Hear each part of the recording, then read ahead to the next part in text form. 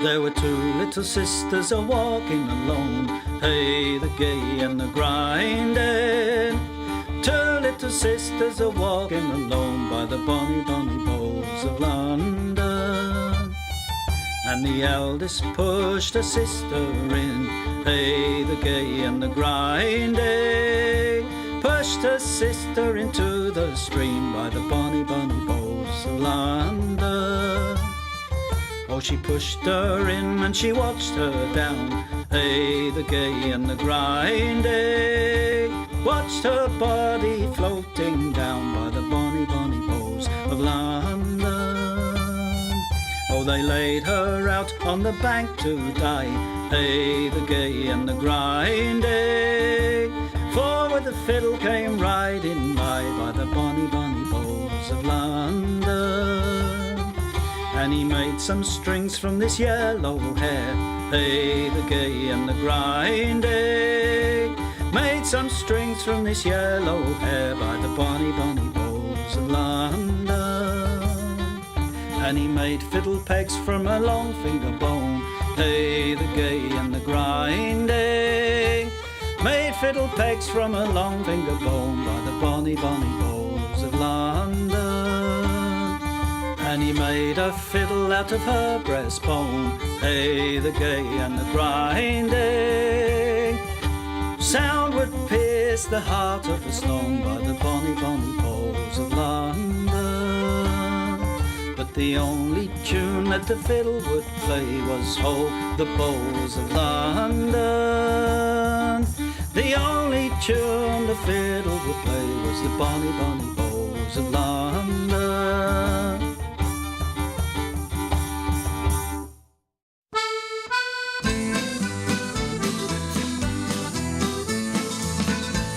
As I was going to Derby, 'twas on a market day, I spied the biggest rancer that ever was fed on hay. And indeed, lads, it's true, lads, I never was known to lie.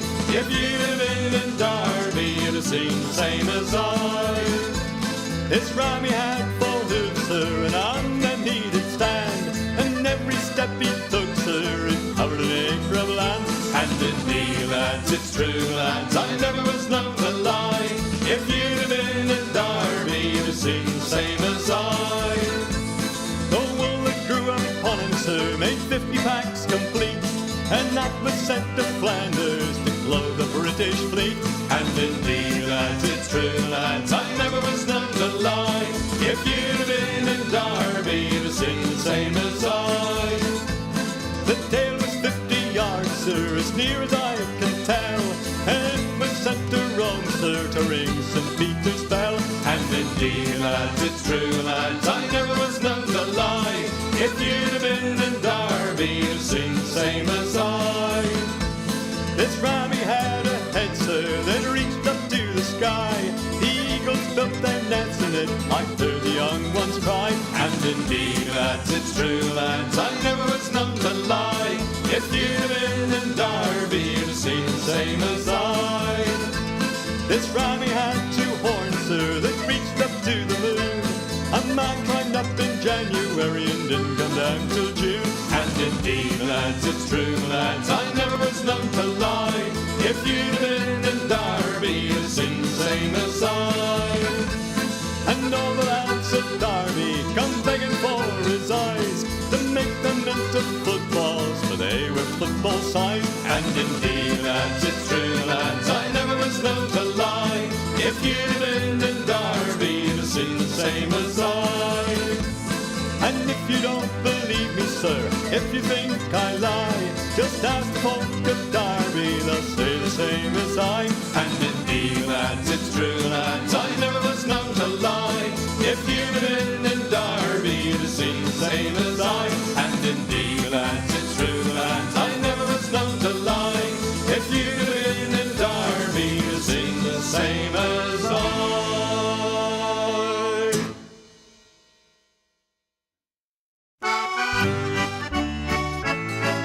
T'other day when I was driving down the street, I spied a place to park all nice and neat.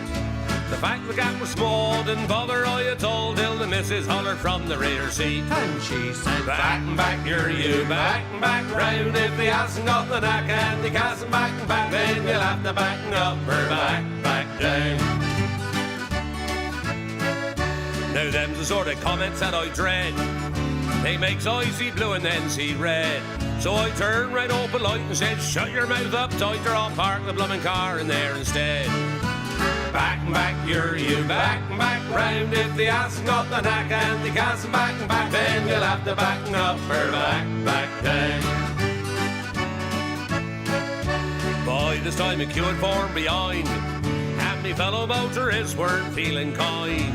They humped and they swore, which only irked I more, and these words kept going through me mind. and they were Back and back, you're you, back and back round. If the hasn't got the knack and the gas and back, then you'll have to back up or back down.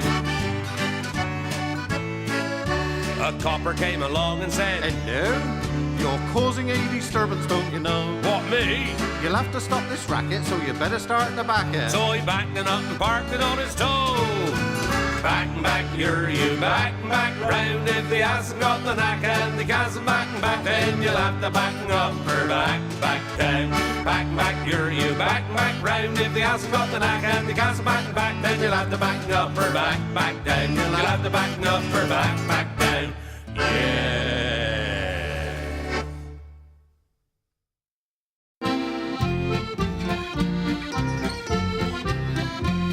There were 3 drunken maidens come from the Isle of Wight. They drank from Monday morning or stopped till Saturday night. When Saturday night was come, me lads, they wouldn't then go out. But these 3 drunken maidens, they pushed the jog about. And in come Bouncing Sally with her cheeks as red as bloom. Move up, me jolly sisters, and give young Sally some room. Or I'll be your equal before that I go out. So these 4 drunken maidens, they push the jog about. There was woodcock and pheasant and partridge and hare, and every sort of dainties, no scarcity was there. There was 40 quarts of beer, me boys, but still they wouldn't go out. For these 4 drunken maidens, they pushed the jog about. Then in there come the landlord asking for his fee, and a 40-pound bill, me lads, those girls were forced to pay. They had £10 apiece, me boys, but still they wouldn't go out. For these 4 drunken maidens, they pushed the jog about.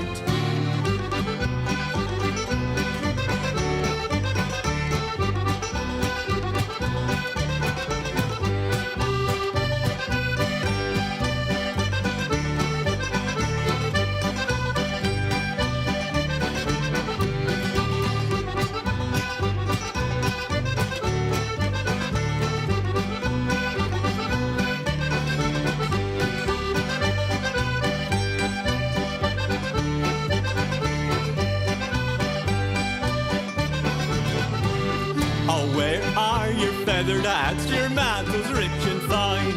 They've all been swallowed up in tankards of good wine. And where are your maidenheads, you maidens brisk and gay? We left them in the alehouse and drank them clear away.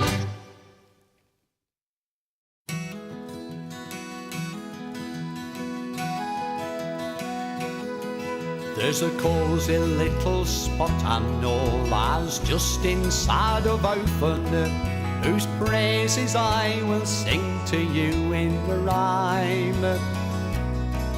Where lives me dear old grandad, and me granny too, God bless 'em, and many an hour I've spent there in me time. They have a little garden on a slap-up little greenhouse, where Grandad passes many an hour away. He's happy and contented among his plants and flowers, and if I should pop in, he's sure to say,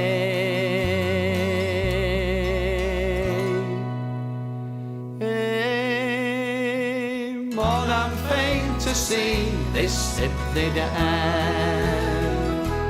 I'm must feign as if they get me here for crack. Now them wanna go away, them mun stop and have the tea. For I'm greatly fain to see this hit they down. God bless the silver yets, they are both very old and feeble. They're getting very near their journey's end. But still I feel quite certain that when death shall separate them, inevitable their lives again will blend. They've always been contented, they've tried to do their duty. No beggar from their door's been turned away. However ragged and tattered, he's always daxed them inside, and then he with a smile to them would say,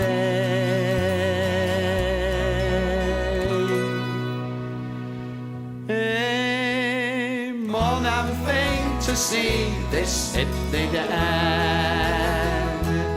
I must feign as if they get me here for crack.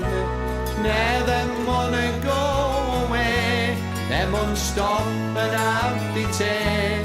For I'm greatly fain to see this hit they down. I think we might a lesson learn from this earth so humble, and try like them to lead a blameless life. And if we're ever tempted to be selfish and dirty, let's throw those nasty feelings clean away. Let's try to do to others as we'd have them do to us, and remember what me granddad used to say. Hey, mon, I'm fain to see this hit me down. I must feign as if they give me here for crown. Now them wanna go away, them won't stop and have the tea. For I'm greatly fain to see this hit me down.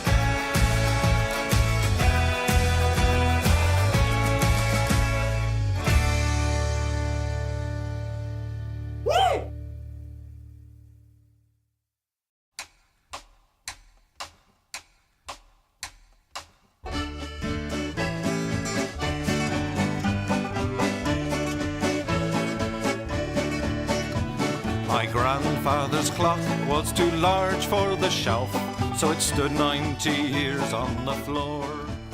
It was taller by half than the old man.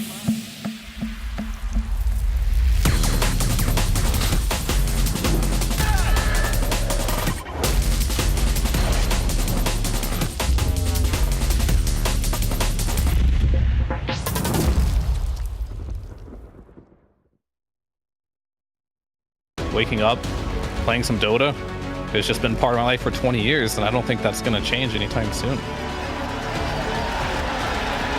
Where we are in the history of this game and where it's come from and how much has been accomplished, I think compared to basically any other esport, it's the best. So I'm grateful for Dota 2 as a game because Dota as a culture supersedes where we come from. You are a Dota player first, and I love that.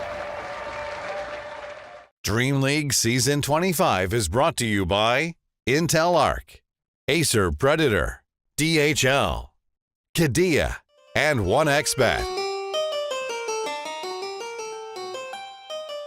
Just 5 more days until we get to crown a champion right here in this very studio. 5 more days to prove that you got what it takes. And that also means we're very close to a hard cut with losing 4 teams in this group stage, accompanied by the Puck Champana. Get ready for the action.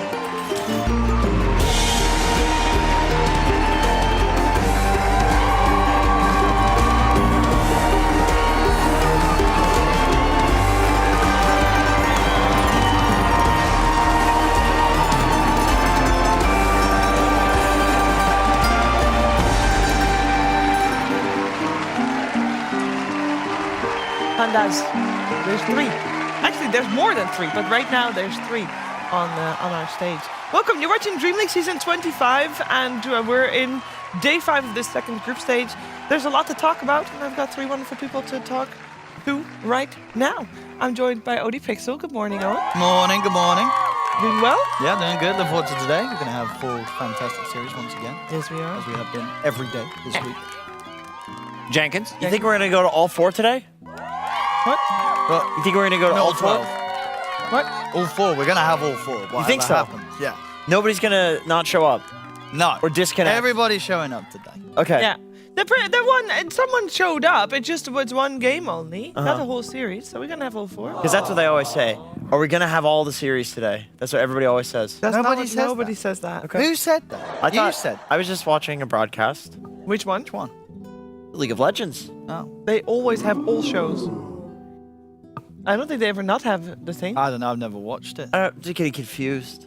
Hello, Lacoste. Hello, I'm doing good. How are you doing, Shiver? You always ask us how we're doing, but we never ask you. I'm doing well. Started a little bit over my words in the opening, but that happens to the best of us. I will say I actually had 8 hours of sleep, so I'm doing just fine. I'm actually in a good mood. I'm happy. I'm energized. I'm ready for today. Thank you for asking, Lacoste. Oh, that's good to know. 8 hours is perfect. Like as people said, the older you get, the less sleep you need. That's wrong. That's wrong. That's actually wrong. I feel like I could sleep for 10 hours. I think also I would like to get 8.5, actually. And generally, women need more sleep than men. Well, when you get older, your bladder has issues, and you wake up during the night, so you're not getting that deep REM true. sleep. Sure. Maybe What, we is need. that true? Yeah, maybe we need to be, and also your your brain is degenerating, and so it's harder for your brain to the melatonin to get all inside there and put you to sleep. This is I don't know. scientifically true. You can Is show it this- actually? Matthew Walker, The Science of Sleep, PhD. In what? What? PhD in what? Sleep. Okay, PhD in well, sleep. It could be in anything. Yeah, Can but I people have a just say PhD in sleep? people just say But I just somebody's sleep a name, lot. call them a PhD, and then whatever you said is smart guy stuff. Then Yeah, but you don't know what you had the PhD in. sleep. Well, okay, I know now. Now you know. Clarified. Yeah. Yeah. I do think... Do you think you have to do a lot of sleeping to get your Yeah, PhD? Yeah. to get that degree. Yeah. They Did you, have get did that you know degree. that 1 hour that extra. 2 science guys went in a cave and it was complete darkness, and they measured when they were getting up and how long What's their the day was? punchline? The punchline is that the average. Oh yeah, because they would measure like how long they thought the day was, even though they wouldn't be able to tell. Well, they would because it's just completely they would darkness. sleep when they felt tired, Yes. and basically they measured that the average day is like for them in terms of when they want to sleep is 24 hours and 15 minutes, which is why if you're just going to bed when you feel tired, you'll slowly go to bed later and later and later and later. Question. What did they do in the cave in order to make sure that they are tired enough to Just actually two guys sleep? having a good time, you know? Nobody asked about that part, Cheever. It's about the sleep, not what they do No, between like the sleeps. they should have a daily rhythm, because if I'm just gonna sit Oh, on they my had a butt daily all rhythm. day, Oh, they had quite the rhythm, Cheever, let me tell you. They're lonely men. Why do you think they're in a cave for 24 quarter hours? Which cave are we talking about? okay, Two caves at once sometimes. let's go for it. Let's talk about some Dota things, shall we? That's why you're here. We had a lot of Dota already. We had another day of 4 best of 3s yesterday as well. And we wanted to update you how they went in case you missed some of them. So we had 2 2-0s, 2 1-2s, or 2 1s, however you want to see it. And I first want to talk about the 3rd series of the day, Jenkins. In particular, you wanted to highlight Team Liquid's demise. Jenkins. I have been told. Yeah. No, you I was requested asked to see production them. specifically. No, I was asked if there's. Do you have any highlights? It's the first thing I could here think we of. go. Yes, you wanted to see their devastation. It's the thing is, we've all been devastated like this in Dota matches, so it is very relatable to the average gentleman or gentlewoman out there playing their Dota pubs. But this is the TI winning team. It's not what you expect. And don't get me wrong, Paravision, this is an exceptional team. They have had quite the year. And getting Satanic, who's the CSGO player? Gonk? Donk. Donk. You know, his team calls him the Donk of Dota because he's a prodigy. So I get it, right? This is a very good team. But Liquid is too. This is a generational talent team. They won TI. They've gotten 2nd place in every tournament for like 2 to 3 years straight. What's going on with them? That's what I'm thinking. That's such a good face, by the way. I mean, they're still having fun, which is good. Like, it does look like they're still having fun in the cameras. Maybe it's something related to the patch. Maybe it's the DreamLeague curse. But, you know, still, like, the level of stomp that's happening in these series is not something that you would expect from a team of this caliber. They're still top 8. Yeah, they are. They're That's still true. top 8 and they're still not fully out, even though being 0-4, so mathematically they could still force a tiebreaker potentially and go to the playoffs. They could. I mean, this would be the most liquid lot of fashion. copium. Some copium there, yeah. But it would be the most liquid way to do things. It's like this Yeah, team. no, because the most liquid way to do things would be by getting 1-2s all the time, getting the games, but not That's the true. series. That's and true. they're losing 0-2s. Yeah, they tend to make They also things lost hard for themselves. 1-0 in that one series where they didn't show up, so something is off with Team Liquid. Yeah, no, it's They need a it's looking reset. rough. I think they just need a mental reset, and they'll be fine. I mean, this team they do this. Like next tournament, they'll show up. They'll be top 3. Yeah. But we were hoping, you know, to see the DreamLeague curse broken for Liquid here. Yep. And then there was one other series that we wanted to highlight, and how could we not highlight once more the series between Bedboom and Chimera? That was the most entertaining series we had yesterday, Owen. It was an absolute blast. It was, yeah. Yeah, I mean, because it all started with game 1 looking like, oh no, maybe the Chimera magic has They hit come the to an iceberg. end. This is the reality. A team that's disbanded within, you know, it's broken down, and we've seen it was completely crushed by Betboom in this game 1. Like, it looked pretty hopeless. It looked like, wow. And they had the, you know, the heroes. They had the TA2000 TA. But it was pretty terrible. This is But the then beginning game of an 2. end. Game 2, this is where it all began. Yeah, they but- trying to go for Roche, and some of the bad spell usages, some good spell usages from Chimera. They caught GPK off guard, 1J. Muerta, Fear was the one who really praised him to be the best Muerta player in the world. He really looks good. But I also want to point out the Hawk. He played Enigma. This was first pick Enigma 3 times in a row. Yeah. The guy plays it differently, whether he's buying auras, whether he's going for Hand of Midas 25, 30 minutes into the game. So he wants to be able to scale. In game 3, he was the one who sold like 3 items in the end to be able to get some of the scaling items. So with the Aghanim Scepter, Blink, I'm not sure if he finished off Refresher, but they also played Storm Spirit 3 times in a row as well. These are the 2 overlapping heroes from all 3 games. And Lorinov, he looks better. With each game played, this guy is just a complete beast. On his Leshrac, on his Puck, Queen of Pain, this is how he kind of came into the scene in the first place, playing these elusive heroes. Yeah, I completely agree with Lorinov. He really impressed us yesterday. To be honest, it's, you know, like I said yesterday, we have this team that's a combination of some of the like rejects from a couple of the best teams in the last 2 years. So it does make sense, but I guess you just get this like feeling that since they're the ones that are not on the team anymore and the teams are still doing very well, like Tundra, for example, with Lornoff, that like, oh, they probably weren't that important for that team. And then you look and you see how they're playing. You're like, okay, they just replaced an exceptional player with another exceptional player. So this combination of rejects is just a combination of exceptional players. Yeah. Like Lornoff with his, he's completely controlling every single team fight. And we heard that he's the one actually making the calls too. It does make me think that this team... Okay, so yesterday was the first time where we heard glimmers or sprinkles of hope that they might not disband after this event, because the Hawks said every win they get, you know, there's a little bit more chance that they might want to continue, especially with the chance that they are going to get top 8 on the EPT. We'll get to that in a second, and then potentially, you know, going to Riyadh. And obviously, you want to stick together because they have great success with that as well. So there's a little bit of hope that they won't disband, but this is such a good resume for every single one of their players in case they do want to venture out and trying to find different teams. Lacoste, it looks like they shouldn't be free agents for long. Oh, absolutely. But I still, like, after seeing them day 2 at the group stage 2, I said that I want to see these guys stick together, and some magic is happening right now.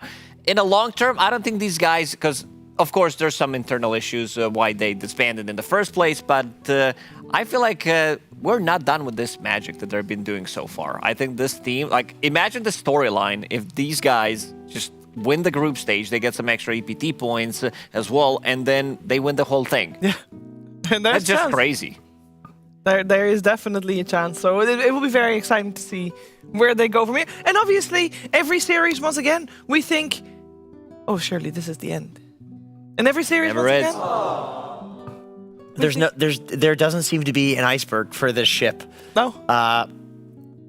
Yeah, I really thought it was yesterday. I mean, this is a team that they were losing. They should have lost. It's like game 2, they had to have a comeback in order to have the game 3 happen, right? It's like the worst possible thing was happening for them, where it's like, okay, it's just devastation time. But it just never seems to come for them. It's just never devastation. They're the ones devastating. It's got to be so tilting to lose to them. Yeah. Which is why it's a conspiracy, okay? It's all a lie. They actually really like each other. They're having a great time. They're practicing all the time against your Cult brothers. No, if they did, why is your Cult brothers not doing better? You know, that's another side. Because they're in on it, too. Hold that thought! Jenkins! Would you mind? Well, it doesn't say whose chest this is. It's yours. It does. It says on the overlay. It did say on the overlay? Yeah. You missed it. Yeah, it's yours. There you go. Open the chest. Open the chest. Please. That is. I'm already in a costume. People just think this is what you work normally. Oh, great. Oh, good. Oh, there's pants? Oh, that's not pants. You are? Who am I, Lacoste? Let me see. Zoom in on Jenkins right now. You might be Admiral Kunka. I'm not in the full costume yet. Well, but he was correct. You're able to guess from just this? Yeah. I didn't have any other information. Okay, Eric, you're going to probably have to mute my mic here. Very good. And I know why you are Admiral Kunka. And I will, Give me a second. Tell him to unmute me. No, you're still on. You're unmuted. We can hear it. We can hear the mic scratching. Yeah. No, you're muted again. Yeah, you do the mic under that. I'm not gonna do it under. Or over. No, you gotta do it over. I'm sorry, I'm not used to having a beard, by the way. This is a massive beard. It looks good on you. This would take literally like 10 years for somebody to grow. Or less. Okay. Why do you have 2 hats? Wait. Ahoy! No, do the boat noise. Oh, the ding ding. There you go. Nice. Wait, I want to refresher alt Lacoste. Do it again. Oh, the ROM buff. I can feel it. Yeah, that's right. Refresher orb. The reason IW. Skull. IW. First mate Lacoste. All right, great. There you go. Now we have to mate with each other. No, you don't. No, I don't think it works that way. Can we pull up, Book a please, cave the for reason us. why Jenkins is Book a Gunka cave. at the moment? These Nice are the callback. heroes that are unpicked, and this is for the entire duration of the event. So this is, of course, both 7.37 and 7.38. Oh, I yeah. know you cannot even pick Kez. Well, has anyone tried? Yes, I believe Oh. they have. But Kunka, you're in there too. What do you have to say for yourself? Why are you not picked? And how can you convince people that they should pick you? Admiral Kunka here. Did you Can I know get it? the, shut up!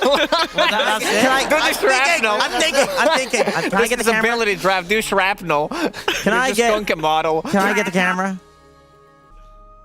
I think this hero's dog shit. I don't know what the.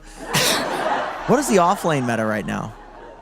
Definitely It's not Sanjin- offlane Gunka. He doesn't build into I any will build Sanjin Yasha. Vanguard. Oh yeah, Heaven's Halberd. That's probably not that bad actually. It's probably. I don't know what accent does he have. Yes, you did a Like, great like job. a deep voice. Yeah, you did good. Just do deep voice. I have a deep voice. I mean, that's it, yeah. I'm going to build a vanguard. Is he English? Yeah. Is he? Yeah, I guess he is. Yes, he is. Probably. Yeah, You can see the thing here. Yeah, that is the thing that really ruins the immersion. Otherwise, we would have told you. I don't want people to. I want people to tune in and think, "Holy shit, is that Kunka?" What about other heroes other than Kunka? Tide Hunter. No, he No, is I'm big. talking about the heroes that are not big. I'm still in character, jackass. You don't know how to act. It's acting. Do a voice. You're my first mate. I legit don't know any Kunka lines. Ahoy, mate! I don't play Kunka. And neither do the teams. But why not? I need Will to they be refresh picked? my memory. You get a refresher orb. Do a voice. Do a line. And I then do don't a know voice. any of the lines. I haven't played Kunka in like 3 years. The hero has been. Have really none of us played Kunka? This is not a good panel to have a guy dress up as Kunka and do a Kunka voice because I can't think of a torrent. Tidebringer. You used to play Kunka. What's some of the lines, Owen? I can't remember. Do I have to Google them? Doesn't he says a lot of things about Full sail ahead. That doesn't go. fucking sound like Kunka at all, You actually. gotta do it deeper. Do it deeper. Full sail ahead. That's pretty Better, Pretty good. yeah. Pretty good. Donkey. Oh, that's Shrek. Oh my bad. Donkey. Okay, we can continue the. We can just stop. I can just What's it stop. got to do with Shrek? We can continue the conversation. Okay. if you No, like. it's fine. I think we got the point. The heroes that are not picked are bad, or people just haven't discovered yet that they're good. Who knows? I think some of the heroes that we've seen are usable because I've been doing some research and I saw that Snaking has been playing good amount of Ancient Apparition. Has he?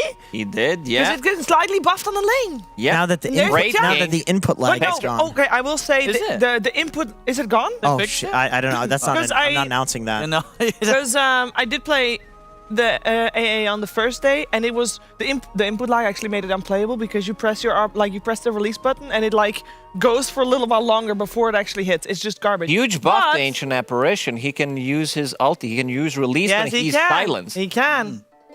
But the input lag yesterday wasn't really there because I played a game of him yesterday as well, so there was a chance.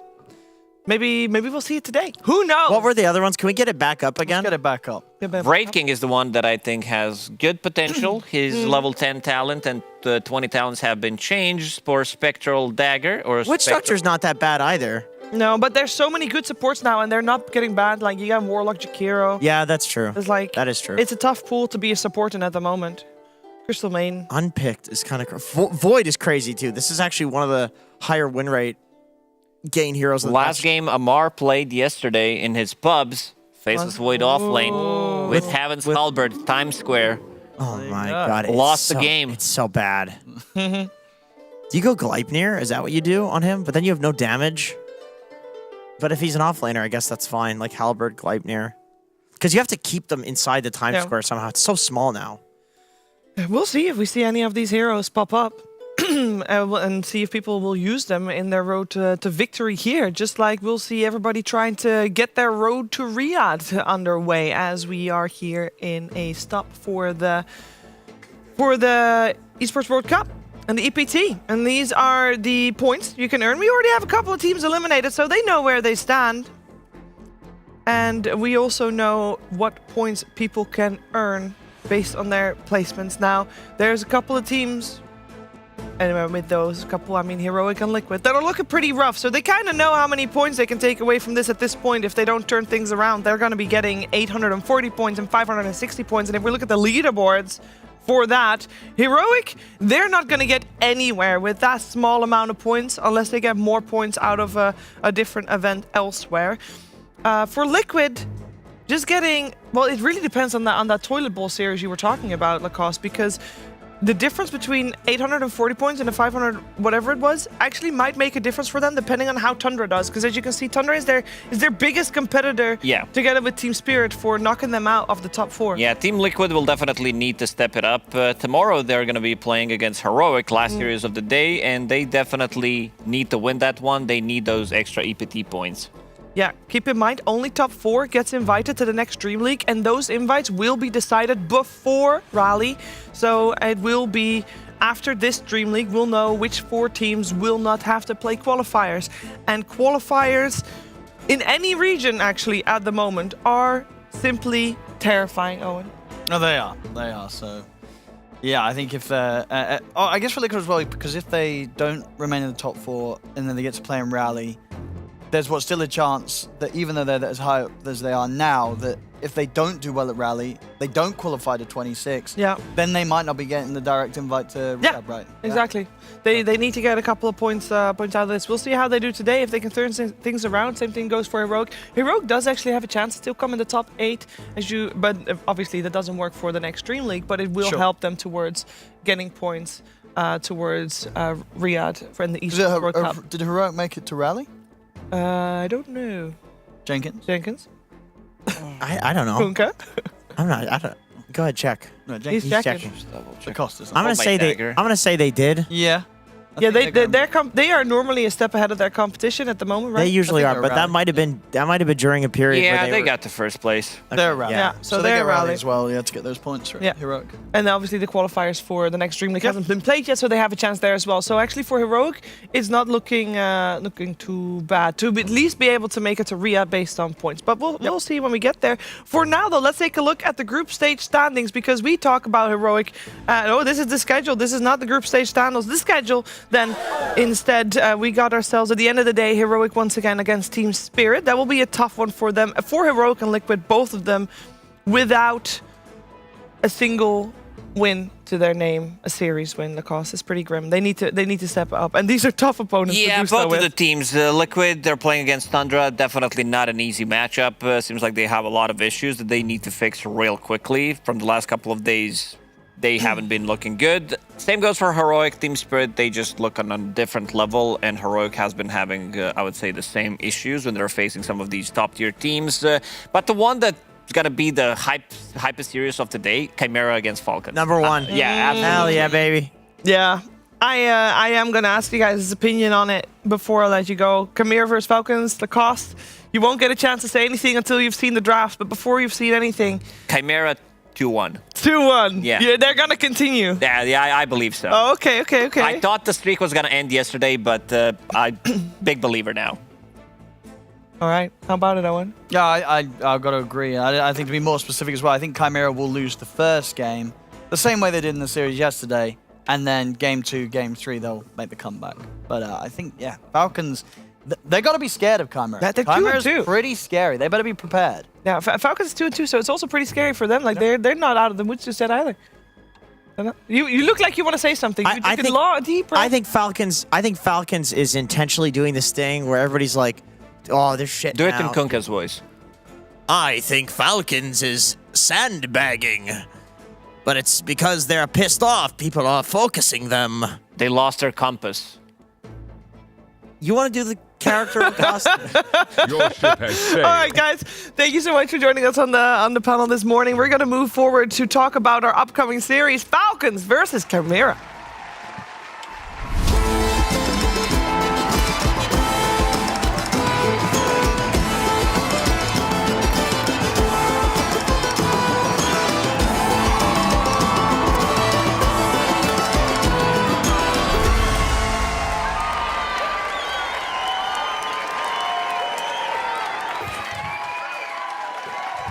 And if the results of the last few days are anything to go by, this is easily just going to be the most entertaining series of the day. Gunnar, welcome back. I'm back. Hello. How are you doing, first of all? We're worried.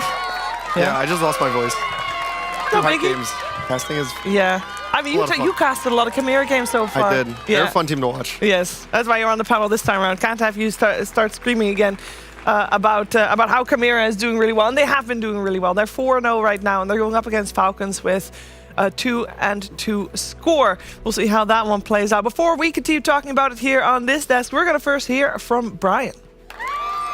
Yeah, thank you, Sheaves. As I've a lot of hype around Chimera, and I wanted to focus on Team Falcons, who I feel like don't quite look like themselves. So I looked through their replays, especially from yesterday, where they got relatively handled in a 2-0 loss. I want to check out their safe lane specifically with Snake King and Skeeter. Usually, I would say the old reliable lane that is just getting off the ground, letting ATF and Malrine, who's obviously being stood in by for Sumail right now, just do their thing. Let's go ahead and pull up those clips and see exactly what's going wrong in the Falcon safe lane. So I wanted to pause here and see that they were ahead in resources. Skeeter was having a relatively free farm lane, and they're going to commit onto Rue in a way that ends up leading to Snake King dying. And as we are going to end up with a trade 1-for-1, Skeeter going to get the wand up to and eventually finish off Rue. Look at the resources after this play. And this gave momentum to Spirit. Looks like a completely normal lane at this point, only 5 minutes into the game. And suddenly, Skeeter getting the surprise from behind here as Maposhka and Radon went through the twin gate. But the woes of the top lane continue. Right now, Skeeter playing even more passively than before. So first, aggression. Second, getting ganked. Third, underneath tower, and may look like he's just normally farming the creep wave right now. Nothing special, but this man is terrified, and this is how we know. Look, they just wasted or used 2 scans to see both gank paths that Team Spirit could potentially be coming from. Now, you may be asking, is he paranoid, or is there a reason for this? Well, now we have Radon's perspective about 15 seconds after that, and this is now Skeeter retreating between his Tier 1 tower and Tier 2 tower, getting ganked. But this time around, it's actually Sumail who's also going to come to try to salvage the losses in the top lane, and this is actually going to result in what looks like a trade again.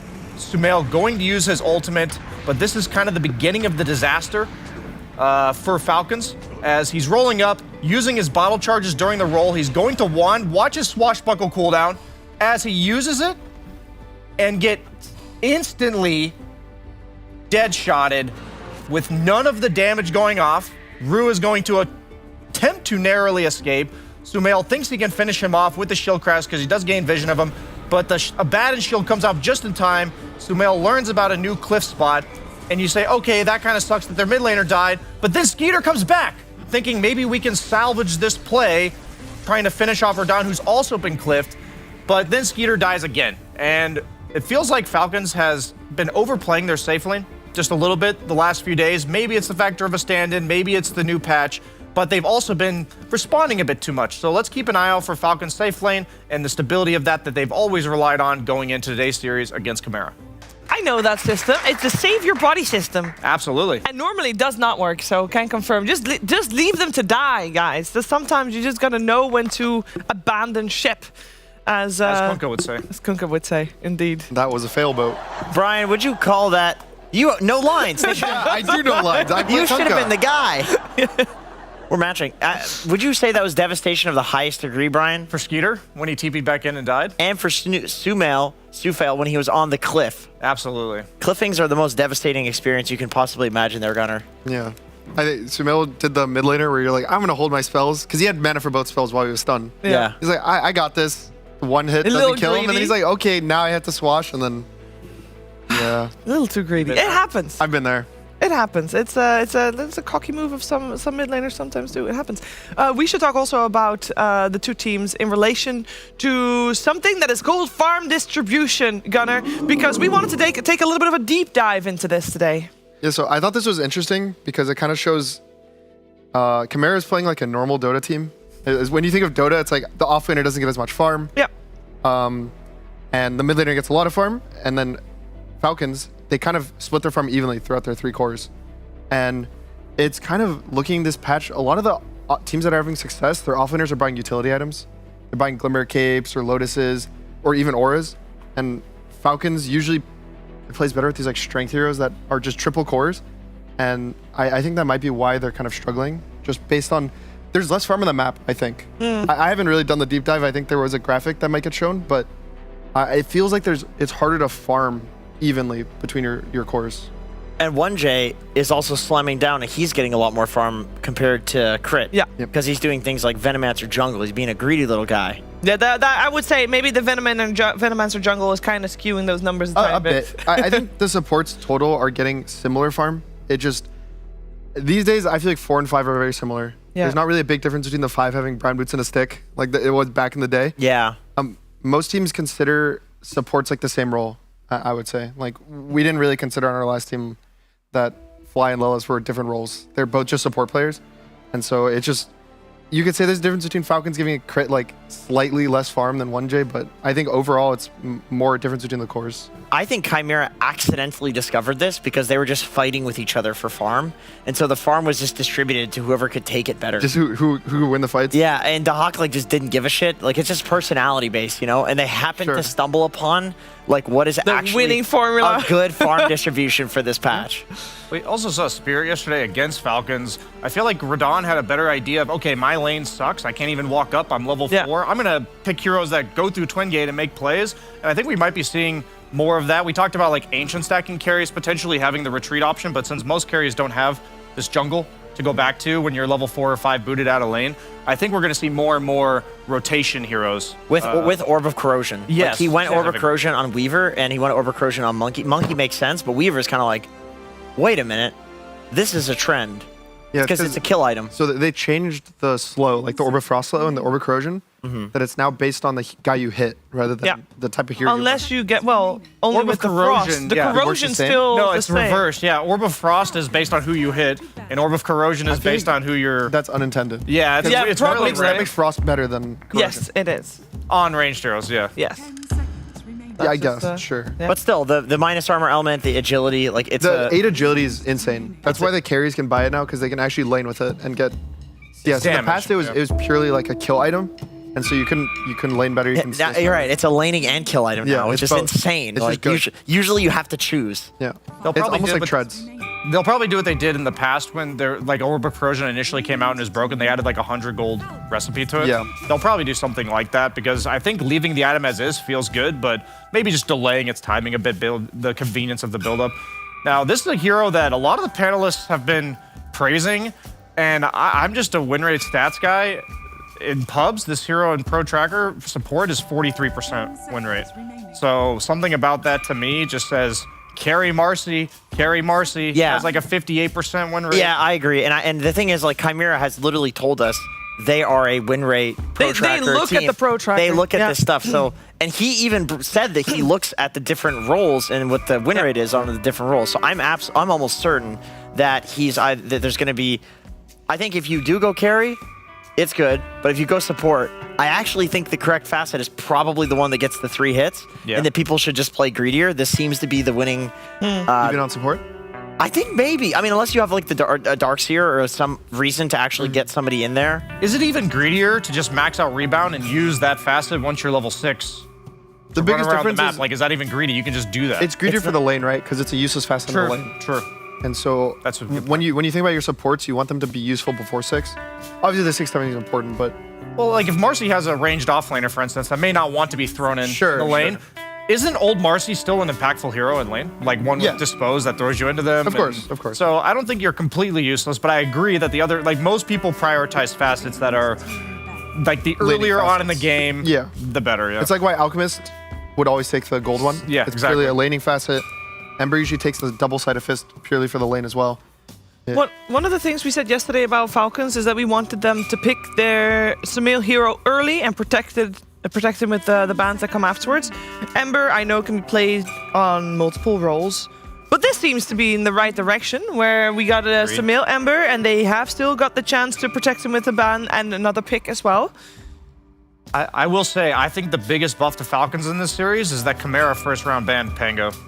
I think that is a huge buff for them. I think it's so confusing when you see a hero with a sub 25% win rate. You Is it haven't that been, bad? It's really bad. Just as a in clarification, in Dream League. Yeah. yesterday we did have Falcons first phase the Pango, and obviously lose with it. But then they lost with a 9th pick in the next. Another Pango, 2 Pango losses. And also, like, I looked at Sumail's Dota 2 Pro Tracker. He's losing with Pango and pubs as well. Like, he's 0-4. So I just have to wonder, like, is it potentially that simple to...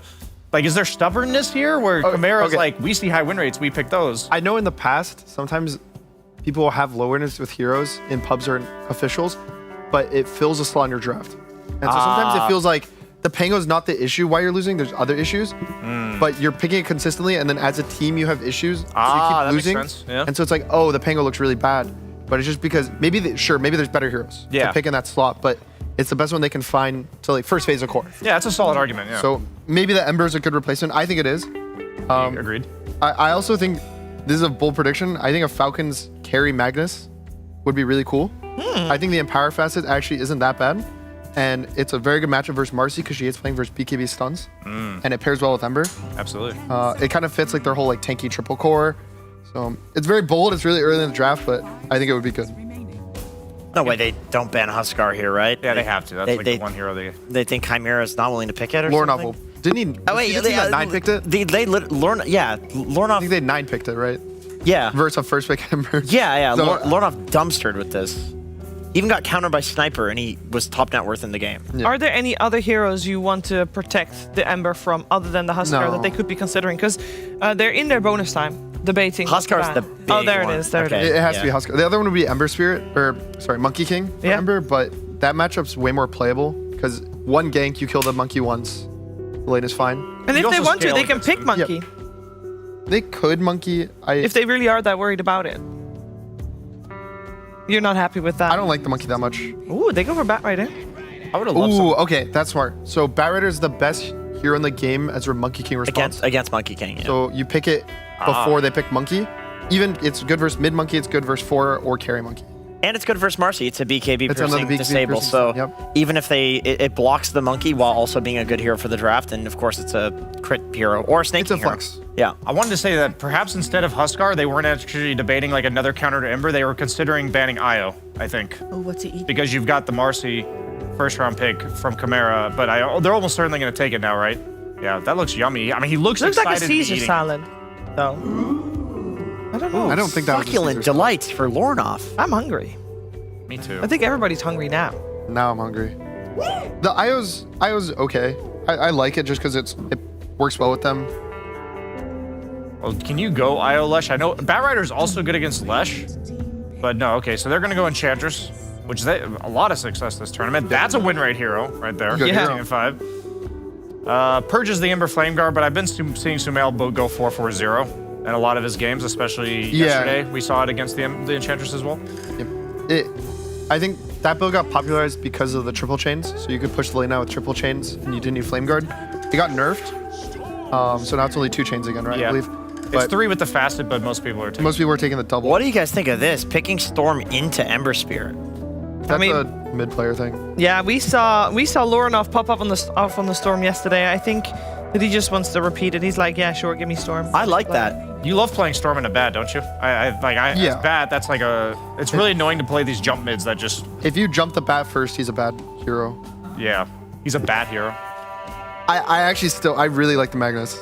Something about me, like a Magnus Mirana. Actually, Mirana's banned. Get that pudge going with the setup of the hooks. Kill the edge creeps with hook. Yeah, one shot. easy. Does it still? It's still one shots. It's right? still one shots. Yep. I know they just removed a lot of. Only Nick's got the one shot. It's dog shit. It's dog shit. Let's see. What else? I mean, they could just go for a Crystal Maiden. Isn't that not still good against Enchantress? That is fine. Yeah, it's good against. Is the hero doing good though? I feel like a lot of people keep. I mean, the hating on only the hero. team that's picking it is Falcons, so I would imagine no, because they haven't been winning that much. People abandoned against them too. I would like Magnus or Dawn. I think Dawn is also really good versus Enchantress. Ooh, and the other support that's still in that people have been liking a lot is the Warlock, of course. Always should be on the radar. But they'll go for a Tidehunter. Actually, I'm surprised. I thought Tidehunter's win rate was a lot better than this. It could be carry. It could be flex. Yeah. True. We saw Skeeter playing Crystal it. Maiden was winning previous patch, but she's actually losing in the new patch. So her win rate in the tournament's positive, but like I'm seeing her first 5 games previous patch were winning, and then she's 1-5 this patch. So your instinct of the hero not doing so well definitely checks out. Other interesting hero, I thought Grimstroke, but it's worrisome for Sench. Well, they went for it. I have not liked it this patch. CM Tide seems like a pretty damn strong lane, though, doesn't it? It's gonna be CM5, I think. Oh, you mean Yeah, carry Tide. Um. Then again, you're Dire, so you don't necessarily need to do the carry Tide because the Tormentor is on Radiant. So, but you still have the Ancient stacks, of course. It's a cool draft thing, though. That you can do both. Yeah, if he gets hard countered, Ursa carry right now. I think Chimera would pick an Ursa, but if they do, then you just flex the Tide to carry. Yeah. I think that here's too hard to counter in both lanes, like as a carry and an offlane. What's like a 4 position that, I mean, maybe do you go for something like Disruptor? You just pick your offlaner. That can shut down the Tide ravaging. Like, I was considering maybe they go Doom offlane or something, but they go Visage. What's up? What about Muerta? Muerta? Ruerta? Yeah. One Muerta. That well said, well said. I mean, it doesn't fit that build, but it's always. I feel like it's always a good hero. It's a ground silence type thing, you know. It's kind of a scuff disruptor. You guys think there's 0 chance it's a Marcy 4? I think it's a Marcy 4 now. With Visage. With the fact that they didn't pick it IO and they gave it a traditional ranged synergy. Like you're not. I mean, they probably still go the rebound facet because Visage is a kill hero. We've also been seeing Visages go for the AoE Grave Chill facet, what do you call it? The Sepulchre. Yeah, thank you. Instead of the Death Toll facet, I'm wondering if Dahak will do the same. It does give you a lot more attack speed now when you use it on creeps for kills. So that's the old facet. Yeah. The OG facet, it got released when Visage they first had facets, and everyone took it because the other one's the like, no micro the birds, and that's it. Yeah, it's bad. Jenkins was the only one taking that one. Did you ever try it? No, dude, it has the lowest pick rate and lowest win rate on Dota 2 Pro Tracker. It's so people who want to try Visage can play it without micro the birds. Yeah. But that's half the hero. It's not actually a facet. Yeah. Sure. But the old AoE Grave Chill was like the initial facet. I feel like Death Toll for me is almost the pseudo OG facet because that was the one that made him really busted. We started seeing him picked a lot more. Previously, you'd see like Gleipnir Visage offlane with the AoE Grave Chill. That's obviously not viable anymore. Yeah, because there's no more Maelstrom. Yeah. But he's still universal though, right? He is universal. Sanj and Yasha's back. Sanj and Yasha Visage? Yeah, that sounds good. Just right click. I'm thinking. I also think it's likely to be a Marcy 4. I don't know what carry. Marcy Lord Visage, carry would have been nice. Okay, like so they're banning all the deadly passive guys in lane. Slarkers. They're not as afraid of Monkey for the reason that you mentioned, Gunner, that they picked that Bat Rider almost certainly to block it. All right, I feel like this hero is not going to get picked. I just want to say it's Chimera and they can pick anything. There's Jug, which is actually... Of course they're going to pick Nature's Prophet. You think against Bat Rider, though? Oh, yeah. I just don't think they give a fuck. Yeah, I'm actually down for that. Nature's Prophet's fine. That's like, fair. Jug spin versus Bat is actually good now. Because when the spin ends, it's a full dispel. So it actually purges the lasso. But if they really were just picking based on win rates, then they might still pivot for the Marcy carry, regardless of what you guys are saying as well. It's true. With the same logic, they just don't give an F. If it's Marcy carry, then what? Tusk, probably. I like Tusk. If they're putting Marcy as a carry, Tusk synergizes with Visage. Yeah. Let's go with Marcy. You can't save from the lasso, but you can save from the other spells. You can't actually pull people in Snowball when they're Nope. Oh. You like click it on them, then you're unable to put them into the snowball. Ooh, they go for the Magnus themselves. That's carry mag almost certainly, right? So I was saying this early in the draft. I actually really like the Magnus. I liked it a little more for Falcons, but I think the Empower Facet's good because I didn't realize it's when you hit a target, you get more damage over. Yeah. It scales. So with the Magnus now most likely carry, what do we like to see on Falcons, and where would you want that Tidehunter to go? Does that give us any more extra information? I wanted to go carry. I want Mar to get a new hero. Okay. Well, you got unlucky. I think this is by the way, 100% win rate. Naga Siren in the hands of Skeeter. Skeeter, Naga, they don't really have like song synergy. It's not necessary when it comes to playing Naga. It is nice in lane versus Visage. All illusion heroes tend to be pretty annoying for Visage. But I'm also thinking that, Storm's always pretty good against Naga. Magnus should be decent. But the map also makes it much easier to play when you're dealing with the Marcies and the Storms, like this high kill threat. You have Ember, hard to kill.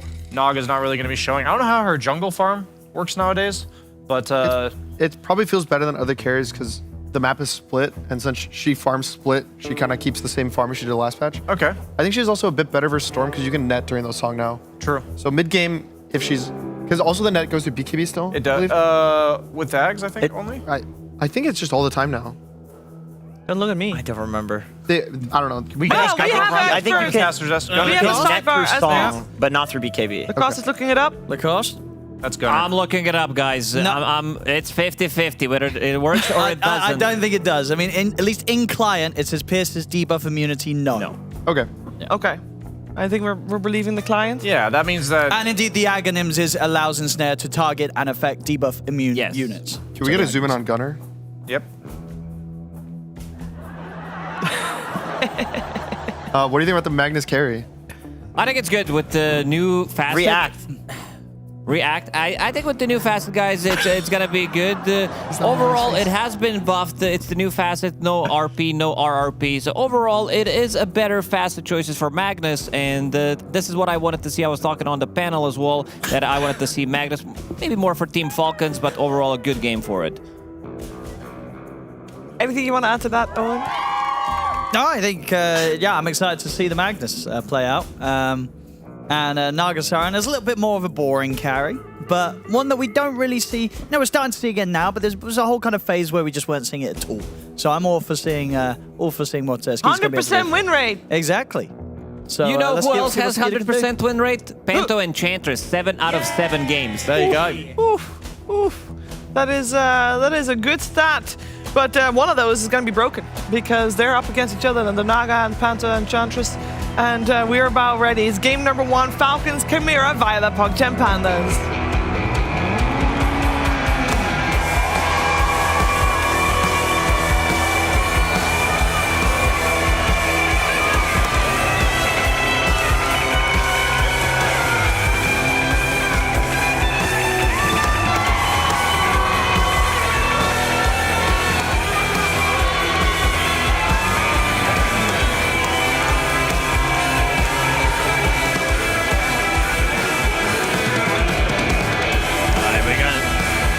Ladies and gentlemen, we're just about to get ourselves a first blood. Skeeter caught out and run down by Chimera. As Dahak will pick up the first blood to start this game. Should be an exciting one. We're getting some pretty fun, fresh carry picks coming in at the end of this draft. And we'll see what they are able to pull off. Looking at some of the facets, what we are getting... the new Vizirizzi facet. We are. You have to pronounce it for me, Owen. I should have looked this up, but I think it's Sepulchre. That's the... I'm a bit confused because they just picked Naga Siren, which is illusion-based hero. When this facet was first introduced to the game, it was used to counter Phantom Lancer. And now the AoE is even bigger, so it works against the illusions as well. So you're going to be stealing attack speed from those illusions. You're going to be moving at the max movement speed. So that's a bit of a surprising one. And we did see Marcy plus Visage being very strong lane. We saw it yesterday where... they got completely done. They were unable to play the game. They were playing against Bedboom team, and it looked pretty dominant. TA2000 was going jungle at level 2, pretty much. Now we'll see in terms of the top lane. 1J this game going for the Fleeting Fury facet, so the one where you jump in, you got that flurry of punches. What do you think determines when you're a support whether you go for this one or for that rebound to be able to drag your allies in and out? Well, maybe in this one he wants to have slightly more damage compared to... because that facet has been mostly taken when you are playing with Darkseer, something that synergizes as well, so you like throw people in with the double Ion Shell, and then you're getting that extra damage. This time around, we've been theory crafting a little bit, so Fleeting Fury... we said it yesterday on panel that some position 4s are going to go slightly greedy. I did mention Baboka. This is a better overall for scaling. The other one can also be used as a saving tool and also to, bring people into the fight or drag people out of the fight. But yeah, I think this one could be very interesting because you're playing against Tide, sometimes you might be lacking some damage, and also you have Magnus on your team. You so do. you're never going to run out of scaling in terms of from scaling from your position 4. Absolutely, absolutely.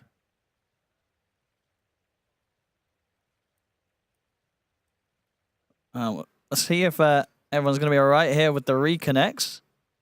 As, yeah, everyone... nearly got everyone back in. Just waiting for Snaking to rejoin. Hopefully the lags are gone. And indeed, yeah, talking about the Magnus, because that's the thing as well, right? Especially if you are playing like a position 4, it's going to be much more likely that you do get empowered, because the Magnus, he never needs to empower himself with this wonderful new facet, Eternal Empowerment. Some interesting things going on in the chat. The Hawk writes something in Cyrillic, and Crit is like, no Russian speaker, sorry, he's on vacation right now. Because they don't have Malrine in the team. Well, Amar's typed something back, though. He wrote his own name. I believe that's something and Amar. It might indeed just mean I am Amar. Yes. Could be. Here we go. Back in. And let's see how this one goes down in the lanes. And yeah, Lorinov, you know, we saw yesterday, right? He had but one rough game on the Storm and then 2 incredible games on the Storm Spirit. What's sort of the outlook looking like for a Storm in this game? Is this is sort of the plateau for Lorinov to pop off again in this game? Yeah, he definitely can. Yep. He also did show that he can play Storm Spirit into puck matchup multiple times. He's really not afraid of it. There's some good amount of control. It's mostly roots from Ember Spirit, Naga Siren, and Crystal Maiden. There is Lasso. There's going to be Leash Mechanic coming out from Tidehunter once he picks up the Shard. So lower cooldown abilities that can keep him in place, and there is no real save for him in this game. So we saw the itemization from him. If he feels like he needs to be the front line, if he needs to be the one going in, he's going to opt to go for an earlier BKB, some Yasha into a by Yasha, I mean Kaya into a BKB. It's still early in the morning, Owen. It is. We're waking up here. We're waking up here. And it's a slow start for some of the heroes on the map right now. Skeeter, only 2 last hits Lacoste. Make that 3. And maybe make that 4 if he's got this one. He does. But Force, yes, it's a slow start in the safe lane for Falcons. Yeah, this is a super strong lane. They definitely need to be more careful. Good thing about Naga Siren with her innate ability, Eel Skin. Evasion has been buffed from 6 to 8%, so she's sitting at, right now, let's see, that's quite a lot of evasion coming out for Naga Siren. It only works on the illusions, so she doesn't buff it herself, so with having those 3 extra illusions around you, 24% evasion, not too bad. I'm going to be able to punish 1J this time round. So, 1J was doing his best to try and trade on the front lines, but they can have kill potential. Snaking with that setup. Now, mid lane continues to be a very even match, 18 for 2 and 17 for 1. Another little bit of a pause. Uh-oh, a little bit more lags. Thought we fixed that one. Uh-oh. Yeah, there we go. They're just going to tank the lags for now. Hopefully they'll pass. Amar said go because I checked what was happening in the bottom lane. He was about to last hit the flag bearer creep. And he's like, yeah, I can't miss this one. Just on pause. Did he get it? He did get it, yeah. Amar. And Crit still struggling to really put much pressure onto the Magnus. Shockwave's up now. They're going to look towards Amar. And in fact, well, Amar and Crit turn a bit towards Panto, but Panto's got the heals going. Panto drops the blood grenade down onto Crit. Crit's going to tick out. They'll be able to take him out. Shockwave's back up. They're not done. They're looking towards Amar. Amar activates the new old ability. Kraken Shell doubles the value. I mean, Panto still, like, nearly kills him. I mean, Amar's left in a pretty sad state here.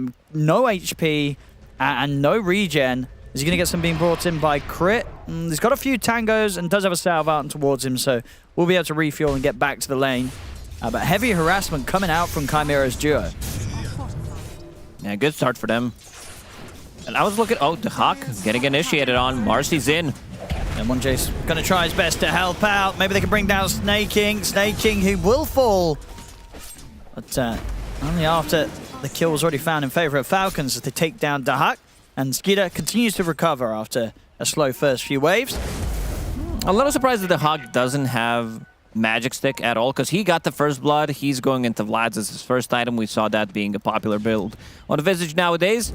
Tank up, have that extra bit of a lifesteal, gives you Roshan threat, synergizes nicely with the birds.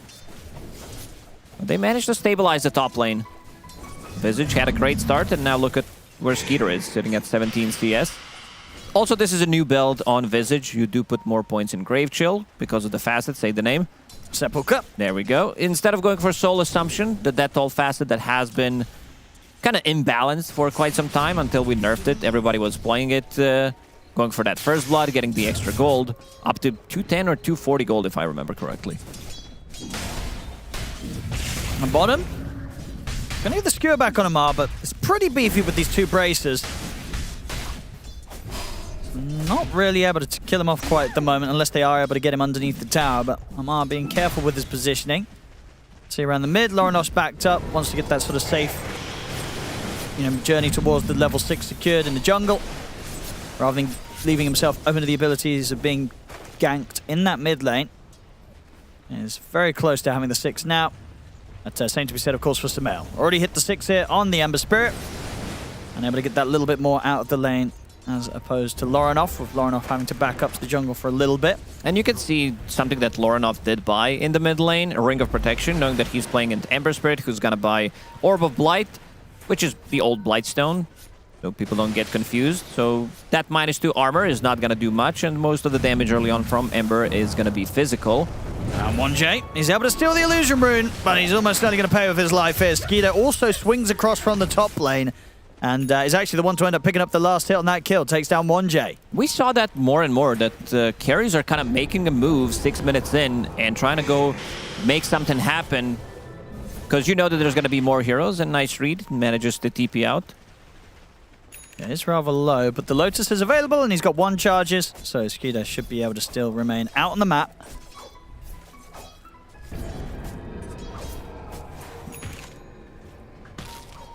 On top, they're going to see Snaking. So Snaking's also going to try and turn. Has Skeeter, but the two of them are being careful how they go for this. A little wary of how close to Hack might have been, and the fact that 1J is off the map right now. So Falcons won't try and push for any sort of aggressive kill. Sumail continues to get the relax in the mid lane. I mean, we can see on the net worth already just over 1,000 gold difference between what Sumail and Loronoff have managed to be able to get out at this laning stage. There really isn't much control for this Ember Spirit, and he's off to a really good start. He is going for most likely a 4-4-0 build, so not going to put points in the Flame Guard. He's also playing into Enchantress and wants to max out his chains. Double Observer Ward next to each other. Sumail, they get the opening jump. He's fine. Yeah, they can't quite lock him down. No points in the Vortex yet on Loronoff, so didn't have that follow-up. Same time down bottom, the dive's coming in looking for TA2000, but TP backup, it is there for Chimera. So Falcons also just having to hold back from this effort of trying for a kill. TA2000 will remain safe and able to keep that farm going. Second highest on the net worth, only just behind Sumail. It's been an easy start for him in this safe lane. Amar also getting farm out of this though. He's hit the 6. Has a point at the ready if Ravage is required. Mid lane, they find 1J running around. Sumail grabs the amplified damage rune. Radiant's middle tower is under They're not done yet. They want to find something in the bottom part of the map. TA2000 needs to be careful. As you said, Amar has a skill point available for Ravage. And they're drawing on a minimap 1J. He's like, yeah, they're definitely going to try to backstab. There is tower available, and Snaking is pinging it out. He wants to be able to get it. Amar right now doesn't take any damage from the towers pretty much. He does have sustain from Morbid Mask. Kraken Shell has been nerfed. It only works for 50% against the creeps, but overall it has been buffed because you can double the value by activating it. Negative thing is that you're slowing yourself down, but still, in a lot of situations, and look at the damage that they have. Most of the damage is going to be physical. Same time as this pressure is going on to the tier 1 bottom. We'll see Chimera try and look for the trade top to Huck. He's got the 6, he's got the Familiars ready to push in. So should be able to get the trade hit. Chimera, no signs of wanting to defend this bottom tier 1. Top lane Amar, he's TP'd in, wants to try and hold on to the tower. It's pretty tanky, it's buying time for the rest of the TPs to come through. There we go, zip forward Amar. He's able to get the Ravage off. Does end up dying, but the Ravage sets up onto Lorinov. They'll catch him as well with the ensnare follow-up. Multiple routes. Chains. They keep Lorinov held in position. Amar dies, but he's able to defend the tower and set them up to take out Storm. Yeah, 2000, he's ready for RP. Oh, he's going to get back in there. The RP comes out. Dodge. Is there much follow-up? There's a rebound jumping over to Crit and Skeeter. And Skeeter's able to get the song off. I mean, they're going to want to try and finish Tier 2000 off. He's so incredibly low. One slight and he's dead. He's got chains back up as well. The ensnare's there, out on towards Tier 2000. The chains catches onto 1J. Falcons clean up the fight. They hold the defense again, just off the back of Amar coming in, holding his ground, getting the Ravage off. Sure, he dies, but he absolutely did his job there on the hold. Absolutely. He also set things up. Lorinov needs to be careful. We talked about these roots that are going to come out, which are on low cooldown. Frostbite is level 3, Searing Chains also 3 points in it, and just 1 point in Ensnare should be enough. So needs definitely be careful, needs also to get an earlier BKB in this game. We talked about his itemization.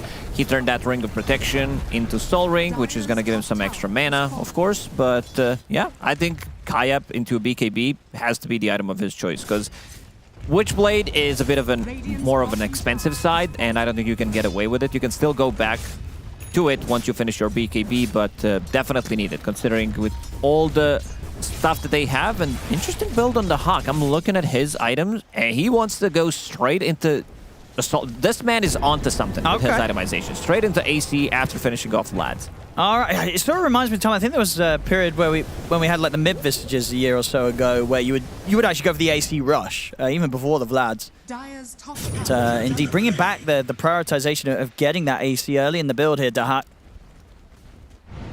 Of course, going to be very beneficial for the team around him. All of the heroes pretty much loving the extra attack speed. Yeah, and quite a lot of minus armor on their side. There is Orb of Corrosion, Ember Spirit with the Slight, Riptide, Gush. So they want to be able to tank up. TA 2000 continues to farm up in the bottom part of the map. Mask of Madness done. There we go. Onto the tower mid. They get the slow onto Samael, but hard for them to get any follow-up catch on towards him. Amar's coming in with the TP, so Chimera have to be cautious if they want to stick around for this push now that the threat of the Ravage is there. Zip forward, get the regen rune. We've seen it yesterday, Owen, multiple times. When he picks up regen rune, what he's able to do with it, it's a lot of the times this feels like it's the best rune. Amplified damage in most of the situation is, but sometimes regen rune, because it doesn't get cancelled anymore. Yeah, it can be pretty insane. Yeah, they are the absolute dream for a Storm Spirit. That's Falcons. They're pushing on the tier 1 on the mid. Doesn't look like they have any interest in fighting now, Chimera. We'll see what Tier 2000 goes for after Mask of Madness. I mean, yeah, it's got the Ogre Club. Like, what is the carry build nowadays, do you think? I think you still need Echo Saber. Yeah, on top of the Mask? Yeah, you also need kind of a Blink Dagger in this game, because your offlaner is not a Blink Initiator. Storm is going to do the job, but overall, it does feel like you still need to go for it. And eventually, I think you still need to pick up something like the Silver Edge, because you need the break mechanic to be able to kill the Tide. Right now, Amar, he's farming good amount in the triangle. They made some stack for him. Vlad's finished, going into Phase Boots next. A relatively peaceful, even start between the squads. 5 to 7, just 1k gold lead for Falcons right now. Definitely expect to see it kick up around the 15 minutes. Both teams with those big team fight ultimates ready to go for the Tormentor contest.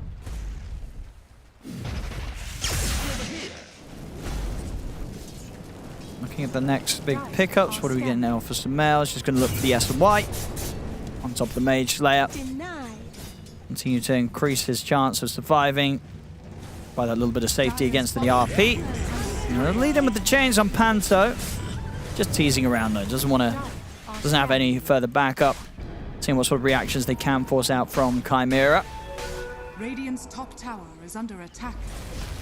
Magnus getting closer to his Echo Saber, but fighting into enemy Tormentor is going to be a bit tricky for Chimera. You're fighting into Song, so they can tried to set things up. With the Tidehunter, we saw Amar dying in the previous fight, but still getting a really good ravage onto multiple heroes, and they're gonna kill another tower. Something that Ember Spirit kind of lacks is tower damage on his team, and they still managed to kill 2 towers 14 minutes into the game. That's definitely feels really good for him. Yeah, it's good timing. Falcons definitely with that slight bit of a hold on the game right now. Feels like they can get a little bit more done around the map, whereas Chimera just need that little bit more time before they're able to match this sort of pace that Falcons are coming at them with. Mel in particular, of course, leading the charge. 4-0-1. A tool to teach. See if they get the chance for Tier 2000. They did catch him under that Observer ward. Know he's around. And Snake King does have freezing field, so they can hold him in position. They should have the chance for the damage. Here it comes, but the RP actually, I'm surprised actually at the range there to clip Snake King. He must have been on the maximum range of that RP's area. Gets clipped by it. Tier 2000. That Arcane Rune. Yeah, the Fire Remnants off the mark there from Samael. He doesn't actually get the connection, and Tier 2000's actually able to get away. He is tanky, sitting at 2,000 HP. Uses RP, however, and this is the first time, I think, ever since the patch dropped that 15 minutes in, nobody wants to go for the Tormentor. None of the teams are like, yeah, this is so important that we need to take it immediately. They are giving the respect to what other teams can bring, especially from Chimera. I think that Falcons maybe could have taken it. They definitely have more than enough damage with Vlad's. Amar is still in that area, but you can see 1J. He's drawing on a minimap. He's been kind of silent this game, sitting at only 12 CS, having 4 deaths to his name. Yeah, he's just going to continue to quietly farm up that BKB on top of the phase. Falcons around Amar will now be able to get that Tormentor. Shard goes the way of Snaking. He wanted to buy Shard. Look at his quick buy. Oh, he did. Sitting at 1,100 gold. There we go. So that's going to be even more problems for Storm Spirit before he gets the BKB. Yasha, I keep saying Yasha. Kaya has been completed on Storm Spirit. They're ready to keep running them, Falcons. They've got the Ravage, of course, at the ready. They can try and force these tier 2s. They've even got Skeeter in the neighborhood as well now. Not afraid to join the fight. Very close to having the Manta done on the Naga Siren. Is under attack. Let's see what they do in reaction to this Chimera. Tier 2000. Looks like he doesn't want to mess around with them. We'll have RP back up in 10 seconds. Build-wise, he's going to go for the BKB after the Echo, so it's still going to take this sort of initiation of them walking in to find RP setups, or indeed just Lorinov being able to hold someone in position long enough with the Vortex. But of course, at the moment, it's only level 1 Vortex, so kind of hard to follow up on. Yeah, So- right now, for Chimera, it does seem they want to dodge the fights until they get the BKBs, until AC is online for Visage, which he's getting relatively close to, needs another 1,500 gold to finish it. Problem is 1J is not having any kind of farm. Like, enemy position 5 almost doubled your net worth. They did kill the Tormentor. They're going to try and make the jump onto Dahak. Samael's in on top of him. Snakey's got the Frostbite. They surround him. And they should be able to slowly take him down. And at the same time, Skeeter's looking for the setup at the back of the song. Has the ensnare follow up onto Lorinov. They're going to jump forward, close in with the change. The damage from the freezing field, they'll get him. And 1J is able to kill off Crit in return, but now 1J could be in trouble. He's going to actually jump back in. He's going to go aggressive over towards Skeeter. They've got the rest of the team following up now. Tier 2000 in with the Skewer. RP only onto Snaking. Doesn't catch onto Samael, Amar's but coming. it is enough to bring Snaking down.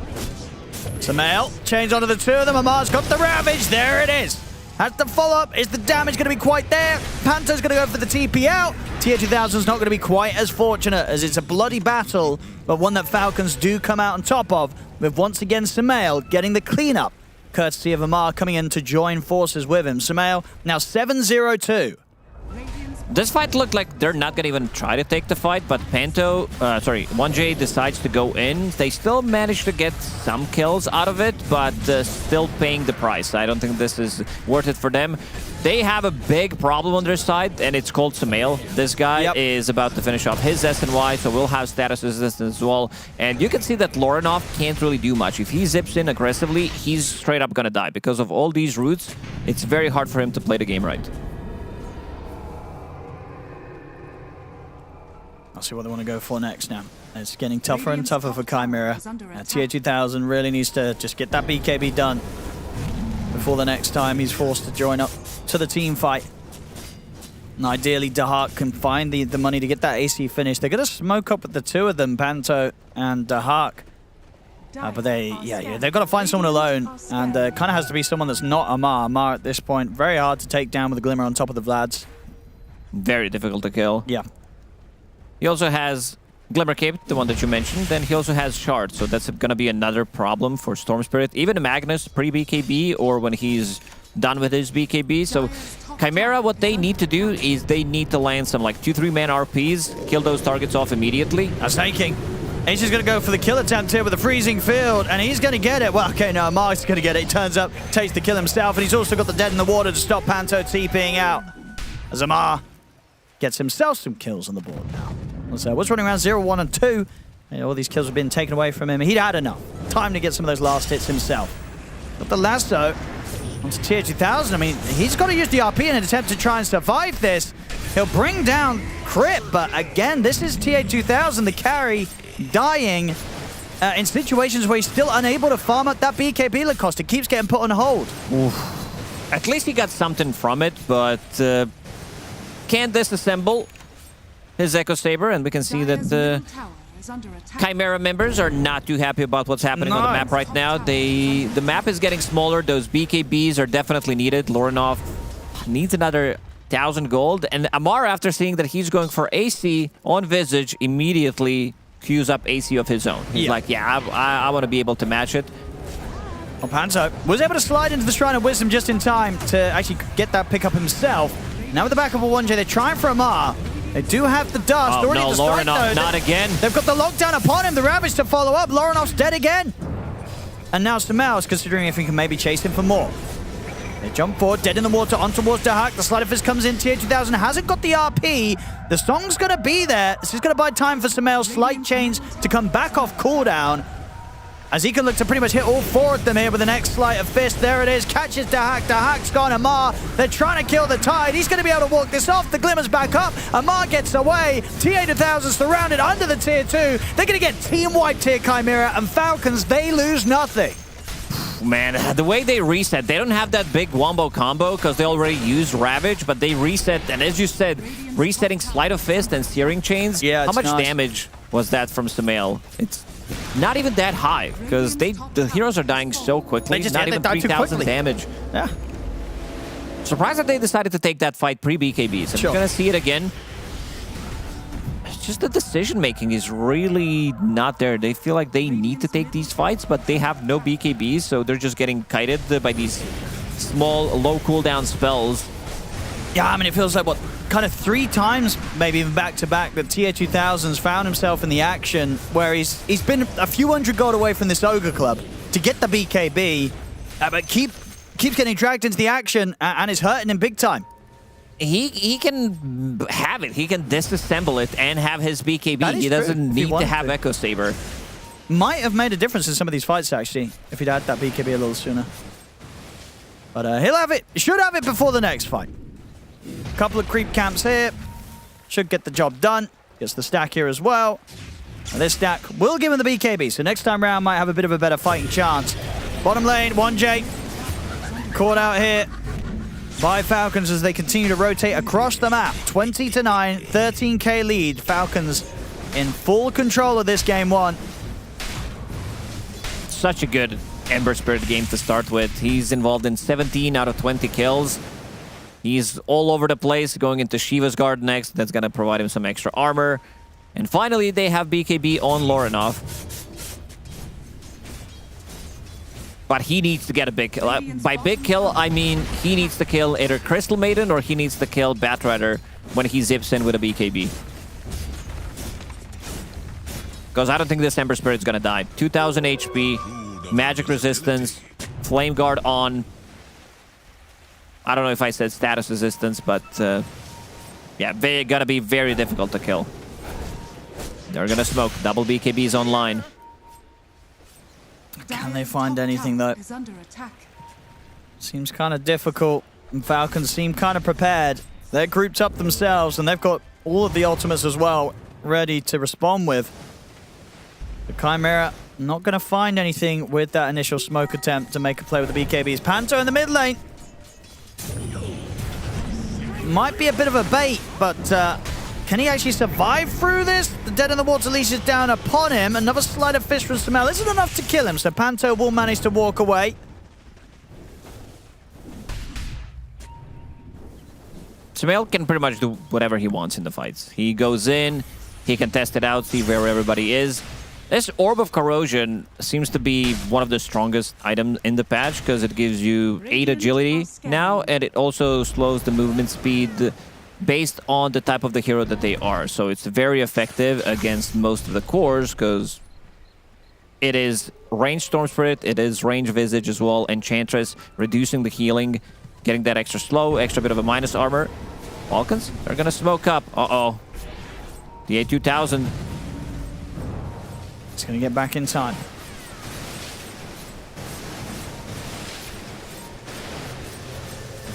Maybe seeing if they can get the catch onto Lorinov. I mean, Samel's backed up for this. Might force the BKB. See how Lorinov's able to play this.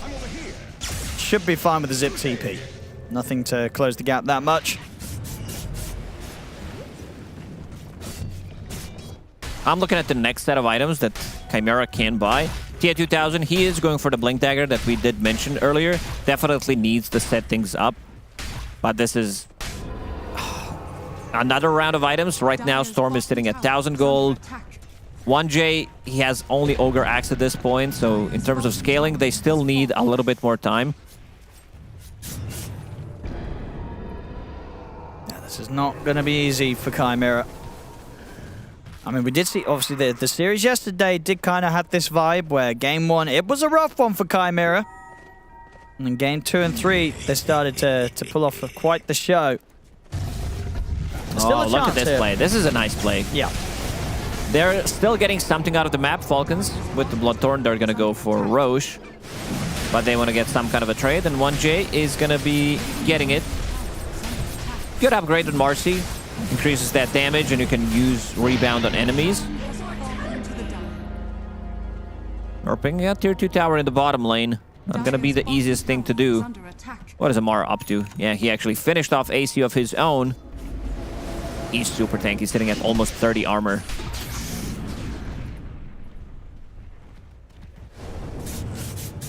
Radiant's top tower is under See how much they want to push it to the high ground. With this Aegis, they're going to be feeling pretty invincible, I think.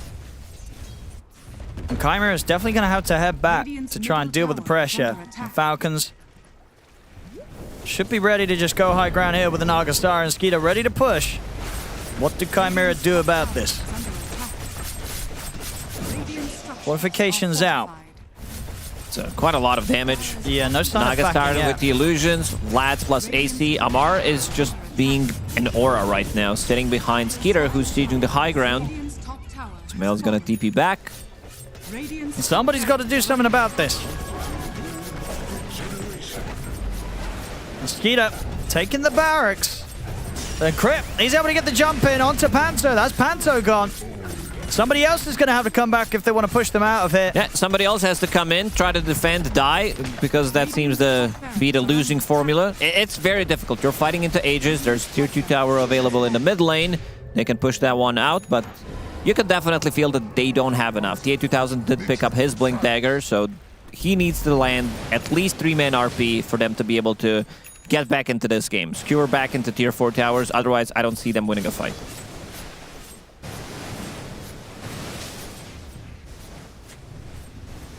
It's going to have to be some crazy moves to turn this one around. This is proving to be quite the rough opening to the day here for Chimera.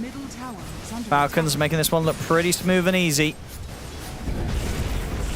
It's tier 2 in the mid lane. It's going to be claimed. Chimera just got to try and hold back and put everything into that high ground defense. They basically have one fight. If they lose that one fight, there's BKBs go off cooldown, go on cooldown, Magnus uses RP. The game is pretty much over because they can easily reset. They have more than enough sustain. Skeeter's about to finish off his heart, which is going to make him super tanky. Still holding that Aegis, 2.5 minutes.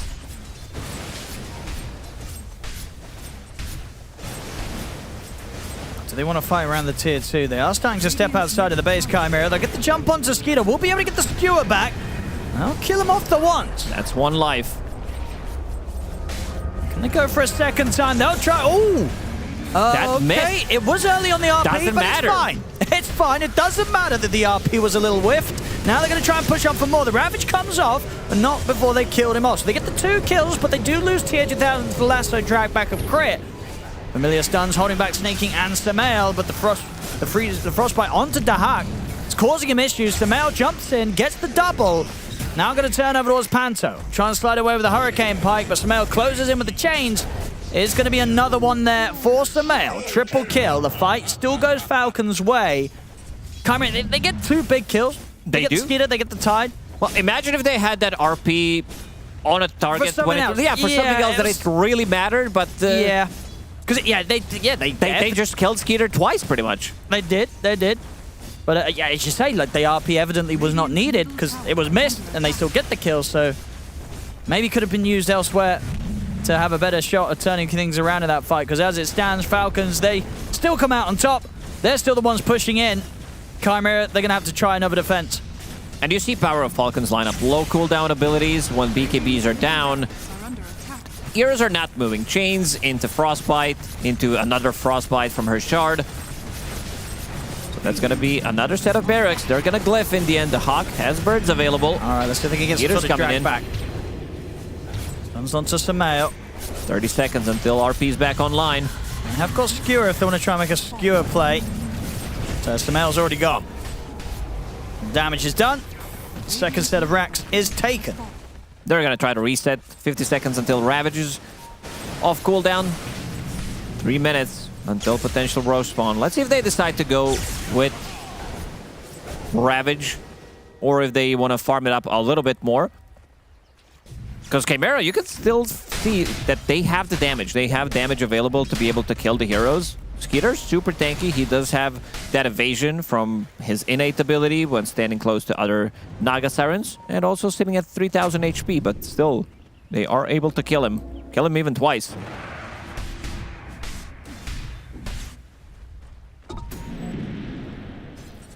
Let's see what Falcon's next move is going to be. Do you think they just actually wait for the next Aegis? Is there any rush for Falcons in a game like this? I mean, in terms of scaling, lineup from Chimera scales really well. If we're talking about some like 50 minutes, if they manage to survive long enough. But yeah, this has been the issue. They focus down one hero, completely isolate him, and it's very difficult to just sustain yourself. Enchantress usually is the one who is kind of scaling from position 5, but this time around he got shut down completely. We might see some slow siege coming out from the illusions as well. Ravage is online. I assume Falcons, they don't want to give them another 5-10 minutes potentially, so they will try to go for the high ground. 1J, he's been found. Can't BKB TP with the fact that Crit's ready for him, so has to accept his death. Does have buyback though. So they want what they want to try here on the defense. At the least, it's a defense against a team that doesn't have Aegis. At TH2000, he's got to get some crazy RP off. He did get the crazy RP off in the previous fight, getting his 0 crazy, people. yeah. Let's see. You're back onto Tide. Gonna try and burst through Amar. Amar, put the Ghost Scepter, buys in time. There's the RP onto Amar, but it's immediately cracks shelled off. And now with the song, it's kind of getting a bit awkward. TH2000, he's completely surrounded. Ravage is up. He's dead. The Ravage connects onto 1J as well. They look towards Panto. Panto will be able to push Amar back with a Hurricane Pike. But Amar, the Glimmer Cape's up. He gets out of there. Laurenos dead. It's just over. Oh, a rough one from Chimera, that one. There were some moments that weren't very pretty there, Lacoste. Yeah, most definitely. Yeah. Also, this decision-making, let's try to go on a Tide Hunter. Who's the tankiest guy on the enemy team? Yeah. Tide Hunter. Let's bring him into the whole team. But yeah, also itemization from Amar was really good, having that Ghost Scepter, having Glimmer Cape for himself, Vlad's, and also full AC to match AC from Visage. This time around, Chimera, we haven't really felt that magic. They were always on the back foot, but a very clean victory from Team Falcons. It was. One of those games where Samael, back on top. 17-0-11. doesn't really get better than that from your mid laner on the Ember Spirit. 28 of the 31 kills. He was there. Fantastic stuff from him. And pretty terrifying stuff for Chimera. Looking forward to what's coming in that game too, right? I mean, after this game 1, as I said, we did see this yesterday from Chimera. They did get stomped in game 1, and then they started to make the comeback, the turnaround the series from game 2 to game 3. I feel that's going to be even harder though today, because this game 1, the comms between Chimera after this game is probably kind of silent. I don't know what's to be said after this one. Yeah, we saw them being very stubborn with what they've been picking yesterday. They had Enigma 3 times in a row with the Storm Spirit. I think for the game 2, they need this flip the switch completely in terms of the drafting, because this one definitely didn't work out. No, not at all. A pretty easy win here for Team Falcons as they'll take game 1 at this best of 3. Yeah, of course we saw a clear discrepancy there on the end screen between the two teams, where one team has 3 Gale Guards, but Chimera only had a meager 2 Jenkins. Yeah, I think that was definitely the problem there, Shiver, the Gale Guards. No, I think what Gunnar said actually was, I think it was you, Gunnar, that you said Amar should build less greedy items and go for kind of more utility. I mean, he played Tidehunter. This is a small item building, utility hero. He went Glimmer Ghost Scepter. Vlad's too, right? I think. Yeah, Vlad. So he seems to have accepted his role as the pause 3. Yeah, position 3, if you will, and it worked out. It worked out brilliantly. There was a bunch of fights where, in this fight in particular, there's heroes like 1 hit away from dying, and then the Glimmer comes out from Amar or from another hero. Like, they had all the small items, and they could actually take the fights this game. Yeah, they can take the fights. This game, Gunnar, it was a lot stronger for Falcons than what we've seen them be in the past. I think, I actually genuinely think it's about the kind of items and the way that Amar played. Because if you look at the farm distribution, they didn't play like that this game. He's still going to play greedy and aggressive, but I like it a lot more like this. I think it fits the patch more, and it's something teams have to develop, because probably the teams that are struggling a bit more aren't doing this as well. But you did say Sanjin Yasha makes you cry. Okay, yeah. I was saying backstage because I saw Ember Sanjin Yasha, and every time I see it, I get really sad as an Ember player. But that's just me being sad. But it's just a broken item. You need status resistance against the Magnus RP. Yeah. That's the one thing. So I agree. It is definitely a completely busted item. But yeah, you definitely you need it against this hero. For context, it's not that it's bad on Ember. It's too good, and he doesn't like the problem is you're going to get it regardless of if there's a mag on the enemy team. It's just like every single core that's agility or strength, or probably universal, is just going to go Sanjin Yasha at some point this patch. Yeah. And it feels... All it's doing is just making it like, oh, the stuns last less. Like, that's the only reason you buy it. So. Was the way that Samil built his hero and the way they played in the start for Falcons, was that enough for Chimera to not be able to do a comeback? Because I feel like we've seen Chimera in a lot of tough situations, and oftentimes they are able to make a comeback. Why weren't they able to do this time? I think it's too hard versus the heroes on Falcons. I think Tide and Naga are both really good at shutting down comebacks, because Tide becomes actually unkillable. Yeah. You can never skewer him back with RP. And then Naga also, if you ever get this like, oh guys, we got a good initiation, she songs if you don't kill her. There's a one-time mid where they actually killed Skeeter twice with missing the RP, which was really funny. And they didn't even win the fight. No. So, yeah. Yeah, they first picked Sumail as hero, and he popped off this game. It's almost like someone told them. 17-0. Can we? I think Owie cooked this game. Okay. Can we get a picture of Owie? Ooh, look at that's that. A That's gift. more than a picture. We got a gift. This is how he's feeling right now, because he has iterated. He said, let's go back to the basics. That didn't work, so now he's going back to the even more basics. He has a very long upper body. Screw it. It's because he's Canadian.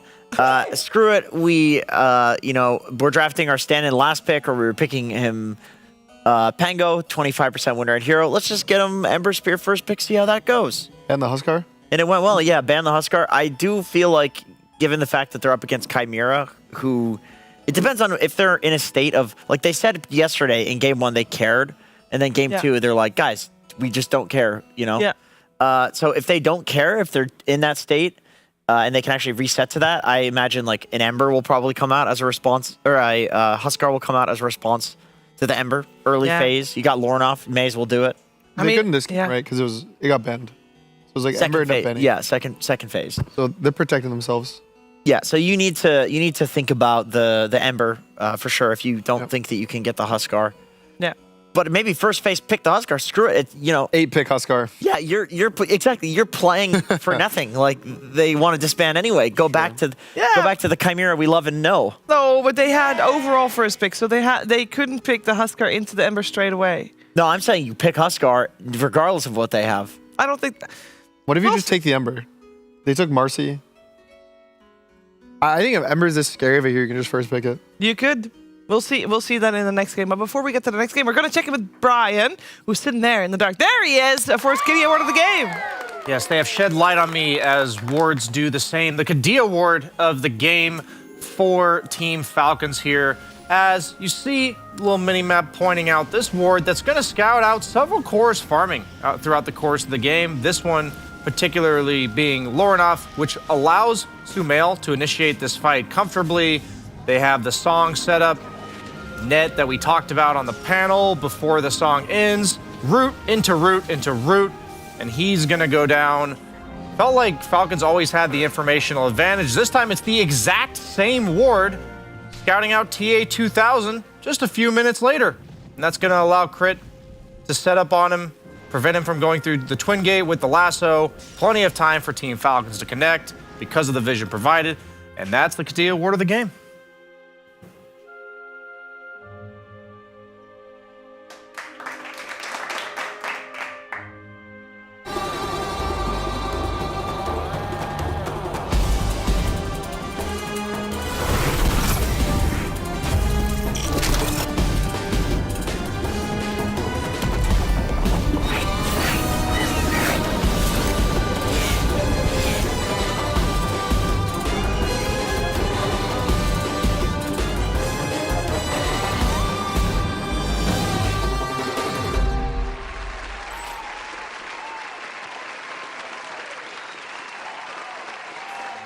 If we say that this game by Falcons was won because of the way they first picked Sumail's hero, protected it in the bans, then we do have to talk about the draft maybe a little bit more, because on one side, if that's what you want to do for Falcons, that's Sumail for success, what's the plan for Chimera rather than looking at Falcons? How can they set themselves up for success? Is there a person or a hero that we want them to prioritize for game number 2?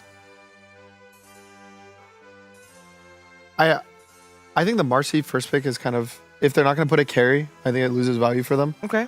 I agree a bit with the Marcy 4 is not too strong. And I think the only benefit it could have been is if he ganked mid, but I feel like ganks mid are a lot worse now. It used to be you would like die in your side lane as a support, you'd fill your mid's bottle and gank at the same time, so you get like 2 different things at once, you just secure the rune, and now that's kind of ruined, so now these like TPs are just less value. I don't like the Marcy that much. I'd like them to change something. But he was the right facet, Jen, because you were happy with the facet at least. Yeah, I think the facet was good. The problem is, like, Marcy has always suffered from this issue on support. And I remember Boxy said it in an interview at one point where there's this like period between the laning stage and like the early game where you can kind of own people with the ult, and then they get levels, they get items, they get stuns, and you need the BKB, but you can't really farm it. So that happened here, but also when you're getting dumpstered by like the 10-15 minute mark, this is how it's always going to feel on Marcy. Yep. But I honestly think for Chimera, it's a question of mentality, which is hilarious saying that for a team like this that's literally disbanding, but that attitude has been working for them. And we heard from Dahak himself that game 1 in the previous series that they won, they cared too much. They felt like they were a team, there were stakes, and clearly they play better without that. So my question is, has the reality set in that, oh shit, we can actually do this, and they can't reset? Is this the iceberg? But I said it yesterday, and it wasn't, so I'm still questioning. Maybe Falcons is the iceberg. We're gonna find out game 2 of this series coming at you after a break.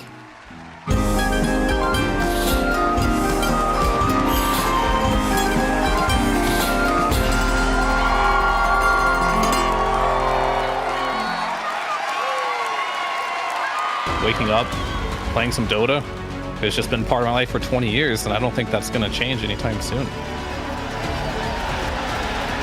Where we are in the history of this game and where it's come from and how much has been accomplished, I think compared to basically any other esport, it's the best. So I'm grateful for Dota 2 as a game, because Dota as a culture supersedes where we come from. you are a Dota player first. And I love that.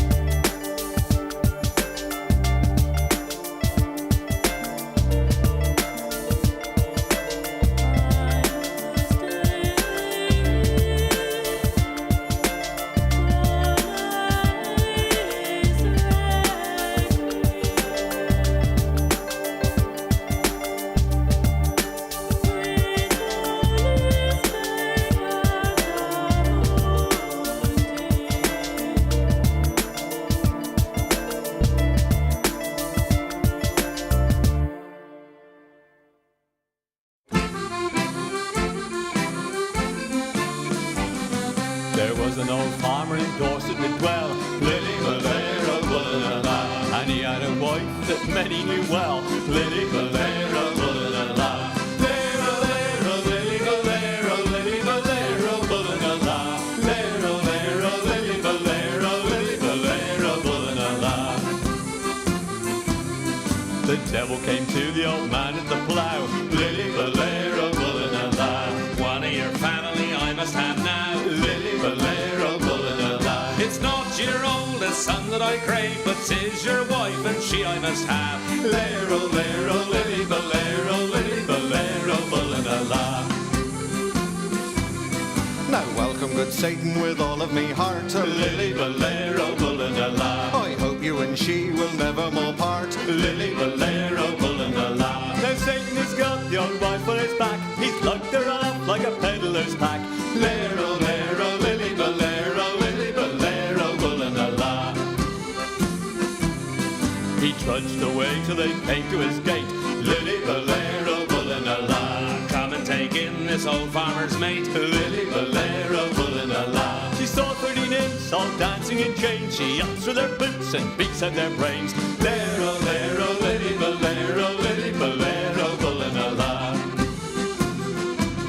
She knocked out Satan against the wall, Lily Valera, la. Let's turn her out or she'll murder us all, Lily Valera, la. He's bundled her up on his back and then to her own husband he's took her again. Lero, lero, Lily Valera, Lily Valera, la. I've been a tormentor the whole of me life, Lily Valera, la. but I've never tormented like this farmer's wife, Lily Valera, la. Lero, lero, Lily Valera, Lily Valera, la. Lero, lero, Lily Valera, Lily Valera, la. Lero, lero, Lily Valera, Lily Valera, la. Lero, lero, Lily Valera, Lily Valera, la.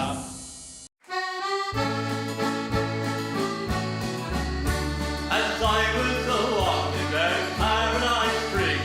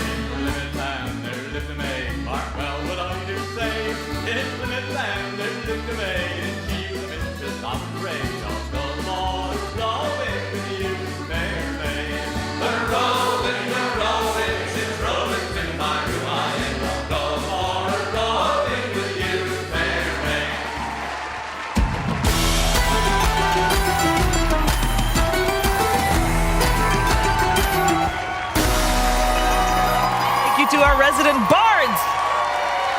Park Down Pandas. Thank you very much. Welcome back. You're watching DreamLeague Season 25. We're in the draft for game number 2 of our first series of the day, and we got ourselves Falcons with a win over Chimera game number 1.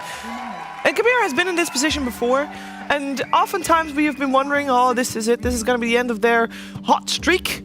And so far, we've been proven wrong every single time. So we're going to find out if they're going to continue their hot streak. They're definitely on a hot streak already, as picking the fire hero, Ember Spirit. That's what you said they should do. Why are you holding a jug? It's an Urn of Shadows. Isn't that... Okay. I see the shadow down there, Chiefs. Okay. Do you think they should pick Juggernaut? Yeah. Okay, so they shouldn't pick Jug then. Yeah, that didn't sound genuine to me. No, they shouldn't pick Jug. Yeah. That's not the one that they... Oh, it is. Pick my Jug? Which camera is this? Yeah, nice Jugs. Oh, that one. Gunner, obviously. Jesus Christ. Monkey King has a counter to Ember Spirit. I was gonna do... Never mind. Very good. Yes, we've been warning Ember. paneling for way too long, honestly. Monkey, guys. Monkey King, very good. Oh. Very good. If Twitch could witness 15 minutes in the grave, they'd never watch the show again. No, Yeah, I think it would. They would love the show. Well, they kind of get it with more. They kind of get it with the Cannibal Islands. Yeah. They get the light version. They would be at home and they'd be locking it in, Jenkins. You think they'd be locking that shit in, motherfucker? Let's get that let's shit lock on. that shit in, bro. Right, that's totally off camera. So Monkey King coming out as a counter to Ember Spirit. Of course, you can follow the Ember Spirit. You can go mid. You can go carry. Falcon's gonna ban the bat or pick it. You can't follow the Ember Spirit, actually. I don't know why I said that. There's no way you're Ember. gonna do an off-lane Monkey. Amar's played it before in officials. Wait. Oh, never mind. Oh. They're not going to though. But he No, has. because he needs to build Glimmer Cape and Ghost Scepter in You Vlad. think you can't do that on Monkey King? Do you think you can? Yeah. Of Vlad's? People play support Monkey. Is it really worth it to put an off-lane Monkey to What's your build those definition items? of worth? Well, like, you could also have, like, a Crystal Maiden 5 that makes him not be able to attack and stuff. You know what I'm saying? So I feel like mid-Monkey is just way better against Ember than off-lane Monkey against carry Ember. Y'all are haters. Okay. It's sad.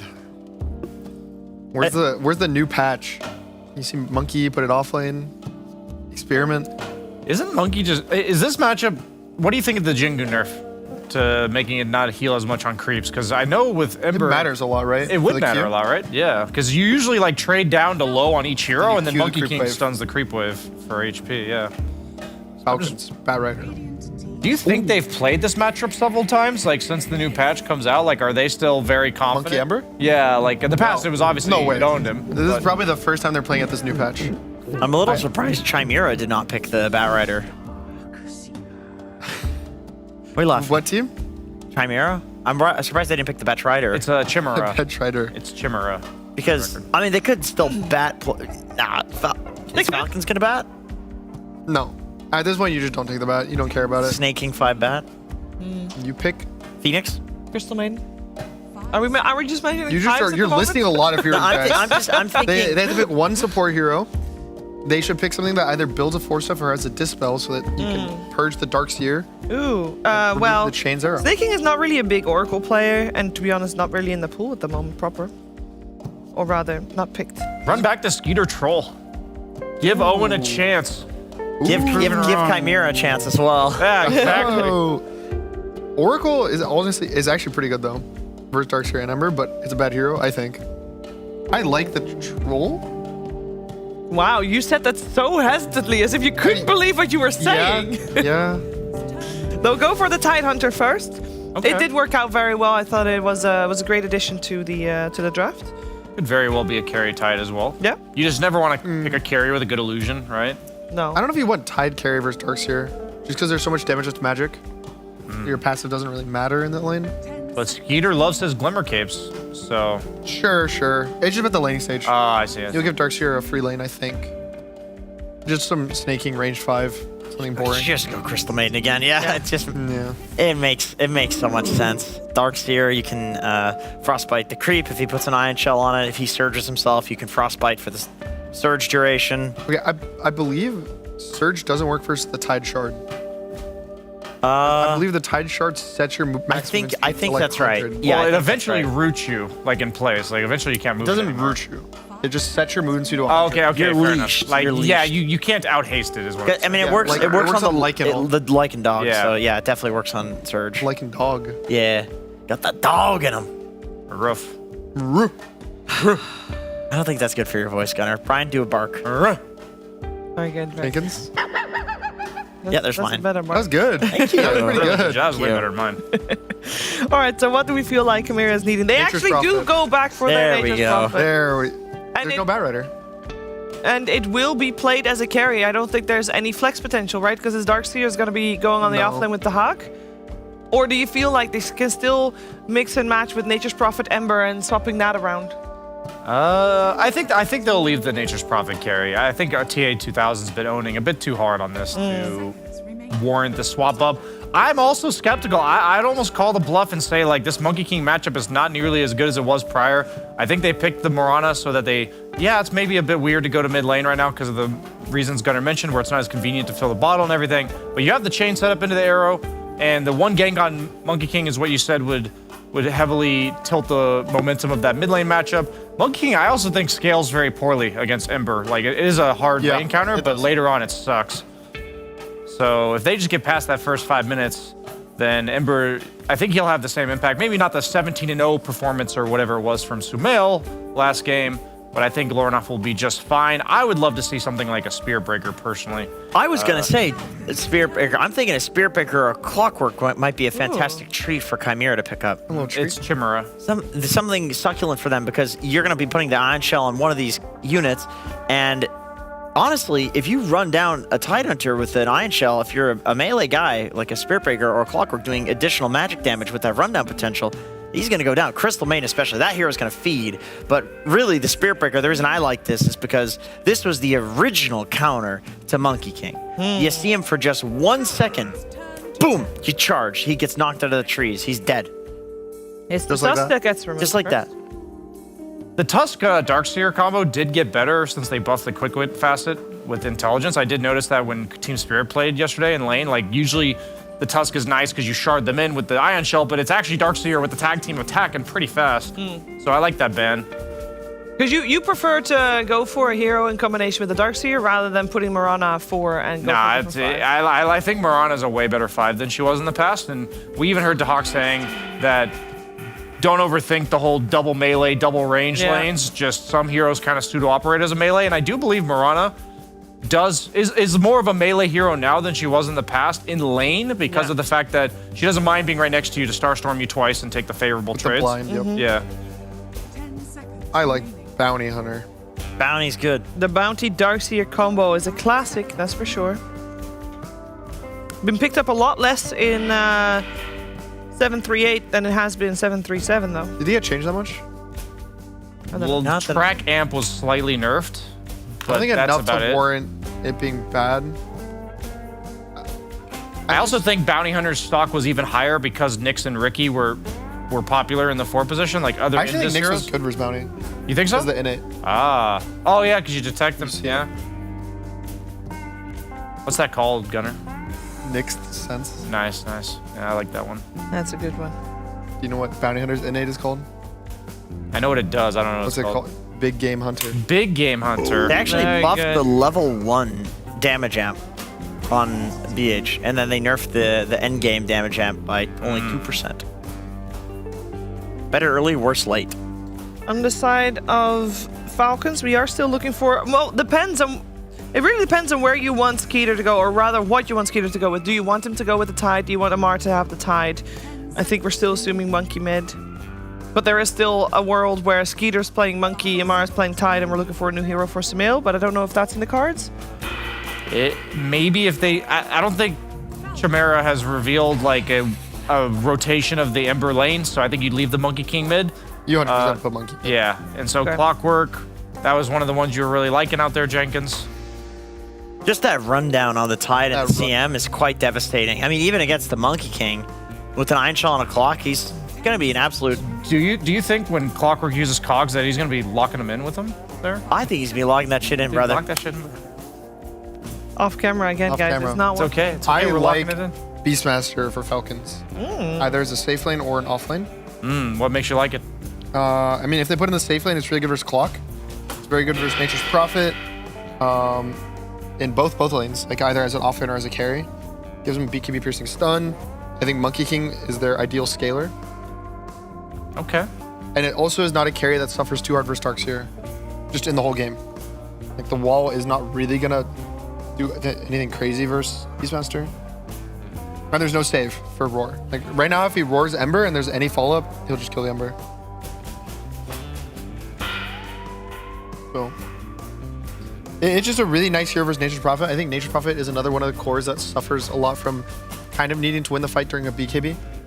And so getting a nice BKB piercing stun. There's not Magnus again. Dawnbreaker. Is that a carry Well, Dawn? that was not in our I could bingo actually say card. carry Dawn here. No, it's This offlane will Dawn. be an Carry- offlane carry Dawn. Tide. Okay. Okay, So same the idea, carry right? tide. It's also another hero good versus Nature's Prophet. Has a BKB piercing stun on the ult. I think it's okay. I don't mind it. That doesn't sound very positive. That you just don't mind it. That's not a good pick. No, I think it's good. I just don't know how. I just feel like they don't really have. It's like all in the Tide having a good game. I think to set up the Dawnbreaker ults because the Monkey King doesn't really set him up that well. And I think the heroes on the side of Chimera are very mobile. There's what Darkseer, Ember, Clockwork even kind Mirana. of. Yeah. So they're all gonna just like leap out of the Dawnbreaker roll, have like mobility. And Wukong's. Like. Oh, out of the Wukong. Yeah, sure. yeah, like they just exactly. kind of kite the big spells, right? Yeah. So it's going to be a lot on Amar or Skeeter. Skeeter on the Tidehunter, with perhaps that anchor being the crucial timing. Gonna have to keep an eye out for that. Kind of, yeah. It's a really important shard this game, I would say, because it works against everything. Except you have to be BKB to get rid of. You can't even dispel it. Yeah.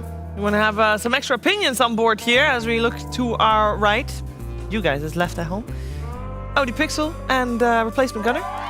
Yeah, what do you make of this? The cost. Do you like the carry? Well, so the last pick offlane Dawn coming in for Amara and then Skeeter playing the carry Tide? Yeah, this hero is still very strong. It's not Aghanim Scepter builder by any means. That is one of the shittier ones out there right now. But overall, it feels good. They have another circle that they can throw and overwhelming team fight. This is what Team Falcons have been going for in the second game. Yes. Is it going to be enough? Are we going to go to I think three? chances Yeah, we're of getting it. Chimera are going to be much higher than Okay. We're getting game three, Okay. I think we're getting game three. Okay, our commentary team thinks we're going to get game 3. Are we on board with game I agree. 3? I think so. I think 2000 so. Natures. It would be very fitting in the Yeah. trend of everything that's been happening here with Chimera and their series that they've had so far. So let's see if they can do it again. Let's see if they can force out a third game to this best-of-3 series. But first, some PogChamp Pandas.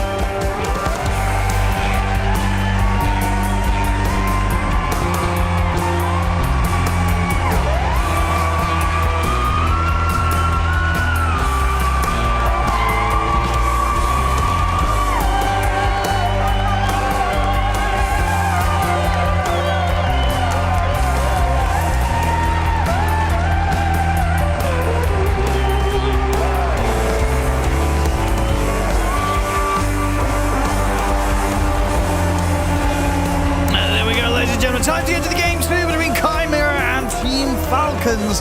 And we get some switch-ups, of course. The draft started with Laurenov going, hey, that Ember kind of looked good on Samael. Let's see how it looks on me. He's going to grab that in with the first pick.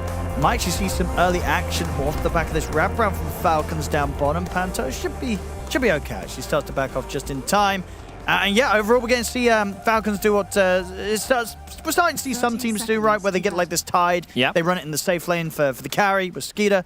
And, Amar is going to get to play that Dawn, which can, of course, become an additional, if not maybe even the primary carry on the offlane still.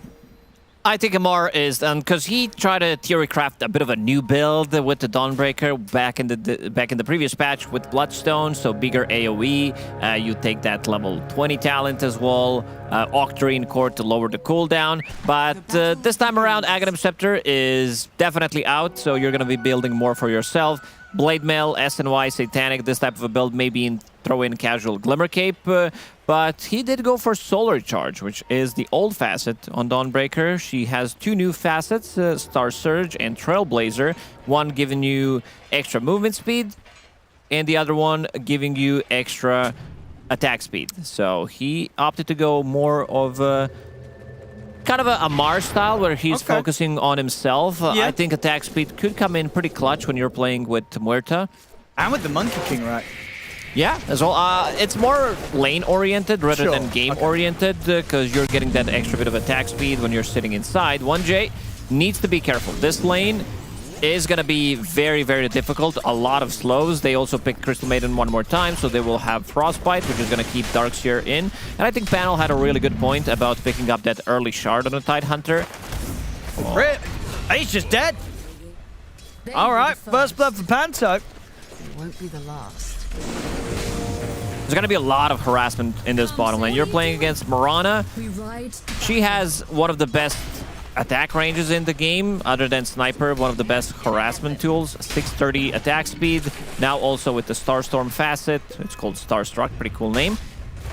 Does allow you to win those trades. It's 60% miss chance, and it's also double damage from your second Starstorm. Very hard to trade against this hero. And also, you know, considering this lane, tier 2000, on this Prophet again, that they've been getting win after win on, really.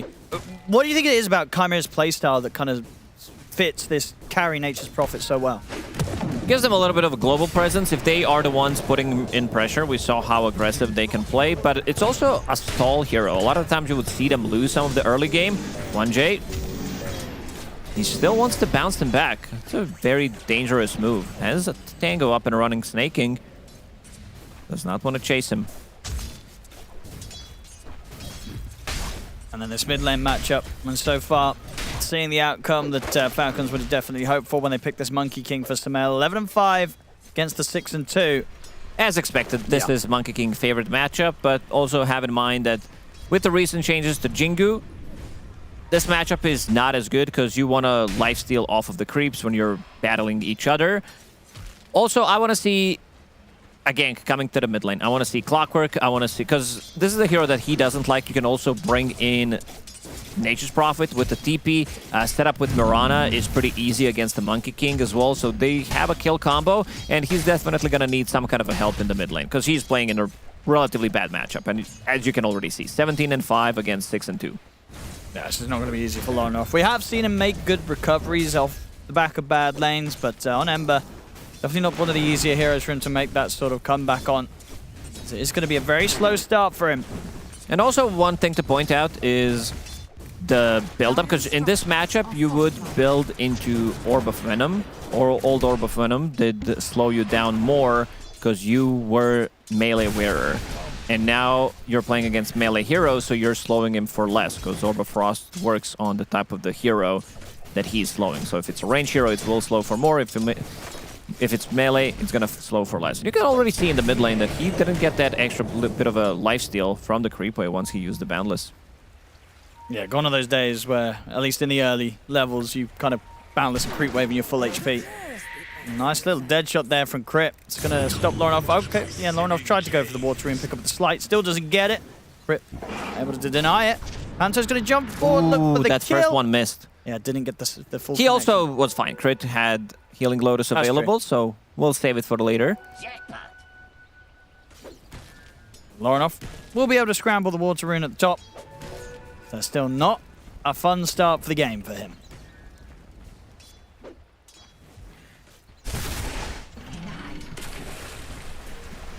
Side lanes, at the moment, both carries having a pretty good time. 18-11 on tier 2000.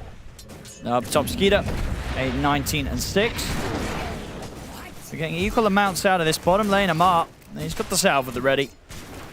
Still has to be careful. Seen a few times now where they're getting some pretty heavy hits in onto Amar. Amar knows the perfect timing. In the previous game, like, his salve just got delivered in the bottom lane right when he was sitting at 10% HP. Same thing happened in Tide in game number 1. Just knows the matchups really well, how much damage he's going to be taking. 1J. This time around having a much better game. In the previous game, he was already sitting at like 3 deaths. I want to see some relatively earlier move to try to help out Lorinov, because right now he's really, really struggling. Yeah, only so much you can do to really mess with Skeeter and Snaking. Getting the kill seems pretty impossible on this top lane for now. Even with these level 2 iron shells. Skeeter's able to survive through any efforts. And it's a difficult duo to dive if you're Chimera.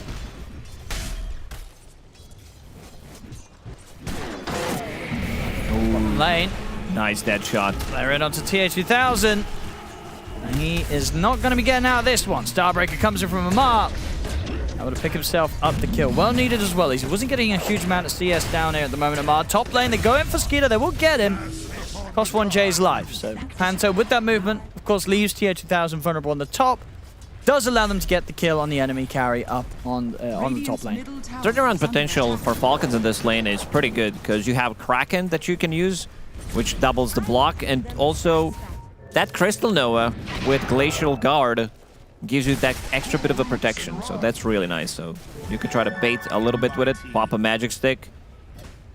Scan does connect, so they know exactly where Lorinov is. So Sumail now even holding amplified damage. Can't really get close. Yeah, Lorinov's got to be careful. It's going to be a, yes, a continued just slow beginning to this game for the Ember Spirit.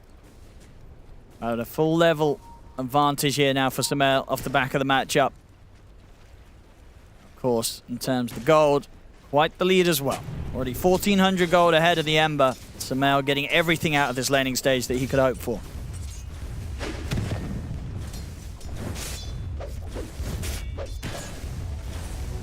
It's a battle for every creep. Yep. Once you see that gold, you're like, oh yeah, I just got it. It feels really good. Still, though, as you say, no sign of any sort of help coming in to try and trip Sumail up in this laning stage. He's getting complete freedom in the mid. And Chimera, they seem more set on trying to pressure Skeeter up top. They better make that move quickly, because Amar is getting solo XP in the bottom lane. After this creep wave, he should be level 6, so Solar Guardian will be available. In the mid. Somehow he's got a lot of backup as well. Snaking and Crit will head over to join him. Is the game at a point where both Amar and Skeeter can be just left alone in these side lanes. Both relatively hard to take down, even if Chimera do make a move. So Falcons in a much more relaxed state here off the back of their laning phase. We see all three at the top. It's all Falcons' cause. For now, at least. They'll get the catch on the Snake. James into the arrow. Sumail, he's going to get pushed back out at the Wukong straight away, actually, by the Cogs. Sumail did try and set up for this. He's going to get the back of Amar coming in with the Solar Guardian. They'll kill off 1J. They'll look towards Lorinov, but the Remnant's there to take him away. Amar pulls himself in with the hammer. And it's fully kind of low. The vacuum's there onto the both of them. Sprout to control him, but the Ravage is up. They turn, they take out Lorinov. Amar's still alive. He's on the run. Panto will be able to jump over, pick up the double on the way across. So Panto fixing the fight here for Chimera. Another connection. All right, Panto with the cleanup. Whew, that was level 4 Marana leaping in, getting the double kill. He also did zone out Monkey King in the fight. He kind of focused him down, but also needed to go back a little bit. So not too bad of a fight. Team Falcons, they are known to bring in some extra members early on, and you can see this Dawnbreaker. Starstorm from the high ground. Throws in a blood grenade. The rest of the team is fighting a completely different battle. Yeah, it's just Panto, just sort of bullying both Sumail and Crit. And at this point, sure, it's nice to get the Ravage onto Lorinov, get the kill, but Panto, he's not done yet. Jumps across, kills the two of them, and ready to turn and chase down Crit. You know, Panto making sure that at the end of the day, that trade, Chimera, they come out on top. And he's level 6 already, so has Moonlight Shadow available. That's basically a free smoke for your team. 1 2.5 minute cooldown. Lorinov making the first move, has Iron Shell available. They're looking to go on top as well. Skeeter. He's going to knock out Ravage, of course. And Lorinov looks like he's going to head down towards the bottom lane. Looks to help out TA2000. Comes in with the change, holds back Amar. TA2000, he will still tick out. They make sure that they get Amar. Panto, can he clean up? If you can. He's a little bit low on mana though, so doesn't have the full combo with the leap. Let's see if he's going to Arrow try and the Starstorm. Did pick up Healing Lotuses. It's very important. Like before this innate ability, Selemene's Faithful was a bit of a meme. It got increased from 20% down to up to 50. So you're getting extra 50 regen from Healing Lotuses. Top lane, 1J's getting gone on. But Dahak, he's here just in time with the Surge to take 1J out of this. And Crit's going to turn towards Dahak. Dahak will get the wall down. Vacuum as well onto Crit. Solar Guardian back up from Lamar, coming in to help out Crit and Skeeter. They'll clean up the Huck. And now 1J, he's got to run. Another dead shot available. They'll be able to drag him back towards them. They should get 1J, they will. So the 4 of them able to make sure they get both the kills. Loronoff's going to see if he can get some cleanup. The Sleight of Fist, enough to pick up Snaking. So Loronoff making sure the Chimera come out with something from that play. But overall, it is the Huck going down alongside his fellow support. The Hawk is super tanky. He does have Vanguard available. He's going to go for the mech as his next item.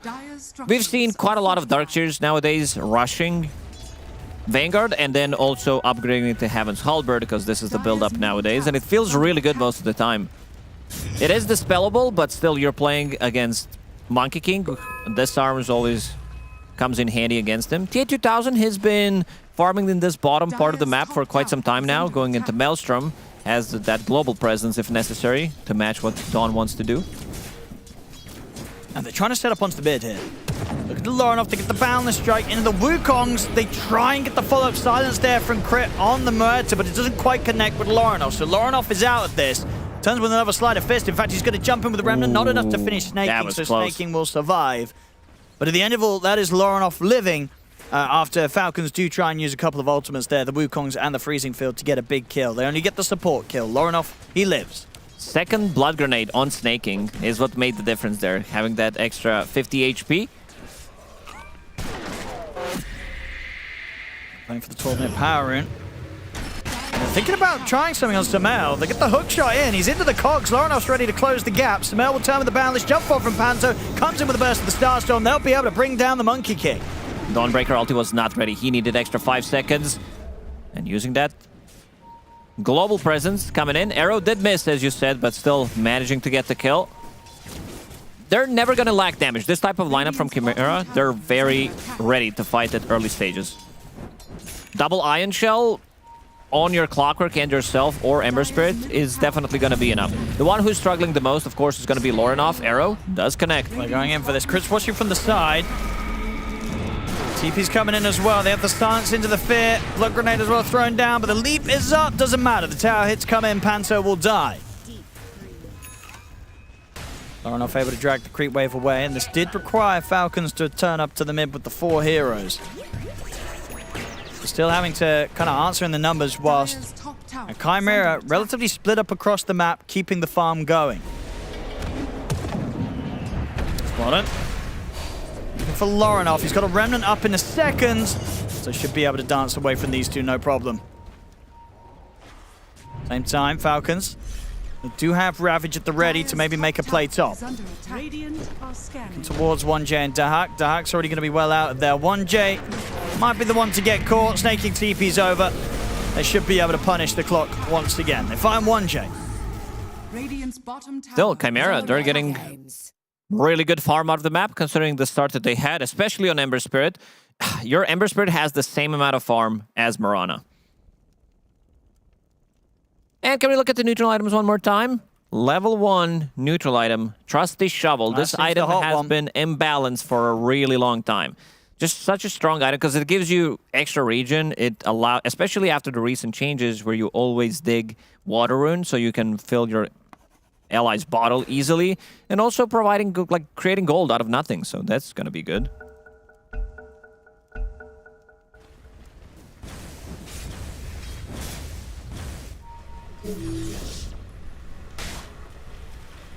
I mean, with this sort of start, you know, when you look at the two lineups, do you think is it a concern for one of these drafts more than the other that they aren't further ahead at this point? Or are both teams fine at this stage? I think they're pretty happy with what's going on in the game right now. Falcons, they have a slightly better overall team fight. He is tanky boy. Let's see how tanky he is. Pops the mech. I mean, Panther jumps in. They just get ravaged straight up. And they committed into that. That was a dangerous fight to jump forward into the potential of the Ravage in the freezing field. And that'll be the two of them dead. This is also a fight where Amar didn't even need to come with Dawn ulti. He's level 10, has Blade Mail available. Seems like he's going into Pipe as his next item. Wants to be able to tank up.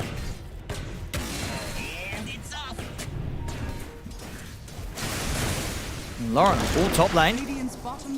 Skeeter was looking to try and get on top of TA2000. Won't spend any more time trying to mess with him. I mean, we'll see if he commits for this. Is this necessary? I mean, he's having a tough start. Does he need to go the Midas on the Ember Spirit? He has one queued up. Yeah. Is it that rough of a start that this is the only way for him? He might switch it up. It really depends what's going to happen in the next fight. If he loses the fight, I think he sticks with Hand of Midas. If he wins the fight, he can definitely swap things around. This is the kind of only team that loves to build Hand of Midas. We saw the Hawk yesterday 3 times on Enigma. This is the big kill. Yeah, they'll find him up. Big catch to get. It is a difficult matchup for Dawnbreaker to play into Clockwork. You don't get to use your abilities. They might find Crit as well. Looks like they didn't quite catch vision of him. Well, they do now, though. Oh, hook shot off the mark. And TPs are coming in. Cogs to push past Skeeter. Multiple TPs now. It's getting a bit risky for Chimera. How they want to take this as Falcons have turned up. I really love that Tidehunter picked up Shard at exactly 15 minutes. Just got the gold. Pento, gonna die one more time. Yeah, it just took them a little too long there to try and hunt for crit. And spells not quite connecting there from Chimera. They pay the price. Tormentor is available. 30 seconds until Ravage is back online, but I still feel they can try to force it because team fight that they have inside of Chimera is pretty much wall. That's about it. They need to have this chip damage, resetting multiple times. But they want to try coming in. They want to try and interrupt this. They're going to move forward, but Dire will claim the Tormentor. Pretty low, though.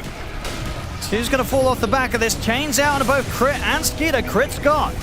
And Skeeter, they can now focus towards him. They've got the Sprout and put the Ravage. It's a 5-man Ravage into the 3-man Solar Guardian. Amar comes in clutch. Oh, what a beauty. They've got to run, surely, Chimera. They're still thinking about trying to finish Skeeter off. If they got enough damage to bring down the Tide, they do. The buyback comes in from Lorinov. With that, he's able to get the double kill. He needs to get something out of this now. He's got to be careful. They're chasing him with the hammer. The Starbreaker hits come in. He's dead again. A dieback from Lorinov in his efforts there to commit for the Tormentor fight. Dahak also caught, tries to TP out. The Boundless comes in from Samael. They really try to force that fight there. It does not go well for them whatsoever, Chimera. Falcons hitting some easy ultimates, a 5-man Ravage into like a 3-man Solar Guardian. At that point, it was over. Lorinov felt it wasn't, with that buyback, I think he it wasn't like enough. They didn't feed enough kills, so he's going to come back. He has, oh man, he was close to that Hand of Midas. Now his game looks completely over. Crit has overtook him. He does have that shard that he got from Tormentor, so that's going to be extra 1,400 gold for him. But yeah, you see power of Tidehunter. He did use Dead in the Water in the previous fight, and also Lifesteal Anchor Smash onto 3 of them, has extra bit of magic resistance from a Cold Bracelet, and did pop Kraken Shell. So basically, he was not taking the damage. Dies in the end. Fights are going to be very difficult for Chimera right now, because what Amar just built into, Pipe of Insight, 18 minutes into the game. Yeah, this is going to be rough fights. Damage now is definitely going to be lacking. Chimera's on the hunt. Doesn't look like they're going to catch anyone, and even if they do, it would just be Skeeter. And that's not an appealing hero to jump. Skeeter basically playing off lane from the safe lane.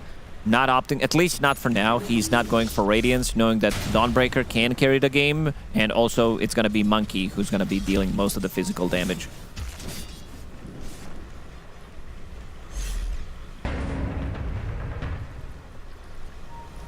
This could be risky for Chimera. Samel's watching from the trees. Get the Boundless setup, drops down the Wukongs. They didn't get the follow-up connection, though, with Dead in the Water, so that's Wukong's put to waste. Lorinov's able to escape.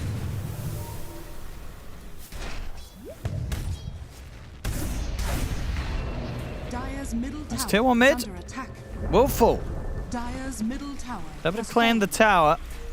Still, there's 6k lead for Falcons. Falcons, they've got the ults up. Ravage at the ready. Blink Dagger out on Skeeter. So they're ready to hunt for kills. Whoever they catch is pretty much straight up dead. Dead in the water. Shard should be enough. Snaking has shard of his own. This time around, he needed to purchase it himself. Amar is way too tanky. Yeah, they're going to find him. See if they can kill him before the rest of the team comes on. I mean, he's made it to get the Blade Mail and the Pipe, but he doesn't even get to half HP. Skeeter's ready to keep him covered with the Ravage. Amar's perfectly fine. 1J, he'll slowly go down. They'll lose their TA2000 profit. Dahak's caught in the corner. They didn't even get close to killing Amar. He also has Brawny, so extra 175, extra bit of regen. And the damage that they have on Chimera is damage over time. You need your battery, you need a couple of slides, also Ion Shell. It's not instant damage, so you always have time to react. And we're gonna see it one more time. Yeah. At this point, the fight was already over. Sure, he gets cliffed, but what's the trade-off? 3 kills to get one guy cliffed? A tough one here for Chimera. They had a rough game 1, and this game 2 is not looking to be any better. I mean, as you can see from the builds, you know, Loronoff's felt the need to go for this Midas first to try and recover as the Ember Spirit. Not something you'll see every day. I'm sure people in the pub see this on a regular basis. This guy, I mean, I've seen it myself. But at this level, definitely not the position you want to be in as the Ember. It's going to take some time for Chimera to be able to get themselves in a spot where they'll have a chance at fighting back against Falcons. And Falcons, they don't need to hold back. They don't need to run the risk of giving them that time. It's coming up to a 10k lead. Samel, of course, once again having a fantastic game. Only died the once this time round. 3-1-11. The A2000 steals enemy XP rune. That's something. Oh, okay. There we go. Anything they can get to this point. Stupid. It's gonna feel nice. Roshan next on the menu for Falcons. Oh man, Loronoff, he still needs so much time to recover. This is basically Orb of Corrosion, Phase Boost, 20 minutes in. This Hand of Midas needs another 10 minutes to kick in. It really does. And where does he go with the Midas build? Like, what is going to be the item that he's going to try and scramble towards? That's a good question. Usually you see Mage Slayer. This time around there isn't that much magic damage. There is some. It also gives you tankiness. It's really nice with your Flame Guard as well. But I don't know if he wants to get that. He might want to go for a bigger item. SNY, BKB. It feels like he needs so many items. They're building into some Blade Mails from what I'm seeing. Darkseer's going for one. Clockwork also wants to build into one. Okay. Still far away from it.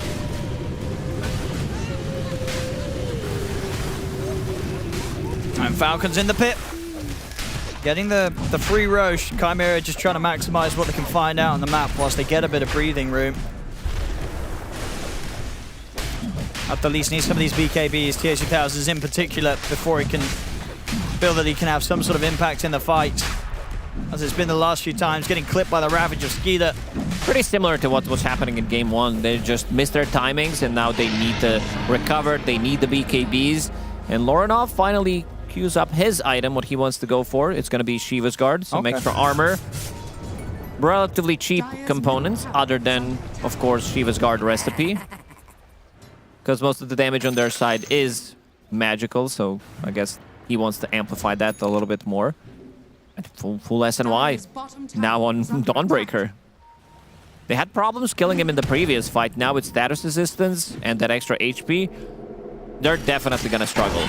And they get this one. Just kidding. Hook shot into Cogs into Tumbler's toy play. Yeah, he's just scared of trying to stick around and try and threaten him. This is why, because there's backup. Samel's here. 1J dead once more. Into ward reveal, into feed. That was the play there. Obs didn't get dewarded in the end.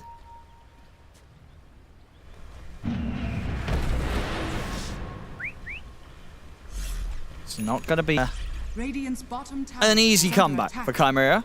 If they're able to pull it off. Falcons making this series look pretty simple so far. Had an easy game 1. Ooh, this was interesting because Dead in the Water didn't really connect. Like, it needs to actually attach to him, so he did manage to use 2 leaps. We learn something every day. They've got the amplified damage on Samel. I mean, they've just got to stay hidden. Chimera. The Hawk. Look at the Boundless in. Samel closes the gap. They get the dead shot connection as well. Surge. It's about 20. He has to drop the wall to try and slow Samel from chasing him down. And will allow Dahak to get out. I'm going to say that. Samel's trying to chase. They're thinking about diving this. They are. They're going to go past the tier 3. They'll still get him. You can't even run from Falcons anymore. Nobody's reacting to this. I guess nobody even expected. Lorinov is cutting off the creep wave in the top lane. TA2000 trying to do the same thing in the bottom lane. You should Pretend that apologize. Radiant's top tower is under attack. Just trying to get as much as they can from the corners of the map before the high ground is forced from Falcons. Any sort of fight right now would just not be a good one for Chimera. Might catch snaking here. Could be a big kill. Oh. Never mind. Backup's coming in the form of the Solar Guardian from Amar. Straight down onto TA2000. He'll try and bring down Snaking with him. He won't even get it. Snaking survives. As TA2000 and 1J dying again. The tip's being thrown out now. Amar knows and Falcon knows how solid of a spot they're in here in this game too. Yeah, the turnaround potential, as we mentioned. Glimmer Cape from Skeeter and also uses Crystal Nova on himself, so gets that barrier. There is Blood Grenade on the ground.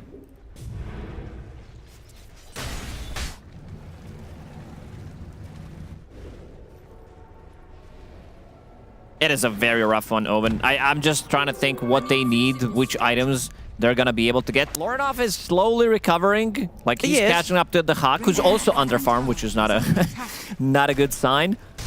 But getting closer to that Shiva's guard. Recipe away. Expensive recipe, though. Damage from Samel is going to be pretty crazy. He's got the Revenant's Brooch finished. Brigand's Blade. This Tormentor will be there. Snake King's got to be careful. On the verge of dying. He'll get out just in time. There it is, cleaned up. Tormentor Dire. Lots of money as well. They already all had the shards, so a juicy cash bonus. 14k lead now for Falcons.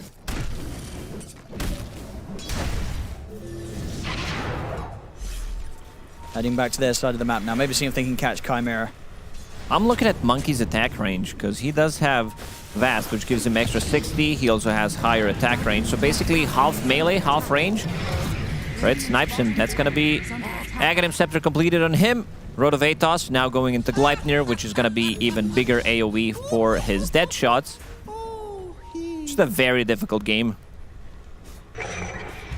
Skeeter. He's got eyes on Dahak. Yeah, they'll follow this up with the Solar Guardian connection from Amar.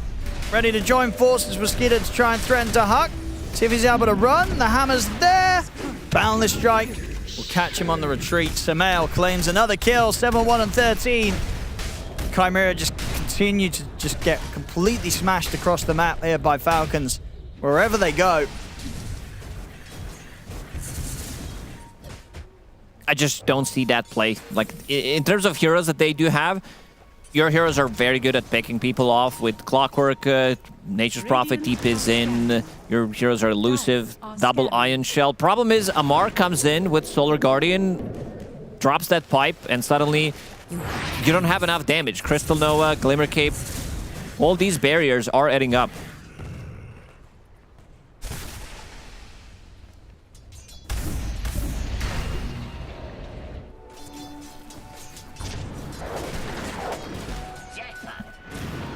It's not an easy one. I mean, is this one harder than game one, or do you think there's a little bit more hope than game one? I think at least in game one they had Magnus, they have the skewer back potential. It's just that they were not executing.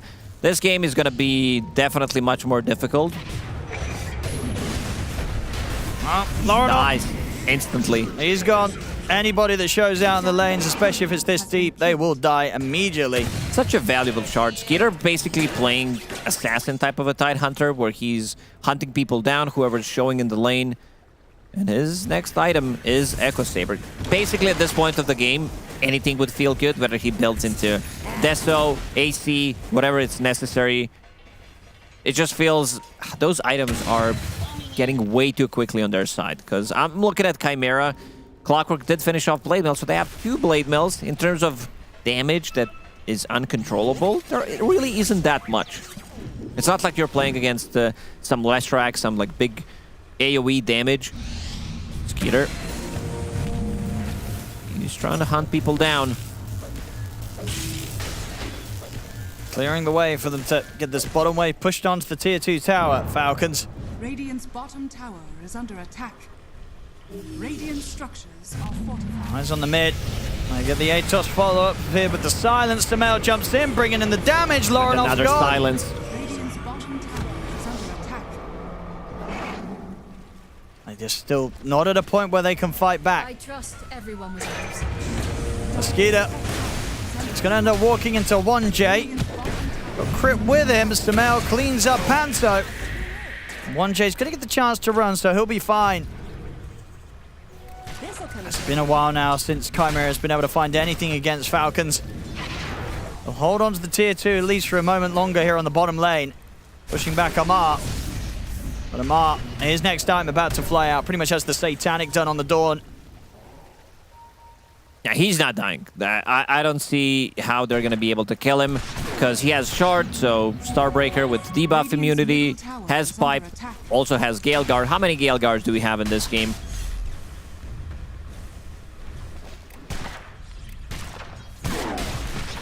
Only 4, okay. Usually it's 6 or more. Maybe just got unlucky on the RNG this time. Maybe. I think it's time to go and try to close it. Roshan is going to respawn in 2.5 minutes. If they want to take it slowly, they can definitely wait for Roche, but they're getting pretty big. That explosive damage that is needed to kill the heroes, they don't have it yet. TA2000 is trying to farm up his Silver Edge to maybe break Tide, break Monkey King. Now Mars just hitting the high ground. Not a lot the Chimera can really do to stop him. Hit the Sprout leash, but he's able to break his way out of the trees.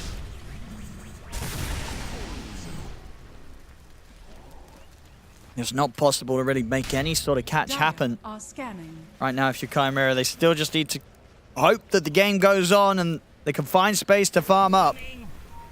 Problem is, your Falcons, they're just finding that much more across the map. 19k lead, it just keeps growing.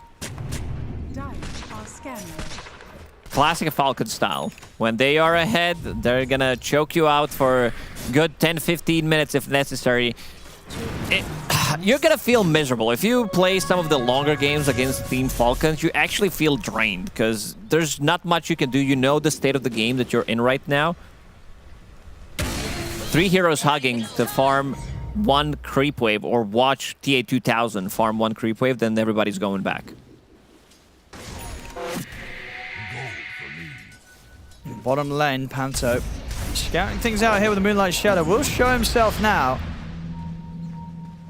They're going to start running straight towards him. He has got backups. At Chimera, they're going to try and look to take this opportunity to fight. Panto trying his best with the Dukes, buying time for the rest of the team to turn up, but now he's gone. And now Chimera, the rest of them, I don't think they want to try and take a fight 4v5. They've got to get out of here. 1J, he'll get found by Samael. Samael will clean up the kill. The rest of Chimera, the 3 of them, should be fine. He has Harpoon. Can pull him in. Back into dead in the water. Never mind, Dark's dead as well. Just continues here for Falcons. Chimera just can't seem to find or make any sort of move right now.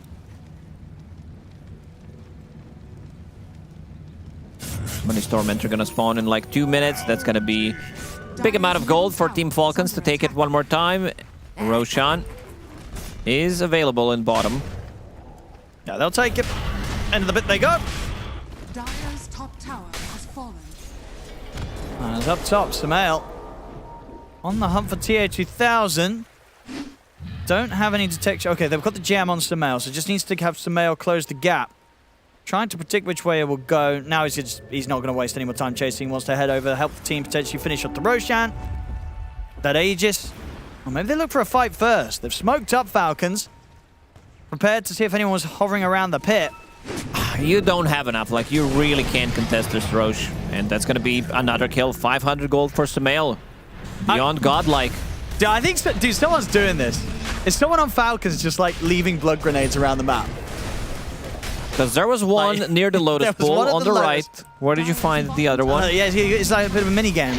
This one here by the Ogre Bruiser camp in the Radiant Jungle, just south of Roche. Somebody's putting these everywhere. I'm watching Amar. Is Amar going around putting blood grenades everywhere? I haven't noticed one in his inventory. He is known for dropping certain items. Someone's dropping blood grenades.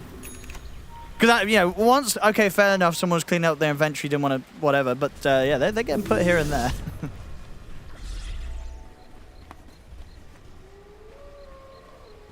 We'll keep our eyes out.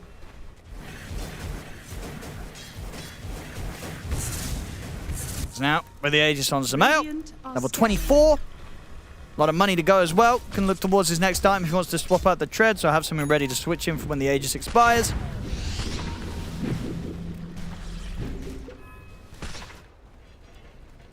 He can be anywhere on the map with Monkey King. Simian Stride, the changes to it, it has 0 cooldown once you hit level 5. And also...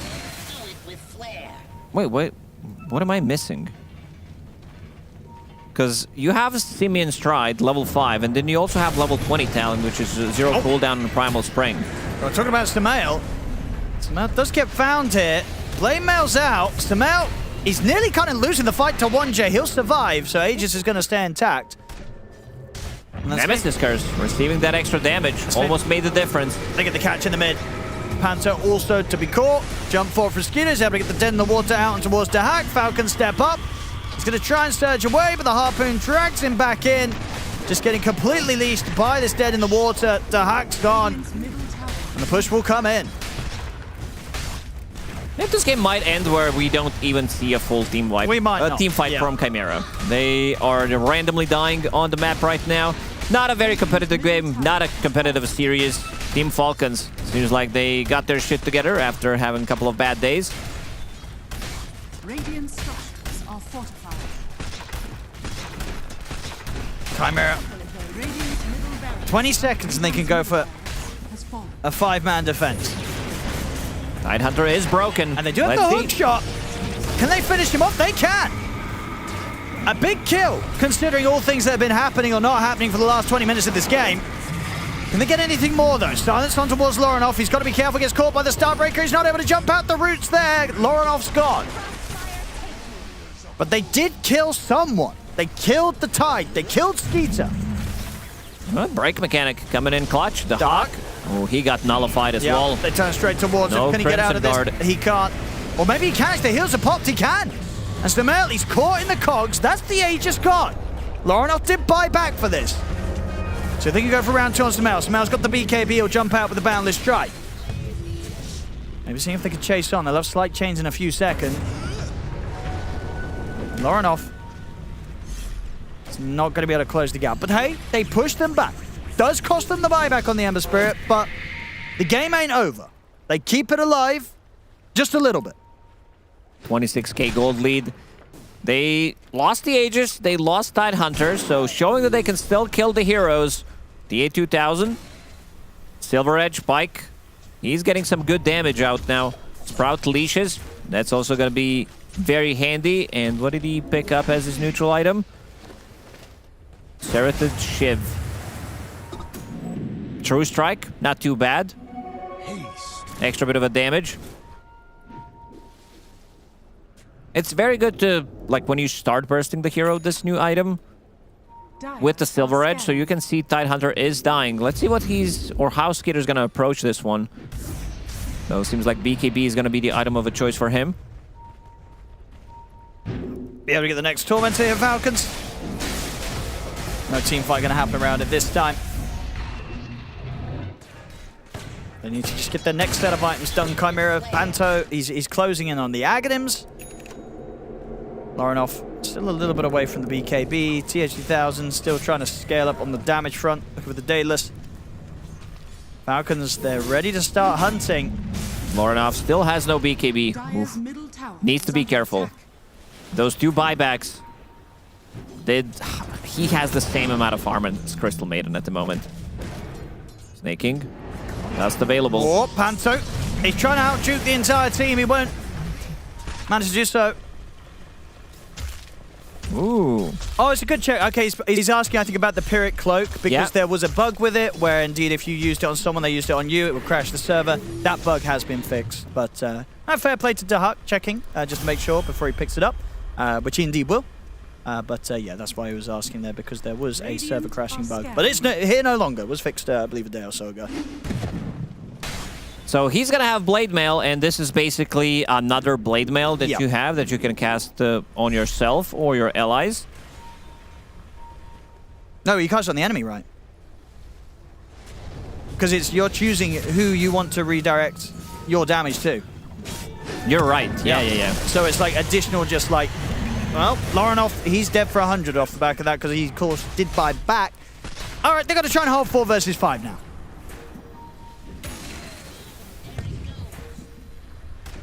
Probably going to be rather tough, considering the state of this game. It's the push. It's coming in. Amplify damage. Still up and running on Dawnbreaker. They just got to let this barracks go. On the plus side for Chimera, there's still a tier 2 on the top lane, so Mega Creeps can't be on the menu quite yet for Falcons.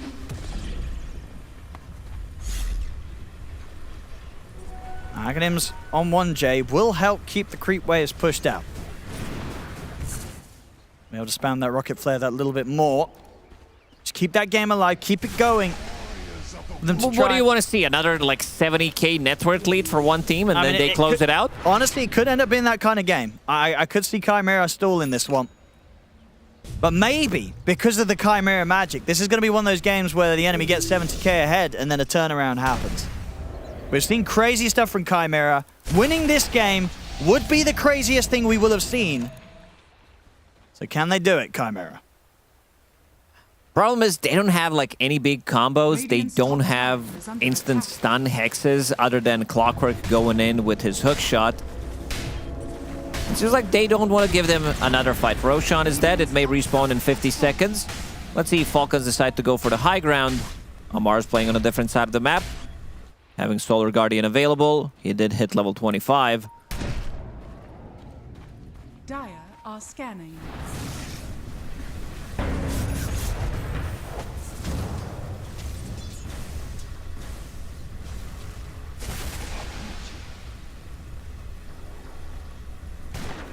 Falcons, they don't want to push it yet.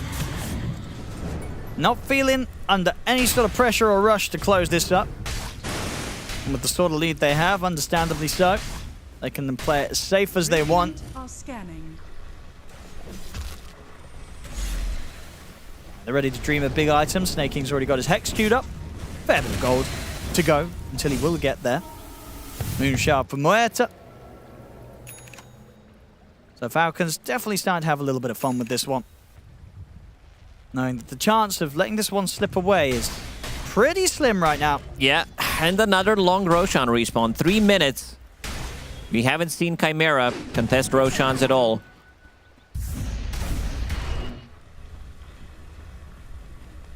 Chimera just sort of waiting in the base. They do not feel confident enough to really get outside of their side of the map. Dire are scanning.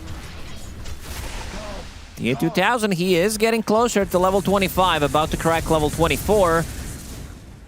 Maybe some split push magic, some rat can happen once he gets that, but there's always a chance that somebody's gonna pick up Dagon. Crit. Has 4,000 gold saved up. He's thinking about whether he needs Hex, whether he needs Moonshard. Moonshard is the meme one. Or better items to buy, of course. 5,000 gold on Amar. Now, what's he going to go for? He's queued up the Harpoon. It's a pretty safe item. I wouldn't be surprised if we see Amar switch that up for something a bit more exciting. Ooh. I fear nothing. They know Samel's up on the trees. And Samel's just going to lay down the Wukong's command. They can step out of that. All right. Nothing too crazy. The rest of the team was not ready to back him up. Skeeter was not in a place to jump in immediately. They're going to smoke up. Try to make something happen. Roshan on Radiant side for another 45 seconds. They're just going to go inside their base and try to force them to come back. They're going to have to get back for the defense here. Radiant's top tower is under attack. What's the TP state? Do they all have TPs? They do. Everyone's going to be able to get back in time to try and make some sort of hold happen. Dahak trying to lead in.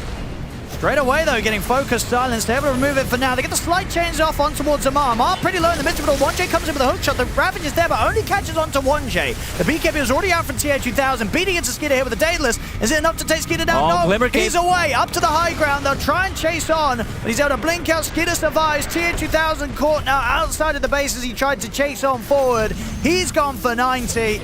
Panto also struggling to get back to the safety of the base, will not succeed. He's gone. They'll tap out. GG is called. Falcons, they've done it. They've managed to beat what has seemingly been the unbeatable in this group stage 2, and that is that of Chimera. In a very convincing fashion. They just completely destroyed him. Game 1, Sumail didn't die a single time. In the second game, he dies only once on the Monkey King. This whole matchup, Monkey King was available in game 1 for them if they wanted to pick it, right? As a counter, they didn't go for it, and it still shows that it's a very, very difficult matchup for Ember Spirit in the mid lane, because he was always on the back foot. He buys back for a 15-minute Tormentor play, queues up Hand of Midas. Didn't really see that lore enough that usually pops off, but we definitely have seen Sumail popping off, and really nice ideas coming out from Team Falcons when they're playing off-lane carries. Skeeter this time around opting to go for more of a off-lane type of oriented build rather than scaling with some Radiance, Mage Slayer, and ATF is going to be the one dealing the damage, and so it's going to be Sumail. Yeah, Sumail. 15-1-19, game 2, 17-0-11, game 1. Hard to get much better than that or ask for much more from your mid laner. Sumail having a beautiful day here today. And when it does click here for him standing in with Falcons, it really does click back at the top level that you have come to expect to see from Sumail back in the day. It's still here now from him. Crazy stuff across the board from Falcons. And as I say, being able to do something that other teams haven't. Now, other teams in this group stage 2, they can take game 1 against Chimera, but game 2 is where they've struggled. Not the case for Falcons. As here, off the back of this victory, they get themselves the clean and pretty easy 2-0 against Chimera. Clean and pretty. That was the game for, it was pretty easy, but pretty for Falcons as well. It looked very smooth. They had one moment where this looked very good for Chimera, we'll say that, but that was basically their only big shining star in this game. It was Falcons all the way, Gunnar. Yeah, little disappointed with Sumail. He died one time in this game. Oof. 0 deaths in the first game. They need a new stand-in, I think. This is too far. Disappointing. But there was also this fight I thought was like super impressive by Falcons. They do the Tormentor, both their subs kind of die instantly, and then they still end up basically 3v5ing the fight. Yeah, it felt like all 3 cores on the side of Falcons. You have like the Vlads on the Tide, the Dawnbreaker passive, the Monkey King passive. They kept getting them all really low. You get like 1 Anchor Smash, 1 Starbreaker, 1 Boundless Strike, and suddenly all the effort and damage output coming from Chimera just did nothing in every single fight. So I can't remember how many times we saw a Falcons hero sub 25% and then they just live. Yeah, this looked like the kind of classic Falcons draft where you have 3 melee, tanky semi-cores and then 2 range supports, except with Sumail. So it seems like today they have integrated him a little bit better into the draft. Days? Yeah, maybe it takes a little while. I mean, Sumail's an S tier player, especially because his name does start with an S. But you know, it's not that easy to integrate anybody into a team. My name starts with an S. You could play for Falcons. Yeah, I'm also S. Oh, thank you. I'm happy being a B tier, to be honest with you. It's better than a J or a No, D my name's tier. Andrew. I'm that guy. Oh. Okay. I will say, I mean, this Falcons did look very different from what we saw yesterday, and I'm very happy for them that they are able to turn it around. It was also very needed, or rather, they're on a 2-for-2 score. With this win, they do get bumped up to 3-for-2, which puts them on the safe half of the board because only top 4 moves forward. It is a little sad that Chimera's run came to an end, Jenkins, not gonna lie. Oh, we found the iceberg. We It did. was Falcons. Yeah. I mean, Falcons did their little storyline where they're just sliding under the radar, and I think, you know, them being the iceberg makes sense if you're looking prior to this tournament. I'm thinking about this when you're saying Falcons was the iceberg. The problem was they were looking down for the iceberg, and it was up there. Because it's a bird. There are birds. Yeah. Wowee, what a treat that was, Brian. Succulent. Had to make sure I interrupted you. Yeah, that was really good. I'm disappointed in that one, bro. I have a thick question for you guys here. Do you think that it's even possible that Chimera has another good series after this? Like, is it possible for a team in this mental state? Why not? I mean, you guys are saying like their run is over. They lost one series. And we keep saying that they're better when they realize nothing's happening after this. You know, there's no hope. The moment they said that there was hope, they need to fight again. Yeah, they need to fight with be each other. like, okay, you know what? We'll just do these 2 series, and then we're gone. You know, they need to get into that mindset that nothing else but the Dota matters. Yeah. And they got a little bit of hope that there might be a future for them after DreamLeague Season 25, and that needed to be smashed for them to do well again. I absolutely agree. Their next 2 opponents, they're tough, and it's Tundra and Parivision, I believe. And that's really important that you just abandon all hope and say, they're way better than us. We have absolutely no shot. And then they're going to take them down. I love going to the game saying, guys, we have absolutely no chance to win. There's absolutely nothing we can do. Speaking of absolutely no chance to win, I don't know how I'm going to segue this. Hey, Big A, good to see you, brother. Hello, good to see you too. It's been a while since we've talked, man. So I'm just going to generally ask you about the patch. Does anything about this patch piss you off right now? Pissed me off? This patch is great. Like, they killed Invoker, they deleted him from the game. I think this patch is amazing. That's all that needed to happen. You don't feel bad for your boy BZM with Invoker getting deleted? No, I'm really happy. Every team who plays Invoker cannot play Invoker anymore. It's amazing. Now I don't need to be scared every game of this hero. Yeah, it's fair enough. It's not nice to have your mana drained, is it? Yep. So you guys kind of 2-0 stomped this series. And I'm wondering, is this from an adjustment that you guys made in your drafting or your playstyle in the last day or couple days? No, I mean, it's just a casual day for us. I don't think we've adjusted anything different. We just did the same thing that we did every day, and yeah, I mean, we just did the same thing we did every day. Okay, fair enough. Can you tell me, I'm an offlane enjoyer myself and a Timbersaw enjoyer, is this hero like F tier? Where's the Timber at for you? The Timber is like either in the grave or in the garbage. Not sure which one. Like, he's in one of these places, and yeah, unfortunately they did this. I don't know why. Hero wasn't even good, and they decided to just destroy the hero. Yeah, I kind of feel that as well. So can you tell me then, Amar, to you, what are the S tier offlaners right now? Let's say you can pick 3 of them that are on S tier. S tier offlaners? I mean, I don't know. I only know Bristleback. That's the only hero is like for me. Really? With any the other green facet? No, with the Seeing Red. I don't care nerfs. It's like, this doesn't matter. Just pick Bristleback. I mean, Slot Rocket is also good with Glimmer's Lincolns, obviously, but the Seeing Red one is still for me the best. And the other S tier heroes, I'm not. I mean, like, there is obviously this permaban heroes, Abaddon Tiny and DK, but like any others, like Darkseer, I guess. But even Darkseer is like, not sure about Darkseer. Okay, and I want to ask you about your opponents. What do you make of Chimera's run through this tournament so far, having literally said that they're disbanding? What do you make of this sort of thing? I think they are doing a great decision. Like, they've qualified to only 2 tournaments. They got last place as one of them, and they're like, I know some of their players getting new offers to another team. So, and yeah, they're like doing good in this tournament, which honestly I'm surprised, because we just played them and I feel like we just played like no flame to them, but I really didn't understand how did people lose to them. Like, we just, I don't know. Like, it felt like our easiest series. Yeah, so I'm not really sure. It kind of looked like it. We were waiting for that. We were calling them the Titanic. We were waiting for the iceberg the whole time. You guys were that iceberg. Don't know how to transition this either, but I'm going to send you over to Big B, who has some smart guy questions for you, Amar. Hey, Amar, we're all wondering what your thoughts are on like the jungle changes, how much farm there is on the map, if this like affects, like as an offlaner, your item choices, or overall your ability to farm.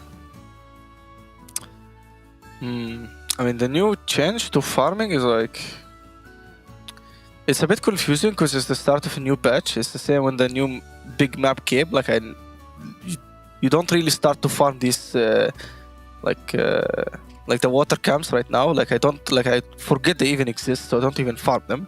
But I do think it's much better for offlane because you have ancient camps there and you can go back. So you have ancient going in and you have ancient going back. So I feel like it should be good, like for offlaners at least. I don't know about safe lane. Okay, and we were actually talking to DeHawk yesterday that you just beat, who talked about a lot of the fact that they check Dota 2 Pro Tracker win rates pretty much every day on the new patch. And we are also wondering on like the flip side of that, how does it go into seeing a hero like Pangolier that has quite a low win rate so far in Dream League and still having it be so highly prioritized? Like what's the reasoning behind that? I mean, at least for us, Pangolier is like I don't know, it's like for honor hero. Like we pick it for honor. It's like we have to win on this hero. It doesn't matter whether it's bad, it's good. Like this hero is like picked for honor every time. And yeah, I'm tortured to play this hero, even though I never want to touch this hero. And yeah, that's my story with Pangolier. I don't think Pango is a good hero, but yeah. Thank you for your insight. Thank you, Amar. It's good to see you, brother. I'm sure we'll see you up here again. You guys tend to do a lot of winning, sliding over the radar this time. Good luck in your future games, my friend. Thank you and goodbye. What is he talking about? He's picking it because it's bad. No, I think the guy behind you is picking it and he's just forced into it. And I will say, I don't know if Evoker goes to the dumper. Did we not see BZM on the super long game yesterday go not yesterday, it was like maybe 2-3 days ago. On Evoker, spellcasting Evoker went absolutely crazy in the best way possible. Is Invoker dead, Gunner? I'll ask you. I'll trust you. In the garbage? In the dumpster? You just had to put way more effort to having like the same impact. Last match you could go, what was it, like you just Dragonlance Mage Slayer and you press Alacrity on yourself and then right click and you'd get 5 kills. And now it's like, oh okay, I actually have to play the hero. You have to press spells on the ground in the right order. Like Meteor, Cold Snap, Deafening Blast, right. the whole thing. Yeah. So it's harder to play, but not bad. Because it's harder to play, it means that you have to put in more effort when you could just pick Tiny or Ember and press 3 buttons. But that's always been Invoker's identity, so I'm fine with that. Yeah. He's cool because of that. I think his ceiling is back to being high, which I like. I think it's more fun when his floor and ceiling are high. Yeah. That's the whole point of the hero. That all the buttons for everybody, for someone to press that actually likes pressing all the buttons. Brian, do you like pressing all the buttons? Actually, I know you said you don't like pressing all the buttons. Yeah, the minute they added Wraith King's 3rd button, that was it for me. But for Acer Predator head-to-head, I have chosen the mids, the king himself, Sumail, putting on a clinic this series. As Jenkins mentioned, kind of a noob, did die one time this game with the 15-1 and 19, as opposed to the 3-7-8. Did have the Monkey King second overall pick to counter that first pick from Lorinov on the Ember, doubled up his net worth, as well as what I'd say his impact in the game and hero damage. Lorinov ended up going for a Midas because he got destroyed so hard in lane by Sumail. Felt like he owned all the team fights, the laning phase. He really showed his reign in this game, as this is the Tormentor right at 15 minutes. And despite starting the fight at half HP, Sumail, we're going to see him really have the impact as he's up on the trees, biding his time. I love the patience coming out from him, waiting for the Dawnbreaker ulti, landing the 3-man Boundless Strike after the tree dance jump. And at the end of the day, this was the fight that I feel like secured the lead for Falcons as time went on. And every time I look, I'm thinking, yep, he's going to have to back off now. He's dropping low. But him and Amar, as well as Skeeter many times in this game, able to stand their ground, always catching the extra kill. Felt like all of Chimera just had to play paranoid after team fights, during team fights, because he's waiting in the trees. When they're trying to farm on the map, this man was everywhere. Yeah, he had a spectacular game. Thank you so much, Brian, for that Acer Predator head-to-head. I think it's also about time for us to show you what the standings are in this group stage. We are past halfway. Everybody will play 7 series total. We're on day 5 of 7. Everybody will play their 5th series today, so that's why we see Chimera and, of course, Falcons as the only 2 teams that have 5 games played. But I think the more important thing that I wanted to show is how unforgiving, Jenkins, this line in the middle is. It's 4. That's a lot of. That's a hard cut. It's Half a the hard. team's out. It's a hard cut. Yeah, it's when you look at a team like Liquid going 0-4, it's kind of like, oh, this is a really good team, but then you realize like this is top 8. This is a second group stage. This is a very unique format. These are exceptional teams, the best teams in the world that have been filtered out from 2 groups. So if you have a bad day, it is just straight up over for you. I imagine we will probably get some tiebreakers because when I look at BetBoom and Team Spirit, they also kind of should be in the top 4, depending on what day you're looking at in terms of their play. Chimera could end up in a tiebreaker scenario as well, depending on how their mental state is going forward. How is well, you are wearing the math teacher outfit. Can you do some math for me? Yeah, I can do some math real quick. Go ahead and throw me some numbers. If you have 5 losses or 5 wins, are you guaranteed in/out? Cheever, I'm going to say yes, while the producer is going to be looking it up and then telling me in my ear while I'm saying this sentence. Yes! Yep, it's all, yep, guaranteed. This is important because our next series is going to be Paravision versus BetBoom. And Gunnar, when looking at the scores of those two, that seems like there could be... It's not a nail in the coffin, because they're still one loss away from that, but that could be very scary for BetBoom. I mean, even 4 losses is... If you get It's to rough. 4 losses, you have to force, I think it's like a 4-way tiebreaker. Yeah, something to like get that. to top 4. Something like it would need to be Liquid, BetBoom, Spirit, and one of Falcons or Tundra all need to be at a 3-4 score. So multiple teams have to win out, and multiple teams have to lose out. So the second you get this 4th loss, it's kind of... Could you not be with 3 teams that have or 2 teams that have the I think it just depends on the matchups. Yeah, the teams that have played. It's so hard to tell still with so many games to play. It's a bad mental state for players. We used to have a name for it. I forget what it was. We called it, but it was like Astini would always get mad at us if we started like trying to calculate the math of like, oh, can we make it out? This and this happens, because it's not really worth it, and it's better as a player to be like, we should just win every game. You just play every game. Yeah. You just play. You win. If you make it through, then you deserve to make it through, and if you don't make it through, you play bad. Yep, that's what was working for Chimera. Yeah. I mean, they're embodying such a philosophy. Yeah, and the moment they thought that they could make it in, it got to their heads and they lose. They got the 4th win. They only need 4 to be like relatively safe. So they might. Oh, how tragic would it be if they go tie 4-3 and then tiebreakers, and then they lose? Ooh, what a devastating Titanic type experience that would be, Cheever. It really would be. What a treat for us. But what it a would at treat. least, I think, it would at least cement the feeling of this ban thing. Yeah. Which is also nice, because then you don't have the what ifs, you know? Absolutely. Absolutely. It's interesting either way. I kind of I want to say I agree with him more, but not like the way he was saying. I think sometimes with teams in situations like this, it's easy to kind of have like a honeymoon phase when you're back together. Because when there's issues and you're in the middle of a tournament that you're kind of having some success in, you forget your issues and they don't matter. But then a lot of the issues arise more between tournaments, during like practice, during online qualifiers. Yep.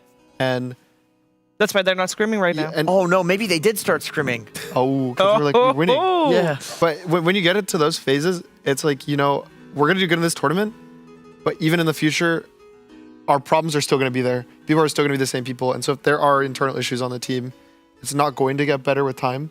And just because they can work together in a specific tournament at one time doesn't mean that they're a good team for the future. True. That is true. We're going to find out how Chimera is going to continue doing, but that won't happen until tomorrow because everybody only gets 1 series per day to play. Our next series, as said, was BetBoom Paravision. But as you also know, we have set start times for that. And we have a little bit of time before the next series. And that is perfect for us because that means we get to enjoy ourselves by doing goofy things in the studio. And yeah, we're going to do exactly that after a break.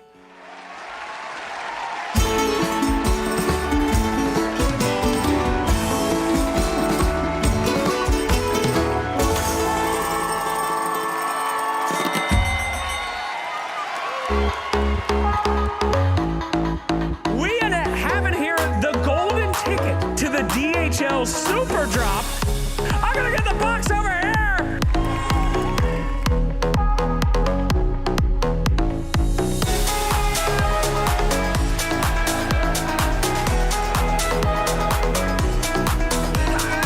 Two-drone Adventure Man! Are you ready? I'm shaking. Good. That's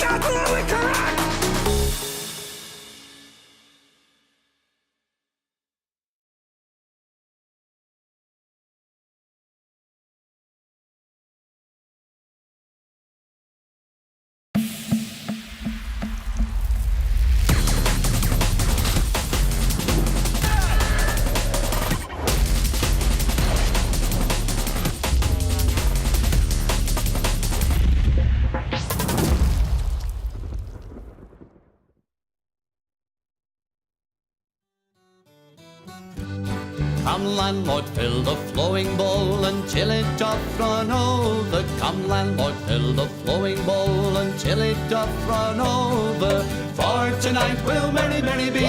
For tonight will merry, merry be. For tonight will merry, merry be. Tomorrow we'll be sober. Here's to the man who drinks strong ale and goes to bed quite mellow. Here's to the man who drinks strong ale and goes to bed quite mellow. He lives as he ought to live. He lives as he ought to live.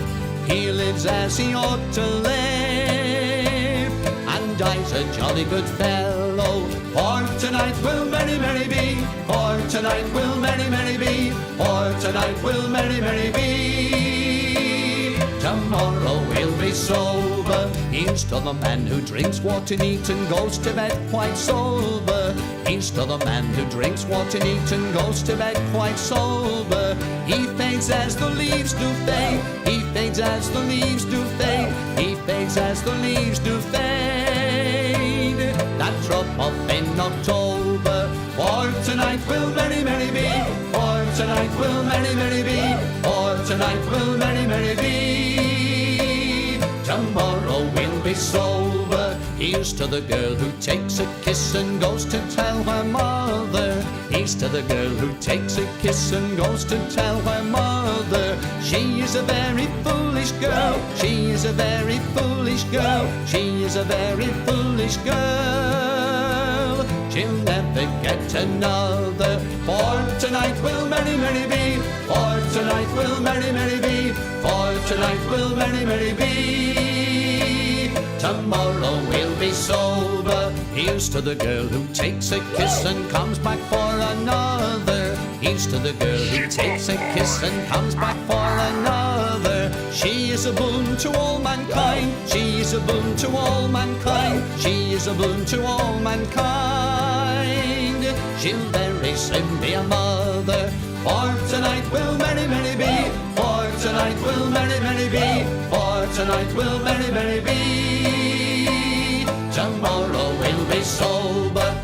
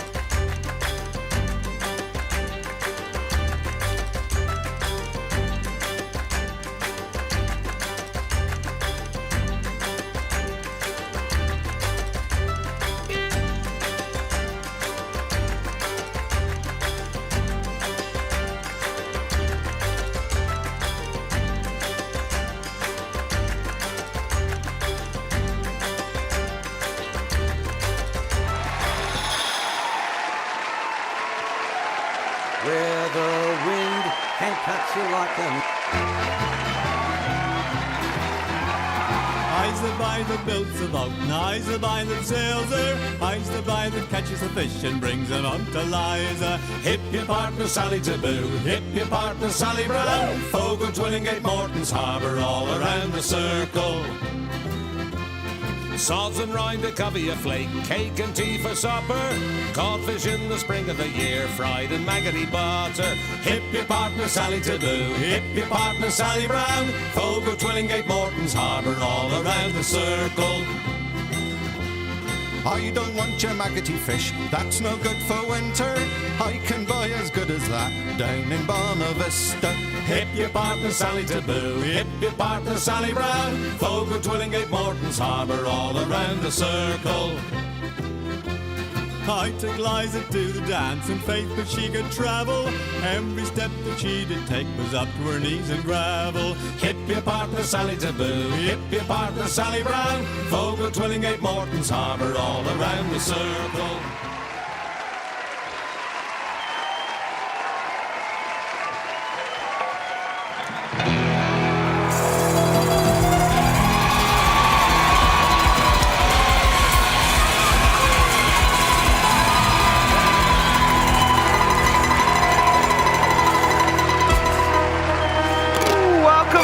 You're watching DreamLeague Season 25, and yes, I'm sorry, this is not another episode of Cannibal Island. I know lots of disappointed fans in the audience out there, but it is another episode of Packet Lost, and Jenkins will be so kind to explain to everyone, and especially Gunnar, what it is. Okay, Gunnar and audience, here's how it's going to go. We're going to go over to the chest. The chest is going to have a prompt in it. It's going to tell you what to do. But guess what? You're going to have to act it out with the band helping you with whatever sound effects that you need.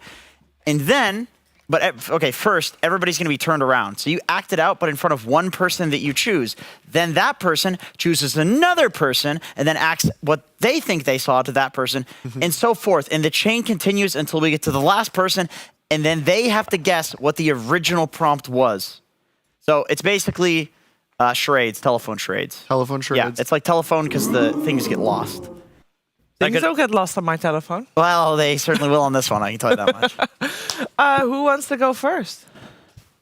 Shall I go first? Yeah, I think you'll be. Oh, yes. Yay. So the rest of us will turn around. Turn around. And she picks someone. And she picks someone. Oh, yes. Okay. Look at the wall. Look at the wall? Okay. Look at the wall. Look at the wall. Wow. Nice logo there. It's a prop. Shiva, you can pick the type of music.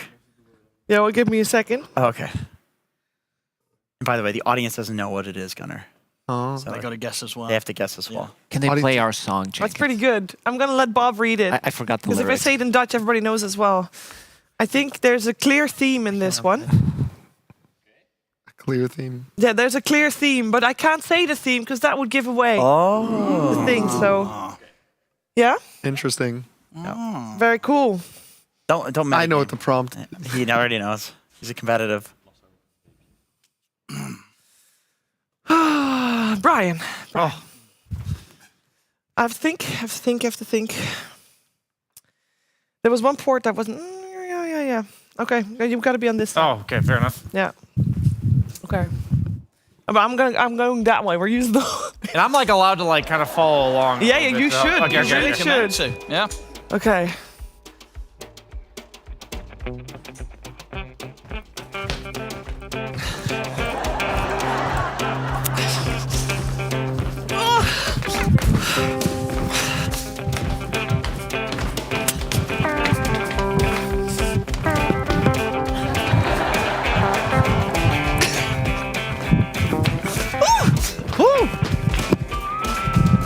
What's going on behind me? You never know.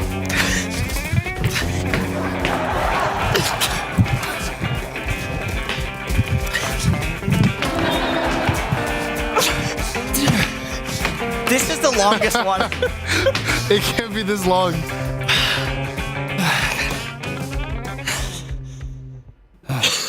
That's it? That's it. Oh my god. I don't like to hurt people panting.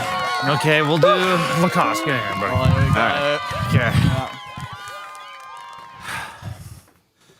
You ready?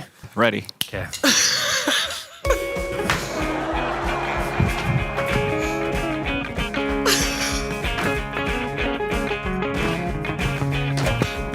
Yeah, we're not gonna have to gym tonight, Gunner. Do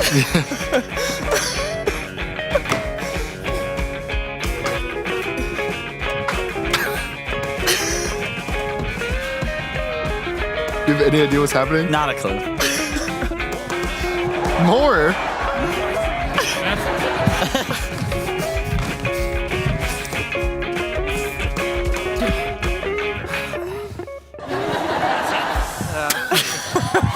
I'm sure I did that perfectly. I think you did. That was pretty good. Thank you. All right, Gun Daddy, let's go. No. We should So we do it together? Yeah. You do it And together. you had to do it twice. Follow along, Gunner. Fun times.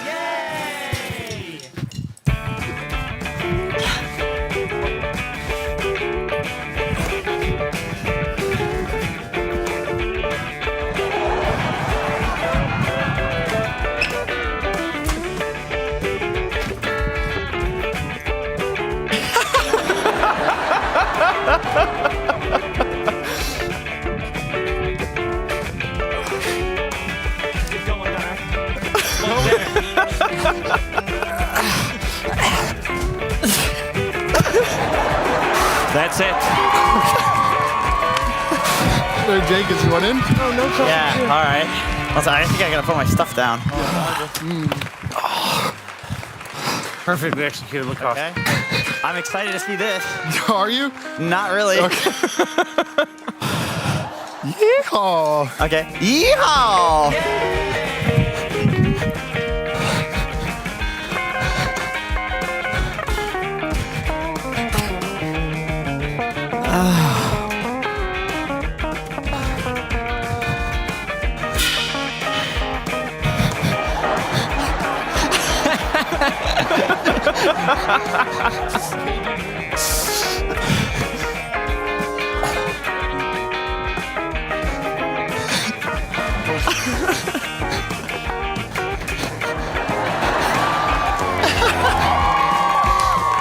Okay, on.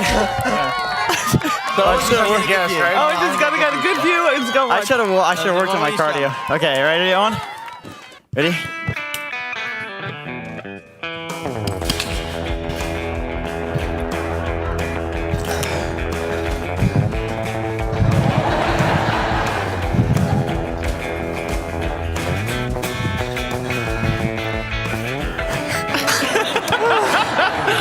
You should do more cardio.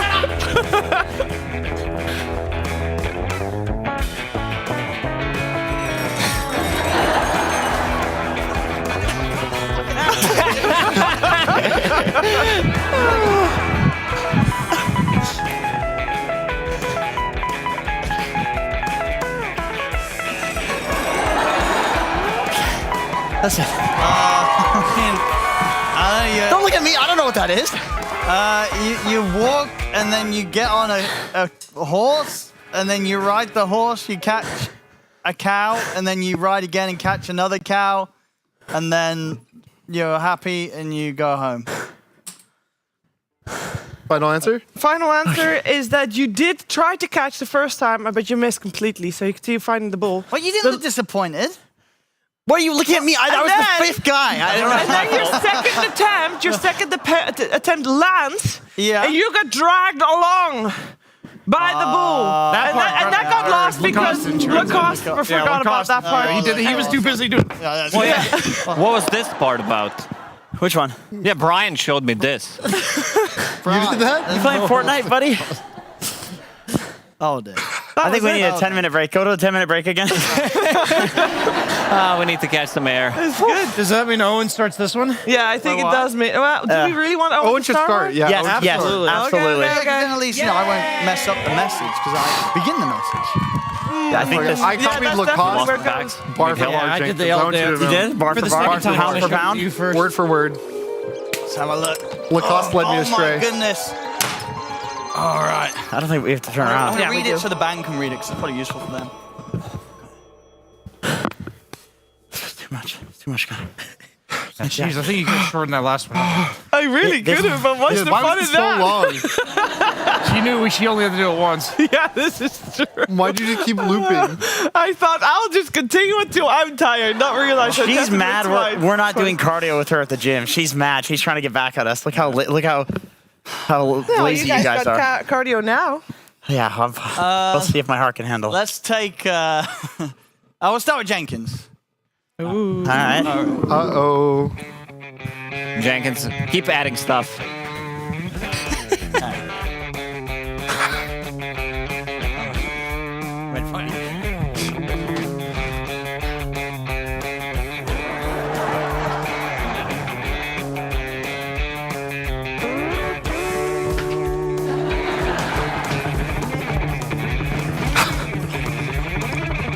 Hey, you thought mine one sounded intense?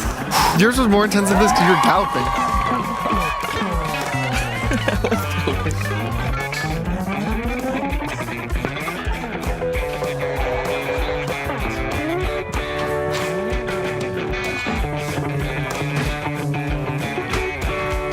Are you still thinking mine was more intense? Maybe not. Maybe not. Oh my gosh. Oh, it's Cannibal Island all over again. Yeah. I'm scared of this. Yeah, this sounds terrifying. Okay, I'm gonna put my vest back on. Can I be a guesser, guys? I want to guess. I just realized I thought it was Jenkins making it, but that was Owen, right? Yeah. Yeah, that was Owen making it. Oh God. So I need somebody that can take a piece of clothes off. Excuse me. I can do that. You can? I can, yeah. Okay, Brian. Okay. I think I'm the guesser. Fuck, I had to remember this. Over here. Okay. Look, you sounded easy enough. Okay, start over. Start over? Yeah. Please.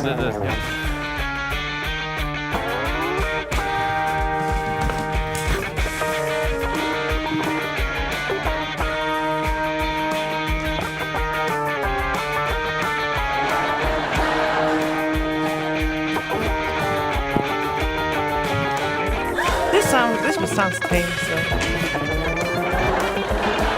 This one sounds more difficult. Yeah. At least mine was galloping the whole time. You know, that's it.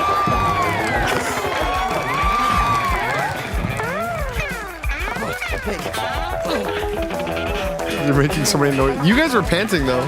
That's true. Cardio. I think Jenkins is panting now too.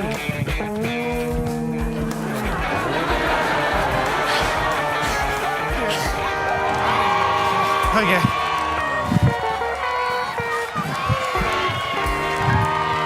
Can you get my headset, Brian? Which one is it? You got it on your ear. Do I? Yeah. Oh, I got it. Okay. Whew. I'll be honest, I have no idea how I'm gonna remember any of this. I think I have an idea now, actually, after doing it. Okay.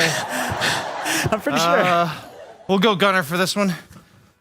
Oh, okay. I have a vest? Yeah, take You're not so happy about that. Why are we doing cardio-themed ones today? Yay! Owen and Cheever? Yay! They decided this. So I'll go off here. Hello. Hey. I'd be worried. I don't even remember. I feel like I'm gonna butcher this. It's fine. Okay. You good? No. Okay.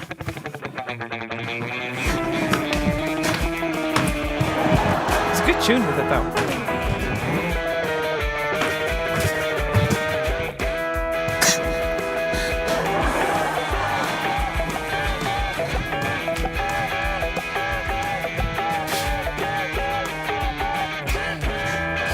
Go ahead. This doesn't even like the first one was so much running. This one, It's a lot they're of running doing. out of breath. Yeah. And apparently undressing.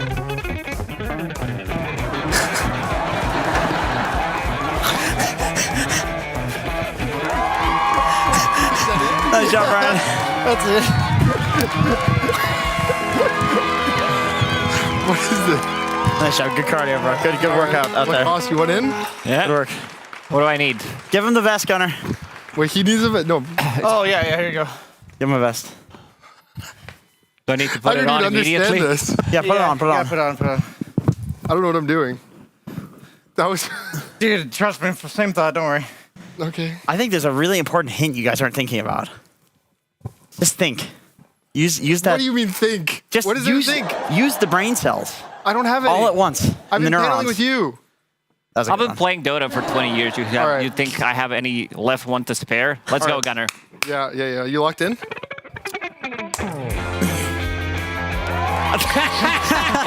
This is Jenkins. You added this one.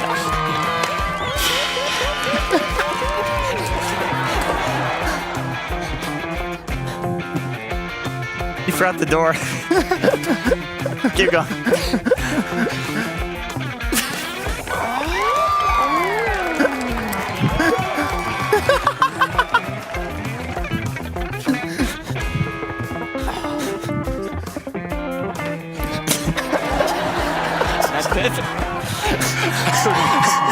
Is it time? Shira, I think we lost like half of it. Oh no, this was also a lot shorter than the previous. All right, Lacoste, I'm ready. You need the sweater, Lacoste. A man walks. Here, Lacoste. Wait, here. Wait. Oh yeah, again. You left Brian's sweaters on the floor. Totally. A man walks. He thinks someone else is a loser. Continues walking. Continues walking. Sees something on the floor. A door. I opened the door. You open the door. Yeah. There's the door. You run inside. And I guess I do this one more time. You do what? And I take off my clothes.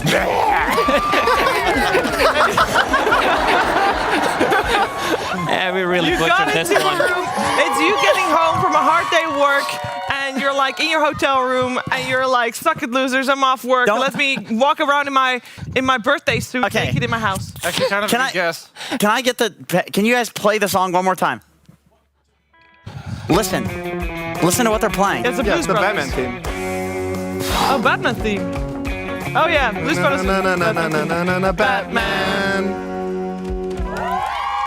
Okay, so you're rocking around being Batman, and then you're home, and you're no longer Batman. I don't think. I don't. You. Oh, well, you gotta do it again. Well, you want me to do? Yeah. You have to do it, Owen. Completely ruined. Okay. I believe it. I'm blessing your vision. These guys completely. I believe it. All right, Batman is included. All right. It was not obvious. Mine was obvious. Batman is included. No, it wasn't. Watch this. Viewers at home Alright, can alright, decide who fucked it up. A door. You get Have into we never your, opened that door? You close the door. You go outside. You see something on the floor. Wow! You run away from it. You go back inside. You undress. You get your your Batman suit. You put on your suit. You saw some injustice. Okay, You put on your cape. Oh, and I you forgot run about out, that part. And you're closing the door behind you. And your cape gets stuck in the door. And you die. And you choke yourself to dust. That's not how I Batman forgot started. about the cape. I forgot about the cape, Yeah, guys. the cape wasn't important. My bad. I didn't get a cape. My bad. That's funny. And you also had I don't know what loser these guys dance. did. I also don't know. Yeah. Like I don't know how it just ended with walking outside and walking back inside. Yeah, you guys changed it into walking outside, see somebody dying, mock them, run back, change into your superhero costume, go out, mock them again. It's pretty reasonable. Okay, so me and Owen have already been on once before, so someone else should go first. Here, I'll start. My mic's pretty messed up, but I'll start it. Oh, we're still there. Okay, as long as Let's just poke You him out can, there. you just. Fix it. Yeah. Let's help him out. Oh no! Look! Yeah, It's there just we- twisted. Oh. It's just twisted. This is supposed there to you be go. like. We have the this. resources. Wait a second. Fix. There you go. Thank you. I Losers dance is what not kills talk me. about that. Yeah. You like that? That's for you. Owen added the walk actually, so I had to add the loser dance. Why is the No, the I walk didn't. like? That's Owen's from a very, very long time ago. No, I did not do a walk, did I? No, well, yes, you did. Yeah. Fucking did, dude. And Just also, walk, I'll show it you was guys. a walk in like the first episode of Packet Loss. Owen did the walk, and then it stuck. He performed the walk. He performed the walk, and was the walk legendary. has been performed It ever was since, legendary. all around the globe. Golden legendary. Is the whole stage eligible, or do I have to be up here? That's I think the whole stage is fine. As long as the camera's got you, Brian, you're good. Yes. Okay. Yeah. Wow. Don't know Hearthstone. We'll start with. Don't pick me. Sheever didn't get that last time. We'll go Oh, Sheeves. wonderful. Oh, joy. Don't get me back on the joy. car. yo. Joy Where are we is day. going, Brian? Guys, don't look. Okay. Shield your eyes. Wait. Do I also have to? Yeah, you can practice with him. Dad? Is that you? Have you come home?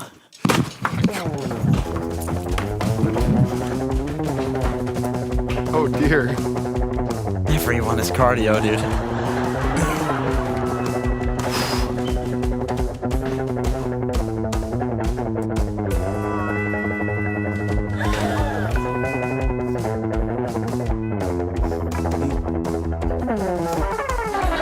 Is that it?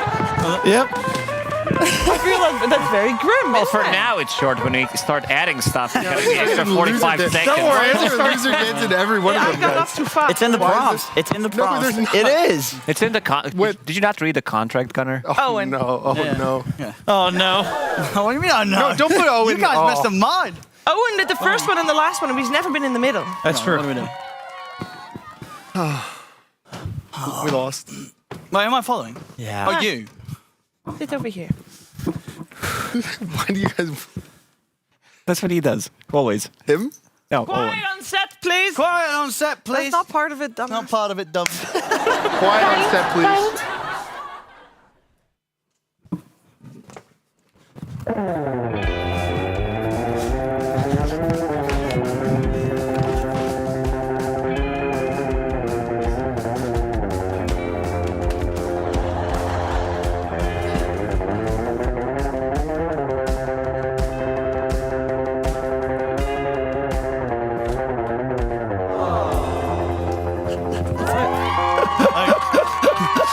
Okay, let's do Jenkins again. That was pretty okay. It was pretty good. We're up here. Right, okay. And let's go. Can I do this? No.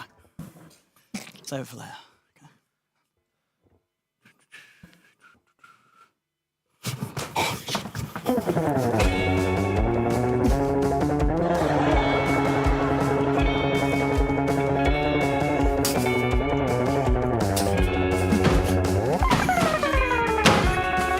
Don't break the set. Guys.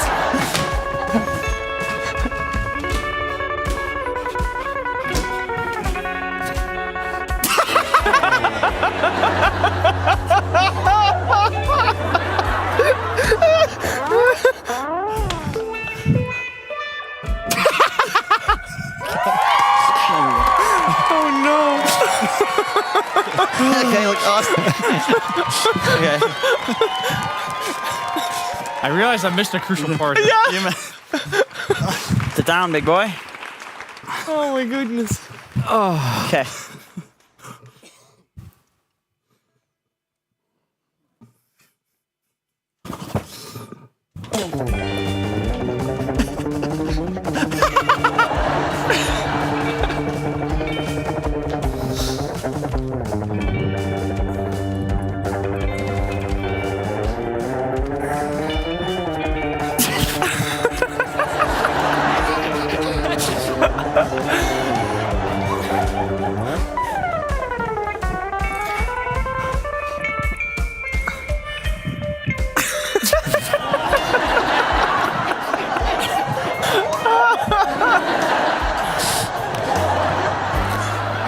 What am I hearing, guys?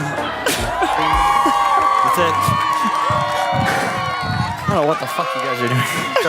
I don't think you want to know. Come here, Gun Daddy. That's the last one, right? I'm guessing. Oh, yeah, you can be wherever you want. Is it a solo performance? But you can't be in the way. It is a solo performance. Yeah, you have to Solo move. performance. You have to so stand up so you see everything, I'd say. Okay.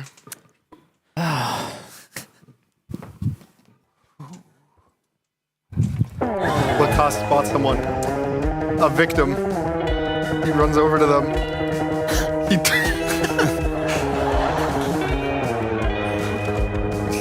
He's grabbing something. Wait. He's a lifeguard. He's performing CPR on someone who's drowning on the beach. And then Is he a lifeguard? I wasn't the first one. Don't look at me. You got the first half, yeah. You got the first half. Here, I want to act out the last half and okay. see if I can get him to guess it. So, You guys did a good job of portraying the it's lifeguard. like he's a lifeguard, right? Yeah. You got that part. I didn't think that was mouth to mouth. I realized I got lost in translation to Sheever, and I think it was my fault. So. Oh, I'm Okay. sorry. Oh, Brian. Oh, here we go. All right, so he pulls the guy out of the water. They're drowning. Tries to do CPR. He doesn't hear the breathing. It's not working. Oh, and he lets him die. Oh, you save him. Oh, you do? Dude, you literally let him die. I thought we're doing Cannibal Island. Okay, we'll do it again. You let him die. It looked like you were You just starting did to that. performing CPR. And then you're like, well, I guess it can't be saved. And then he was dead. You didn't do that part. You didn't do that part. He's not dead. I gave him a help up. I literally said that was very grim. You Yeah, I didn't give him a help realized up. because I did like the. Yes, exactly. That was like key. that. Like if I go Well, like this, I don't actually know how to say this better. I really thought like, well, I guess he's dead. He's dead. So that's you saying like, I guess he lived. No, that's a. Oh, you were kidding. You weren't actually drowning. I didn't know how to. Oh, they were pretending. Yeah, they were pretend drowning. I didn't know how to show that. Oh. That's not an appropriate joke to make. Sorry, guys. That was really grim. I thought he That was died. my idea. I thought he died as well. Yeah. I thought we had a dead man on deck. I thought. Well, you guys are too used to Cannibal Island. Yeah, that is true. Yeah, when he started going the. Yeah. All right. I believe we have at least one more. One more. I didn't see any more in the box. Is there another? There's always only one in the box. Oh, there's Brian. always one. Okay, somebody else can go. Oh no, isn't that me? Yeah, I actually need to keep the sweater off. Yeah, I took. This cardio is. It's intense. You got this. You got this, man. Gunner. Gunner. Okay. This is what's good. All right, we gotta go hide, guys. Oh yeah. Yeah. Okay.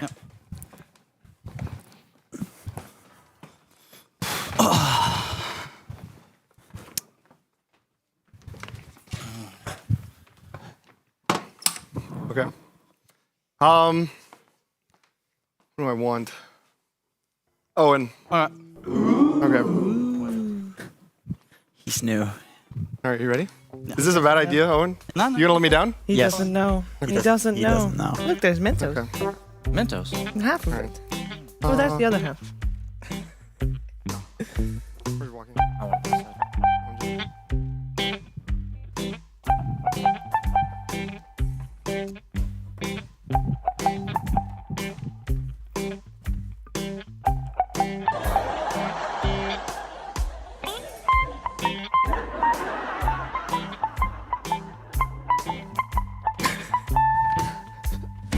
This is such a quiet one compared to the others. That's what she said.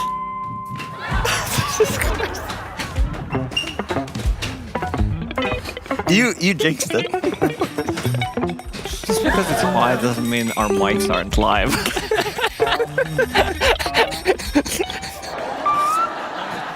You got it? Yeah, easy.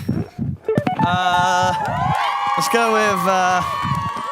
We'll go with Sheep. Ooh.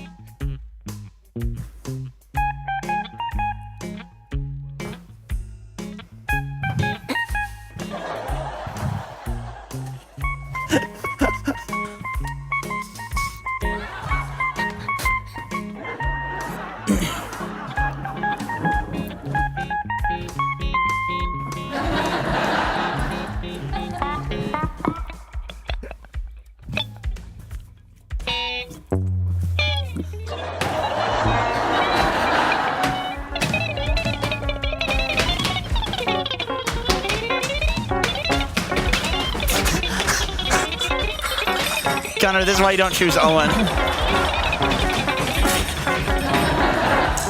Wow, suddenly we have some new sounds, and it lasts for 45 seconds longer, huh? Owen did a fantastic job. I think he did a fantastic job.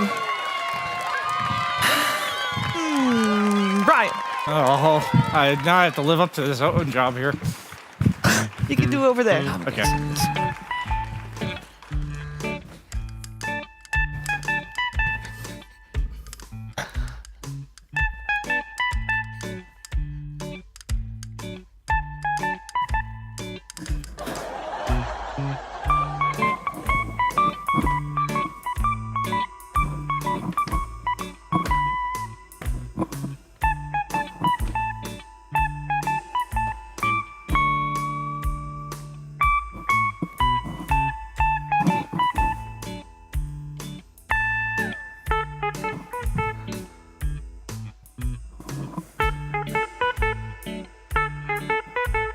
Dead Owen, huh?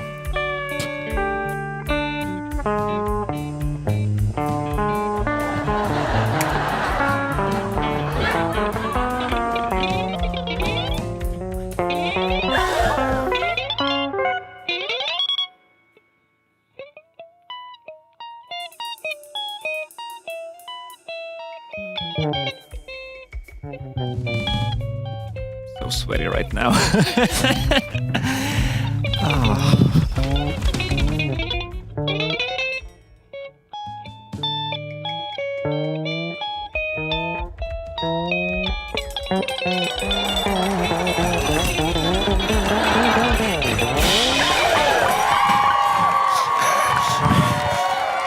Okay. Jesus Christ, I think I want to guess this one. Okay, Jenkins, you're up. Wait, has either of you guessed already? No. Okay, then the Jenkins is up. I want to make sure I didn't miss anybody. I'm also chosen. Yeah, you're.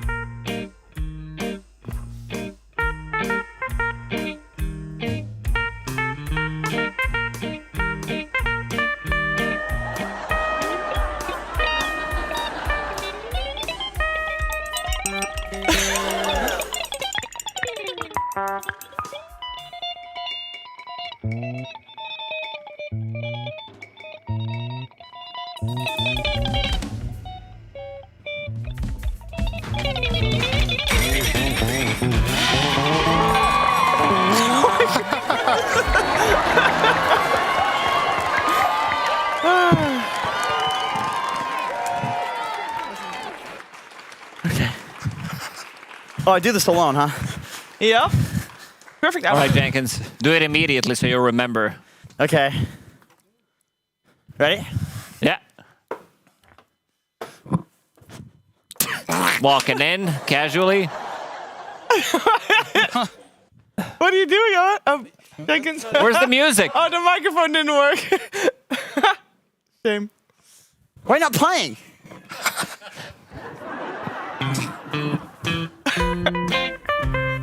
You're grabbing yourself some food on the plate. You're a server at the restaurant, bringing in the food, doing the loser dance, losing a couple of Fortnite games.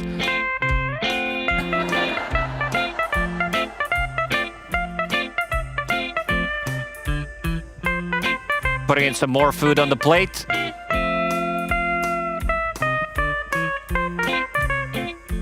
You're at all-you-can-eat restaurant. I don't think you're gonna be able to eat all of that, Jenkins. It's heavy.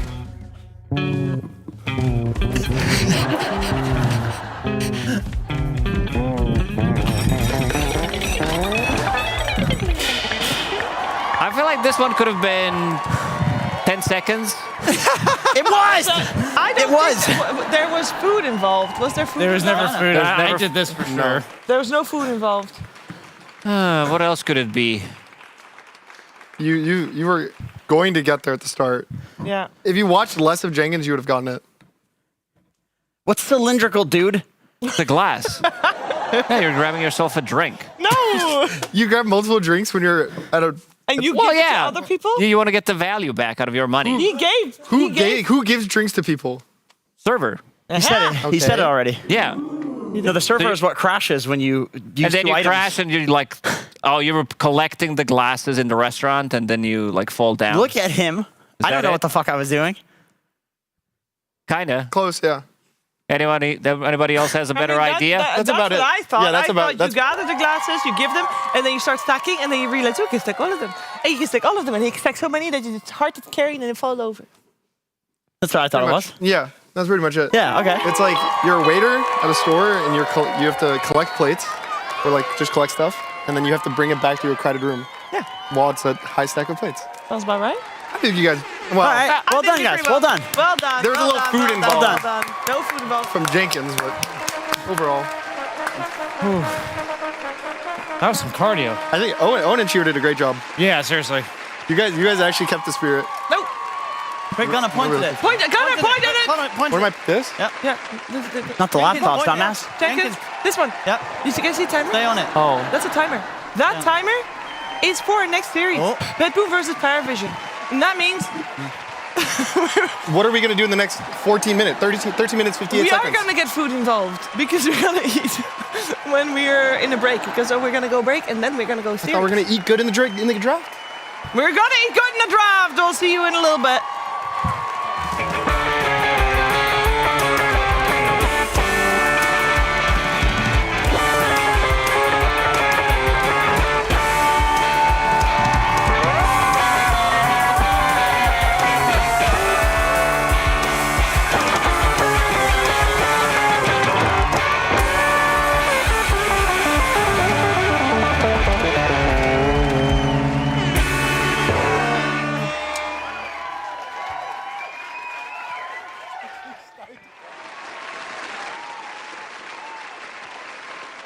Waking up, playing some Dota, it's just been part of my life for 20 years, and I don't think that's going to change anytime soon. Where we are in the history of this game and where it's come from and how much has been accomplished, I think compared to basically any other esport, it's the best. So I'm grateful for Dota 2 as a game because Dota as a culture supersedes where we come from. You are a Dota player first, and I love that.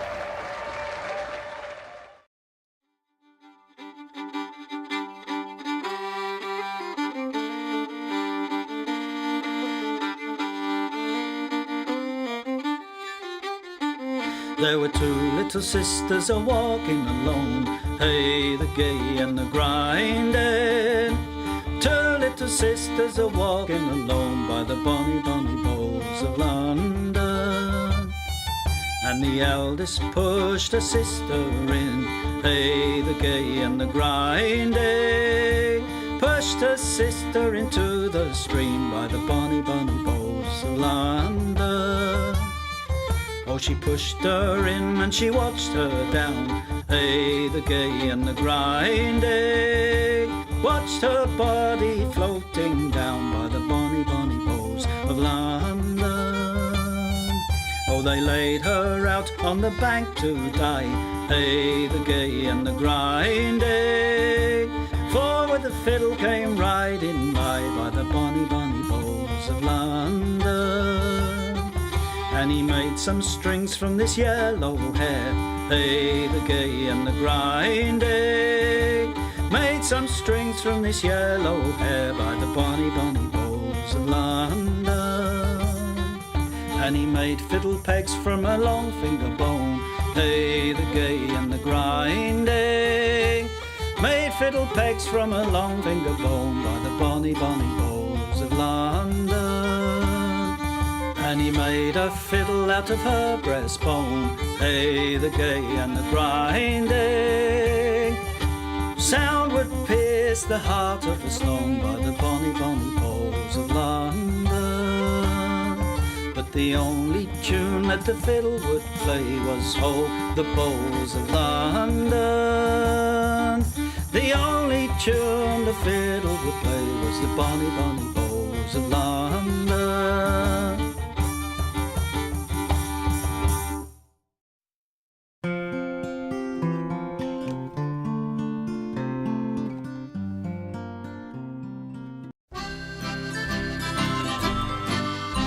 me grandmother, she at the age of 83 took sick into her bed and then her died.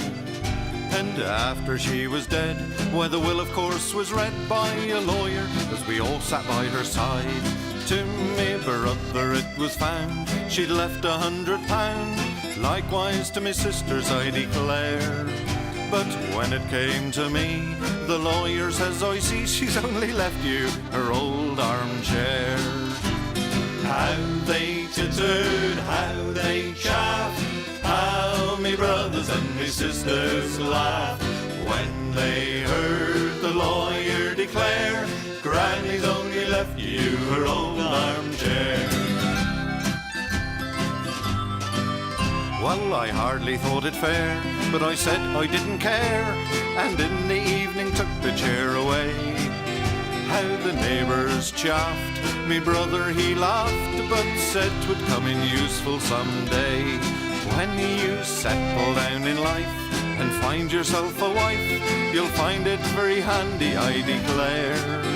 On a cold and frosty night, when the fire burns bright, you can sit her in your old armchair. How they tittered, how they chaffed, how me brothers and me sisters laughed when they heard the lawyer declare, Granny's only left you her old armchair. Well, what me brother said was true, for in a year or two I settled down in married life. First the lass I court, and then the ring I bought, and so I took her to the church to be me wife. Now me wife and me are as happy as can be, and in the evening when me work is done, I never like to roam, prefer to stay at home, sitting in me old armchair. How they tittered, how they chaffed, how me brothers and me sisters laughed when they heard the lawyer declare, Granny's only left you her old armchair. One night the chair fell down, when I picked it up I found the seat had fallen out upon the floor. And there to my surprise, right before me eyes, lay a lot of notes, £1,000 or more. When me brother heard of this, the fellow I confess he went nearly mad with rage and tore his hair. But I only looked at him and said unto him, Jim, don't you wish you had her old armchair? How they tittered, how they chaffed, how me brothers and me sisters laughed when they heard the lawyer declare, Granny's only left you her old armchair.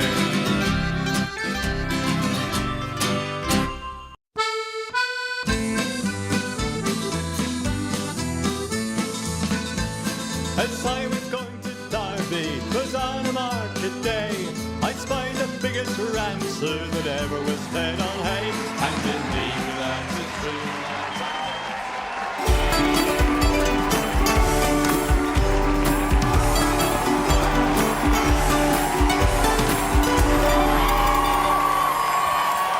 Hey, welcome back. You're still watching DreamLeague Season 25, and we're here for our second series of the day. And that means we get to watch BetBoom versus the undefeated Paravision, the only team left in DreamLeague that is undefeated in group stage number 2.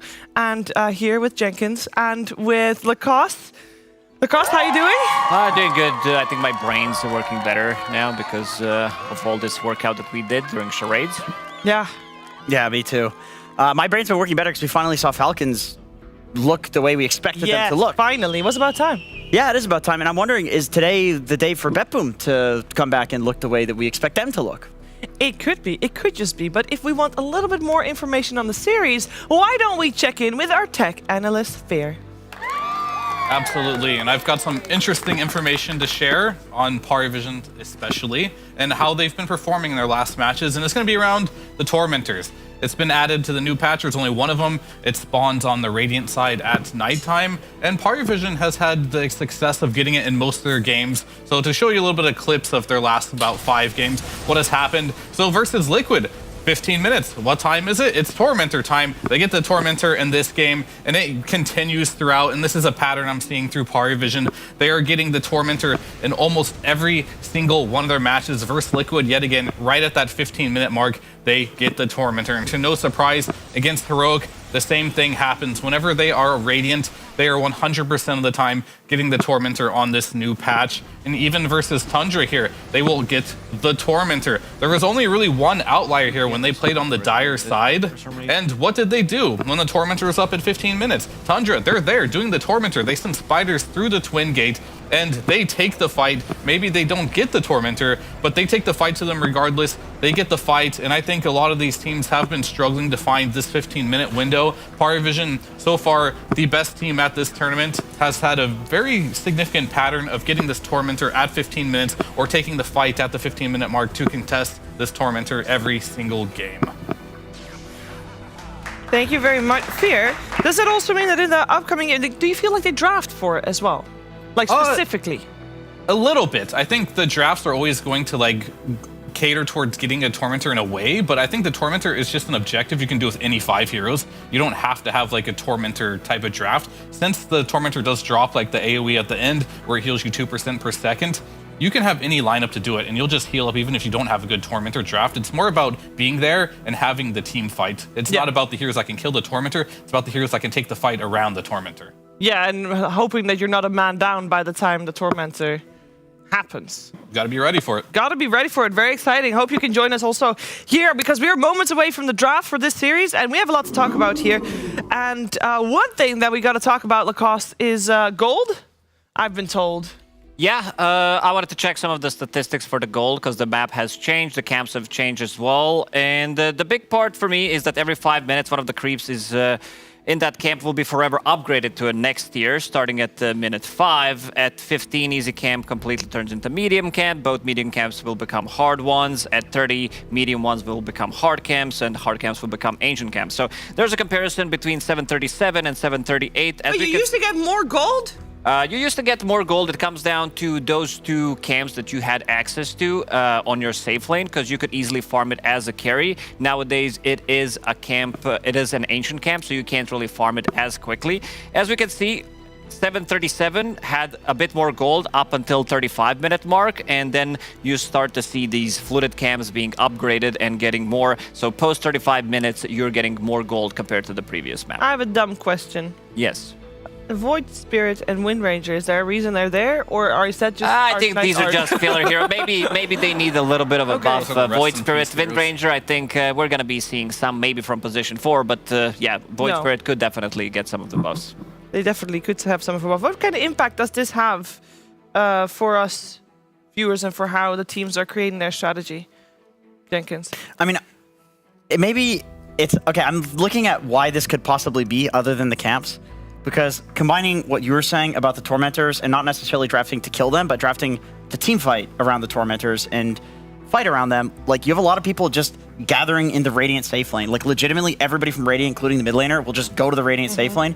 Everybody from Dire was probably already there because that's where you would play after the off laner would, you know, take the tower or pressure that lane. So because heroes are just 5v5 sitting there against each other, maybe that's also driving the average GPM down because people aren't hitting camps. No. They're waiting for the Tormentor to spawn and then fighting it. Yeah, there's one very important thing that we have to talk about. It's a little bit of the elephant in the room, as you say. There's one team that's looked pretty rough here. Parivision, obviously, they flying colors. They only dropped 1 game, and that was the Tundra. And you know, we'll allow that, because Tundra is scary. The rest is all 2-0s. On the other side, you got Betboom, and they have looked so rough, Fear. What's wrong with them? What's going wrong with them? Because they used to be, like, we always talked about them that they're, you know, they're doing well, and they have been doing well up until now. Yeah, I mean, I think for this team in particular, they're still finding their identity. Maybe their experimentations or their read on the patch hasn't been the best. They've been picking heroes like Ricky as a carry, which I don't think worked out very well for them. And I've seen sniper carries from this team. I feel like Pure just isn't in his element in this patch right now. Typically, whenever I do see BetBoom play, it's like, wow, Pure is so good. He's carrying the game. He's throwing his team on his shoulders. Not really seeing it in this particular patch, which can be very normal. You can't be the best at finding everything right away, but I think this is a team that will come back eventually. They'll have other people do the research for them. They'll piggyback on that, and they will come back very strong. Yeah, I think that's a really good point because Pure, we've been on a really long patch for a really long time, and he was the one who kind of got bored of patch, and then he started to play new heroes, bring in new ideas because the map got figured out. Everything was kind of set for a really long period of time, and then he was like, well, maybe if we replace this hero with another hero, so I'm gonna start playing, you know, some Beastmasters, some Bloodseekers, etc. It's gonna work out for us. I think they need slightly more time to adapt to the new patch, and what Fear said, you know, bring in some ideas from other teams, and then try to bring your ideas, because nobody really knows exactly what they're doing and if they're doing it correctly, so it's going to take us a little bit more time to figure everything out. Yeah, we were just teased with the draft and then it got removed. That was trippy there. But it did make me want to talk about the draft because we have seen quite a different variety in terms of openings. And when we're talking about Paravision, I feel we have to talk about Satanic and we have to talk about Broodmother. Are they still the only team that has played it? I feel like they have. But they've also... From the carry role? Yeah. Oh, from carry role, maybe. Yeah, maybe. 33 played it 32 plays in the off lane, Yeah. but that's 33 things. But they open with it, right? Yes, but they can also flex it too. So though they're also the only team playing Naga as well right now on Satanic. I think Satanic has his list of heroes he wants to play, and they're doing a good job implementing them. So Yeah. I do like that as well. What is the best right now? It's hard to say. They played Naga Disruptor the other night, and this is like an old classic, right? It's not even a good Naga game. He's playing versus like Sand King and stuff in lane, Techie's lane. It should be hard. Game isn't going very well, but they're relying on old combos with the Agnum Scepter, with the Naga Sleep to win these early team fights and late game team fights. So they just have a really good read on how to play the map at every stage of the game right now. Yeah, we saw Naga earlier today as well, and I think it did really well while it was in the hands of Skeeter. That game, he was playing the Naga, right? Yeah, I think I know honestly, it's long ago, but you know. I think the Naga is honestly pretty good. Like, it seems like people kind of over... Jesus Christ.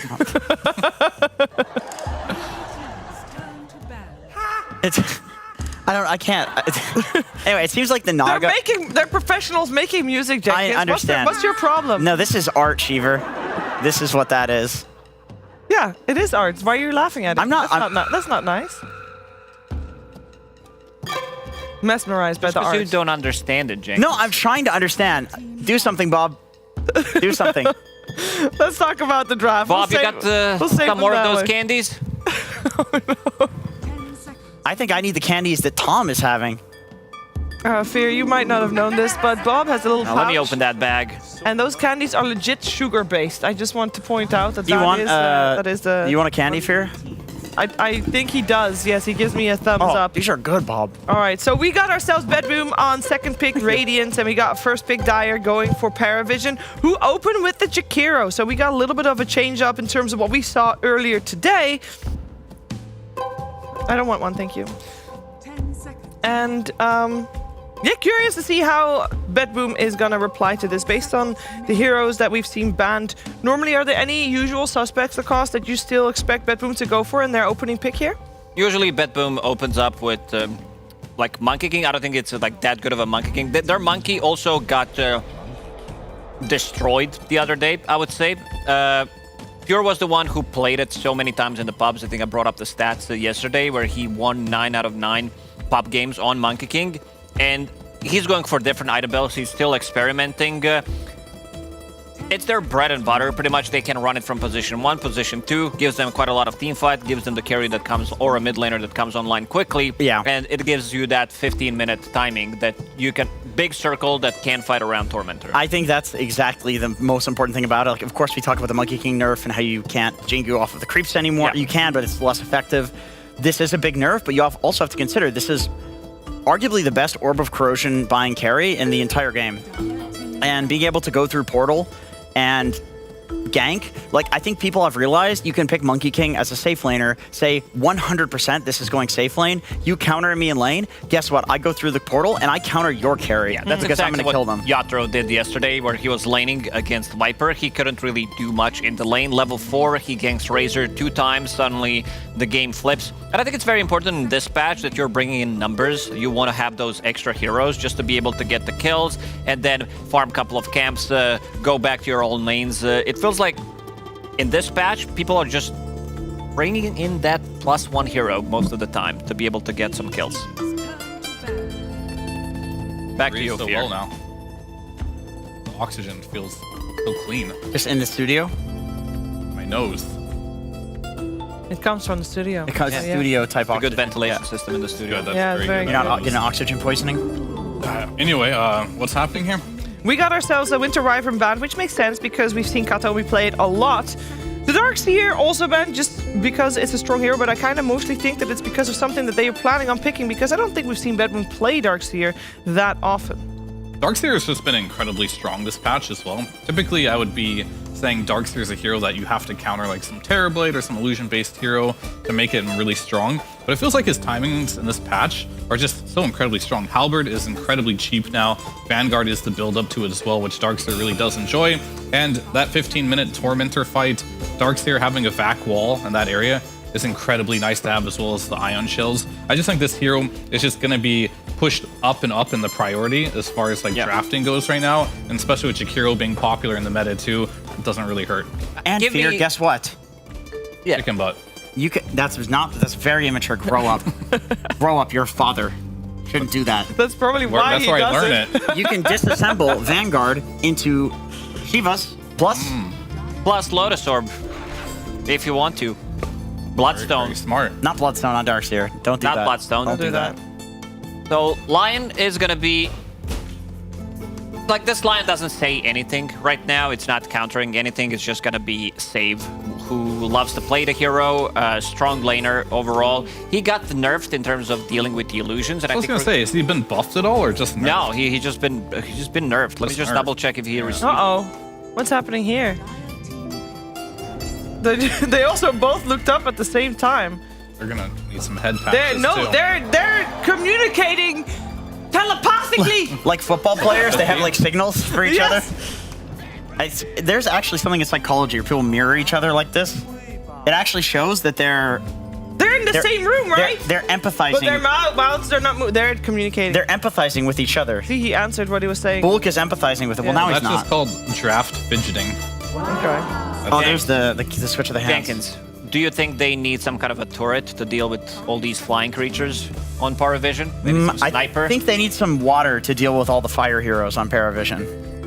That's a good idea. We tried to do that in Dota for like 2 weeks. And then we I think removed it's it less than 2 completely. weeks. Yeah, we tried to become Pokemon, but didn't work out for us. I really thought we put a picture-in-picture of Bulk, but he's actually just sitting there. It does look like a picture-in-picture. Right? Yeah, it's a whiteboard. Yeah, it is Okay, a whiteboard. it looks perfect. Okay, I have a question. What is Ducalis doing right now? Can we get a picture of Ducalis? He's... Is he doing the chain thing? Yeah. He's not? No. I guess that's only That's for the one thing I noticed as well, Fear, that he loves to do it. Fidgeting he loves during the draft. All right. Helps him focus. Oh, he's going for it? No. No. He's locked in. He's locked in, and he needs to be. Ooh, maybe he doesn't have to be against a silencer. What on earth? Why are we seeing a silencer? I mean, we've only seen it picked so far twice. Yeah, well, it has some good merits this game. Does Jenkins, you want to take it? You sound like you want to take it. Yeah. This hero's garbage. It's good against the Bat Rider, though. You blink initiate, you can global silence the Bat initiation. It's hard committal. Phoenix, they changed silencer to work like just old silencer because nobody liked the new one. So he's now a counter to Phoenix again, where you put the last word on Phoenix. He dives, he comes right back. Is this hero really that? Like, Tundra did win and did lose the second game when they played yesterday. Arcane Curse is good against Batrider, of course. Global Silence, as you said, but is... Okay, so they're gonna go for global presence. And With hard Monkey counter King, initiation. So, when I see two things here. One is Dawnbreaker. This is a hero I really like to see on tanky frontlining carries, ideally. Because, like, typically when you're playing like a Huskar or some Gyro, someone that has like the satanic turnaround type of timing, this hero would normally just get you over that ledge where you can finally turn the fight with that little bit of extra heal and backup. I'm kind of looking at this game, and Monkey King might be able to be that hero, but I feel like versus Bat, Jakiro, and Phoenix, you're not really that hero in a game like this. He's still gonna die and be pretty squishy in that regard. So there's a lot of global presence here, but I still want to see Pure pick up a hero that's like that frontlining carry, like Alchemist type of hero that can just go on the front lines and just kind of be backed up by his team, and that would mean Monkey would have to be a mid laner, which may or may not be good depending on what they're doing here. And I did just notice as well they have Jakiro, Phoenix, and Bat, which means one of them is going to be a core. Yeah, most likely going to be Jakiro, because this is something that DM does play. Usually it's paired up with some... You don't think it's Phoenix offline? What did I say? You said Jakiro. Oh, I meant Phoenix. Yeah, Someone has said that people were trying out Jakiro. It was Ducalis. It was Ducalis. Yeah. He was Maybe. talking about Jakiro carry, so it's probably not going to happen, but it should be, you know, in the back of our minds somewhere. Living. Yeah, it's going to be like something... I'm not sure who was talking about in an interview about lane setup. I think it was the Hawk who said that it doesn't matter what you're picking, whether that's melee plus range or if it's two range, two universal heroes playing in the lane together. It's more about the team composition rather than the lane setup, and it's going to be quite a lot of harassment, a lot of overtime damage. This Naga Siren pick also gives them way to disengage. You're going to be playing into double silence from Silencer with the facet, but still you build into Manta style, so the second silence doesn't last as long, and you can still use your song to disengage. So I think this is a really good pickup. It's not going to be as good in the lane against Dawnbreaker, because Dawnbreaker really loves to play into Naga Siren. But so far Satanic has not really cared about his lane matchup too much with this hero. Yeah. It's been more about the combo, and the combo is not as strong as the last time he picked it into a game that wasn't necessarily easy for a Naga. Because, like, sure, you can sleep for the egg timing if you want. Macropire, Ice Pat, they still have some. Yeah, they still got some, but it's not on the level of, like, Disruptor Axe, for example, right? With Darkseer. That's what they were working with before. So I'm just wondering from Party Vision, like, what exactly are they seeing in this Naga? Outside, there's two things for a good Naga game, right? It's either you have this insane combo that can't be beat with a sleep, or Naga just, the illusions can't be killed. Those are like the two things here. And right now it's a little bit of mixture of both, but it's not gonna be the easiest Naga game. No. At BetBoom they have last pick, so Earthshaker could also come in very handy against them, because Earthshaker is very good at resetting once he gets Aghanim Scepter, because you can just jump out of the most situations. There's a lot of slow on their side, a lot of overtime damage, and you don't care about it. Also, you're going to be playing into Naga with those extra illusions, so it could be a really good pickup for BetBoom. I think I know BetBoom's pick, and you know? I think I know they're going to lose. Blind? Uh-oh. It's blindly, no? It's Pudge. Pure just feels like playing it. It is good versus Naga. He sees the Naga. Yeah, he does. Oh, he does no, see it. don't Right there. do it. Don't do it. It's right in front of him. It's good against the damage over time from the other heroes, too. Oh, no. Is it that bad? It's a bad hero. It's just bad? It's bad. Oh. But if he feels really comfortable on it. Really comfortable. We'll see. I mean, he experienced it with an IO and he still lost, right? Yeah, I'm just questioning, like, do you want to lane Monkey into Phoenix? You know that DM is going to kick your ass in lane. That this is, like, in my opinion, one of the best things that Paravision has had going for them for a long time is that they can slot the Phoenix into their drafts and counter some of these, like, lane owners like Monkey King. Well, let's see. We're looking at Paravision's hero first. They're looking for one more ban after their Ember ban. Yeah, they're going to just ban another hero that protects the Naga in a way. Yeah, they go for a Well, that one just protects the Quap pick. And that's the hero that's... Now Monkey can't go anywhere. Oh, jeez. I mean, that's the problem with Monkey King right now. This happens every game. Like, you're just a terrible Monkey game. And if it's a terrible Monkey game, since they changed the stride this is like facet, it's hard to play the game from mid. It's hard to play it from carry. This Monkey King does seem like a bait, but I still want them to probably just sack it, but they're not. They're going to throw the Lina mid. Thank God. This is a hero that... I really like this hero against pretty much everything here. It hits the egg really well. The innate ability on Lina, where you do a certain amount of damage over time, will do AoE damage. Is great for Snaga. Yeah. Other than that, good lane versus Quap too. So GPK has to carry this game, and hopefully Pure doesn't become a non-factor because it's a rough monkey game. I really like Lina versus Quap too. I mean, they both function in the same way, where you just go in and burst somebody full to 0, and you just like absolutely commit to it. If you blink in on Quap and commit everything to Alina, she kills you before you kill her. A lot of the time they both die, but the Quap dies first, just because of the damage that Lina does. Plus, you also have a global presence from Global Silence, and also Miero is going to be playing Dawnbreaker. I'm kind of digging this Bet Boom strat. I think they cooked pretty hard with it. Yeah, Fear agrees. Agrees. All right, can we get a zoom in on Gunnar, please? Hi, guys. Sorry, it's me. Hey, Gorg, welcome to the broadcast. How you doing? Nice to be back. Good to be back indeed. Good to have you back as well, and a new role caster. Yeah, I'm standing in today. You looking forward to it? Have you casted before? Obviously, This is you my cast all first, your like- time on your stream, but First official. First official Casting. cast. Congratulations. Well, Yeah. I'll see if I congratulate you after Yes. the cast. We'll see. George, what do you think of the patch so far? I think it's exciting, especially that there's a tournament. We get to see new things every day. I love that. We do. How are you feeling about your new co-caster, Owen? No, I think he'll do all right. You know, I think he's played quite a bit with the games. He's watched quite a few Dota 2 games. Just a couple. Just a few on his stream, I hear, so I think he'll be fine. I think it will be fun. It will be extra fun because it will also be BetBoom and Paravision going up against each other, and I'm sure you will enjoy this one. So let's head to game number 1 without further ado via the PogJam Pandas.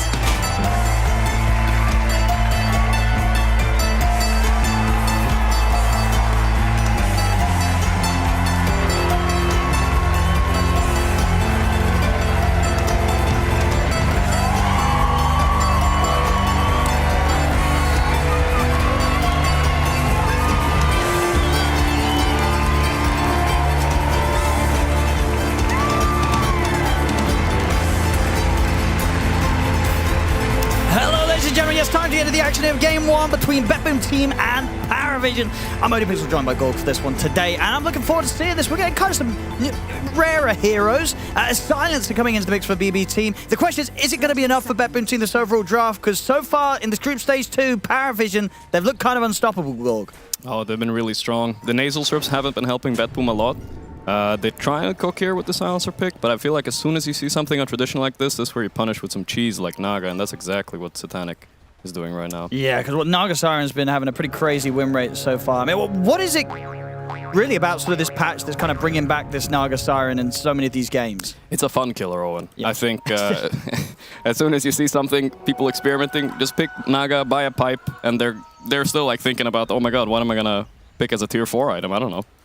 I mean, because what do you sort of make of the last picks coming through? Do you like that the Lina's coming for GPK? Because I feel this has been a mid-hero that has kind of fallen off a little bit in terms of the games we've had in the last few days of this group stage too.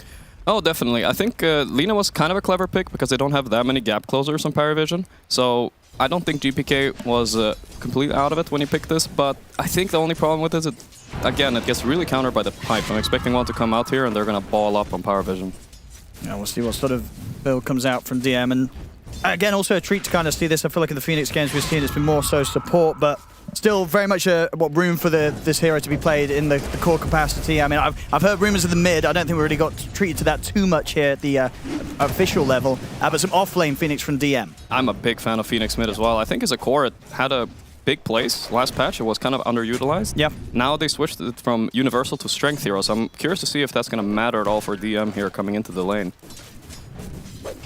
Yeah, I mean for Pure on the safe lane Monkey King, how is this a very annoying lane for him against this Phoenix or Bat? Like how do you expect Pure to do? Oh yeah, this is pretty miserable. If you manage to somehow, like the Silencer could do really well in this lane. He counters both the Batrider and the Phoenix a bit, so he could actually make this lane playable for Pure for sure. And in terms of like the changes of Silencer, right? I remember looking at the patch. It was a lot of kind of words. What sort of a lot of words. What is the outcome of that? Is this hero better now? How much better is it? It's hard to tell really. It goes day to day. I think it's good. I personally am a fan. But and is that coming from someone that liked it and previous time? We'll see Save get that first flood up on the top there against Dakalis catching him out. But is that, did you like Silencer before or your views changed because of the patch? I think he's gotten a little bit better. He had some potential before. His global cooldown is not that long. The only problem with this, he doesn't provide any lockdown. But if you manage to win your lane, which I think he should here, I think he will have a lot of value for BetBoom. Yeah, so far the farm's been actually pretty good for Pure, 10-3 against the 6-1 of DM. So a solid start in the first few waves from BetBoom team. top lane. Nice dodge there. Miro is going to try and turn towards Satanic. Won't be able to stay on top of him. This top lane outcome so far, very even on the CS between the Naga Siren and the Dawn. As we saw earlier, they get the kill against Ducalis. Is this sort of a lane that can continue to get kills, or does it get a bit trickier for the Dawn and the Lion, and we should see Satanic be fine on the Naga Siren? When they're a heavy kill lane, I think Satanic is maybe one of the best players in the world now, playing a defensive lane like this and finding the farm without dying. Maybe his support will die a few times, but I expect Satanic to be keeping up at least. Ducalis, even though he did get caught out and gave up that first blood, we should still expect to see some pretty good things from him, right? Especially the Jakiro, right? This hero is pretty hot right now. Yeah, it's very hot. And a little cold, too. Hey, there we go. Yeah. And we've seen great stuff from Jakiros throughout the multitude of games that he has been getting through on the picks. Mid lane matchup, it's pretty much dead even. 16-2 against the 15-3. Very close between these two. I mean, from what we've seen so far, like, how do you sort of rate GPK and No One's performance here at DreamLeague so far? I mean, I've been a big fan of No One, and I think he's definitely peaking.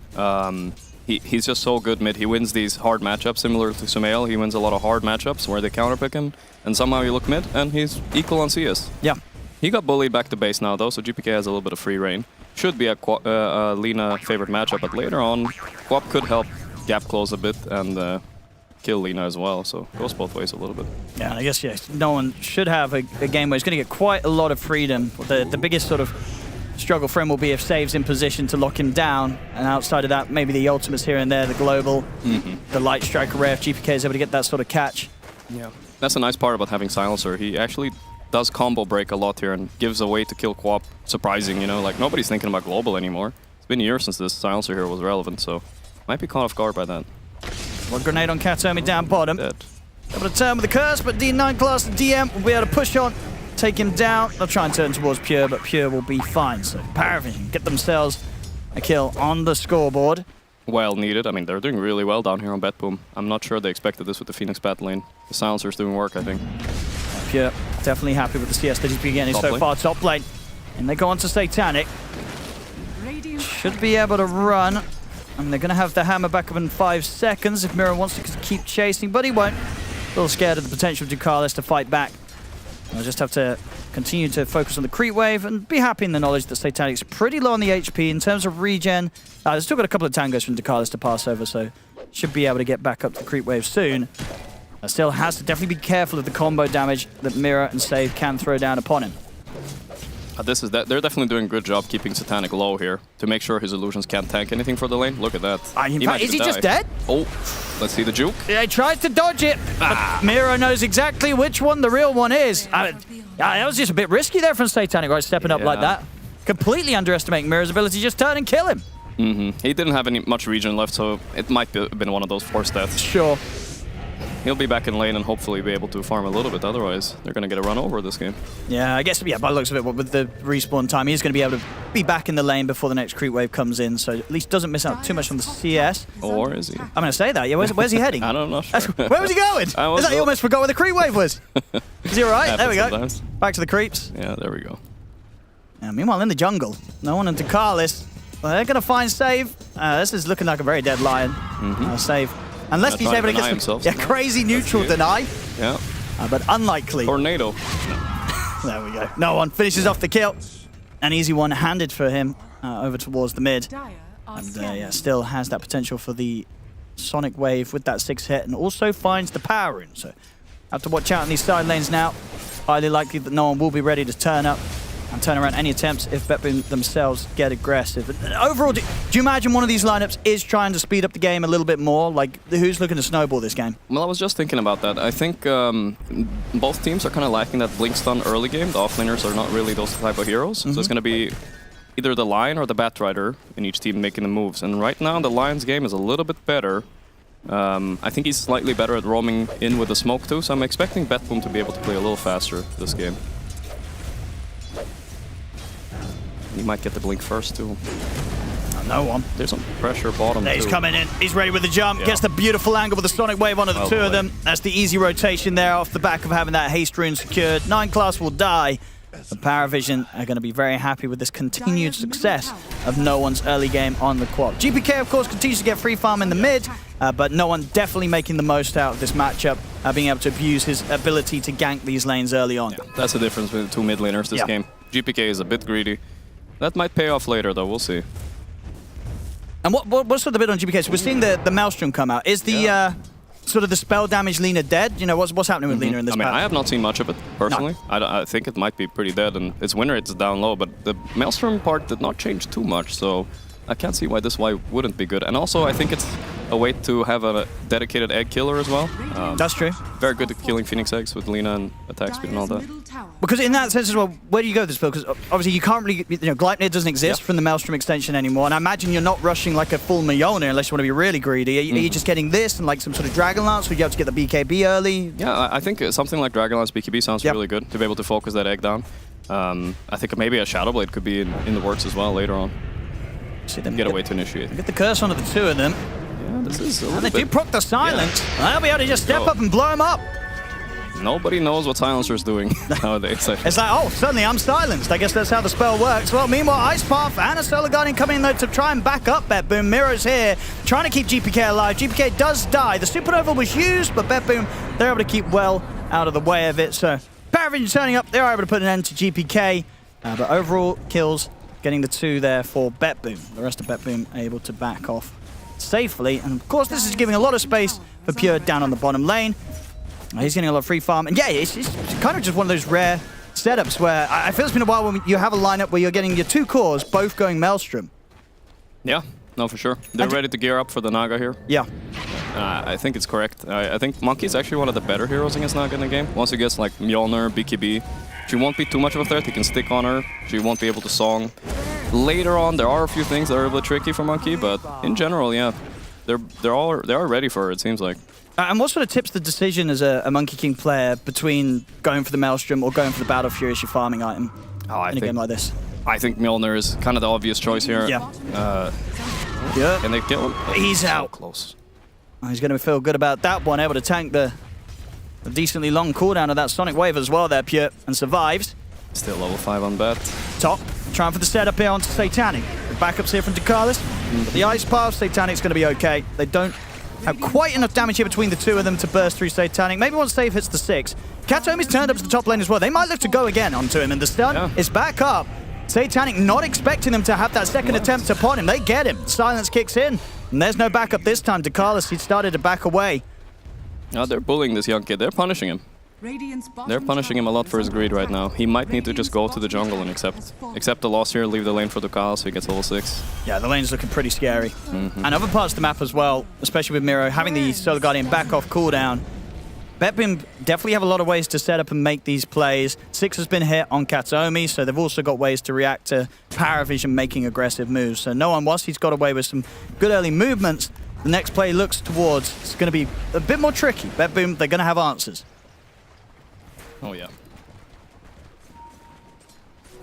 6-5. Okay, gold lead at the moment for BetBoom. See what plan is here. Silencer still just sitting top, waiting for Satanic to slip up. They're hoping he forgets about them. Pure is playing on the defensive bottom. They might go on him here, though. Look at this. There's just a poke. Yeah, DM not quite having 9 class close enough. 9 class not quite hitting the 6. They really need 6 on Batrider to do things here.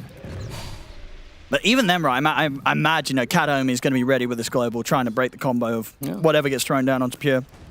And Pure farming in a position where TP backup can come in pretty easily for him, so he's in a very, very safe spot.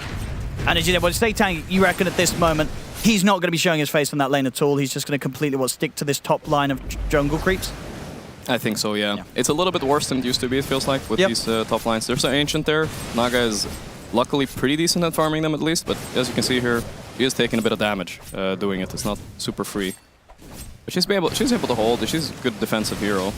And later on, I mean, I think Paravision are going to be playing for some combos later on with the... I'm not a big fan of the Song Egg combo exactly, but the Song into Ice Path and Macropyre is it's a classic in Dota too. Satanic will at least... He's got the Polywog Charm to keep him sustained. I mean, when you play carries, are there any of these new sort of tier 1 neutrals that you feel really good about finding? There's a go on though. He's going to blow the global for this one, Katomi. See if it keeps him alive. He does have backup by his side, so it is going to indeed cause Paravision to have to back off.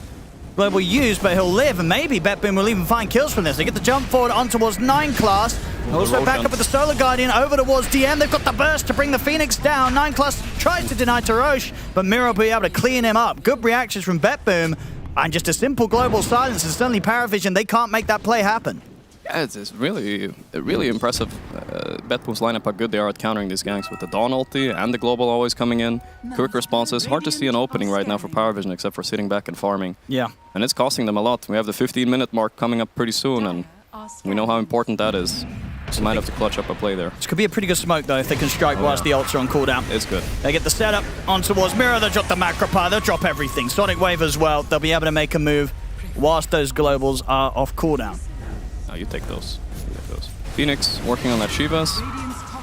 Probably won't have it before the 15. I keep thinking about the 15 minutes mark, Owen. I mean, what are you going to have? It makes ready? sense, especially when we saw what Fizz bit beforehand. Now, like, what powerful the teams we have here. Paravision is the one that, like, just every time, 15 minutes, they will be there. They will have set up the map in a way to contest that. So we're definitely going to see quite the clash.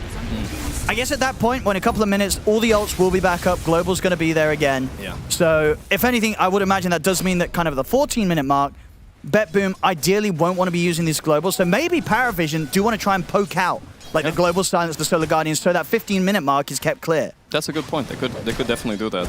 Maybe make a smoke happen right here. They're going a little bit on Pure, but line is too close. Yeah, good stuff from Save to hold him back. But I tell you what, no one still gets to jump on a Pure. Pure's in with the Jukes, though. See if he's able to get out of this. No one, is he going to read the correct distance? He is. What a read there from no one. That was a couple of jumps coming in from Pure, zip-zapping across the trees from all the angles, but no one knew exactly where he was. Surprised he didn't get away there, wow. In time in the mid, they're dropping Lagunas on towards him. They really want him dead. They'll get him. Yeah. But now, like you said, though, that was the global. Mm-hmm. We'll see if, yeah, that might count for something in 60 seconds' time, where there's still going to be, what, 50 seconds where there isn't that global. Maybe Paravision will be able to use that to secure the Roshan, sorry, to secure the Tormentor without any interrupt from BetBoom. We'll see. Yeah, definitely. I think that might have been a mistake. We'll see if it pays off or not for them. Satanic will be ready with the Manta. Top lane, they want to poke this Dawn out. Lion is ready. Satanic. He's going to try and fight Boxing this. Lion. I like that. Save should be pretty dead here. They're trying to save him with the hammer. But he's already gone. The pings, I'm seeing a lot of pings keep coming down around this Tormentor.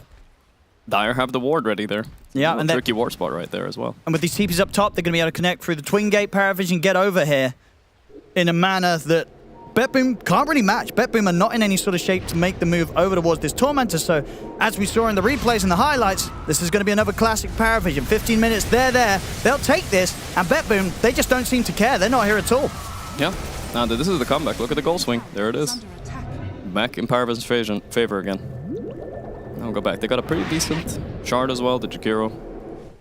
Better than the bat, I'll tell you that much. Yeah, sure, yeah, if you're looking at which one you'd rather get hit. Absolutely. Miro's working on that pipe. There's a lot of magic damage in general this game. Both teams could be looking at it eventually. I think Paravision might need one too. Let's see. Damn, how it's still what, 1,000 gold and he'll have the Shivas. Mm-hmm. And yeah, we'll see if he goes back time for that after that one. Knowing DM, I feel like he will. They're looking to go on the Dawn. It's probably their best target. That's kind of tricky. I mean, 9class, he's super close to Blink Dagger, so... Oh, yeah. If he can just, like, get this last bit of gold sorted, then they can look for that sort of smoke play. Yeah, he's closer than Lion. That's big, I didn't expect that, but he's a better farmer, right? Lion only 3 creep kills this game, so... Yeah, a little bit of gold bonus as well for the Tormentor helping out. Close that little bit of a bridge, but... The ults are up for BetBoom, and as we've seen before, when it comes to Paravision making these plays, even if they do have the blinks, the reactions from BetBoom, you know, you've got to kind of consider those. I mean, to the point where, like, ideally, are you looking to try and find the Dawn, or are you trying to find the Silencer when you make these smoke plays? Yeah, that's a good question. Both are great targets. That's a free killer right there. Easy finger sack for Save, already up to 2, not bad at all here. 16 minutes in a game that's not got a huge amount of kills, just 10 for 8. I think the Dawn will be the target more often because he's going to be the one pushing out the lanes. But as you can see, Save is always covering him. He knows that as well. So he's sitting behind. That's why he's not farming so much, but he is sitting behind. And it's paying off. He's also going to get his blink almost at the same time as 9class. And GPK is going to feel pretty strong in the fights now. That's the BKB done here. Nice and early, 16 minutes in. Level's still very good for him as well. It's level 14. We're clear 2 levels ahead of no one's quap. So the farm paying off here for GPK. Top spot right now on the board. BKB is huge. They're gonna stand their ground against Paravision in these fights. We're gonna see, I think I'm gonna expect a little bit of bobbing and weaving in fights for Paravision a bit. It's hard to commit into this Lina BKB and this Monkey as well. Monkey's actually not itemizing BKB, which surprised me a bit. Okay. Yeah. I mean, do you think from the Yasha, what he's going to go for the full S&Y? Yeah, I mean, the S&Y is always good against to get some status resistance for the lasso and all that. Radiant's middle tower is under Might be the idea. Manta is also fine, honestly. I think you might consider that also. For the net on Naga.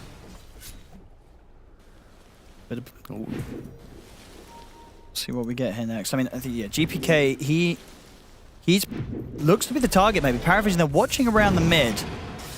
Save ready. I mean, this is the thing. It's not easy for Paravision to make these jumps. Very hard. They're going to go on the rune here. Let's see. They get the jump. The Global comes out straight away, saves him with the stun on the 9 class. They just able to turn burst through the bat. I mean, this is kind of the problem. It's not easy to make these smoke jumps as Paravision. That was the blink reveal from 9 class. It just feels so hard for them to make the moves, right? You know that BetBoom's going to be able to turn and react. Yeah, they're reading them really well. I feel like also there's a little bit of stress on Paravision. I wouldn't say they necessarily have the late game here, so they feel a little stressed out to make some moves happen. It's not clear and cut that Naga would carry this. There's the Lion who can mana drain the illusions. Actually, they removed that, right? Mana drain does not kill illusions anymore. Yeah, I think a lot of these spells, yeah, that used to nuke illusions are kind of gone. That's quite a big change, actually. Wonder if they thought about that in the draft.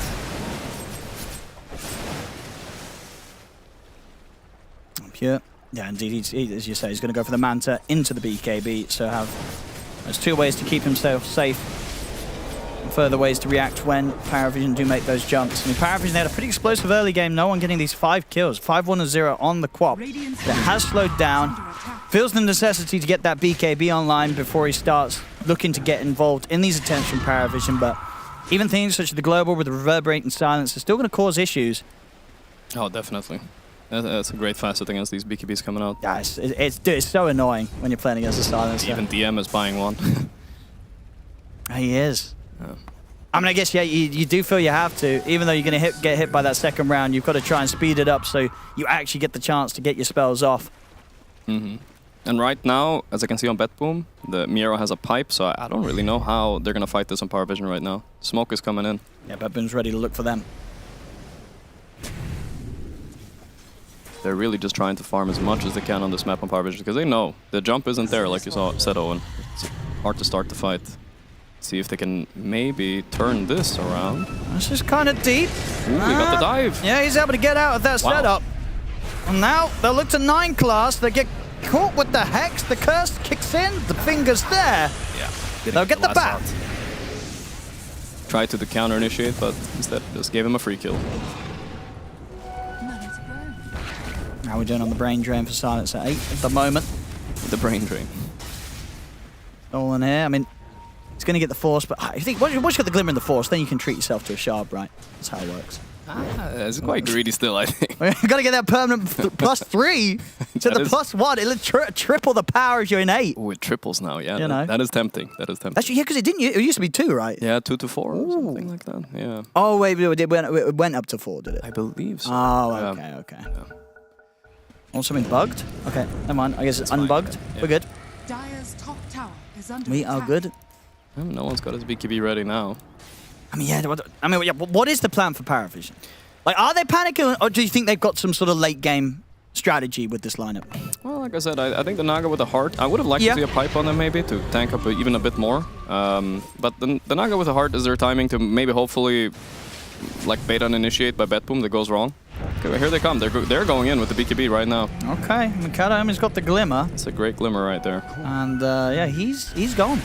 And that was BKB from no one traded for a Glimmer from the Silencer. It's yeah, he's happy with that one, Kato. That's what his big brain drain's doing. He's got the big brain plays. That tells the story of this patch, I think. It's like you used your BKB and it's going to get weaker, and meanwhile I press my 14-second cooldown item that cost me half the gold. Yep. He's going to feel good about that one, Katsomi.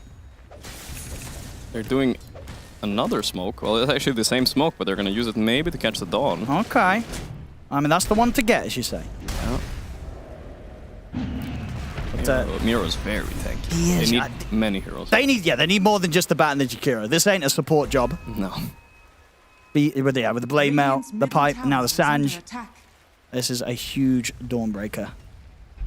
Yeah, as you can see on the net worth, DM's starting to fall behind quite a bit this game. Yeah, they're outfarming them a lot of Betboom. Yeah. They're controlling like 65% of the map right now. They have 2 Maelstrom cores farming and plus Miro farming away from them, knowing he can join the fight at any point. They don't have that luxury on Power Vision. And it really does feel, I mean, you were sort of saying at the start that I think the silencer factor is kind of the big problem for Paravision, right? And it stems all the way back to like the laning stage, where I imagine Paravision, they were expecting to have a much better time right with this core Phoenix against this Monkey King. Silencer was chilling there, keeping Pure safe. And then this whole entire like last 10 minutes, Kataomi, the fact that he's in the game, you can feel sort of the doubt that it's kind of instilling in Paravision that's stopping Paravision from making any sort of move. No, it's actually a really value pick. I think they, as you said, the Phoenix offlane and the Batrider, that's a lane designed to screw with the Monkey King on lane, but Silencer denied both that, and now he's also denying all aggression, so this hero might be an up-and-comer. Well, definitely something I think we'll see more teams consider. I guess you've got to be a Silencer player, though, but is it tricky one to play, or do you think most of these supports... What do you mean? No, when you're sitting in Fountain, you press R. That's Just it. Press You're R. a Silencer player. Nah, he's doing a great job. Yeah, he is. 4, 2, and 5. And already 8 stacks of the Brain Drain. Very, very nice bit of stealing going on. Heart is now online for Satanic. This could be something. I mean, one way to kind of cheese this game is like tank their initiate, make them overextend on Betboom, and then suddenly these heroes like Dawnbreaker, Ulti, and Global aren't quite as valuable anymore.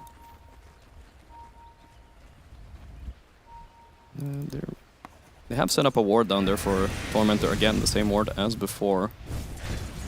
Maybe it's time to do your play again, Owen. Maybe beta global, so they can get another Tormentor. Because I feel that's the only way you can actually make a move, right? If you get a little bit of a response out of them, and then you hit them with the follow-up.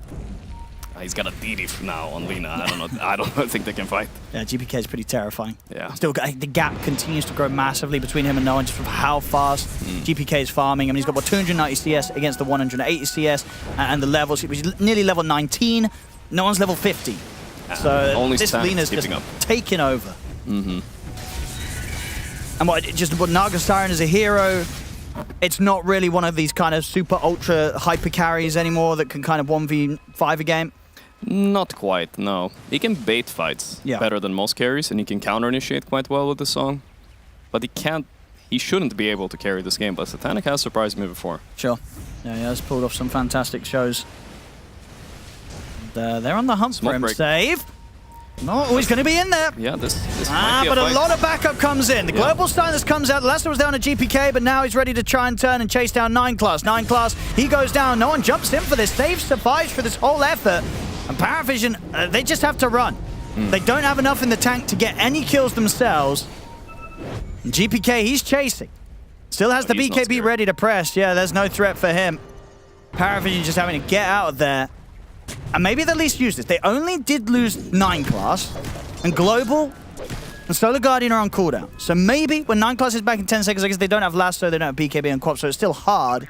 But maybe a bit of a window to do something. Problem is, it's probably going to be into this Aegis as Betboom straight into the pit. They're going to get this one for free. Yeah. No, at 25 minutes, the Tormentor kind of falls off in value a bit, and now the Roshan is the real objective. And they're going to get that for free. I mean, they're making their way down to the Tormentor, at least to maybe get a trade out on Paravision.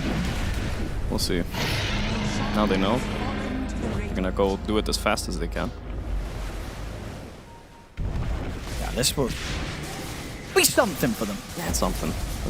Unless it's the Bat Shard, then it's nothing. It's just a little bit of gold. Yeah. And then we start seeing 9 Class queue at the Moon Shards. But now it's gonna go to DM. Lucky. DM still on this road to the BKB. It's been a long road for him. Yeah. The later the game goes, the more like BKB, once they start getting BKB and maybe a Lotus Orb or 2 on Paravision, then the Silencer loses a lot of value, but that's... I mean, he could be gearing for a Refresher at that point. We'll see. Dude, also, am I crazy? I missed it. So we had this last game. Why do people keep dropping their blood grenades near the Tormentor? Okay, now you're asking me something I have no clue about. Because this happened last series. Is it just like inventory space people? But they've not got full inventories. What? They just leave blood grenades everywhere. I don't know. Is there like some hidden tech? Sacrificing a blood grenade to not get the shard on bet, maybe. I don't know. Well, here we go. They kill Kataomi. That's good, yeah. it's an opening. They can do things now, despite the ages. Oh, I feel like they're certainly going to feel like they need to. Well, they've got Lasso back up on 9 class.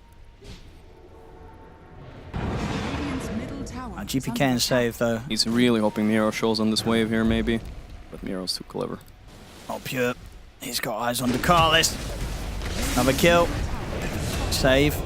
Being sensible as well. Not even blowing the finger for that. Doesn't want that juicy stack. He wants it for somewhere else where it's actually needed. He's a professional player. Would you have fingered there, Gorg? Oh, I would have thought about it at least. Yeah. Okay. Would you have done it? Absolutely. Absolutely. Got to get those stacks. I'm a very selfless support player. I know how it feels to be a carry and he takes every kill. It's a pain. Is this what we see from Lions as well? Because he didn't take the Fist of Death. Is that Essence Eater is the way? If you're being serious, because the Essence Eater, it's just not much damage, right?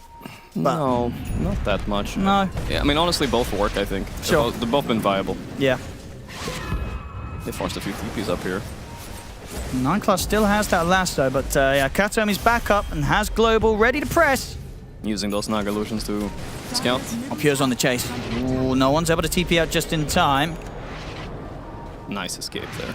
See if they can maybe get 9 class there. Oh, he's not going to see him. Lucky to live. But they do. Power Vision's out of there. Yeah. And this is the kind of annoying gameplay you need to keep going. Yep. And what are we getting now for Satanic? Yeah, well, the Bloodthorn's done. So what, you just look to get this BKB, and then at that point, what, you're turning up to the fight. You're going to try and do something as the Naga Siren, right? Yeah. I mean, you can bait everything, honestly, at that point. You won't die that quickly, at least. Let's see about it here, though. There. Maybe if it's gonna jump. That's a good lasso. Yeah. Global Silence comes out. Pure's able to put the BKB, and now the backup comes in. They turn towards Satanic. They burst through the Naga Siren. He's gone. Pure's on the retreat. He's going to be able to get out of there. He survives. As no one caught by the light strike. Another kill picking up. Plays it close there. GPK kind of hold back on the right click, but the last one is a crit. They're just cleaning up again. Paravision, they cannot fight into Betboom at all. Too much damage, and they couldn't burst Pure. That was our one chance to do it, but yeah, the Dawn ulti is enough to save him, and the pipe coming in as well. It's hard. These Naga illusions are just melting in these fights. Yeah, we'll see again. It was indeed a quick play from 9 class, but yeah, Global, Solar Guardian. Yeah. They can't kill Pure. Satanic caught at the brunt of the fight. And yeah, I mean, no one nearly gets away here as GPK kind of holds back on the last few right clicks, but the last one, it's a crit. So he'll get him, continues to style on it. And GPK having a beautiful game. 5-1-6, only dying the once. I think actually, if we look at all of the cores, they're very low deaths. Just 2 deaths on Pure, 1 death on GPK, and just 1 death on Miro, as opposed to obviously the struggles that's going on right now on the other side. And you might say it's because the cores played great, Owen, but actually the supports deserve credit here. I don't think... Honestly, true. Well, just saves positioning. Saves positioning, always there ready to counter-initiate, and Sansa holding his finger over that R button. He is. At all times. No, he's been pressing it fantastically this game, Katomi. To the point, I mean, when you go into game 2 after something like this, do you consider banning a silencer? Like, what is the counter? Or do you just sort of draft in a way that doesn't require you to be able to make plays early and you just try and... Yeah, you could do that. You could also gear up. Like, Silencer is quite a useless hero if you're playing on the offensive instead of defensive. He's a better defensive hero, so you could play more farmy and better late game. My goodness, for Pari. Poor old Ducalis. DM's able to get away, but GPK is hitting like an absolute truck now. With this Daedalus. Oh boy, Daedalus as well, yeah. And then, I mean, going for the Satanic after that, he's going to be borderline unkillable. He's very strong, yeah. That's a tough one. It's a tough one here for Paravision. Impressive from Betboom. We've seen the score so far in this group stage 2. They got him, though. He's got BKB and Manta and a Solar Guardian backup coming in from Miro. It's quite a lot. Yeah, he's able to keep it cool and not even have to press either of his items. They're poking and prodding, but his Dawnbreaker with Satanic, he doesn't care. They can look to maybe even approach the high ground if they want to. There's not really too much pressure on Betboom. They're in a very comfortable spot. Fulmione on Pure. Let's see what Paravision can do on the defense. No lasso for 45 seconds though after that one, so not an easy way to punish them.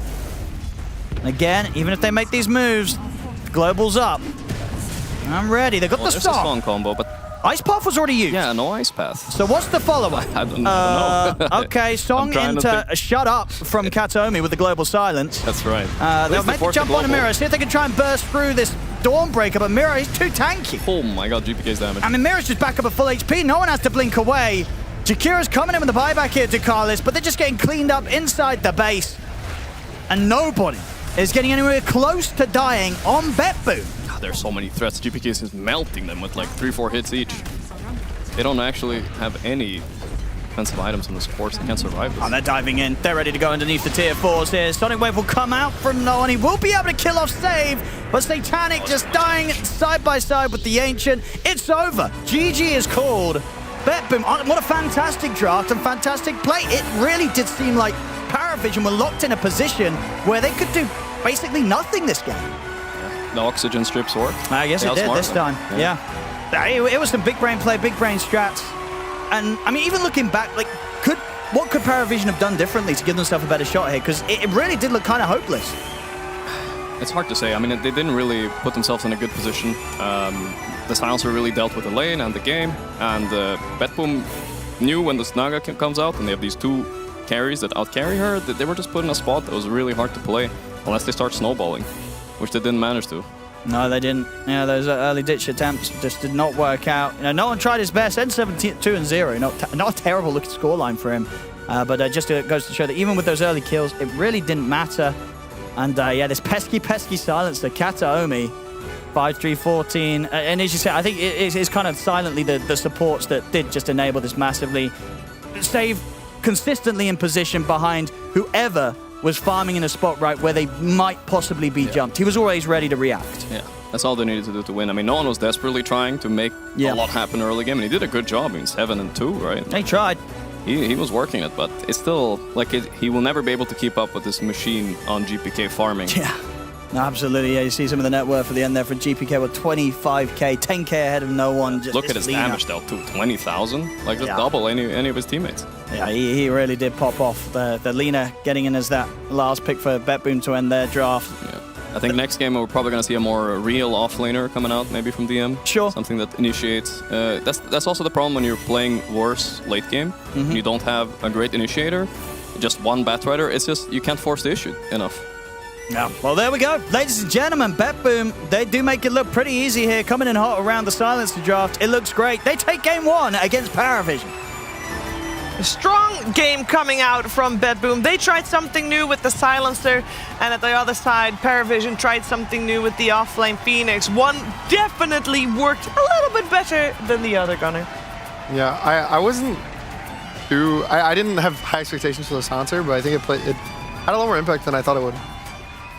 Yeah, he did quite a lot. These counter-initiating, because you have 2 counter-initiating tools, and basically 3. Once you get to that pipe point with Dawnbreaker, so you can use Dawn ulti, use the pipe as well, Global Silence. The first blink reveal on Batrider wasn't really that good, and teams might have been cooking. We might have been sleeping on the Silencer ever since the change. The hero does look good. 66% win rate in this tournament so far. Yeah, it looked really good. Honestly, you know, GPK did a lot of damage in that game. He was top net worth, but I really think that the supports of BetBoom carried this. Like, every single time you would see those early game ganks that snowballed the entire game to look like this, it was both of the supports pairing up and, you know, Save landing like a clutch max range stun on Lion. Like, that first kill on Queen of Pain mid, like, Lina did not have stun. You have to perfectly chain this between the Silencer and the Lion, and they both have to be there, otherwise Quap doesn't die. But they were there. So, shoutouts to the supports of BetBoom. This is what we're used to seeing from them. Yeah, it is. I want to also say that I feel like we've seen a lot of mid matchups, obviously, in the last 2 weeks. How often do we see Lina mid? And why don't we, like, GPK just made it look est here?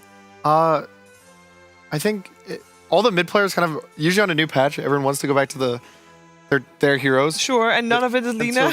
So, not many people, I feel like, they really want to play Lina. I think maybe Quinn, if he was still in the tournament, would want to play it, but most of the time you just want to go with the classics and the basics, but Lina looks really good. I was impressed. And also new build on Lina. He didn't go for... Because before Lina looked... There was a Lina patch. Back in Lima Major as well. Lina looked really good with the Gleipnir. It's your setup for your own stun. But there has been a new trend in the last couple of days where people started to pick Lina as a carry as well. They're theory crafting slightly more. carry from the mid lane as well. So you had two Gleipnir/Maelstrom carriers that are playing into Naga Siren. She gets quite a lot of evasion early on. It's 24%. Before it was 6 per Naga illusion. Now it's 8. Once you get to the Manta style, that number even goes higher. So they had tools to deal. First of all, they had something to pierce through evasion. They also had quite a lot of AoE damage that can deal with those illusions. So we really haven't seen the impact of that Naga Siren. Yeah, we have not. This was only the second game overall that Paravision has dropped in this group stage, Jenkins. Yeah, and I think in that fashion as well, like that looked like a pretty strong BetBoom team. And I mean, maybe it's a reflection of BetBoom improving, but I do personally feel like Satanic had a lot of bad deaths in that game. The laning stage was bad. The lane, dying in the lane. The lane was bad, and this is just unusual for them, especially considering it's like Naga Jakiro. This is their bread and butter. I feel like they got a lot of the heroes that they wanted to. Yep. So back to the drawing board, I guess, or a little bit of a team talk from Estini coming in hot between the games. I mean, it is a best of 3. How good are Estini's speeches? They're pretty good, but most of the time it's more. It's not like an emotional speech. It's more, okay, guys, let's just do this next game. Or if he had ideas and he didn't do his crazy ideas in the first game, he's like, guys, we're doing this second game. So we're gonna win. And do we think this was crazy? Because obviously the Phoenix offlane was a little bit unusual.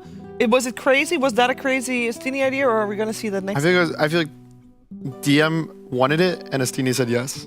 And so the next game, then okay, you're playing Tidehunter DM. I feel like this is so normal for this team though. Like they've been doing the Phoenix offlane. Like in my opinion, this is a big reason they won the Bangkok Major is because they were able to run the Phoenix offlane. And since then, other teams have tried it too. So I feel like for this team, they're not going to talk about it at all. So something crazy for game 2. That's what you're saying. Yeah, more crazy. Yeah, more crazy. It wasn't crazy enough. No, not even close. Now let's see how crazy the vision was in game 1 as we're heading over to Fear, who has something to say about the Kitty Award of the game. The vision indeed was very crazy this game, but for the side of Pari Vision mainly, they had good vision throughout the entirety of this game, and they were able to get the initiations with Batrider. But even if the vision is proper for you, sometimes the fights don't go the way you want them to. Sure, BetBoom had a little bit of vision there, but you can see the high ground ward that they're baiting, they're dangling that one, so the Batrider can get the initiation, gets it perfectly onto the Monkey King, and most in the other fight, this would just be a clean win for Pari Vision. They're a little bit too far behind though. The Silencer's a little bit too strong with the counter initiation in this one. So even with the good vision that they had, they unfortunately still could not take the game. So vision might win you games sometimes, but other times it might not matter if you're too far behind. And that is the Kadia Award of the game.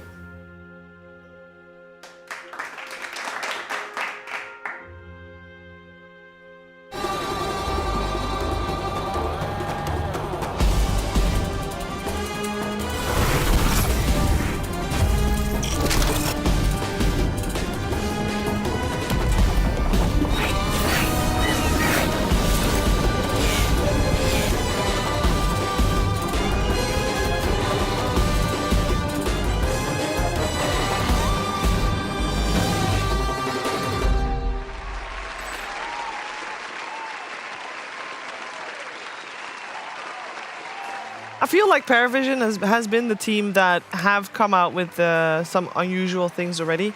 If you were to mention something completely crazy that Estini would come up with, what's the craziest thing that you've heard him say? Craziest thing I've heard him say? I think there's one time we were talking about Enchantress Carry versus Beastmaster. Does that count as crazy? I think it does. Because it was like you take the boars, yeah. You can't die to the roar timing. What if he doesn't skill the boars? Well, then you just beat him with impetus. Jenkins? That sounds like a good strategy to me, honestly. I'm behind this one. This is good. Yeah? Yeah, give me another one. Another? Give me another one. You want me to reveal all his strategies? What about Phantom Assassin, Conda Rapier? Oh no, it doesn't work anymore. It doesn't. I'm trying to think. What other crazy stuff? He was always down for the heroes that I wanted, because I liked crazy mids. So I suggested, it was during Heartblade Mail patch. I wanted to play Nyx mid. He was like, if you win, I love that one. If you win like 2 pubs with it, we can play it. And then I won 2 pubs. Yeah. We played in scrims. We didn't play in officials, but we also played Ogre Magi mid at that TI. We played, there was one more. You just let me play anything I wanted mid. It was fun. I liked in it. scrims, not in officials. And in officials, we played Ogre at TI. Oh yeah, an that's official. True. That is true. We're gonna see what Astini has cooked up in game number 2. Coming at you after a break.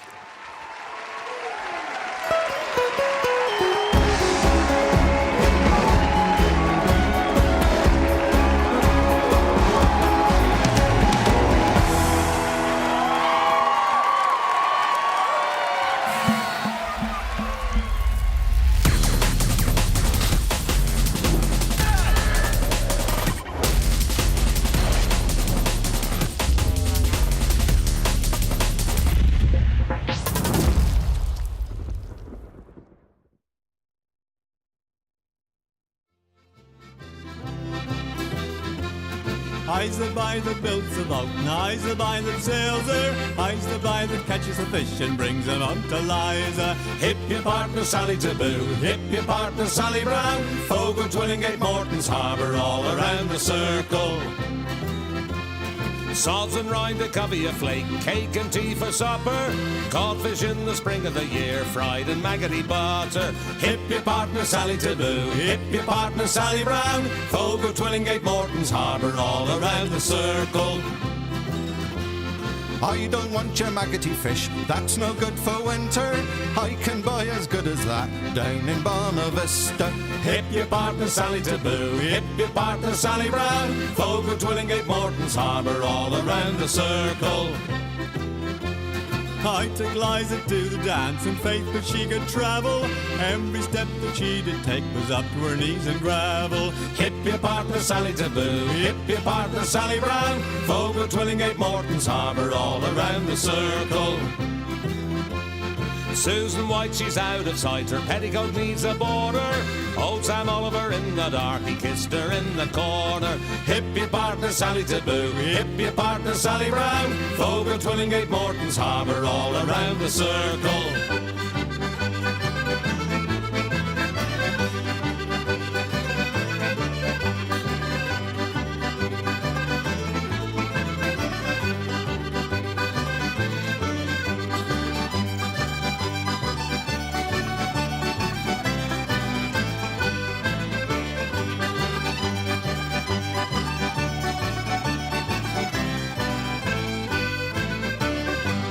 I's the boy that builds the boat, and I's the boy that sails her. I's the boy that catches the fish and brings them up to Liza. Hip your partner Sally Taboo, hip your partner Sally Brown. Fogo, Twillingate, Morton's Harbour, all around the circle. Hip your partner Sally Taboo, hip your partner Sally Brown. Fogo, Twillingate, Morton's Harbour, all around the circle.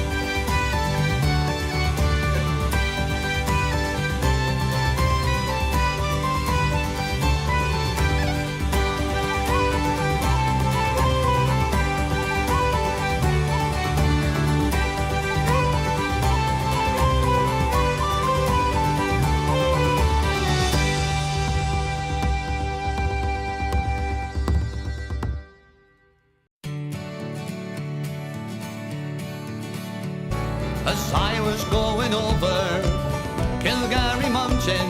I met with Colonel Farrell and his money he was counting. First I drew my pistol and produced my rapier, saying, stand and deliver, for I am a bold deceiver. Mushering dum-a-doo, rum-a-da. Whack for my daddy-o, whack for my daddy-o. There's whiskey in the jar. The gold and silver coins, they did make a pretty penny. So I took the money home and I gave it to my Jenny. She bowed and she sighed, she never would deceive me. But the devil's in the women, for they never can go easy. Mushering dum-a-doo, rum-a-da. Whack for my daddy-o, whack for my daddy-o. There's whiskey in the jar. Next morning I arose between the hours of 6 and 7. The guards were standing o'er me and their numbers are uneven. So I flew to my pistols, but again I was mistaken. She'd filled them up with water and the prisoner I was taken. Mushering dum-a-doo, rum-a-da. Whack for my daddy-o, whack for my daddy-o. There's whiskey in the jar. They took me to the jailhouse and summons me in writing, robbing Colonel Farrell down on Kilgarry Mountain. But they couldn't take my fists, so I knocked down the sentry. I bid upon farewell to the captain and the gentry. Mushering dum-a-doo, rum-a-da. Whack for my daddy-o, whack for my daddy-o. There's whiskey in the jar. Now some take to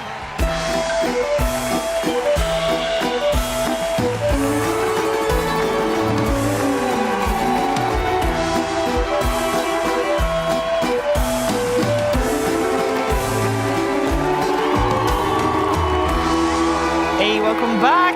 Hope you had a good little break, and I hope you're ready for game number 2, because that is coming your way right about now. I'm joined by Lacoste, Jenkins, and Fear, and we're watching Bedboom versus Paravision. First game taken by Bedboom, and that means Paravision is in a rare situation. They're almost never in a situation where they have to come back from a loss. And I asked the rest already, Fear, but what needs to change? Because according to Gunnar, he says Astini on a game 2, if the game 1 was normal, he would throw crazy strats out. Are you in agreement that that should be a good plan for this team? I feel like they've already been doing that. I think it's time for them to go back on the rails. Every single match, they've been getting cockier and cockier with their drafts, pulling out the Naga, now the offlane Phoenix, which is fine. I don't mind the offlane Phoenix, but the whole synergy of the lineup didn't make a lot of sense to me. And I think in this particular game, maybe give Satanic a hero that can carry the game, not just pick him as Naga, like, whatever. I think we did an interview with him last night, and he's like, oh, I just trust Satanic. I'll let him play what he wants to play until we lose. And then, well, they just got a loss with it. So now it's time to, like, okay, you're just going to play PA this game or something like that. The live stealer, pick him his heroes that can win the carry-to-carry matchup and just carry the game overall. So I think that'll be the big change. Their draft just didn't seem like it could just win the game overall. Yeah, so you go for something safe. Let's see if they will indeed do that, as we are in a game right now. We got ourselves Paravision on the Radiant side with second pick. First pick going to Dire Bedboom. And, well, he can't play the Lifestealer because that's now first phase banned. But the one that's still in, that's normally first phase banned, is he a Baron? For now. That's the big one. Bedboom does have the chance to take it. He has been the most banned hero of the tournament for a good reason. Super strong laner, also new kind of attack where we're seeing Blade Mail being picked up. So you're not getting focused during the Blade Mail timing, you're not getting focused during your ulti, multiple shields throughout the time. So very difficult hero overall to kill. And Jenkins, you have the counter potentially for a Baron coming out. That would be Shadow Shaman. You only need to get the level 15, though. You break and you silence him and he dies, but there's no Abaddon. Shockingly, Paravision should snag that up real quick, I would imagine. Here. Why is this? Why is there an IO? The only IO I think we've seen Bedboom play is when they played it with Pudge. I will say, I know there are some teams that they win game 1 and then game 2, they don't even give the other team a chance to counter their strat or to like play normal Dota, because IO makes games not normal. You have this global map presence like none other. Like you can just farm on one side and then still always have 2 heroes for a gank. And it is a very disruptive thing to try to deal with because you're like, okay, let's change our strategies for the next game. And all of a sudden you're dealing with an IO, and it's like, okay, everything you just theory crafted, out the window. And I think BetBoom has enough heroes that can run with the IO that they just first pick the IO, and whatever gets banned, they'll have something. Yeah, there's a lot of combinations that you can go for with the IO at this point. It's apparently throwing Paravision off a little bit. Do they go for the Abaddon? Abba has built-in healing reduction. So does Broodmother with her webs, which is they might be thinking about it. But yeah, for now, this is something that they cooked pretty heavily during the Fisher tournament. The green Bristleback, the hero looked really good. They talked about in an interviews about, especially DM, about the timing on this hero, because you're building into smaller items, blade mail into your shard, and maybe you get a glimmer cape in between, depends on the game. But you are fighting for that 15-minute timing, which is probably what they're going for with this Bristle. Yeah, we've seen a lot of Bristle. The hero does have very strong timings, and when he's very good. But I do want to touch up a bit more on the IO, because IO's been picked up the Marcy every single game this tournament, except for 2. One was with the Gyrocopter. BetBoom also played that. They lost. And the other one they played was the IO Pudge. That was the second time they had IO with it. And I mentioned that because Marcy is banned, so they're going to have to do something new and different. But I think was this IO Pudge last patch or this patch? This patch. It was their first game on this patch. First game this patch. So, I mean, it does, in theory, make sense, right? Because you get damage now if you want to be a carry. I know you're not a big fan of the carry Pudge right now, but with the IO, it makes a little more sense. It's way better with IO. I mean, they could still go for IO Abba. This is the first time that I've seen it at Fisher Playground. They ran over Team Liquid with this strat. It was unstoppable, the amount of healing that you get, the amount of pressure that you can do. So let's see if Paravision decides, because you talked about all these combos with Pudge, with Marcy, maybe Gyrocopter could come out, but I'm still down for Abba. Abba ban. No longer in the pool. Yeah, that would be quite ballsy to leave that in. Yeah, they go for the Lightning Pony. This is obviously a combo that is also very good with the IO that they also now have as a deny pick. We've seen some great Leshrac performances. Also without IO, yes? Because 9 class does play this on support too. Yeah. Just yesterday he played it and he dominated. I think that's the idea. Like, you see a lot of these teams that, I mean, you just have to do this because the second phase has 3 picks now. Yeah. Like, you have to have your first pick either be some like generic support or something which is blocking heroes you think they're going to pick, either by countering them or by literally taking them. So this is just a convenient, like, 9 class plays this. He already wants to play it. It's a support. It's not that big of a deal if it gets countered. And then it stops the IO Lesh, which GPK could play the Lesh mid with the IO. But it does invite the Pudge a little bit, right? Big time, yeah. So does Bristle. Honestly, like, I understand Bristle has minus armor and this owns Pudge, but also the Dismember locking him down and pulling him in, and you have the healing reduction on the Pudge Ags as well. You can pretty easily rot and then get in front of the Bristle and then Dismember him. It's not that bad of a matchup. If they want to keep the flex open for themselves, they could still go for Beastmaster here, so they have an offlaner and they have potentially a safe laner that could come out. Dawnbreaker is still fine. I mean, this is also the hero that they run from 2 different roles if they want to go for kind of a same thing. They did show 2 of the supports. Their healing is definitely there, the relocate play. There's not going to be Silencer, but yeah, I'm kind of digging what BetBoom have for themselves right now with this Lion IO. Good ways to set things up for relocate play. Lion with 1 stun and a Hex should be enough. Gyro coming out for the combo. How is it? Because I saw the record of Gyro is not that great at the moment, but how many of those have been played on the new patch? Because he did get a little bit of an improvement. And how many of those are played with IO? Yes, that too. Cool. I remember the tiebreakers from Group Stage 1 was all in the new patch, right? And Liquid was playing a lot of that Gyro, and they were winning with it. Haven't seen a lot of it since, but from that first initiation of Gyro in first patch notes, it didn't look too bad. And I think it's still pretty good, and it does work with the IO. And yeah, I don't know why people stopped picking it after that. Maybe it was just Liquid's idea of how to win that one, like, mini qualifier there. But it looked pretty good there. If they need break mechanic, I'm down for some Primal Beast, because I was waiting for them to pick up some of the supports. And these supports are really not good at dealing with Primal Beast. Rushing in, Phantom Assassin as well, you don't have any ways of stopping Primal Beast from charging in. Eventually, break mechanic against PA and Bristle seems like they need it. Other heroes, they don't really build into it. Gyro can, but it's not like his item. This is like a 6th item on Gyro. Yeah. It feels pretty bad. But he does build into MKB early on. You're talking about the Silver Edge, right? Or are we talking about MKB? Silver Edge, Okay, yes. yeah, he does build into the MKB though, so that is also a late item though. So it's not like this is a second item that Gyro likes to go or something like that. I told you, even when you asked me, like, he's going to play all these fun heroes. Yeah. Loses once back on PA. Yeah, he is going Warlock to. PA. I mean, that back is to as business. stable as it gets. Very, very stable. Yeah, good stuff coming out there. And stable stuff coming out from Paravision. Bedboom went for the Storm in the mid lane. They already protected it with the puck. Is there anything else that the Storm should be worried about? Ember? I know we have seen Maybe? Ember, but Ember's we have good. seen Storm picked into Ember as well. They lost. And, Sure. but also, no one has not played Ember yet. But the thing is, no one is such a versatile player that he'll take anything. I think the Mage Slayer debuff right now against all of Betboom's heroes are really good. Lion, Gyro, and Storm all do a lot of magic damage. Huskar looks like a problem. That does look like a problem. Ember's good, and I also think since you can't bottle refill anymore, Queen of Pain with Dagger build could be very hard for Storm as well. You wouldn't want this Leshrac to be... I mean, they're going to see the full draft and they're going to decide, but... Lesh is okay, Lesh too. is okay, because he builds into Road of Atos as well, which locks down the Storm. Right now, I feel like they need something cheap to be able to lock them down, because right now, you have Storm, you have Io, and if this Leshrac is going to go mid, they need another position 4/5.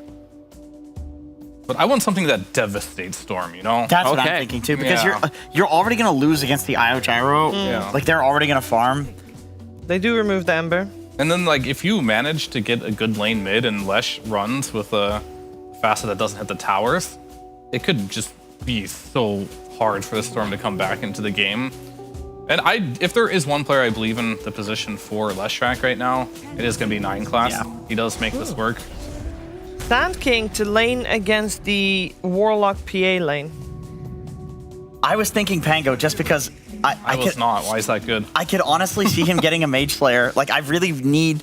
If you see Sand King, Storm, Gyro cores, this is so much magic damage. I feel like some Mage Slayer hero. I understand the Diffusal is the build, but I would really like to see a Mage Slayer on one of these heroes. I mean, I think no one is just so good on this hero. I don't know if he's even lost yet on this Pango. He's one of the few players making this Pango even look good.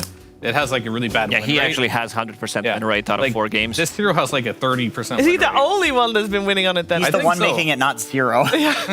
Essentially. But it's not a good matchup for Storm. Storm has typically been counter to Pango for a while now, but I feel like they just feel like they need a bit more team fight, and they're going to worry about that more than just winning the laning stage. Is it enough? Do you feel like they're Oh, gonna they do could definitely this? win with this lineup. It looks good. It's all about can Satanic get to his item timings? If he does, if no one has a decent laning stage, they got massive team fight. Both the lineups look good. It's hard to say. It's really going to come down to execution, but I do favor Pari just a little bit in this one. Okay, how about it? I like Betboom's slightly more. I think Storm has a pretty free entry to the game in terms of his itemization. There's not enough stuns on the other side. And I'm kind of like, sure, he's 100% on this Pango, but I've been losing faith in the hero. I just feel like the hero is a bit of lackluster right now. I think we should see what Gunnar thinks. This is a good idea. Do you have the mask again? Can you get the mask? No, I took mine off. You took the mask. No, I had. No mask. But we Oh, do. yeah, I've lost Gunnar, mine. I was overdosing on Take your Gork too much. mask off, Gunnar. What are you wearing anyway, by the way, Gorg? Well, OG made it to the DreamLeague, guys. Look at that. Oh, Wow. congratulations. Congratulations. Wow. Shout out That's to truly a Kezu. moment. Shout out to Kezu. Hell yeah. Yeah. What do we think about the draft, though? Because they're not in this game. What do you make of this? Are you a fan of like this sort of Swift around having the Leshen support, getting this Pango in last for no one? Yeah, I think the Leshrac is kind of like fake flex now. I don't like him that much as a core, as much as a support, because the Bloodstone doesn't feel as good. But I think Betboom have a much better draft than last game. And this looks like a pretty free Storm game to me, honestly. Free Storm game. I think he's going to take off. That would be the first series loss if your prediction comes true. The first series loss of Paravision. Is it going to happen? We're going to find out. Let's head into game number 2.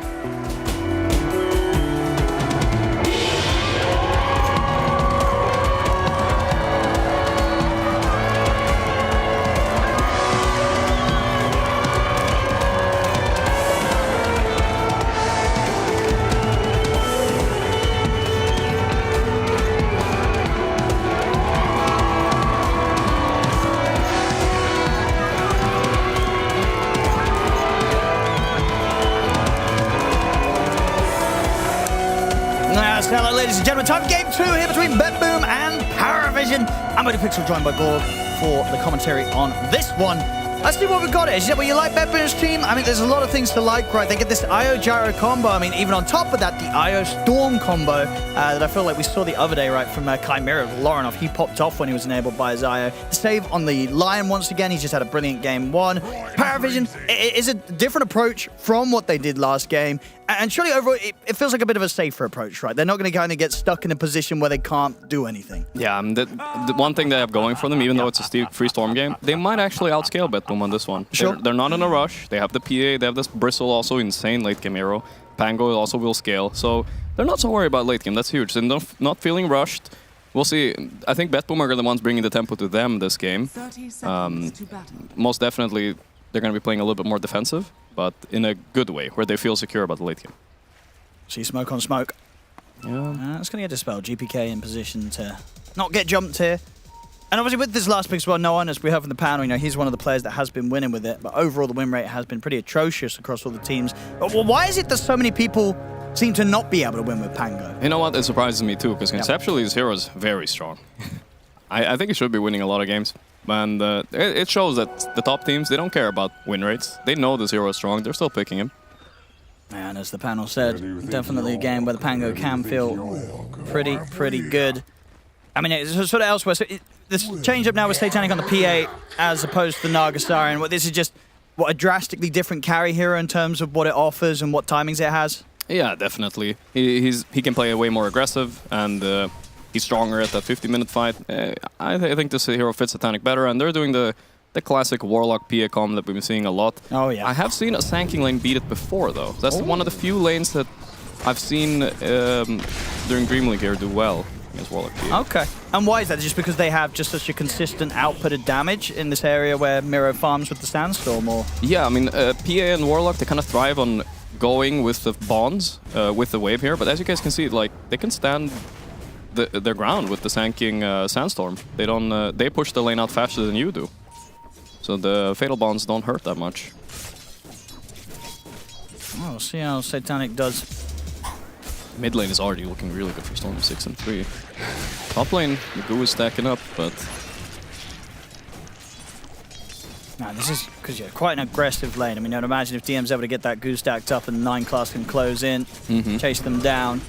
Could be difficult for Katomi to be able to heal the 2 of them up against the early attempts from Paravision if they can get in position. So Jara and I will have to be careful on these early levels. Yeah, they're good at pushing out the lane though. So this lane position is really wonky for them. And look at the stacks on Pure. This is not good. He has to try and TP out, but the stun's there. Oh, my. I mean, that's it. They got to be careful. Yeah, Pure was not careful. They didn't hear you. They didn't respect the DM 9 class combo. Yeah. I mean, this is a prime example of like top tier play, because maybe in a pub matchmaking setting, this lane would just be head on, close to the tower, but they pull the wave into an awkward spot where Pure just can't stand against Goo Bristle. Oh, yeah, he's got to take the walk back to the lane. Oh, the walker. They might even just kill Katomi yeah, they're as gonna well. run him down. Why not? Let's see. Yeah. No, that's the Goo for you right there. Well, this top lane's a bit of a disaster for BetBoom. Yeah, certainly. Good luck to them on that one. They've got quite the recovery to do up there. At least the Storm is doing really well. I mean, that's a positive. And bot lane is surviving against the Warlock PA. We'll see though, they're kind of low right now. I can expect maybe a poke, a go. Let's see. Sandstorm gonna keep him safe. But he had to Sandstorm away from the wave, which kind of sucks for him. Yeah, that's true. You're not going to make the most out of this one, so we'll have to be a bit cautious for the next 30 seconds. And overall, I mean, you know, talking about heroes in this patch, were you a little bit surprised that PA didn't get kind of tuned down as much as it did, or do you think there's reasons why it's still as strong? I mean, it's just so stable. It did get tuned down a little bit, a slight damage reduction, but they did also buffer Blur, so she got a buff, surprisingly, after all that's happened. I'm a little bit surprised. Even Warlock got 3 damage, even though he's one of the most popular supports. Might get a correction on those eventually. Now, top lane, I mean, things are stacking up on Pure. He's got the stick charges, but I don't think he can fight the Goo. He might just be dead again. Yeah. The stun connects. I mean, 9 class, he's not going to even die in return. Katomi has to tether away. Yeah, he's not respecting the Goo, Owen. It's so much minus armor. I mean, what do you do at this point? Because as a Gyro, right, this is not a hero that can kind of turn to the jungle early. No, you need to win your lane. It's not going to be very pleasant. Maybe the IO needs to stack up some camps for him. And they farm with Flak, but preferably they'd be the ones to be aggressive with high-level rocket barrage. And we'll see if it ever starts to get any better here for Pure on this top lane, because so far it's just been painful. Yeah, at this point, maybe they need even Lion to walk up there and help them out. He's busy on the mid lane. Oh boy. He might just be dead. They've got the blood grenade. Close. He's got the fairy fire. It's going to be fine. Not bad. He stopped no one from refilling his bottle. And that's a bigger deal nowadays, that you can't TP in and refill it mid, so it's a big advantage for Storm. And what you think there is a chance that Save will head back to base and maybe look towards that top lane to try for a play? I think so. Yeah. I mean, or they sacrifice it completely. Now there's a big wave coming in here. This is where we need to see a response. Because yeah, how easy is it for Paravision to try and dive with this? Oh, it's really good. It's really good. They want to dive, but you gotta be careful. Even the mid laner could TP up there, so might be cautious. Look at me, Hero's alone down here, so Save is forced to TP down here. No, they'll get the stun out onto Satanic Hex as well, but Mirror ticking down low, he'll die. Yeah. Satanic. Oh my, he's so aggressive. Now looking over towards Save. I'm sure because Satanic, we're seeing this on the mainstream as well. He's frozen in a very strange animation. Yeah. Like the PA is just not moving. Yeah, I don't know. When this happens, right, is the enemy also seeing the hero like this? It actually depends a bit. Sometimes yes, sometimes no, but I think right now probably not. Otherwise, they might have restarted it. I was going to say, because it's kind of not, you don't really know when he's connecting his hits. It's really hard to play against. So we will assume that, yeah, that's that they're seeing the PA nice and normally, from BetBoom's point of view.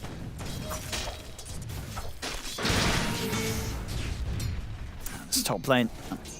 Still Pure having to be careful. Here's the +1. It's the +2. +2. There we go. Satanic and Carlos have turned up.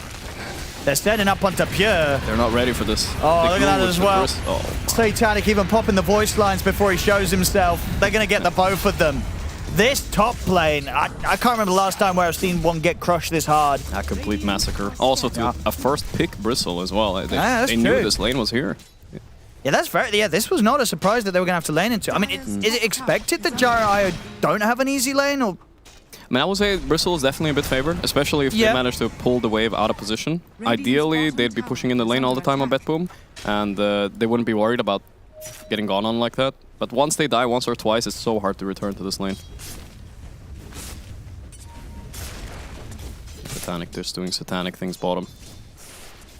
He's absolutely massive this game. Yeah. Well, this is definitely going to be a concern when it comes to carry matchups down the line. Yeah. I mean, Pure stepping up. Okay, we'll be able to get away 9 class, not quite able to line up a stun in time. I still having to just run away from the waves. Is under attack. It's going to fall a lot indeed onto GPK to sort of rectify what's happened on the side lane. Bristol already got a Vanguard, so he's not worried about dying. This is an opportunity for 9 class actually to make some rotations here if you'd want to. And maybe shut down. It's hard to gank a Storm, obviously, but maybe they could even bully Sanking a bit more. He's gonna have a good time on that lane. I think stepping up here, they're just gonna go on him if he walks too close. Yeah, they're poking, but Save is kind of close. Bottom. It's not at this point having enough between the two of them to kill Satanic. He's farming a lot. I mean, this is kind of expected right when you get this PA Warlock lane, but there would potentially have been a world, as you mentioned, where maybe the Sand King presence could have done a bit more to slow him down. I mean, definitely. I also think like taking off like this with a PA game is really dangerous for BetBoom because the Gyro matchup actually isn't so bad for Gyro, but that's kind of assuming that he's a stronger laner. So yeah, losing this lane is quite a big deal for BetBoom. At least this hard. Here we go. Eyes around the mid. Not going to get the opening stun onto Save, but the Rolling Thunder will connect, trap him on the stairs.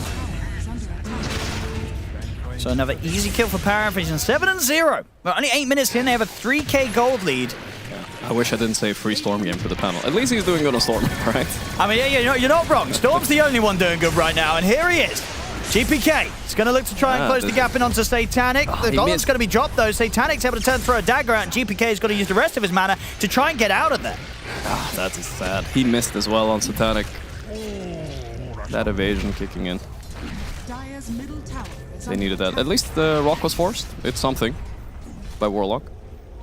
Yeah, we'll be able to push the tower a bit with it, though. Yeah. At this point, Katomi probably should be linking up with the Storm and abandon the gyro. I think so, yeah. It's time for Katomi to find a new partner to make the plays with, and Satanic, he's back down bottom. The rotation for him comes in from 9 class to no one. They kill off Miro. These kills keep coming from Paravision. They had a rough game 1, but this game 2, it is looking as good as it gets for their start. Certainly. Radiant's middle tower They're snowballing very hard. Precious bounty. Tomi's actually stuck there. Ah, so just for a bit, he can retether out again. He has a little Cobalt friend there. He's definitely stuck. Oh, there we go. Mastery, yeah, you're going to miss out on that GPM. Yeah. Sad times. Poor guy. Radiant are scanning. Diffusal first on Pango. No boots, no nothing. Radiant's bottom tower. I should be able to get away with the rush as well. As, yeah, there's just nobody's died on Paravision. Nobody's getting attacked. Nobody's getting killed. No. Things might change a little bit when Lion gets level 6. They get a bit more damage. They are lacking right now. The Bristle just looks unkillable for quite a while here. I'm expecting him to maybe even itemize into a Pipe here or a Glimmer, and at that point, it's going to be... Oh, a Pipe's going to ruin Batboom's lineup. For sure. And GPK wins the 50-50, gets the rune bot at least. Sadly, it's an illusion rune though. Paravision, after taking that tier 1 top, they're starting to focus their efforts more towards the middle of the map. Mm-hmm. How are you enjoying the new crafting system of the neutral items, Owen? I like it. I think it's nice. I don't have to worry about these stupid tokens. You know, in the past, you know, it'd be kind of like a token that someone's found in the jungle, I'll buy it, send it out to me, and then obviously the token that I would find, I would always forget to pick it up, so then the team would get kind of upset. Oh no. So, you know, that doesn't happen anymore. That's true. And yeah, I like the customization aspect of it, but you know, you kind of get 2 feel-good moment potentials. Right? You get, well, do I get a nice artifact? Do I get a nice enhancement? Yeah, yeah. I mean, overall, I think I'd still probably be down if there was no neutral items, personally. Oh yeah, you're an old school. You know, I don't... Bring back the 1 courier as well. I didn't mind the... Well, I don't know about that. You know, we can keep the 5 couriers. Yeah. You know, I'm kind of like neutral on the neutral items, which I guess, you know, fits the word, you know. I'm okay with them, but I'll be also okay without. Mm-hmm. But I think it's an improvement. I prefer it like this rather than the tokens. Top lane! Ooh, big fight. They're trying to go for 9 class. They'll get him. Nice kill. They will That's get what they him. needed. There we go. Kill on the board for Betboom. I mean, look at that. Pure has actually recovered. He is 4.8k net worth now. That's very Bristle. True. Yeah, level with the rest of the cores, just apart from Satanic. Satanic is going to get... honestly, it's probably one of the faster Battle Fury timings we'll get. Yeah. You have to remember, though, it's 200 gold cheaper. It is. So it is. Which is... I mean, that is definitely a buff, right? Sure, it's less damage, but you would take this, right? You would always choose to have the item be cheaper and have slightly less stats. Yeah, especially since a snowballing item, it's going to let you get more gold faster. You'd want it as fast as possible. So it's like... That was just a straight-up PA buff. Yeah, probably, yeah. And I feel like we should see Battle Fury on more heroes so that we actually do. But bottom lane, they're going to go for Miro. I don't think there's much he can do. He's seeing if he can get out with a Burrow Strike. He's going to try and get the ult off. They'll let him get the ult off before they kill him, because why not? Okay. They rocked? I mean, they didn't have detection, right? Or what was going on? I actually don't know. They had to rock. They took a lot of damage here, so maybe Betboom could fight. Wait, why is Pure here? I don't really know. Why is nobody else here? That is a relocate. That's a report relocate there. I mean... Okay, Storm made it with Haste Rune. Here we go. He's going to clean up a little bit. Is he? I mean, he killed 1. He Will might kill 2. I don't know. Decat's healing up. Believing in him. Okay, he gets the kill. Good. Not too bad. It's something. I mean, okay. They get the 2 support, but they lose 2 cores. And did they really need to lose Pure there? I feel like no. I mean, you said, you know, this guy is going to be tethering the Storm a bit more. Maybe after that play, Pure's like, Katomi, please tether the Storm instead. Disable help. Don't take me with you next time. Oh dear, and Katomi will die. No one was ready for him. Yeah. Okay, that's rough. All in all, though, they have stabilized the network, even though that was pretty bad. They are stabilizing the net worth lead. It's not that crazy. 3,000 gold is definitely okay. No, for sure. Yeah, it's still recoverable. As long as you can fight for the Tormentor. Even though last game we did see they did get the Tormentor and lost anyway on Paravision, but... And that is true. It doesn't happen. We'll see Satanic. I mean, he's got both queued up. Is this a game where you're getting the BKB or the S&Y first? That's a good question. I think if you're this far ahead, you can definitely consider the S&Y. Yeah. But in general, the BKB is much better here. I think whatever you can get for the Tormentor. So If you can get BKB, that's good. Oh, they've got the sentry down. 9 class. Good TP there on the side of the tree line. Comes in with the setup. They catch Miro. He's doing so much damage to him. The halberd is not helping him at all on sanking here. It really isn't. I mean, I guess, yeah, that's the thing, right? The only one that's going to feel okay against is Satanic for the disarm, but everybody else, they're still getting to press their buttons. Dire are scanning. 9 class going for a little wisdom steal here. Save is scared. All right, rightfully so. Has to back up. So it's going to be all 9 class. Same time, though, to have GPK and Katsomi get over to theirs. They used to relocate to make sure they could get the steal against Paravision. Yeah, got a good trade. He's tethering the storm now. Let's see what's happening over here. And Mira's TP'd in. Satanic's just going to start going for him. Yeah, they got a nice stun. It is a good stun onto the turn. The mistake comes in with a follow-up. They've got enough to bring down Satanic, but from the side, Rolling Thunder, no one's in. Gets a fantastic angle across Mira, but it's not enough to kill Mira off. Mira will live. Amazing for Betpool. There we go. Miro, though. They might still get a bit of a cleanup here, Paravision, as Mira will try and escape, and no one will chase. So again, it's Betboom, they'll take these trades, right? After such a slow laning phase, they're getting the chance to slow down that lead a little bit. It's only a 2k gold advantage. Yeah. Sure, Paravision, he's still popping off getting the ultimate cleanup at the end of the fight, but Betboom are still getting something. For sure. And I know I'm only talking about the Tormentor, but they do have the opportunity to go Tormentor now as well in Paravision after this, so maybe it doesn't really work out that well for Betpool. That's true, yeah, I guess if you take that into account. Yeah, the IO was also stuck fight. The top during that fight as well. I don't know, I guess he didn't have reload or TP. Middle tower is under attack. 9 class. Atos play. This is the same time as they're doing something bottom. And Katsomi trying his best to keep Pure alive, and Satanic taking a good amount of damage, but not enough. Yeah, still too strong for Pure to be able to take the fight against. It's difficult now. You're expecting them to go on Satanic here, but I think Betpool are scared. They're nowhere to be found. They smoked up around the mid. They got the Leshrac shard, by the way, from the Tormentor, which is actually much better than the Warlock one, so they got lucky there. Yeah, we see some crazy stuff with the less shard the other day. Yeah, people forget about it, for sure. You just walk into it. And now, can they go for DI? I don't know. They got the shield rune, though. That's something. See how the smoke gank works out, though. I mean, 9 class, he's ready to start running at them. Yeah, Katomi spotted him, I think. Well, get the slow onto Katsomi. He wants to tether. Yeah, they're going to be able to kill him. They get the Atos down upon him. Another catch, another kill for Paravision. It's very easy for them to hunt down action around 9 classes, Atos, and no one's defusal at this point of the game. Yeah. I think they're going to have to split up the map a bit on Betpool. They do have good heroes for it, right? Sanking, Storm. They're very easy to get out on the side lanes and cut waves. And honestly, the catch from Paravision isn't the best. The Atos Lesh is what they got. They're going to find another one. Okay, well, it's good enough, is what it is. Quite a big catch as well, considering Pure was indeed making quite the comeback on the farm. Paravision, they'll be able to knock him out of the game, and now... Okay. Miro making a bold move here. He's got backup for GPK and save, so a quick kill as they take out the Leshrac. No one's still hovering around, but no Rolling Thunder for over a minute, so unlikely to get back in on this one. BKB timing for Satanic, it's still half the gold of the recipe away. So very close to having that. I mean, once that's there, it's going to be very difficult for Betboom to ever catch the PA out. No, definitely. I think Storm having a free game here. He's 5-0-0. He's a hero that can go on PA, but she has natural evasion against him, so it's not so easy for him to shut him down either. Yeah, the PA being big is a big problem here. They're gonna have to kite out this BKBs and kill him afterwards if they want to think late into the game.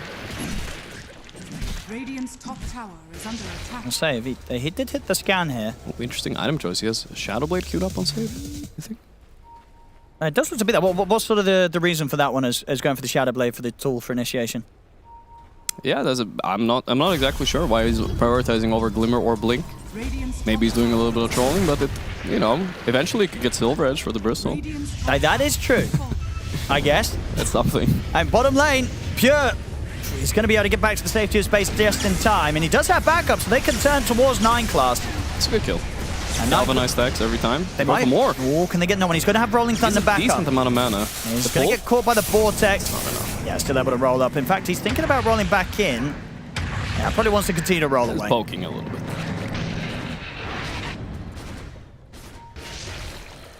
Okay. Oh, Sanking go for a Bloodstone build. It's interesting. Pretty greedy. But he's recovered decently from that very hard lane. I'm surprised no one has this little farm, to be honest. He hasn't been able to find much farm on the map. They're gonna smoke. Yeah. I mean, this with the BKB reveal of Satanic is not going to be easy for BetBoom to fight into. They might. They're actually gonna dodge them here. Roll over. Kataomi, are you fast enough? Yes. It's fine. Probably for the best. Yeah. They might be finding the Lesh up here though. He's alone. Oh, they're straight for him. Tried to take the Watcher back. That leaves him open to getting jumped by GPK. Yeah. GPK is having a really good one. Satanic. He's just going to get straight in with a BKB. It's time to run. See if he Each man for himself. Yeah, everybody out. Scatter. I mean, the rest of them will get out. So that was the BKB. No BKB on Satanic. Yeah, that's a good trade. The line kill for the BKB. I think you take that on Betpool. I mean, yeah, I think overall, just the fact that BetBoom have never really fell further than 3k gold behind, considering how rough some of the lanes did go. It's not a bad sign at all for BetBoom. They're holding on pretty nicely. They will have a fight to give, for sure, especially when Pure has his own BKB online, which he's going to look for next after Zag's Crystallis. They jump mid here. Let's see. Oh, they get the ATOS set up. Nice counter initiate by Save, though. No one's in with the follow-up Rolling Thunder, but they don't have further lockdown. The Golem will be dropped. 9 class still goes down. GPK jumps over towards Ducalis on the back of it all, but no one's killed or saved. Ducalis, he will die to GPK. GPK still with a bit of mana left. They turn with the dagger towards Mirror, but Satanic has to back out of the fights. BKB, of course, still on cooldown. No one falls. Now Satanic's going to look to commit back over towards Pure. The crits are there. GPK has to use the remainder of his mana to get out. No but Katomi caught by Satanic. TM, he's got the goo looking towards GPK. No mana. Oh, they want to dive this. No mana. Any You buybacks? dive this. Oh, yeah, okay, there's the buyback. Had to come out. If that wasn't there, they would have definitely gone for a bit of a base dive. Oh, yeah. They'll back out after forcing that buyback out. Forcing the buyback is big, actually. One's looking a little bit nicer there for Power Vision, but eventually, when all the spells are used, Satanic, it's his turn to clean up, even without that BKB. Yeah, Joe chose a perfect moment of the fight to get back in there. As could have definitely been risky, but waiting for all the cooldowns, making sure that the space was clear for him to get back in and on top of Pure on the gyro. Played the edge of that fight perfectly for a PA with a BKB on cooldown. Now it's the Roshan, they'll go. Everyone will be back up on BetBoom. Do you just sort of let this happen? I think it's too fast. The Goober is still stacking up. I don't think they'll make it. I think people are underestimating. It's hard to. I mean, it's easy to get to the Roche pit, but it's hard to be there in time still. It's so fast against these lineups with minus armor. There we go. Yeah. Pure, still an Ogre Club and a recipe away from his BKB. And even then, I feel like PA is happy to go on him and trade his BKB and just kill him. I don't think Pure can man-fight until he gets that MKB or something. I look for the tower, tier 2 in the mid lane. Same time save. Did, of course, opt for the Blink Dagger in the end. No Shadow Blade for now. Okay, he was trolling us. He was memeing. Yeah. Miro needs to... I don't know, I'm starting to think maybe they need to buy like a Ghost Scepter or something to survive longer in these fights. It's all about keeping the snacking alive a bit, maybe baiting a BKB. Sure, what you feel at the moment, the lifesteal from the Bloodstone just is unlikely to be enough? It, I think. I think the PA has a very easy target in the fight, and it's just kill sanking and you just win. He's already going on him right now. Yeah, Miro shows that he's in the area. Yeah. He might get out though. They're gonna keep the chase on. Let's see if we can squeeze out of here somehow. No one. They gone. He's going to try for the TP out. They got anything to stop it? They don't. Great TP. Same time on the top lane, the dive comes in. GPK gets in under the tier 2, takes out the 9 class, the Strat. Monster kill for GPK. That's the best. I feel like that's the best sound. Monster kill. It's a pretty satisfying one when you hear it. Yeah. I mean, well, Rampage is the best. Okay. Fine, Rampage is pretty good. But Monster kill is so classic, you know. It does hit a bit harder than the Godlike. Even though the Godlike's better, right? Yeah. Yeah, he's almost at BKB as well on GPK. Can he actually carry this game? Maybe like if he buys BKB into like Bloodthorn is a way to burst the PA. Yeah, I mean, you did say it was a free Storm game. Yeah, so far, so good. Say that, I'm open. Yeah, 8-0-2. Yeah. 9-1. Oh boy, he's so aggressive. Nothing. Does he have the BKB TP? No. They're going to relocate him out of there. Yeah, okay. Katomi gets him out to safety. Yeah. That's a dead wisp though. I mean, can they fight? They've got GPK around. Can they fight this, BetBoom? I mean, the sanking is not connecting, but maybe they will try anyway. I mean, GPK's considering he has been hit by the scout, so they know he's up here. Yeah, this is quite random. I don't know. Yeah, GPK's not going to be able to do anything. They just have to let Katomi go. It was pretty much just tether play, so you maybe could tether TP. But look at that. The GPK is also cutting away here. I love that. Looking good. Yeah, he's doing his best here to min-max his impact, and yeah, that's the BKB bought straight up. So yeah, 2 BKB is going to come out from Betboom soon. Yep. Pure is going to get it as well. This is a big timing. We're in a very close game here. I mean, it really is. Like, they're again, that net worth lead, it's never really been more than 2-3K. Yeah. So, Betboom really holding on. And we've seen Storms carry games. I mean, yesterday, I think it was with Laurenov. Yeah, amazing performances. And that was with a Wisp too, right? Yep. So there's definitely reason to expect big stuff to continue to come out from GPK Storm. Going on no one, but he has an Invis rune. Dire's bottom tower is under attack. Like, if he can get that Parasma online, that's the point, right, where this Storm starts to just solo kill even some of the cores if he starts to catch them on the back of the fight. Oh, no, for sure. The Parasma is huge on Storm. I think they're definitely... I mean, they can win late game too on Betboom. I know I talked about PowerVision having comfortable late game, but it's not super 100% favorite to one team. Betboom are pretty comfy going late game as well. But look at this, PowerVision already knocking at the door. Yeah, they've got a minute and a half left on the Aegis for Satanic. Let's see what the setup is. They try and make the jump. They get the Vortex into the Burrow Strike. Killing him once will here. be dropped. Follow-up stun comes in for the save as well as the Finger. They burst through him the once. They'd use a few ultis there, though. Finger and call down. Satanic. And here comes a roll. He's ready to jump in. They're going to try and burst Pure. They're looking straight towards the Gyrocopter. Katomi trying to keep Pure alive, but Katomi's gone. Pure pots the BKB, turns towards DN. The flat cannon hits, forces Paravision to backstab. He's in position to catch DN with the stun. They've killed off the Bristol. GPK, he's able to zip over towards Ducalis. The Warlock will fall.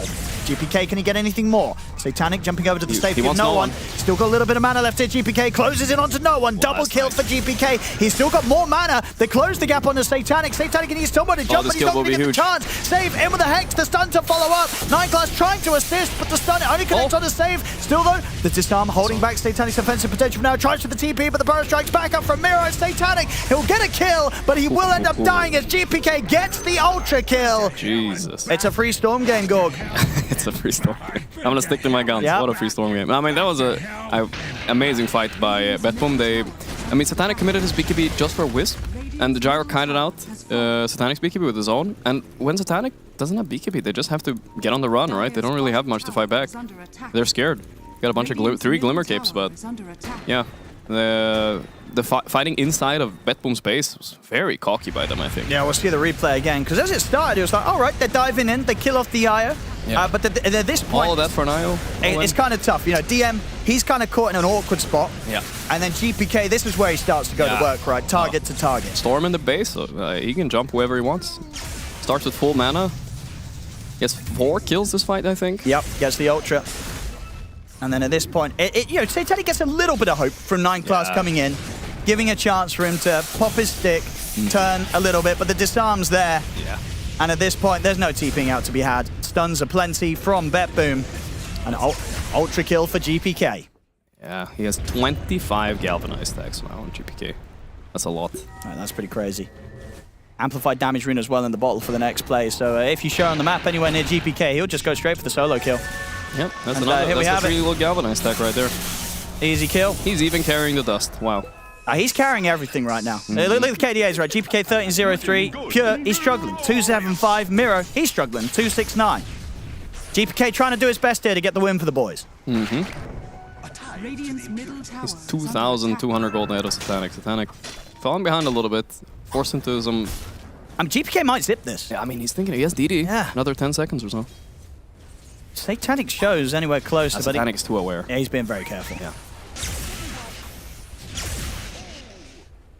I mean, how do they catch and kill the Storm? Is there any sort of itemization that we could be seeing soon from Paravision? And what's the solution to dealing with the Storm Spirit? In this free Storm game, it's usually hard. I mean, nobody is really going to itemize Hex here, so insta-stunning him is not an option. Maybe Satanic could consider going a Basher instead of his Nullifier, get an Abyssal, lock him down.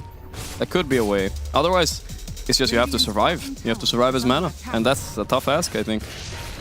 Especially with that Wisp tethering him and feeding him mana sometime during the fight.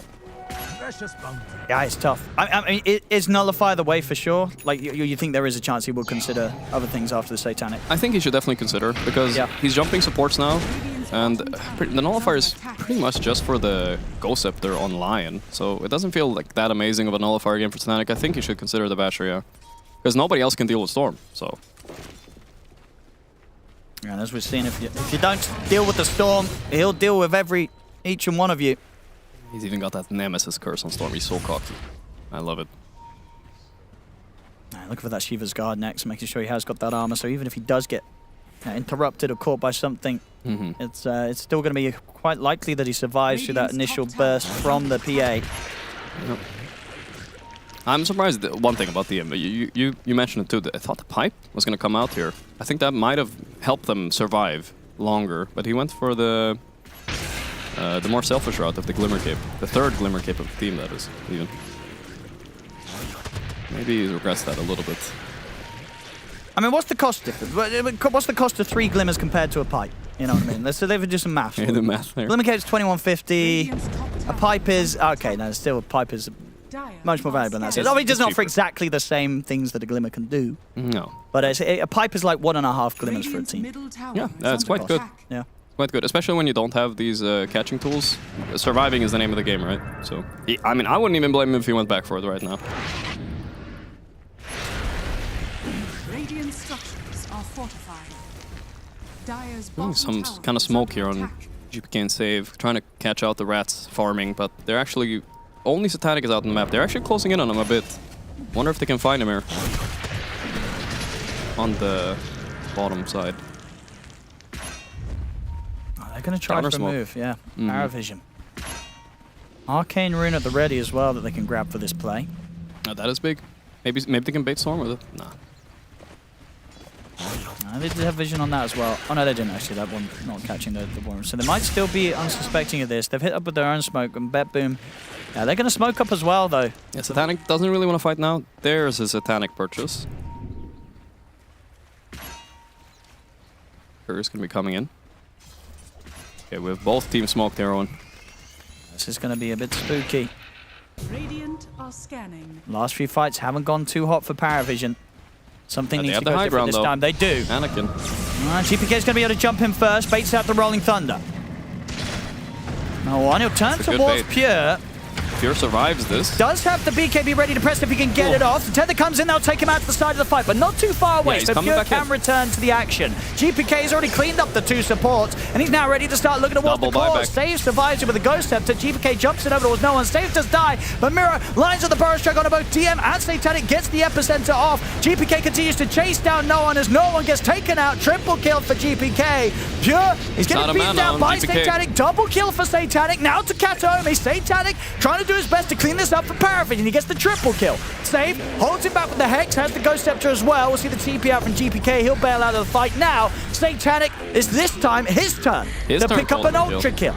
Yeah, I mean, that fight was... The double buyback did a lot. Storm wasted most of his mana killing these 2 supports. 2 buybacks came out, and then he's chasing the Pango most of the fight, who is actually quite tanky. It was hard to kill. And when there's no Storm mana, Satanic is not scared of anything. It's his time to shine. He's going to get the Roshan.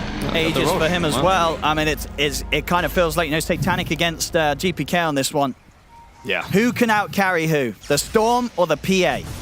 A true anime battle. And one that could result, I feel like, especially in a kind of a game that's kind of gridlocked as much as this, with how close it is and how difficult it is for Paravision to try and progress to the high ground. We might be getting some rapiers this game, right? There's a gyro, there's a PA. Let's hope so. You know, at the moment, Pure, he's trying to finish off his Daedalus. He's hitting pretty hard if he can survive with the MKB and the Daedalus. He's a little bit squishy though. Like he almost died at the start of the fight there. He went down to 10% HP before the Wisp got the mech reel off. It was close. Yeah, on the numbers, this game very close. This could be a solo kill. I don't know. That's close. Let's see. He's able to roll up. What? No one. Oh, that was closer than it should have been. He has to be keeping TP out.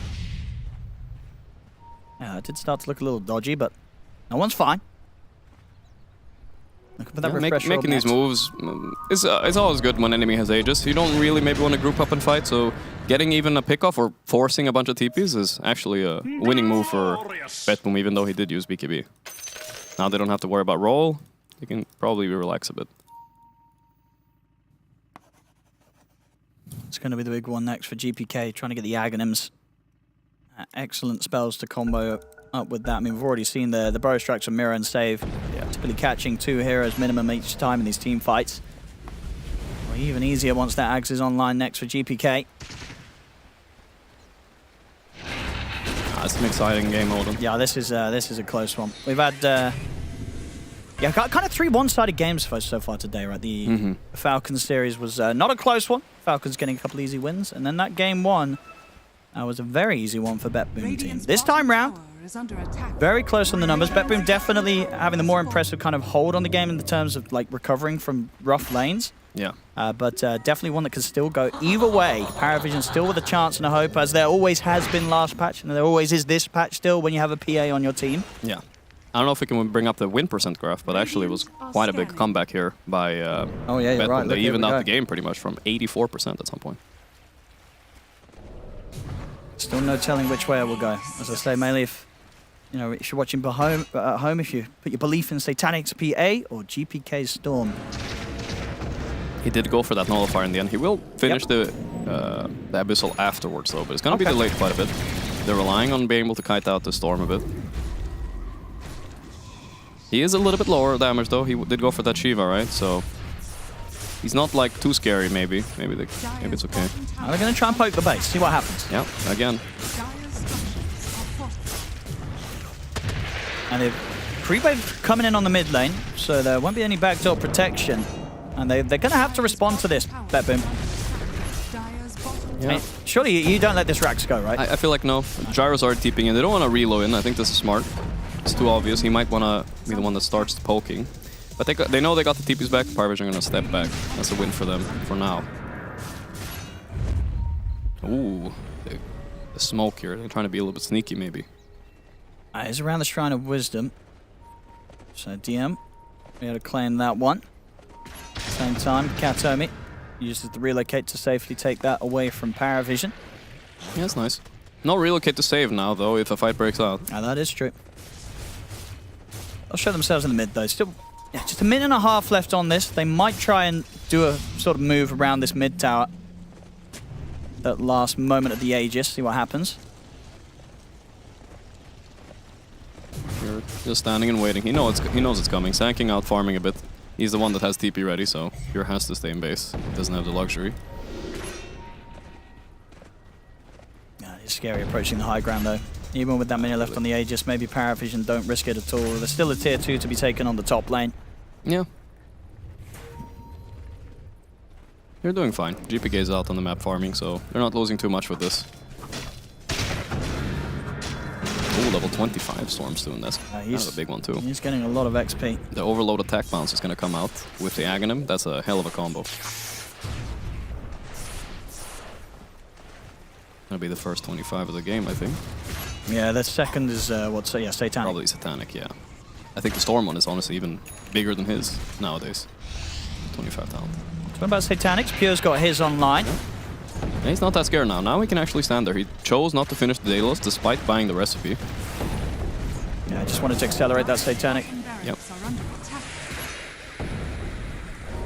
Still super hard to push. Aegis pretty much gone. Correct me if I'm wrong here, Owen, but I do think Gyro sells recipes for full cost, right? He does, absolutely, 100%. Yeah. So he could sell this and have buyback ready if he wanted to, almost. Wow, he needs a bit more money, right? A little bit, yeah. I'm surprised. I'm just surprised he's walking around with it. Sure, yeah. I don't see the point. There indeed is not. Yeah, there's no need to. Yeah, indeed. All right, Tormentor's up, and it's gone. Ooh, that's a good shard though. The break on Satanic will work against Storm. His overload matters a lot, especially now with the 25 talent, right? Yeah, that's true. If you can take away that aspect of him, it is definitely going to slow down his offensive impact. It's what, 3-second duration. Yeah, and plus the... That's like it's 3 seconds where your supports aren't dying to him. Yeah, and plus it works against Gyro's Aghanim as well. Disables the side gunner. Quite a valuable shard to get for him. Now stepping out of the base now, BetBoom. Over the river. Yeah. Ooh, he got rooted. Do have vision set up here, so they're feeling kind of safe on BetBoom. Oh, GPK. Is he scared? He's actually standing in front of their whole team. I mean, that's how confident he feels. Yeah, rune top, so he missed that.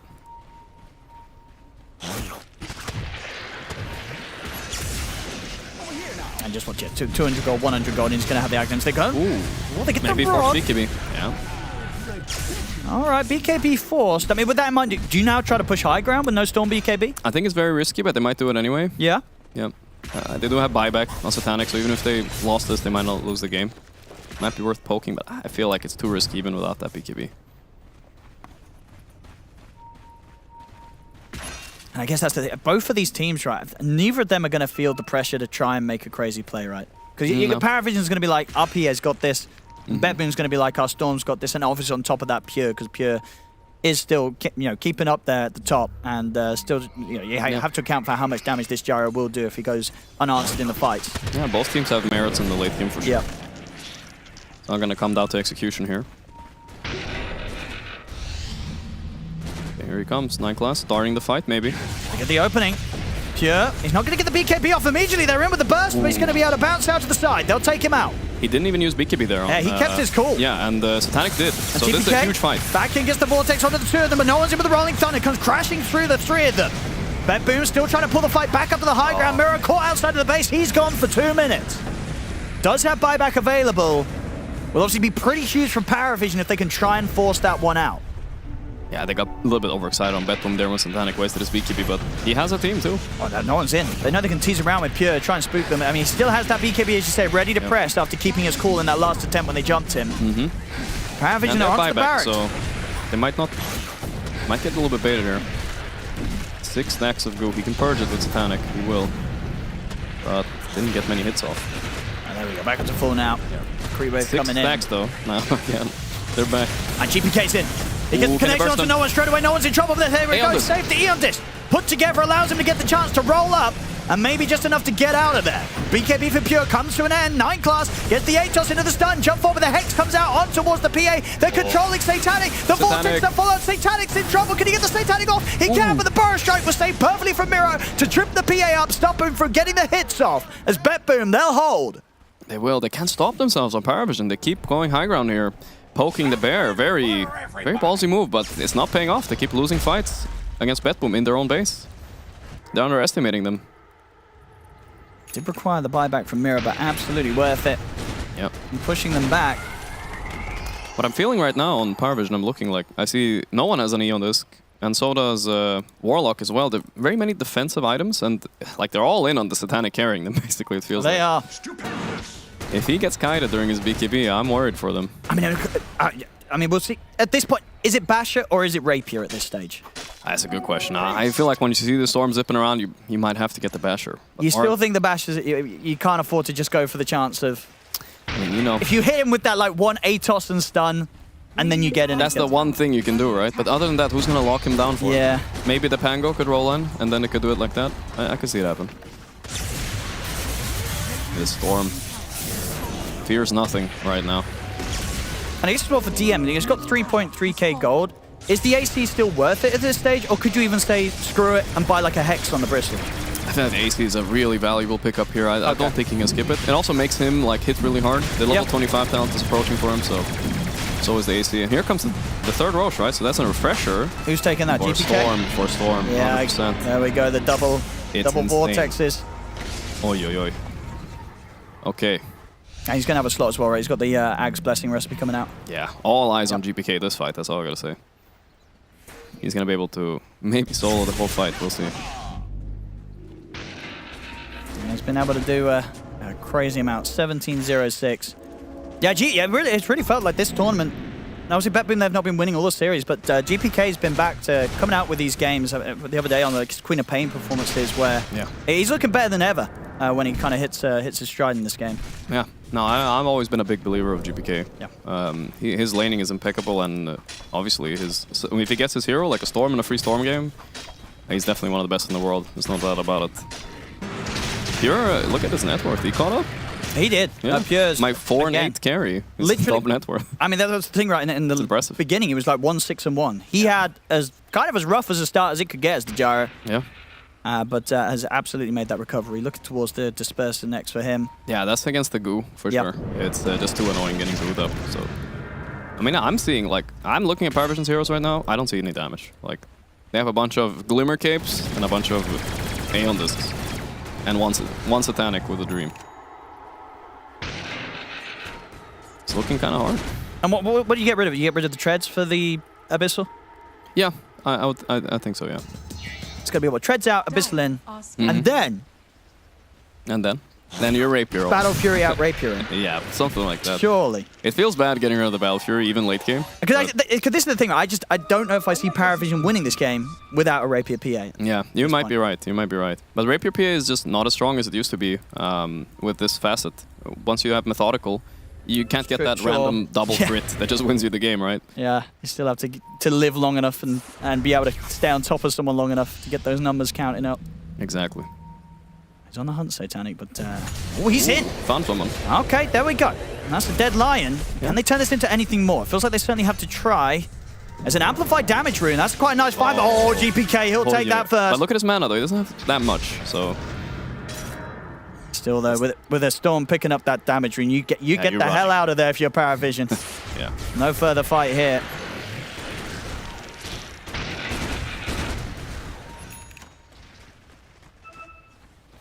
DM is actually changing his mind to a BKB instead of AC. Wait, what's happening, bot? GPK just gets the chance to force out the Aeon Disc on the roll-up from no one. That's big. I mean, Pure still watching, might look to try and get in on this.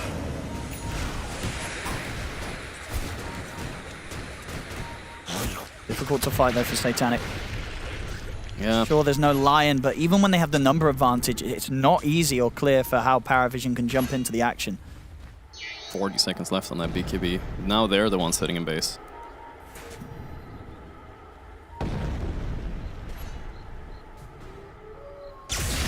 Okay. It's the Vortex. Aeon this. Stepping forward to Carlos, ready to drop the Golem here on towards the three of them. No one. He's able to get the roll-up off. They get the stun connection onto Pure, but Pure's able to put the BKB. DM's going to make the run straight over towards Mirror. Pots the Bloodstone. No one. Gets the angle again with the Rolling Thunder connection on towards the Sand King. But Mirror's still fighting strong. They can't get enough damage down onto him to threaten him. DM backs up to the high ground. Nobody dies. No damage. Satanic doesn't have BKB. Doesn't want to commit. Didn't find the opportunity there. They did have Refresher there on Pango to refresh the Aeon Disc, so he survived that go, but that's a Refresher forced also. I don't know. It's looking hard now for Power Vision. It certainly is. BetBoom having a very impressive grip on the game. As close as it is on the numbers, it definitely feels like much more of a lead than the 5k gold will show. Yeah. Are scanning. There's the Basher. Does replace those treads.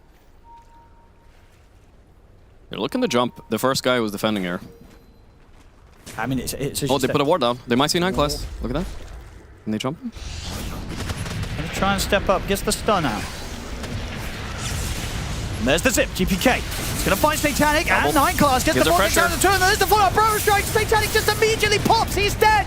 They look towards DM, but DM will survive. The buyback's coming out for 9 class and Satanic. Satanic jumps over towards Pure. The bash is in. They'll kill him off the once, but he's got the Aegis. He's going to be back for round 2. BKB's ending on. Yeah, he's got to be careful. He's still going to try and jump forward on towards Pure. The bash is there once more. The Halberd. They have to be careful with DM falling as low as he is. They get the split up on towards Pure. Jump forward with the Rolling Thunder. Satanic trying to come over the damage, but Pure standing his ground. The follow-up split up though catches Pure again. Again with the Rolling Thunder. They're controlling the gyro. And they set up for Satanic to be able to help take the gyrocopter out. 2 buybacks on each team here. And the push ends. Okay. Satanic did use his buyback there. He did. It's the big one. Yeah. It's the very big one. Actually, 3 buybacks on Power Vision. Even DM bot back there again. I see that. Okay. All right. They pushed them back. Yeah. But the next push from BetBoom. It was costly. He has to be thinking Rapier soon, Owen. I think so. Where's that Rapier? The Abyssal is going to come out first, at least. It is. It is. And he's nearly got it. Obviously going to spend up now with the fact that the buyback has been used. How are we looking on the Roshan? Still 2.5 minutes. Still a while. Now, Power Vision are so happy with that fight. I don't think they can get much here. Sorry, BetBoom are very happy. Power Vision can't get much here. They can't really push. They don't know if Gyro has buyback or not, I believe. Yeah, they don't know. Oh, this could be it, though. The Carlos, he's got the Refresher ready. Ooh, I do like that. I do like that. Refreshers are very good late game. They have 2 of them now on the side of Radiant. Dire have none.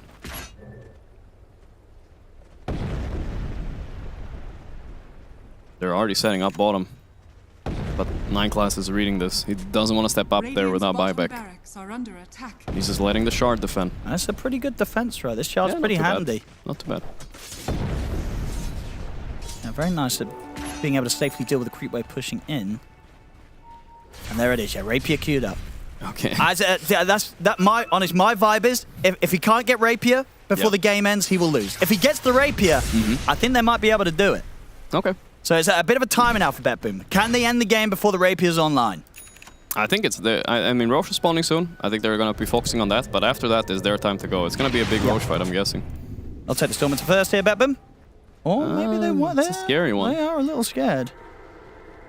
They could probably kill it as 4, yeah. Yeah, they don't need to be that scared. They're waiting for Gyro, though. Come on, hit it. Yeah, come on. What's the worst that can happen? You die, you lose the game? Come on. Yeah, they're scared. I mean, hey, it's a close game. It's a tense game. Yeah. Yeah, they're not going to do it. Maybe they just want to sort of leave it there as a bait. They are smoking on Power Vision now, so... Sure. But not heading in this direction, Power Vision. Yeah, I think BetBoom were really preparing for Power Vision themselves to make a move over here and just trying to catch them in a bait play. They'll settle for the Tormentor now. They know that Power Vision's not coming. Yeah. Nice little shard for save there. It's a good one. Yeah. Makes him magic immune. Can tank the Pango roll a little bit. We'll see when Roshan's going to be back up in 30 seconds.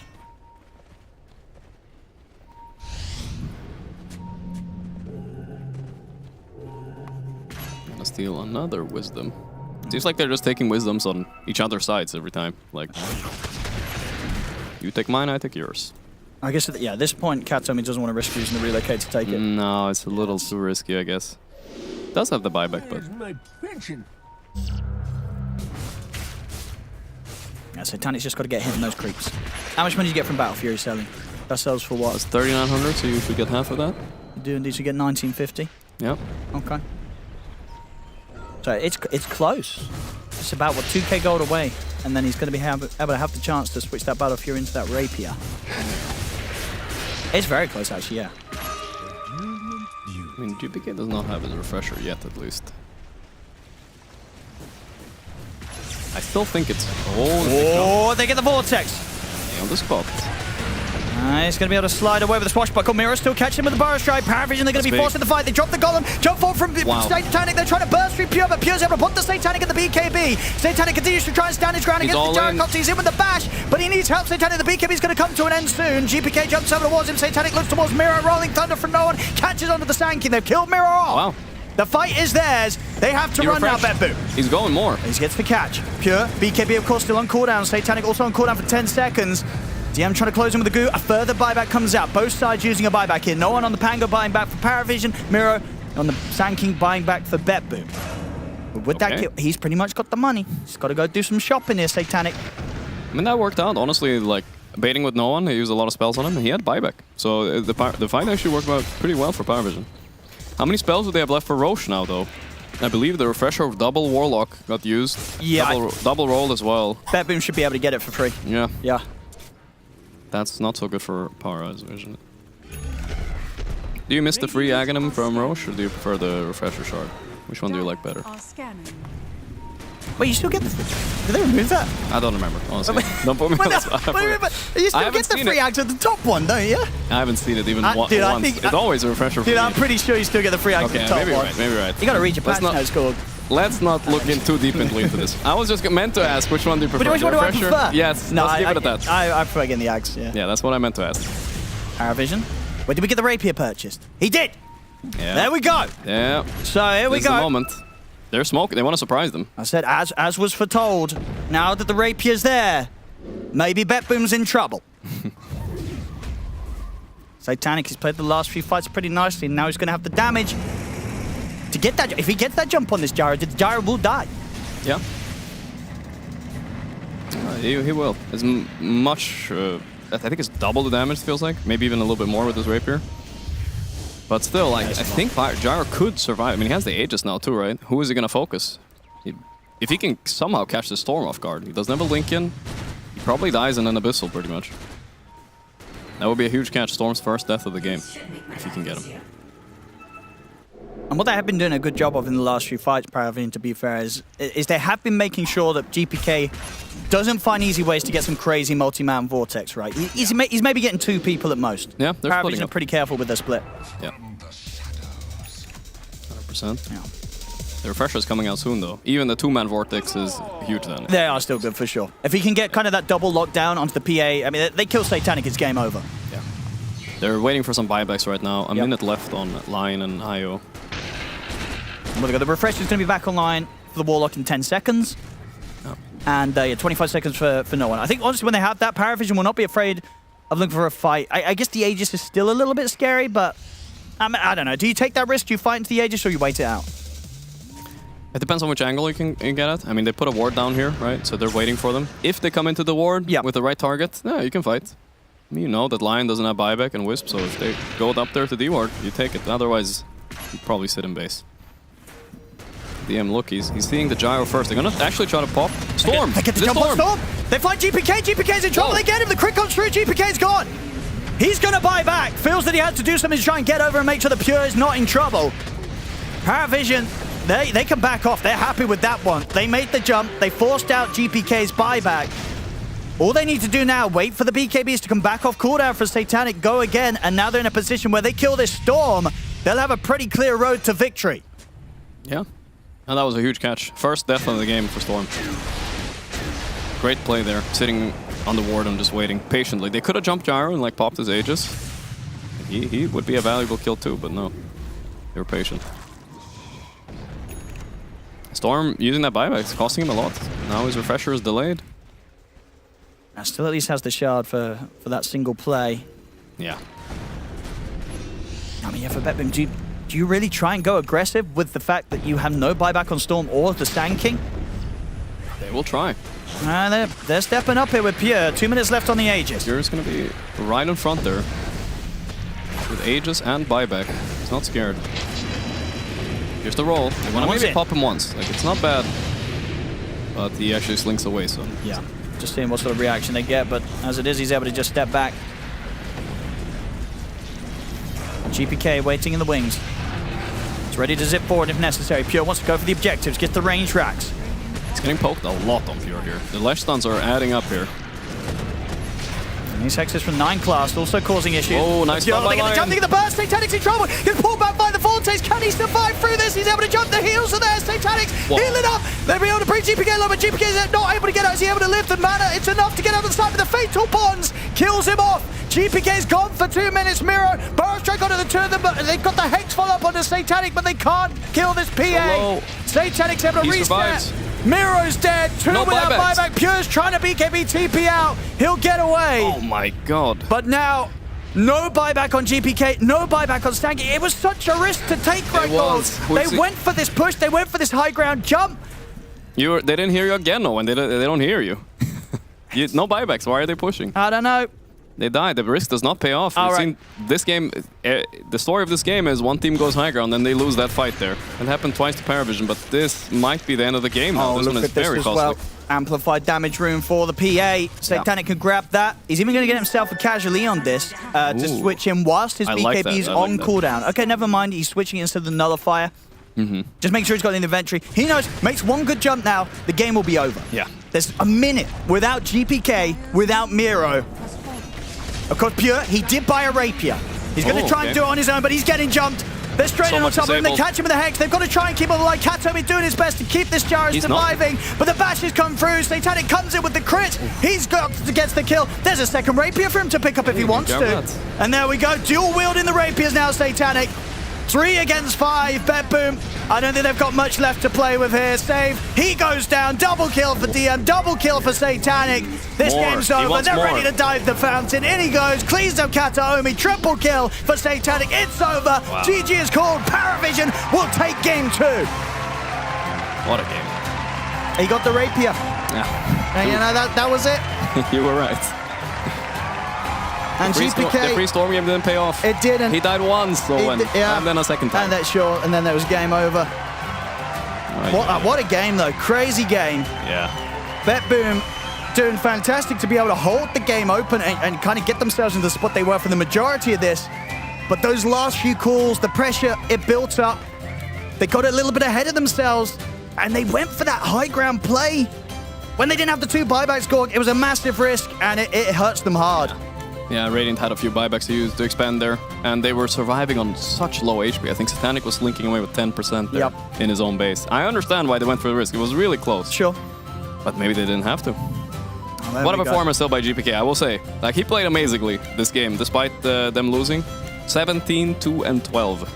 Yeah, he tried, and he tried, but at the end, just a little too much for him. The PA continues to show itself in this patch, and there's all the way to the threat. He gets to pimp up his scoreboard as well. Double rapiers. The Satanic to end the game with in his inventory. 75k hero damage as well. It's a crazy game. I mean, honestly, I think the thing that most viewers are going to be happy about with the result of this is we're going to get a game 3 between these teams. I'm looking forward to that one. What are we going to see next? I mean, hoping to see a lot of back and forth, not like game 1. This game was great. I hope to see more of this, honestly. Absolutely. Well, there we go, ladies and gentlemen. Paravision able to pull out the win here in game 2. It's 1-1 now between Paravision and BetBoom. It was minute 47 when Fear said, "We are entering epic territory," and he was right. But if you would have told me that at the start of the game, I would have not believed him, because the start of the game looked Paravision all the way. Credits to BetBoom for holding on and making a great stand and making this game as competitive as it turned out to be, because Gunnar this did turn into quite the brawl. Yep. I thought GPK played almost like flawless throughout the whole game. He kind of did everything that his team needed him to just set up. There's so many times that it felt like BetBoom shouldn't win a fight, and he kind of was there. He was catching the heroes. I don't know what more you could ask from him, your mid laner.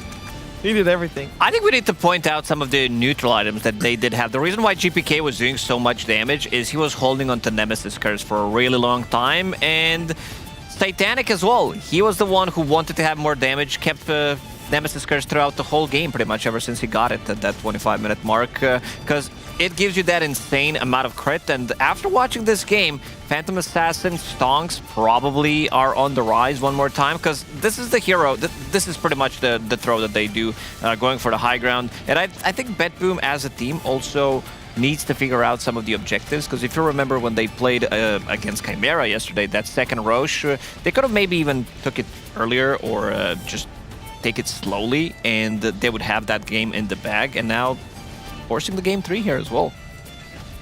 Yeah, I mean, Paravision, I think they were starting the game in the way that we expected this series to go, given BetBoom's recent track record. You could see at the end, Ducalis was like he was. It's one of those games where okay, they're gonna have the game 2, and then the game 3 is gonna be competitive. You have the comeback. You definitely don't want to lose this one, because you're going high ground and getting hexed. I mean, shoutouts to Save for keeping that one, keeping them in the game for so long, because I feel like it was his clutch hexes and stuns that were resulting in such a thing occurring. Gunnar? Yes. Gundaddy? What's up? The gyro versus P, I also didn't expect that. I didn't expect that to be so good for the gyro. I really thought, I guess it's the PA nerf, the slight damage nerf. A lot of the time when you would see that matchup before, it would be PA jumps gyro. Gyro literally cannot Satanic before he gets the you just can't Satanic. I mean, the IO before Satanic. Before Satanic, the I also plays into that as well, right?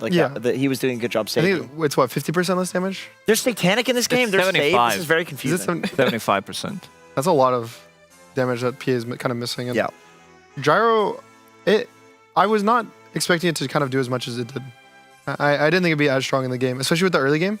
Usually gyrocopters kind of want to play from ahead, but I think it's probably a lot off the back of GPK. I know I talked about it earlier, but you definitely set up the gyro to have success. And how about the start of the game, though? Because the first 20 minutes were Paravision all the way. That was all. I feel like, we can sing the praises of GPK, but I feel like we gotta point out this 9-class Leshrac. 9-class Lesh. When I was doing some research coming into last TI, he was one of the few guys who played this position for Leshrac. I don't think we've seen it at all at TI. Not many people wanted to touch it with the new Misanthropy facet. And he I don't think ever played it, but he had like insane win rate on the heroes. So some of the stuff that he kind of practiced before is coming back into the play with everything because he built into Road of Athos. That gave them so many kills. It didn't give them a kill on GPK because he didn't die until that like 56 minute. That was his first death of the game. I mean, but he owned tanking. Miera was pretty much on the receiving end from that last round. That was 9 class though. Like the late game was also clutched by him. Like we talked about him in the early game, but the moment he got the Hex,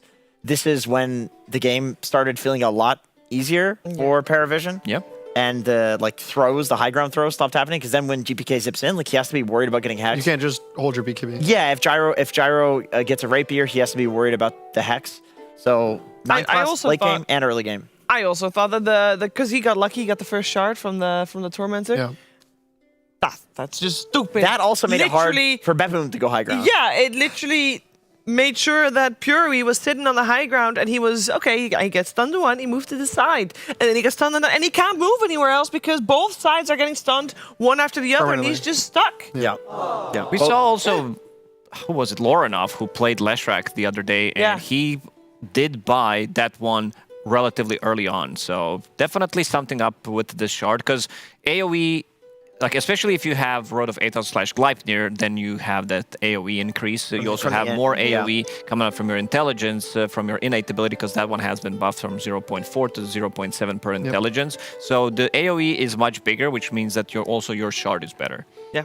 We're going to hear from Fear next because he has got his Acer Predator head-to-head he'd like to talk to you about.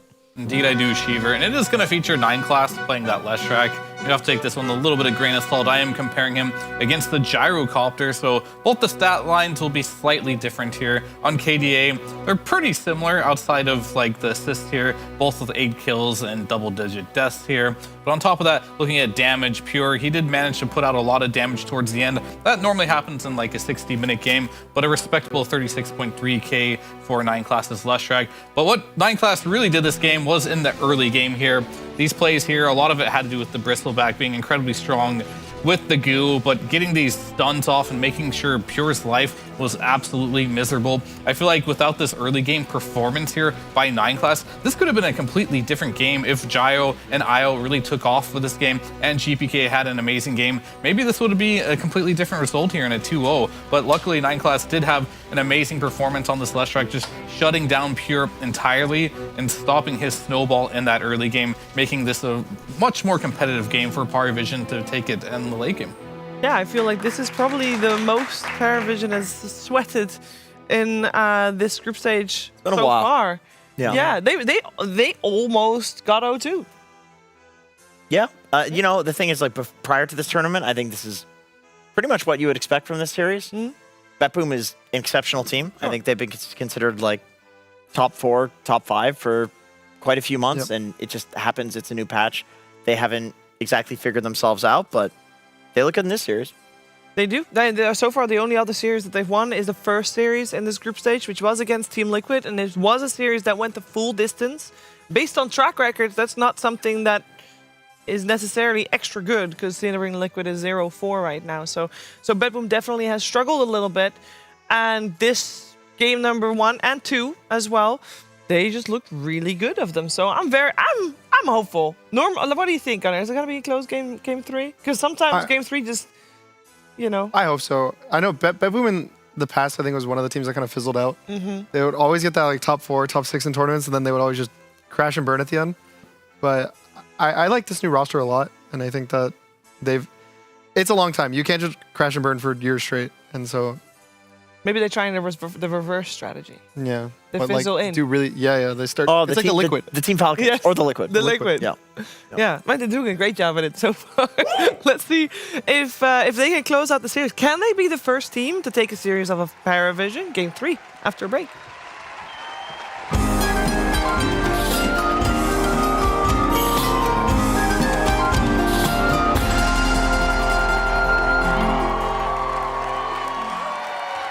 Waking up, playing some Dota, it's just been part of my life for 20 years, and I don't think that's going to change anytime soon.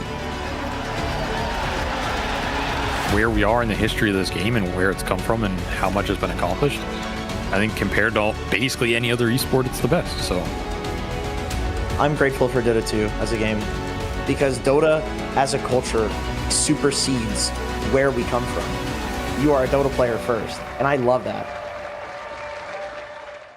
The wind can cut you like a knife, and nights are colder than the purser's wife, sir. Do we dream of sunny skies of blue and sipping on some fancy foreign brew, sir? No, sir, no.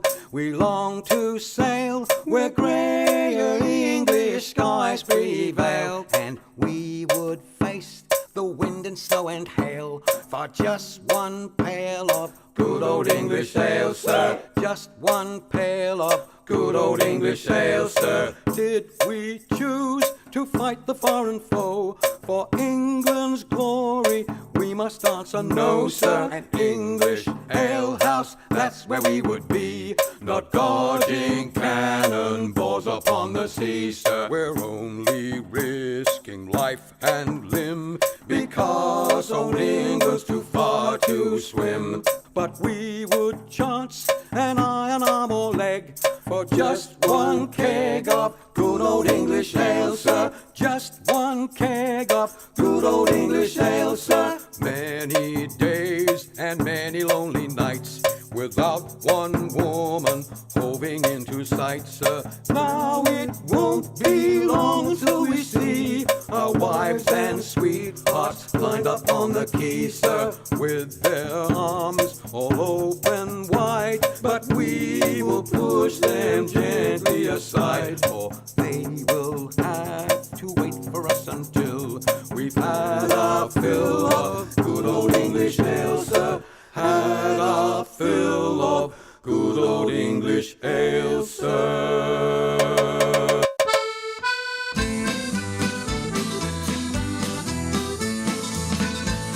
As I was going to Derby, 'twas on a market day, I spied the biggest rancer that ever was fed on hay. And indeed, lads, it's true, lads, I never was known to lie. If you'd have been in Derby, you'd have seen the same as I. His rammy had 4 hooves, sir, and on them he did stand, and every step he took, sir, it covered an acre of land. And indeed, lads, it's true, lads, I never was known to lie. If you'd have been in Derby, you'd have seen the same as I. The wool that grew upon him, sir, made 50 packs complete, and that was sent to Flanders to clothe the British fleet. And indeed, lads, it's true, lads, I never was known to lie. If you'd have been in Derby, you'd have seen the same as I. The tail was 50 yards, sir, as near as I can tell, and it was sent to Rome, sir, to ring St. Peter's bell. And indeed, lads, it's true, lads, I never was known to lie. If you'd have been in Derby, you'd have seen the same as I. This rammy had a head, sir, that reached up to the sky. The eagles built their nests in it, I heard the young ones cry. And indeed, lads, it's true, lads, I never was known to lie. If you'd have been in Derby, you'd have seen the same as I. This rammy had 2 horns, sir, that reached up to the moon. A man climbed up in January and didn't come down till June. And indeed, lads, it's true, lads, I never was known to lie. If you'd have been in Derby, you'd have seen the same as I. And all the lads at Derby come begging for his eyes to make them into footballs, for they were football size. And indeed, lads, it's true, lads, I never was known to lie. If you'd have been in Derby, you'd have seen the same as I. And if you don't believe me, sir, if you think I lie, just ask the folk of Derby, they'll say the same as I. And indeed, lads, it's true, lads, I never was known to lie. If you'd have been in Derby, you'd have seen the same as I. And indeed, lads, it's true, lads, I never was known to lie. If you'd have been in Derby, you'd have seen the same as I.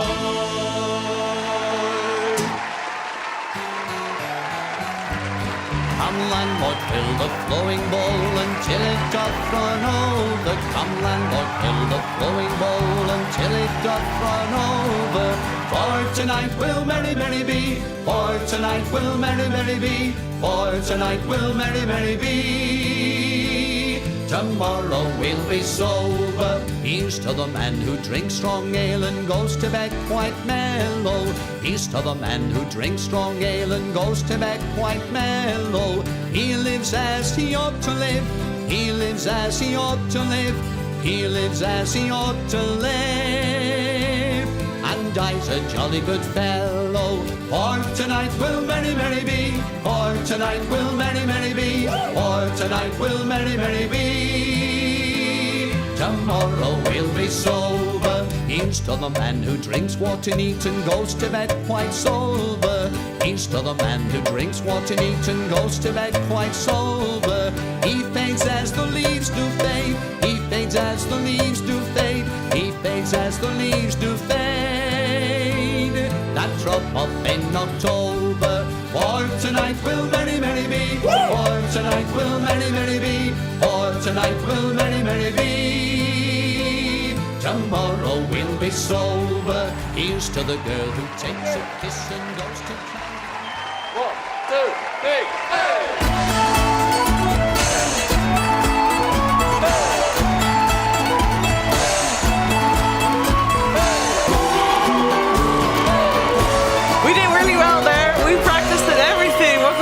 Watching DreamLeague Season 25. We're in the middle of our second series of the day, and we are going the distance with BetBoom and Paravision being tied 1-1. Now, keep in mind, these teams, they might have a very close game number 2 just now, but it shouldn't be close because Paravision has not dropped a single series this entire group stage, whereas BetBoom, they're 1-3. They have dropped quite a few series this group stage, but can they be the first team to take a series off of Paravision? We're going to see, because a lot might depend on this draft. I feel fair, previous game, the first 20 minutes were all in the hands of Paravision.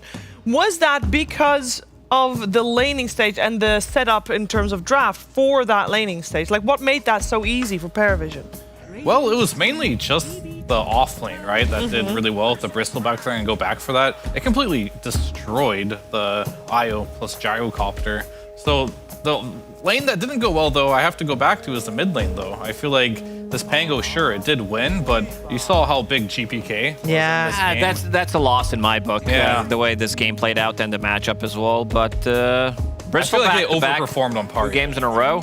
The hero looks really good when DM plays it.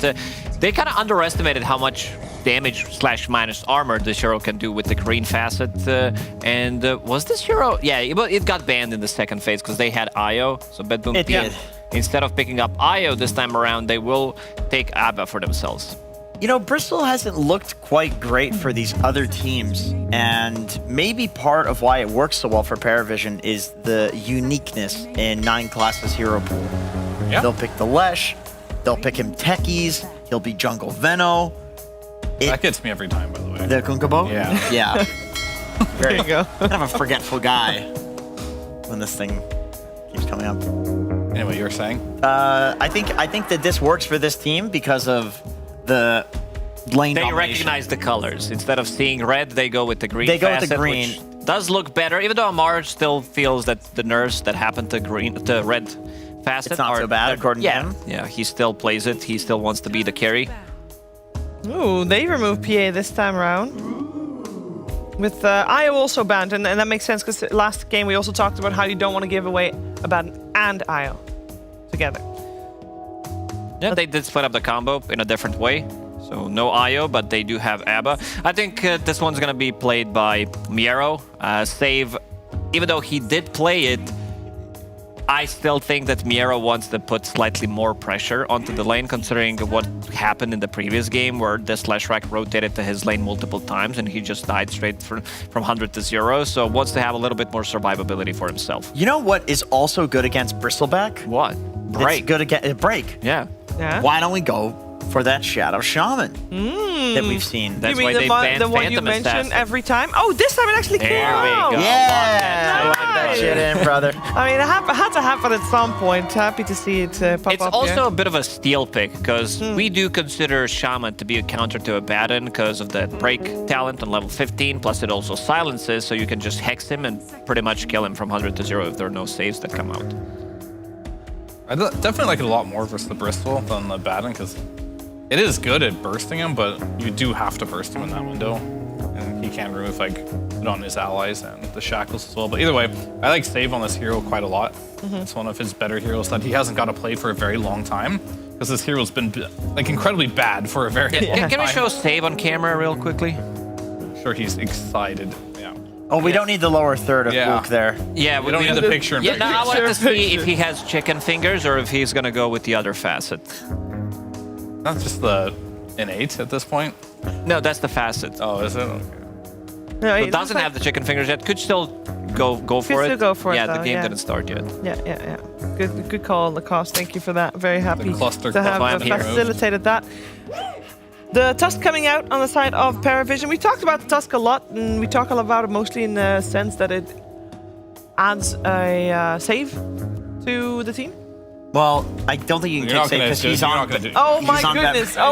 I had to interrupt him because Thank it's you. so bad. Thank you. Just Thank had to you. stop it. You saw it coming 10 miles away. Yeah, anyway, you can save from the Shadow Shaman Shackles, which is pretty nice. The Ice Shards, of course, you can't purge those, and the Icy Hands also, like you can beat down an Abaddon. It's like a pseudo disable for him. We got chicken fingers and icy hands. Yeah. Very good. That's true. And the What Chen, if- we got the Dookie Chen. What if your chicken fingers are icy? Then you gotta put them in the microwave. You get a fire type hero. Oh, okay. Makes sense. All right, moving on from that. You probably didn't see the game last night because it was like 2 o'clock in the morning, but 33 did a different build on Abaddon as well. What did you do? He went for Midas into Holy Locket into Aghanims because he was playing against heroes that would make his passive turn on himself, I guess. He was playing for Shadow Demon and Terrorblade. Yeah, that's the hero. So a lot of illusions happened, but it looked pretty good in the late game. I wonder if other teams are looking at that and be like, we can play this hero slightly different than usual. Yeah, right. Because they lost one of the games, right? But it wasn't that one? No, they won that game. That was Okay. the game 3, the one at like 1 o'clock in the morning. Oh, yeah. Fun time. What do I want to see? Maybe some Mirana that can kill the creep. Jakiro is also fine. It doesn't allow him to like use the snowball, get on top of it, especially with the new facet, because it detonates twice. It stays on the ground longer. And also Wyvern's available for him if he wants to pick it up against Chen. All of these units could definitely work out. Again, you can't get the snowball save. This is something that is slightly underrated in a lot of these fights. Okay. Back to you, Jenkins. I'm a big believer in the Wyvern too. Like this is, when you say it, this is the thing that's just sticking in my mind now. Yeah, but do you really want to already reveal that? I guess you have to, that the Abaddon is not a... You know, they want to be able to flex it about. Yeah, I was wondering if they were going to wait for this carry pick to pick something that has a little more mobility. Because we saw in the last game, this Gyro, when he got the goo on him, he just couldn't move and he would just die. And I feel like you're kind of doubling down on that with the Tusk as well. If Tusk goes on you with goo and you're trying to walk away as an Alchemist, you could die. I was thinking like maybe a Morph or something would come out a bit later. But they're going to just go for the Alchemist. This is a comfort hero for pure, for sure. And it can have a lot of impact, but still the laning stage could be a little bit scary. Just because you can't... If you get on top of one of these heroes, they just die. I Yeah, feel. even the Jakiro. I mean, I like the Jakiro here. It's kind of like the Wyvern in a sense, where you have the Tusk. He's missing a head, though. He is missing a head. Still Dragon. That's what I mean. I was expecting like a Mirana to come out instead of the THD because you have the mobility. You have THD, that's the name I haven't heard in a while. That's forever and always. I think the THD is a little better against the Tusk Snowball is the thing, just because you can, if everybody's grouped up, you get the big ice Yeah, path. that's why I mentioned like the 3. They did go with Jakiro overall, but I like this pick. Necrotic Webs, when maxed out, 70% healing reduction against Alchemist. You don't get to play the game. You literally are not healing. Add in Orb of Corrosion into that. I haven't tested. Does that go through BKB or no? That's the good question. We need to get our tech analyst Where's the on tech that. analyst? Where's our tech Where's our analyst? tech analyst for this one? I'm over here. That's me. Might take too long, actually. Fine, Big tech analyst. we'll workshop it. It's all good. We'll have it ready. PhD, twin-headed dragon, Jakiro. Carry on. That was his old name. I know. Wear it out. But maybe some people at home don't know. You know, if they joined Dota just this month, considering another game apparently did something a lot of people didn't like. Yeah, we Who have knows? two dinosaurs on this panel. Like we've been playing the game since like 2006. That's a long time. All right, What's Broodmother's name? Spider. Broodmother. Very good. We got a Shaker removed from the pool. So we are still missing mid lanes, I think, for both teams, depending on where you want to play the Broodmother, I guess. But overall, mid laner still in the pool. Oh, good Pango. Almost everything. I was gonna say you should leave it in, but Ember and Storm both have been very popular, as well as Queen of Pain. So Queen of Pain. And one of them will make it through regardless, and Puck as well. Yeah, 2 of them will make it through. I think Parivision should ban Storm. I don't think Storm's really good for Parivision this game. Way too many disables. I don't think Parivision can Queen of Pain because then you're going to get pucked. If they ban Puck, then it means they want a Queen of Pain. And well, you could ban Puck into Queen of Pain. Yeah, that's what I just said. Well, I'm just saying. Okay. I think it's gonna be Queen of Pain for Bedboom. The explosive damage, something that the Broodmother is afraid of compared to like Storm Spirit. So they're gonna leave Puck available. Let's see how Parivision. And if they want to go for Ember, they should definitely also ban out Huskar. But then they're gonna get pucked. Maybe they want to ban a Huskar regardless of what they want. Actually, all the heroes we talk about are kind of owned by Huskar, and it's Bedboom. I actually have a feeling. Yeah, but Parivision can pick Huskar themselves. They can, but then Bedboom can sniper. Huskar, is that real? No, could they ban he's been playing it. He's been Okay. playing it a lot. They ban a pick sniper themselves, so they can't Huskar. They were like 5-heading it all. That is Giga 5-head. I don't know if it's necessary to Giga 5-head it like that, though. I mean, you know GPK won a Huskar. I actually think you're 100% right about that. Oh, I'm down for some Primal Beast right now. I think this matchup can't, like... I heard Quinn talk about this matchup, that it can be, like, tricky for Primal Beast. I saw also it being played out, but I feel that that Primal Beast definitely punishes Sniper throughout the whole game, and they really don't have anything to stop the Primal Beast from going in. Yeah, I mean, I like it a lot too. I think when you do play versus Sniper mid, don't even think about winning the laning stage. Yeah, you're basically not laning, right? You can't lane. So either you can wave cut here, which is very nice to do, and then you have that blinkless initiation where you can just kill them really early on. You have a break as well later on in this game for the Bristleback. Good call. Nice hero. You know, the wave cutting's an interesting thing because with all the tree paths now and the lack of high grounds, it seems like it's an easier thing to do if it's just a pure 1v1. But it's not a pure 1v1, it's a GPK. Oh, I thought it was pure. She got you on that one. I knew that was coming. I thought it was going to come from this side. But speaking from coming from the side lanes can actually run down the rivers and get back to their lane more quickly. So I think the supports are more happy to rotate towards mid to stop the Primal Beast from doing that wave cutting. So I'm not entirely sure how that matchup goes right now. I really like what they got on side of Bedboom one more time. I think that their drafts look really good in all 3 of their games. They kind of got their shit together after what happened the last couple of days, and they're going to roll over Paravision. Ooh, do we have more people on board that opinion? I know, Gorg, you liked their draft previous game. It was incredibly close. They didn't make it. How do you feel about this one, then? I really like this Primal Beast pick as well. I think he was really cooking on it. But I guess that means the other team is going to win. No, it's just one prediction doesn't make all your predictions wrong. Nah, but I think the Bristle game could be very good as well for the side of Paravision. And Satanic has played an amazing Brute, so it can go both ways. I still favor Bedboom a little bit. But how do you feel about the oxygen levels between these two teams, Gork? I mean, Bedboom have the advantage, obviously. Yeah. 100% oxygen agent. Breathe it in. It's very important. Thank you very much for that insight. And of course, for the insight that we're going to hear during the game, because it is that time. Game number 3, deciding match, Paravision and Bedboom via the PogChamp Pandas.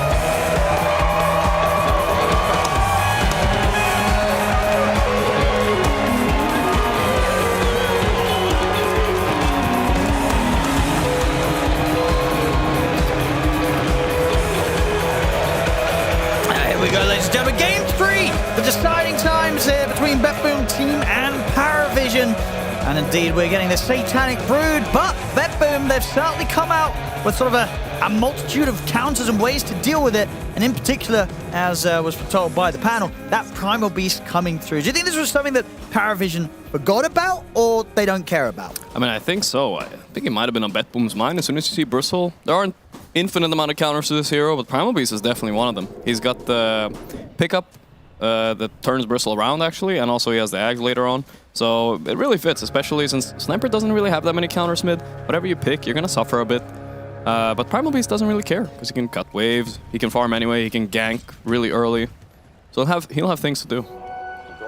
Let's have a look. I mean, as you say, right, Satanic, a very strong Brood player. But you feel he's going to have his work cut out this game. It's not going to be a simple one for the Brood. Yeah, I think so. I think his lane is probably not that bad, Chen Brood. And he did really cook against Thunder with the Brood as well. But I would say, yeah, and it's also he has that new facet buff as well, which 70% regen reduction. Yeah, it's a lot. Really? That was up from what, like 40 last patch or something, I think? Yeah, something like that, yeah. So 70% against Alchemist is quite a chunk. See how that comes into action once the fights do kick off later. And talk about the Alchemist, how's Pure's lane going to be looking this time? Obviously, last game he struggled at the start of this gyro. Is it things a little easier for him this game on the out against these two, or? It can be really swingy on this lane, honestly. Yeah. I think I can see them feeding potentially as well. Look at this, like, there's a go, but Jakiro is really strong against double melee, right? So he's staving off the aggression here. Has to still be careful himself, Katomi. That's the stick charges, but yeah, I mean, you see straight away what you mean. Somebody's going to die in this lane on some I can't call who. On either of the sides, yeah. I think Betboom got the worst of that exchange slightly. You're not having a great time right now. Yeah, I mean, they've got to be careful here. That level 2 is going to be when the dive definitely comes in. One creep kill so far. Let's see if he can make it 2. He's going to get this one. Yeah. That's an easy one. That's the easiest one. And they're already pulling waves. But looks like they didn't block the small camp, so they failed. With the shards down. Onto Katomi. I mean, both Katomi and Pure still very, very low. They get the concoction out. Yeah. DM can start spamming the goo in. He's got a mango. It doesn't want to dive. It's a bit deep. They got the stick charges ready on Jakiro and on Alk. 9 and 11 on the Alk. They're going to try and make a bit of a go here. Yeah, this is quite a go. They have the vision. And they do get the concoction. Nicely done there. That's why you take your Watchers, kids, right there. Beautiful. It paid off. Very nice. Might be sort of slow on the CS to start, but getting the first blood. Pure's going to be pretty happy with that one. Yeah. Bot lane. Man, they're doing pretty fine on the Brood, but he's quite low and the wave is not in a good spot. The mid lane matchup. Yeah, that's a rough one. It is. Like, it's always going to be rough against, especially a no-one sniper.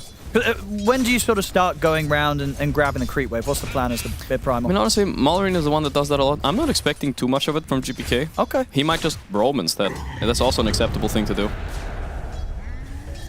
We'll see if he does it. I haven't seen him do much of that kind of play. It's not that kind of player, really. No. He's more of a ganking type. Or farming. Right now, he's facing him head-on.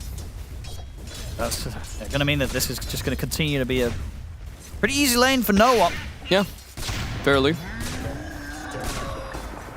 But that's why you have this nice primal taunt you can spam with the baby.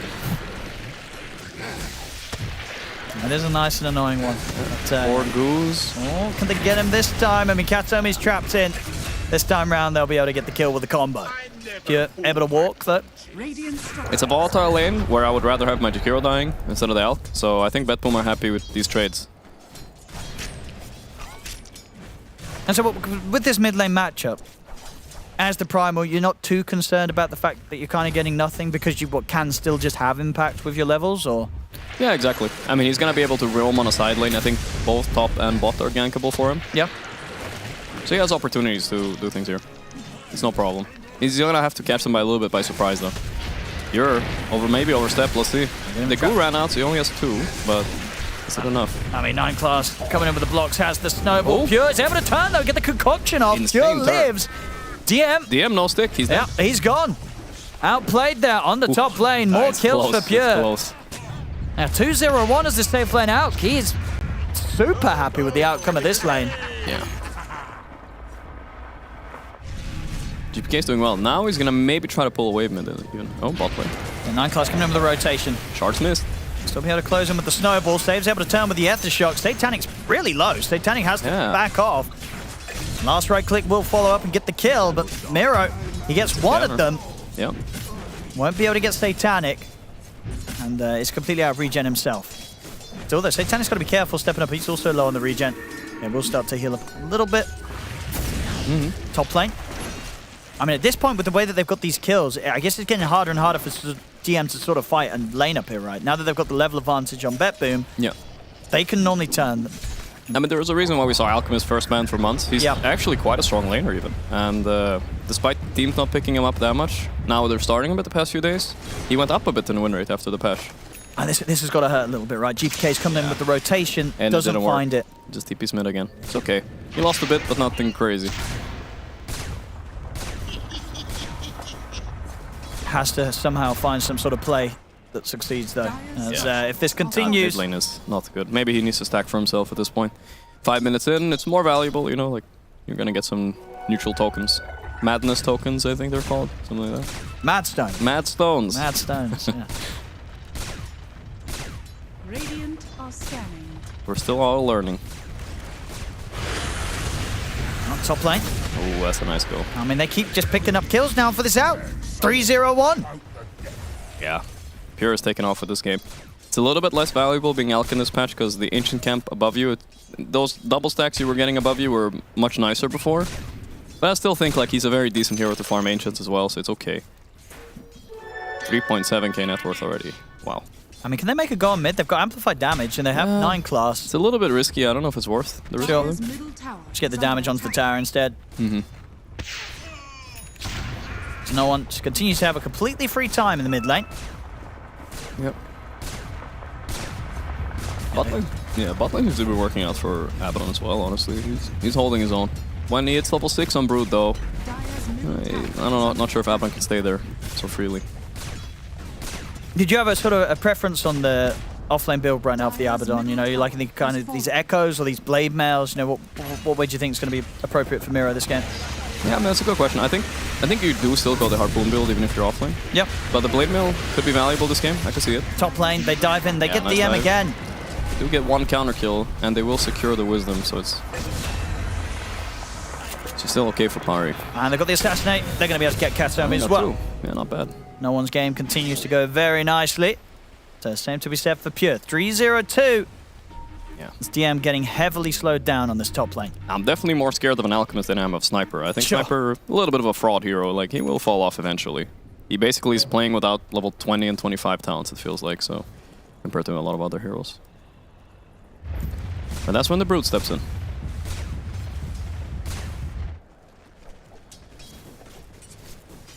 See, you know, top lane DM. Still going to try and farm up here.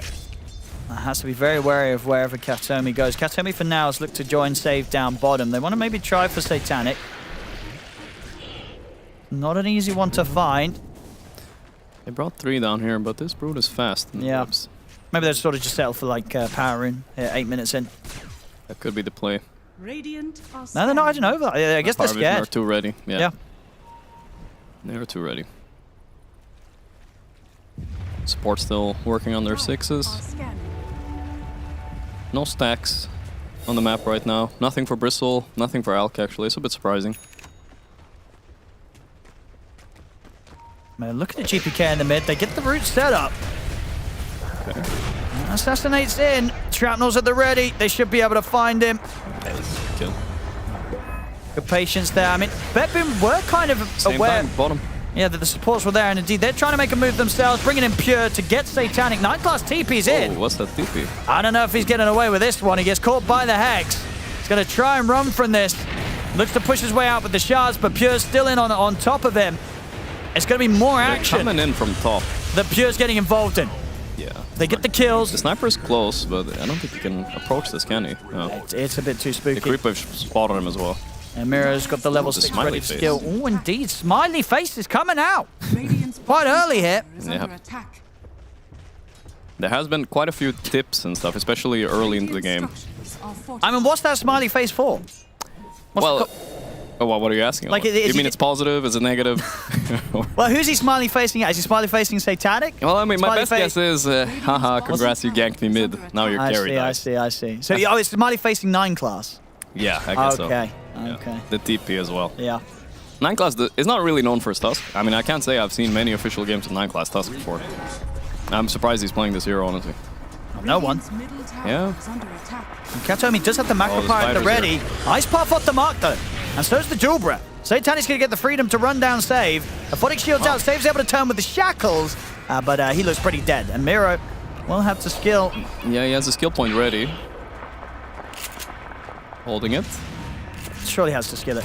There we go. Skills it now. Ooh, he faked his assassinates, made him skill it now. That's smart. Now he's still going to be able to clean him up. Oh, look, from behind, Pure. And GPK's in. Starts coming in, has to He's grab. tanky though. He's on really tanky on towards no Sniper. one. The Macropire is laid down, but he's able to step out of it, turn, and shoot down Pure, get out. GPK. Assassinate. It's wow, there. smiley face Oh right yeah, back. you got a smiley face back. I mean, that's just deserved. Even throws out tip on top of it as well. Yeah. I don't underestimate how tanky Chen makes somebody. Like, he had ulti, he had Divine Favor on the Sniper. Like, he's not dying that easy. Here we go. We'll see again on that replay. As you say, no one baiting it out. And just a bit of an awkward part of the map for BetBoom to try and force this fight in. Yeah, very. Right in the spider's webs too. Everybody has regen reduction. Now GPK, even getting this ult on the Sniper, no one's that far ahead that he barely goes beneath half HP. Yeah. Can survive, fight back, take this tier 1 tower. BetBoom, they've got to be a bit more careful when they look to try and get active and fight in towards this. As, you know, until then, Pure was having a pretty flawless game, gets caught in it all, ends up dying. Yeah. And GPK, he's still yet to find a kill or an assist technically on the board. 0-2-0.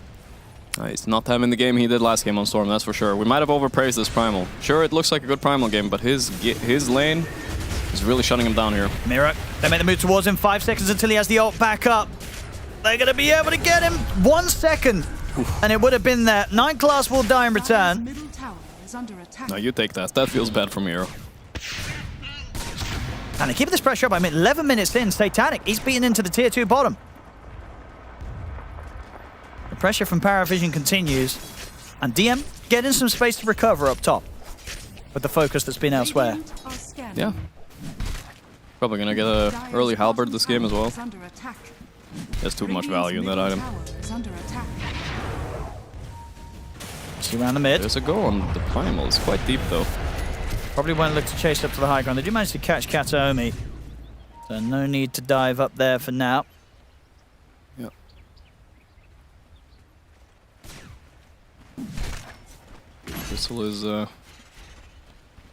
Bristle is pretty much recovered. They want to try and make a move for him.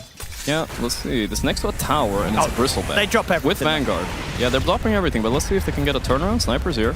Oh, wait, Sniper got stunned. Oh, and they're going to go straight for him. GPK closes in upon him. He'll turn. Pure, though. Take Pure's down low. Pure. Pure's dying to the tower. No one. He looks to bring down Kataomi as well. No one. He should die there. Shackles are there to finish him off, but hey, he got the job done on the way out. Picks up 2 kills, one of them being the Alchemist. He saved that situation. It was looking really grim for Sniper. We found 2 kills on his way out. Kind of making an okay play. You know, Satanic is farming, so they're super happy with this. Killing an Alchemist is almost like killing 2 heroes. You're laying his Radiance now too. It's huge for Power Vision. Yeah, again, especially considering how hot of a start Alchemist Pure did have. And next time around, it's going to be even trickier to catch. No one, he's got the Hurricane Pike done. So he'll be prepared even if they're diving in for him under towers. Satanic able to take over this area of the map. They get the charge forward. Snowball's there, but they still have to grab. Quite deep again. If you can TP's get coming in. Yeah. I mean, GPK, I don't know if he gets away with this. He's going to Nice go for the TP, I TP think. out. They've got nothing else to stop it. Same for save, No, but I the think- damage. Oh my god. Not enough. Save TP's out. That was real close. Yeah. Radiant's middle tower. Worked out. They baited 2 TPs. That's not so bad, honestly, by BetBoom. And that's a Radiance timing. 30 minutes online for Pure. Not terrible, but considering his start they had, he's not happy with this still. Yeah, could have definitely been quicker, right, if they decided to just sort of keep the Auk out of these plays. Yeah.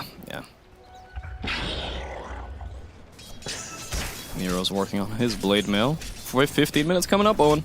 It is.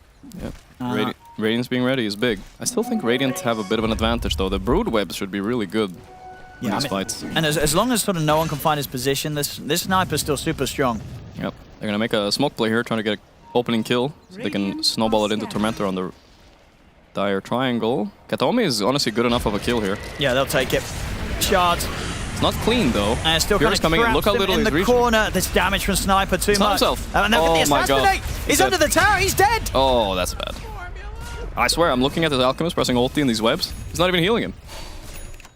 And this has really got to hurt, right? Again, like he was 3-0-4. He's gone from 3-0-4 to 3-3-6. This is a huge slowdown to what could have been a pretty smooth game, or at least opening to the game for Pure. He's getting punished. Oh, he might be fuming now. Or he keeps his cool. I don't know. We'll see. He's a professional. He's looking pretty chill on the cams, at least on the outside. Radiant's top tower is under Well, attack. 15 minutes in Paravision. With that kill, they can set up to head back and go for Roche. I'm going to see here again. Yeah, look at the snowball right. And Pure just had no target to throw the throw his concoction over towards. Yeah. And they get the shard on the Palace. Not a bad shard for Chen. Top. Oh, GPK is making a player. Oh, that pike. I mean, they're going to drop the Serpent Wars down on towards he's no trapped one. though, but is he actually trapped or does he have a sniper's nest in there? He can I'm just not sort sure. of sit here and shoot them. Just shoot him, He gets sniper. caught by the ice path. He's just shooting. He's just killing them all. Oh, wait, the they got him Snowball's out. going to take him out as well. No one's perfectly fine. Oh no. They're going to get all three of them here. Miro can't get out of this. Oh my god. I mean, they tried to throw everything onto no one. They just... Yeah. He's too strong and the team is too good at keeping him alive. He's 7-1-8. Yeah. Sniper's a huge problem. This pike timing, way too good to deal with right now. Pure, obviously, after what happened, he doesn't want to join fights. At least give him his blink, but this reeked of desperation from Betboom here. They wanted to hope they were a little bit lower from that Tormentor, but you know, that's the power of Chen too. Chen might not have the highest win rate this patch, but he is good at taking objectives still. There's no doubt about it. Tower is under And staying healthy. Dire's top tower is falling. Betboom. Yeah. Feels like they really can't afford to make any more mistakes. Otherwise, this game could start drastically falling off for them. Pure was thinking about going on the Brood, but the Brood was too smart. Satanic getting a free time. 2-1-9. Yeah, the only core that really struggled for Paravision was DM. Yeah. And he's back up there. He's in the top 4 net worth. The recovery's occurred. He can head over towards the pit with the rest of the team. They can get this Roshan.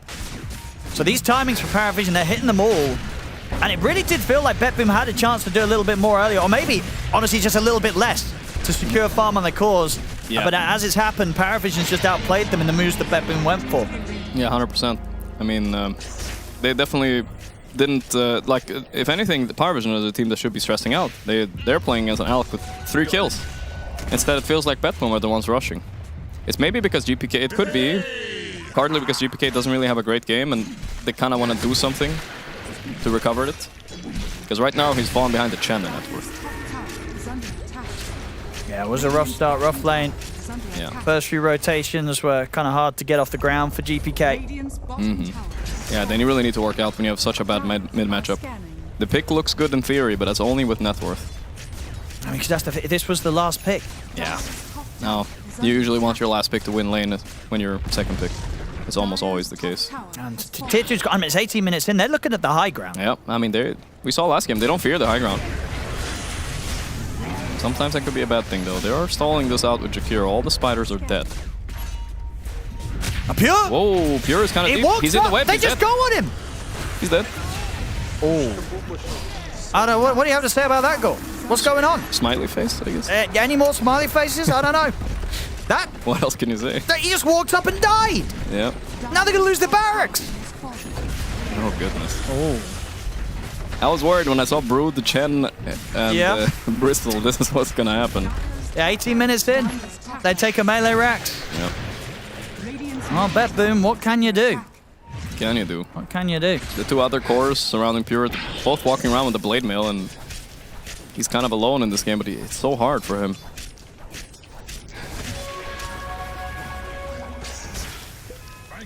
I mean, yeah, it just really feels like Pure's just got to hit the edge of the map and just not show his face until he has that next item done. Yeah. Anytime he gets close, especially as we're seeing with the Blink Dagger online for 9 class, they just go on him, and there's no potential to save him. Alchemist is cooking up a stun. Here we go. This is it. This is their only jump. Okay. Good start if they kill him. Halberd. 9 class, he's not dying quite yet. He's able to live through this, and Pure, he's dead. I don't know, Gorg. It's looking rough. I don't they know. got 9 class, They though. do. They get one of them, and they're on top of no one, but no one's able to push GPK back with the Hurricane Pipe. Ooh. And he's sort of chasing GPK out of the fight. Back in the midst of it, DM, he's perfectly fine to keep on fighting. No, Pure ball back, throws a concoction out of no one. No one doesn't care whatsoever. The Macropie's out on towards DM. They'll kill DM up, but Pure jumped in for this. Back. Or shield is there. They're trying to get him out up to the high ground, but no one snipes him out. Miro's gone. I mean, short that no one's dead, but he has Aegis. He's ready for round 2.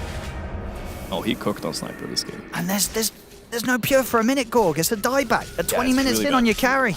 Alchemist. Really bad. It's the worst hero to die on too, because you always think when you're All dead, the you think gold. about the gold sounds you'd be hearing if you're alive, and you don't get to hear that. You just sit there in silence, staring. No. Oh. Down the mid they go. 20 minutes in. Paravision. They're eyeing up another set of barracks. It's hard to stop him now. They're so sustainable too with the Chen. He has a mech. No ulti right now, but he does have that HP regen creep in the back. I mean, this has got to be one of the faster Revenant, well, especially the new patch, right? Yeah. Revenant's broach 20 minutes in on the sniper. Yeah. No, I do like it. Save. Okay, insta-cancel though. Okay, they have got the grab, but do they have the damage to threaten no one?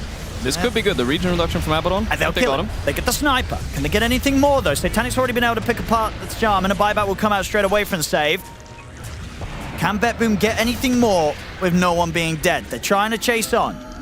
It's a good kill, but Chase isn't so strong. They're already getting gooed up. Oh, how did he not get that stun off? Did he not have vision? I mean, he was starting to attack him, but yeah, he just TP's out underneath him. Yeah, that was unusual.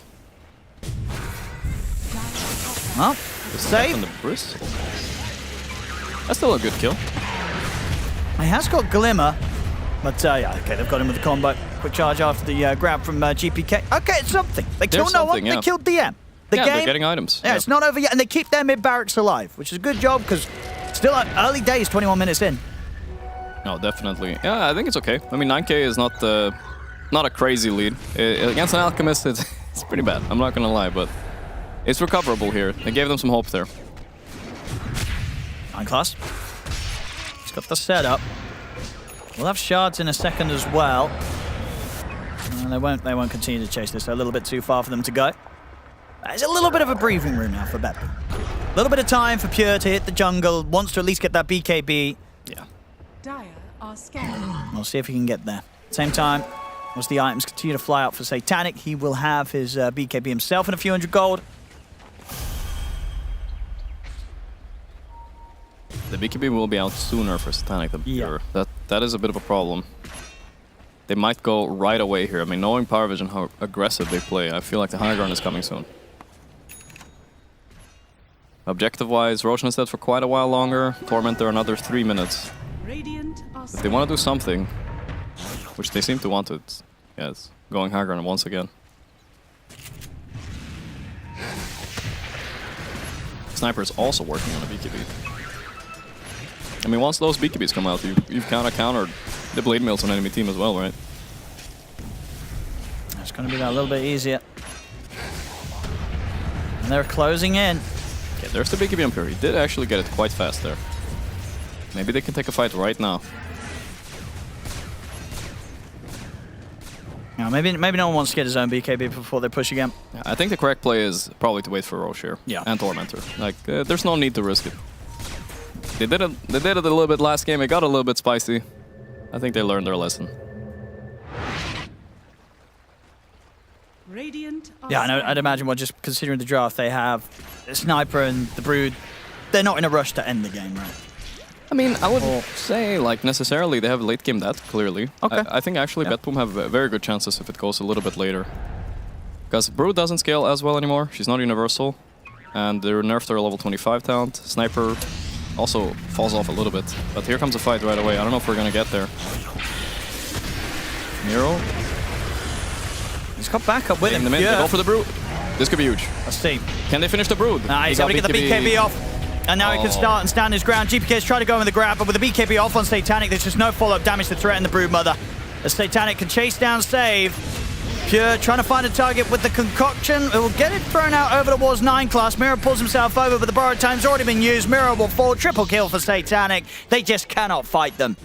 Oh, that had to be a burst on Satanic, or that was an all-in play. It's hard bursting through Divine Favor and Chen heals and Solar Crest, and even a Snowball could potentially blink and save it. It's just maybe a little bit too much for Betboom dealers right now. And now they're just going to come down the mid lane again with a push. 4 heroes dead. That's going to be the mid barracks. And likely even more. Yeah, without buyback on both Abaddon and Rasta, this might be a mega creep into GG play right here. I mean, Pure can't even get back to base. He doesn't have a TP. He doesn't have a TP. He's being bullied. Even if he did, 9 class is messing around with him. Yeah, so it really is. They're tipping him.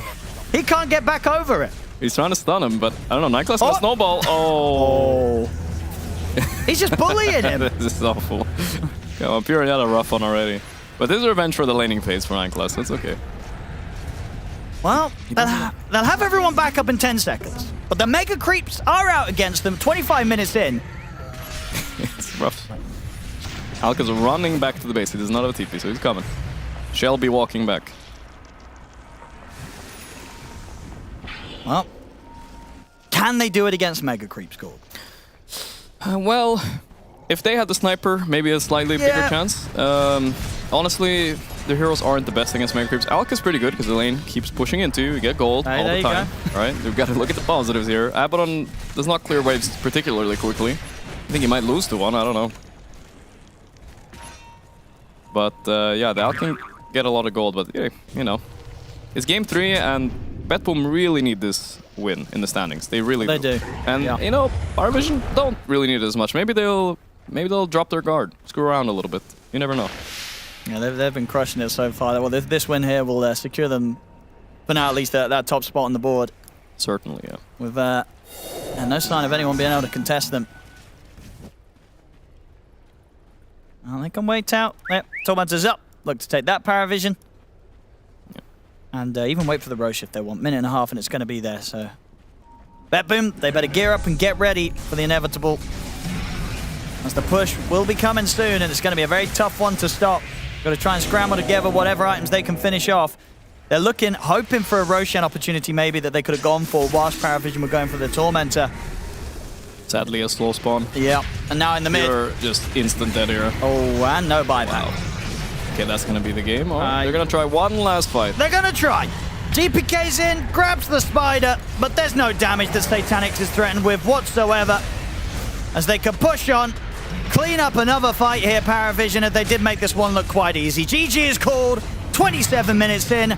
This game, Paravision, they crushed it, Gore. They really did, yeah.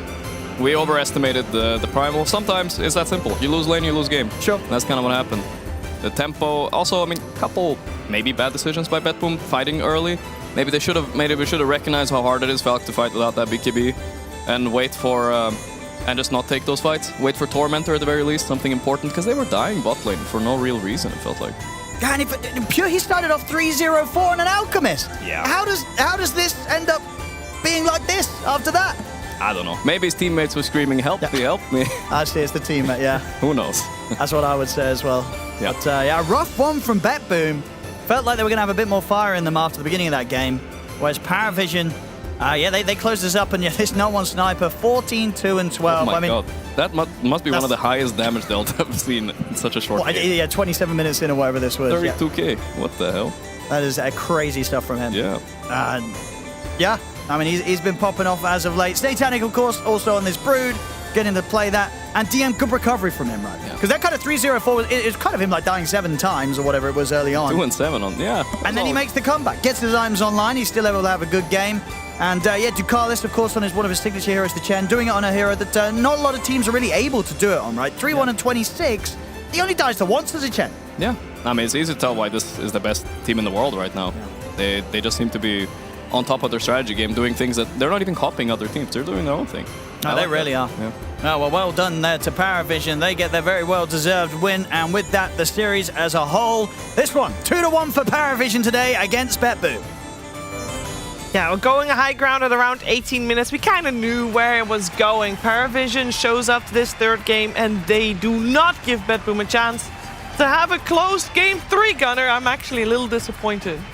Well, you were hoping it to be closer? Yeah, because game 2 set us up, like we were at the epic moment in game 2. We're the hype game 2. Yeah. We did have the epic moment. We had it. Well, yeah, but I wanted it in game 3. But you know what? In this game, we got the tank Cardell. He was kind of popping off in that game. Since he, even in these fights, look at this. Look where he is. What is this?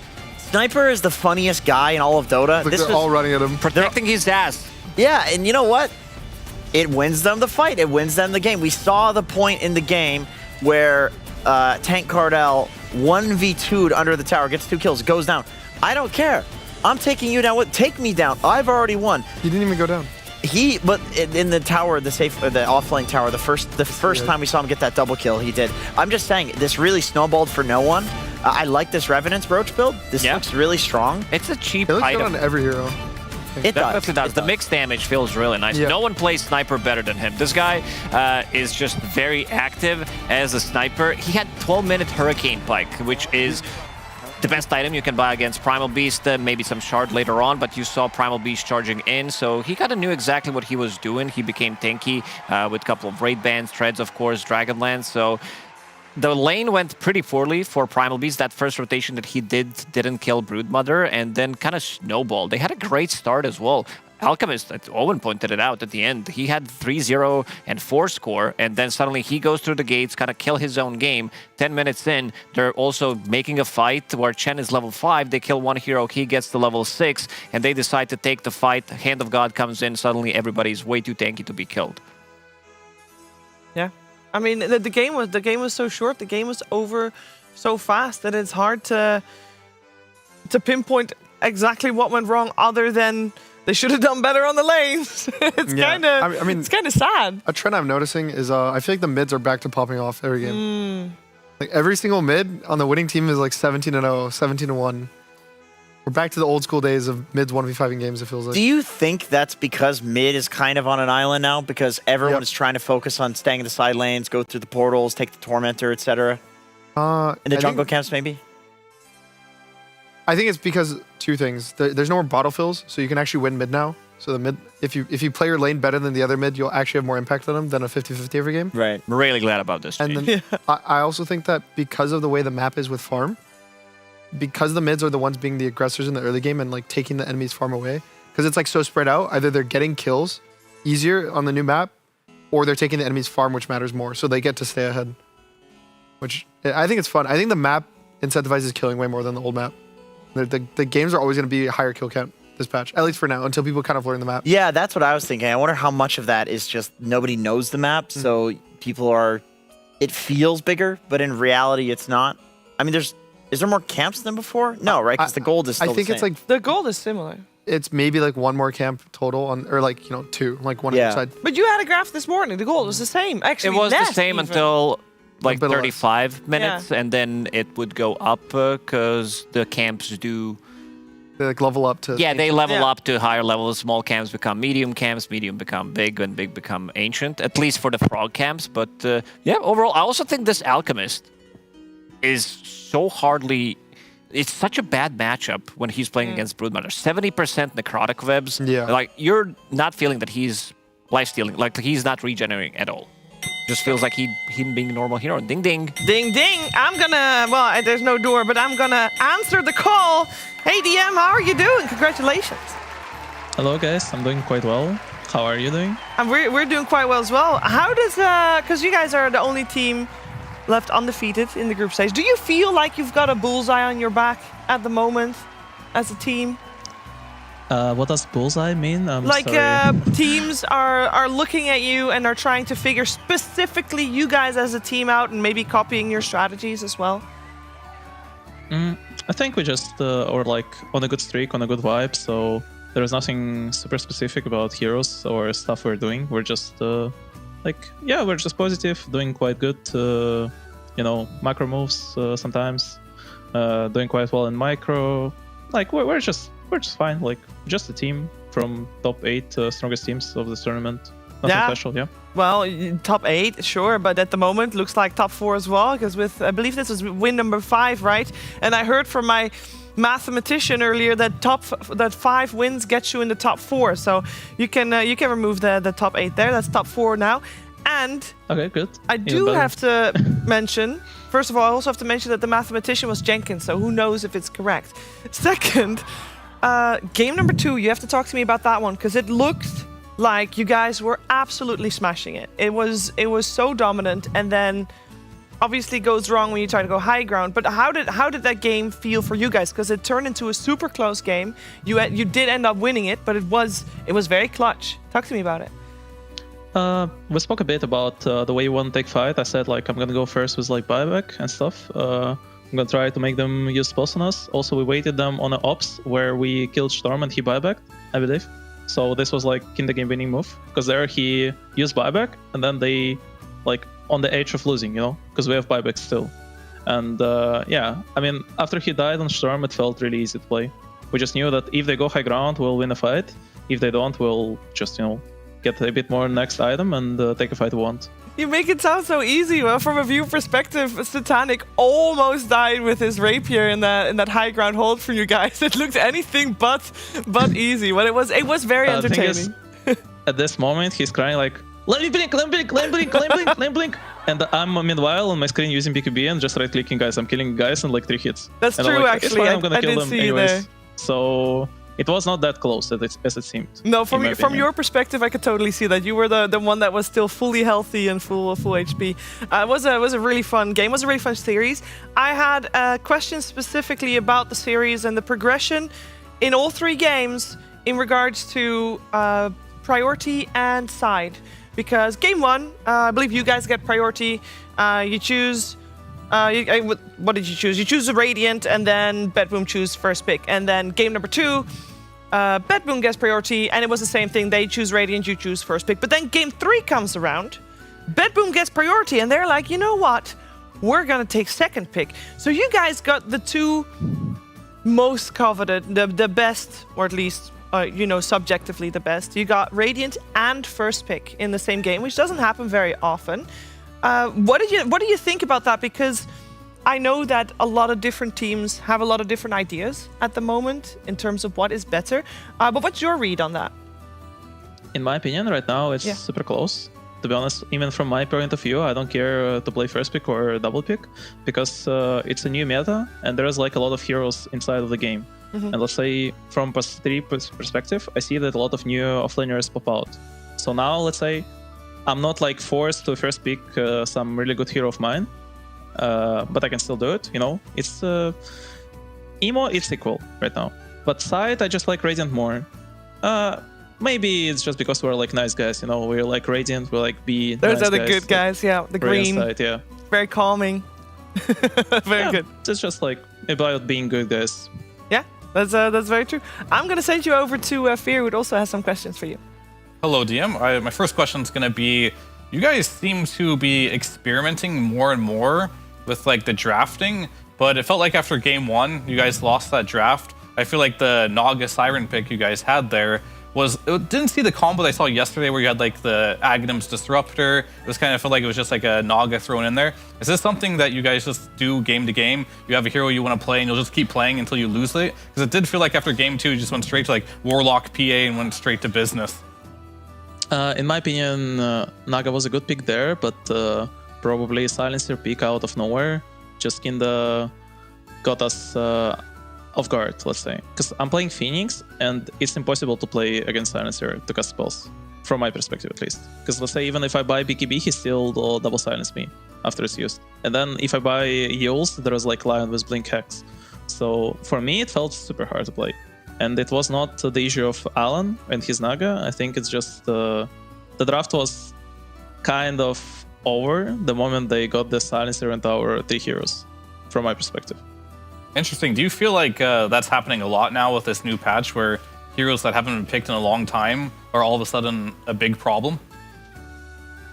Yeah, I think it's actually quite often now. I think we're going to see a lot of more heroes which are imba. Like, let's say I played against Tundra on a Dazzle. I think hero is interesting, and it's very unresearched, if you ask me. Because this hero has ulti, which provides you to cast without any CC. So people can't crowd control you at all. You can use all the spells, even if you get Black Hold on this Ghost, you know? So many of these heroes are like super worked, and you need to take care of playing against them on the right way. All right, thank you very much. Yeah, thank you very much, DM. 5-0 in the group stage for now. It's not yet over, though. Tomorrow, you'll have a game against Team Spirit, I believe. So good luck with that one. And I'm sure we'll talk again some other time. And congratulations. Have a great evening. Thank you. Thank you. We're going to check in with Brian, who has something prepared for us, Brian. Yeah, thank you, Sheaves. I've been scouring the Dota 2 Reddit, and there's always so much going on here at Dream League Season 25. And I found a post with someone posing a curious question of what exactly they're seeing when they're looking at some of these player camps. Let's go ahead and pull up that post. And it's what is this nose clip that TA2000 is wearing? I thought swimmers wore this to prevent water from going into their nose. Well, first in the comments, we have the kind, loyal viewer, paying attention, always astute, explaining to him exactly what's going on. He says they bought them to troll BetBoom Team. Watch the Hawks post-game interview. So next, we've got the picture of GPK doing the nose strip. Yep, they're the ones that started this. He's got to get that extra oxygen. But what are these things? You know, perhaps a bit of an explanation. The doctors of Reddit. Let's see what they've got here. It says to prevent the... I messed up my order. But he says to prevent them from choking, but that didn't work. And that applied not only to yesterday for BetBoom Team, but also perhaps today as well. Moving on to the next comment, maybe some theory crafting coming out about the new patch, maybe their adjustment to the new meta says, well, there's now a lot of water on the map, so maybe being for swimmers, that's exactly what they're doing. Now for the actual explanation, maybe a bit of information for us. It's apparently supposed to help you breathe, sleep, etc. better. I see a lot of fitness influencers wearing it. And then we have a testimony that says, but the magnetic ones are all marketing, but you can buy the disposable ones called Breathe Right strips from any pharmacy. Check it out, guys. My ENT doctor suggested them because I have mild sleep apnea related to a deviated septum. So anyone out there that's struggling with similar problems, GPK is helping you guys out here. And last but not least, puts nose clips, better breathing, more oxygen to the brain, better decision making. This sounds all really good so far. Reads Google, realizes it's placebo, removes the nose clip. Well, perhaps it is placebo because that is what we saw from BetBoom Team today. And doesn't matter which one it is. We're talking about getting anxious going into the games. Placebo or not, the vibes are all that matters. Speaking of anticipation, though, we actually managed to snag another tweet looking at what we've got here at Dream League Season 25. Icebox says, I can't wait to tune into Cannibal Island Episode 4 tomorrow. That was posted yesterday. It happens to be tomorrow. And I'm looking forward to Cannibal Island just as much as he is. I think one creative genius always respects another creative genius. Very good. When he sees art, you respect it. He knows art. He knows art. He knows art. And that is where we're going. So obviously we're at the half point of the day. It's going to be similar as previous. Our next series is Thunder versus Liquid. And it is coming very soon, so it shouldn't go anywhere regardless. We're going to have a tiny short break. And then we're going to have episode 4 of Cannibal Island, followed by a tiny short break again. So we'll see you soon. Don't go anywhere.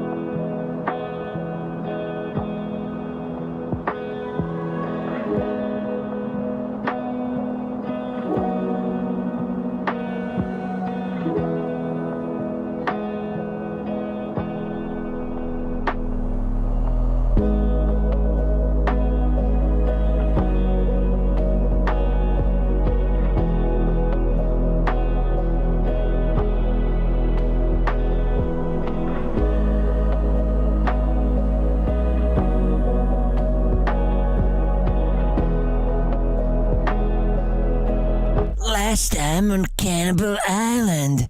Survival. It's honestly much nicer now that Purge is gone. Chaos. This is for Fart Studios, baby! Bad puns. Can you quit it with the puns? It's really not the time. Hey guys, let's not beef about this. What the fuck did you just say? Carnage. That pun was a mistake. Nobody knows what's gonna happen next. I'm gonna fuck up my voice, Jenkins. The survivors stared at each other.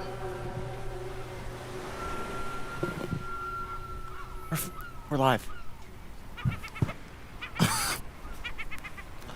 Jenkins had gone fully insane and had taken to talking to the skull of Purge.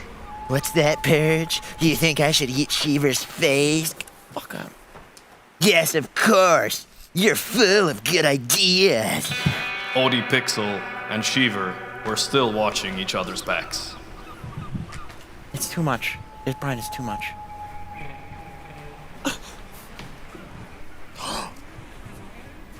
Can I take the mask off? They worked together to throw scraps of meat to distract Jenkins when he got too close. Here, Jenkins, fetch!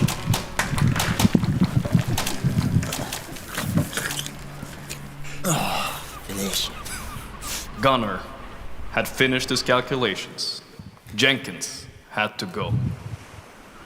As Jenkins scrambled after a scrap of meat, Gunnar made his move. You were always a shitty punch! No! Oh! A rock to the skull. Jenkins stumbled, shouting out in pain. Bring this closer. Not that close. Jenkins. You can put it closer, actually. Put it closer.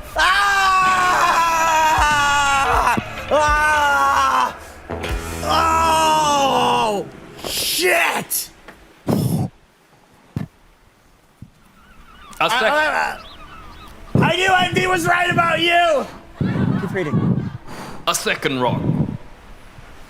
Rock number 2! Oh! Jenkins fell into the flames. His screams echoed into the night.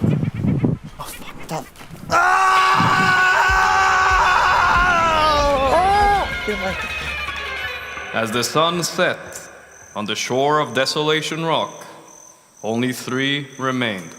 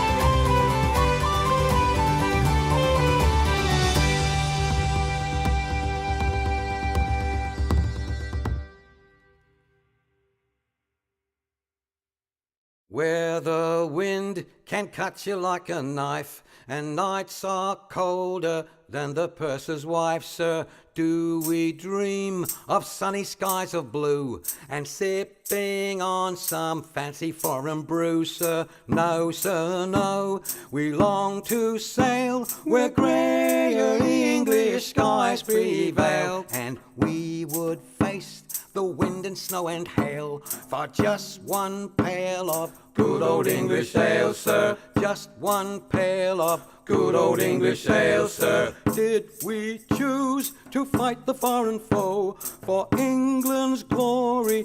We must answer no, sir. An English ale house, that's where we would be, not gorging cannonballs upon the sea, sir. We're only risking life and limb because old England's too far to swim.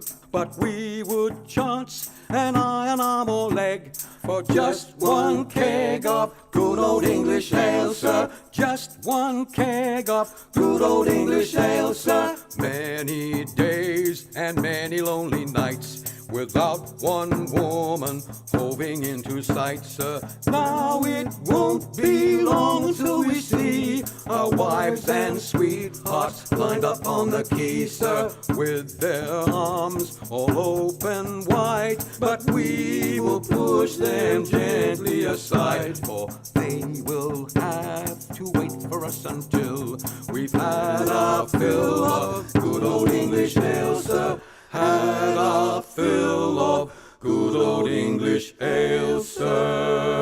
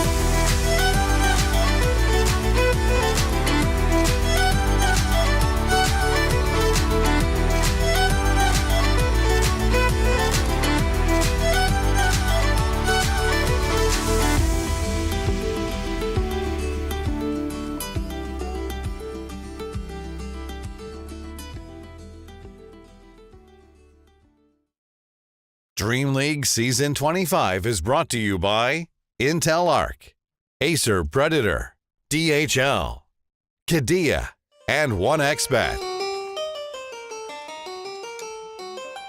Time is ticking for a few of the teams here in Dream League Season 25. Now that we've had an undefeated team and another one hot in their tail, Liquid and Heroic are fighting for their lives. If they don't win this series, we're gonna smash them out of this season. But first, the PogChamp Pandas.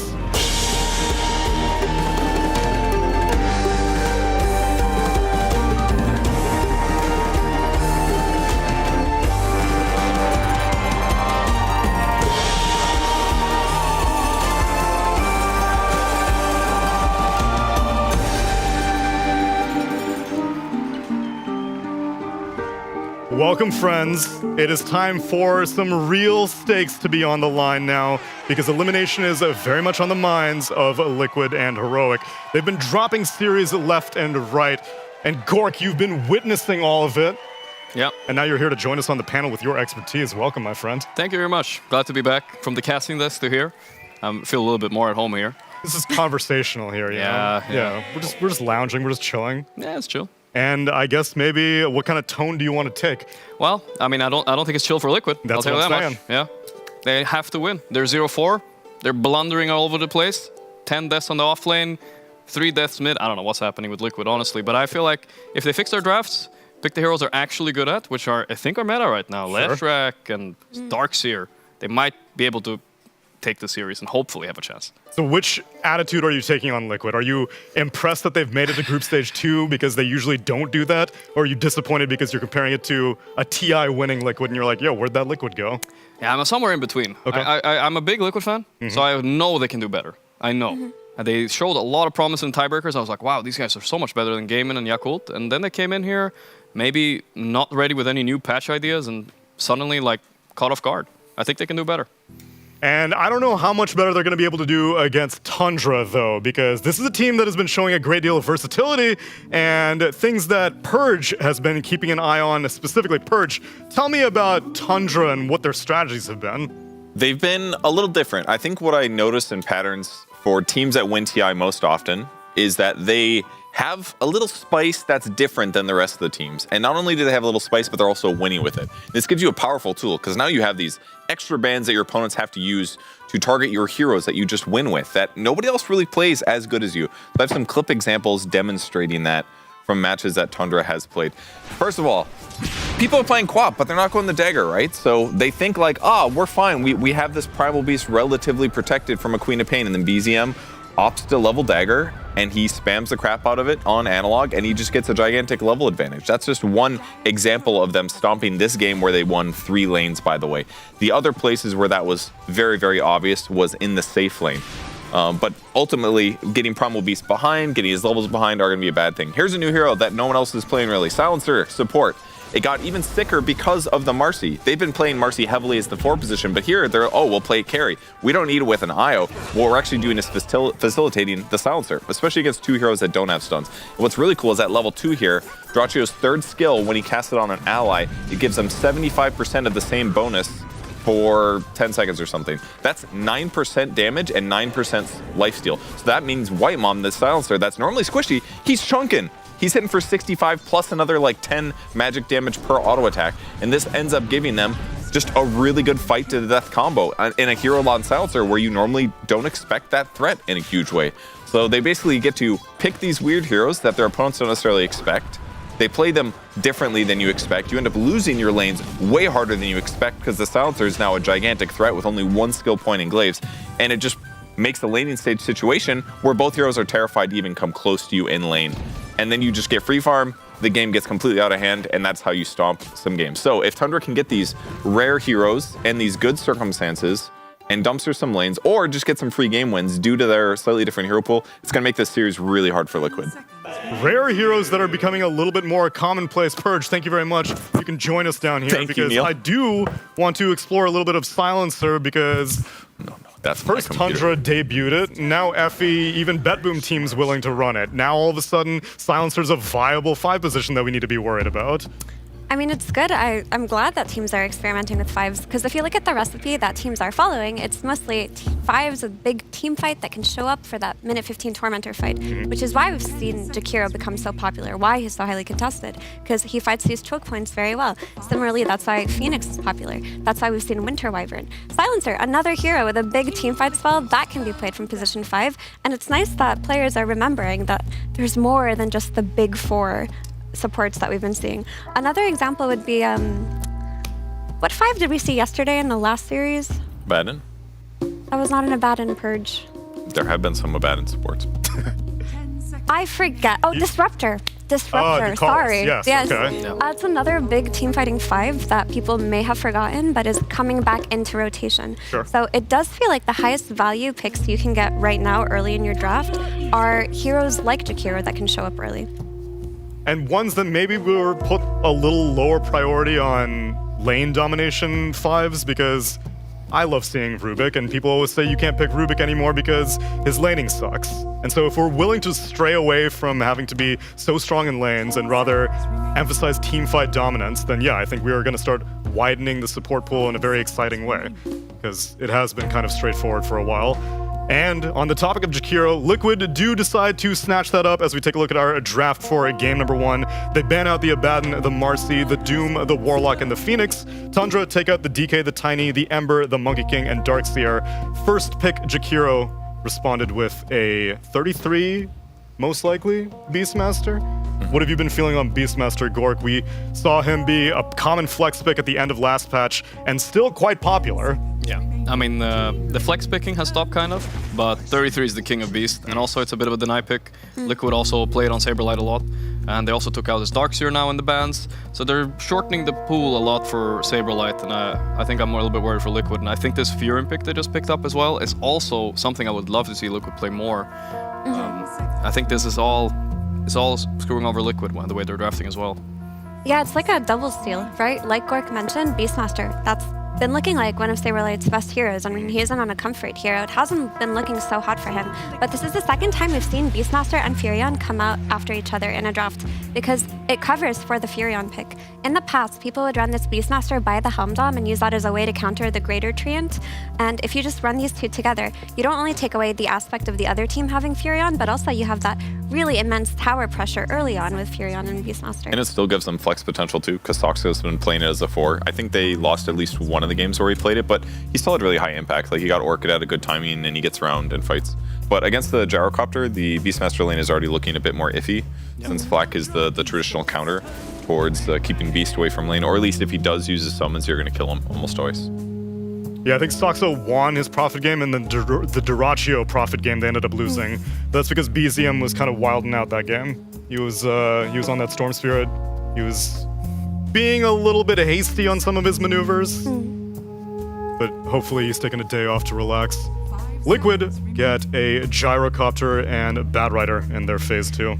Is this where Tundra bust out the Silencer? I mean, Silencer is one of the best lane counters to Batrider, and they have been experimenting with it, so if they want to experiment again, they could potentially run it back here, Gork.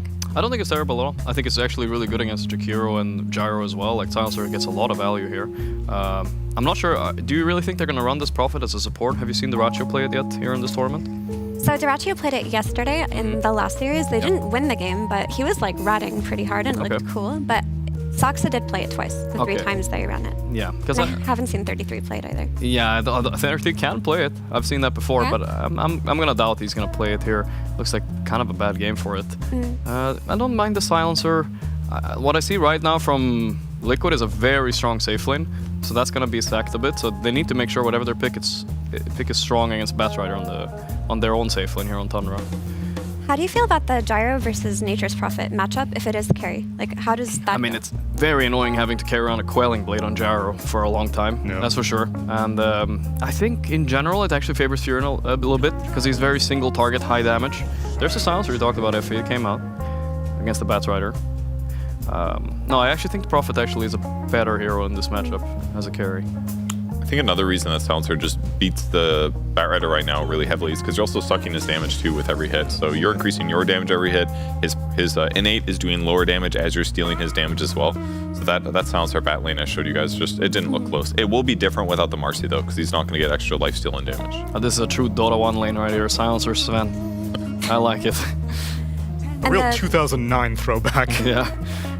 Sven versus Gyro, that's like a very old school carry matchup. How does that go? I mean, Sven has also, like, Gyro suffers the most from against carries with very high single target burst, and I think Sven offers that.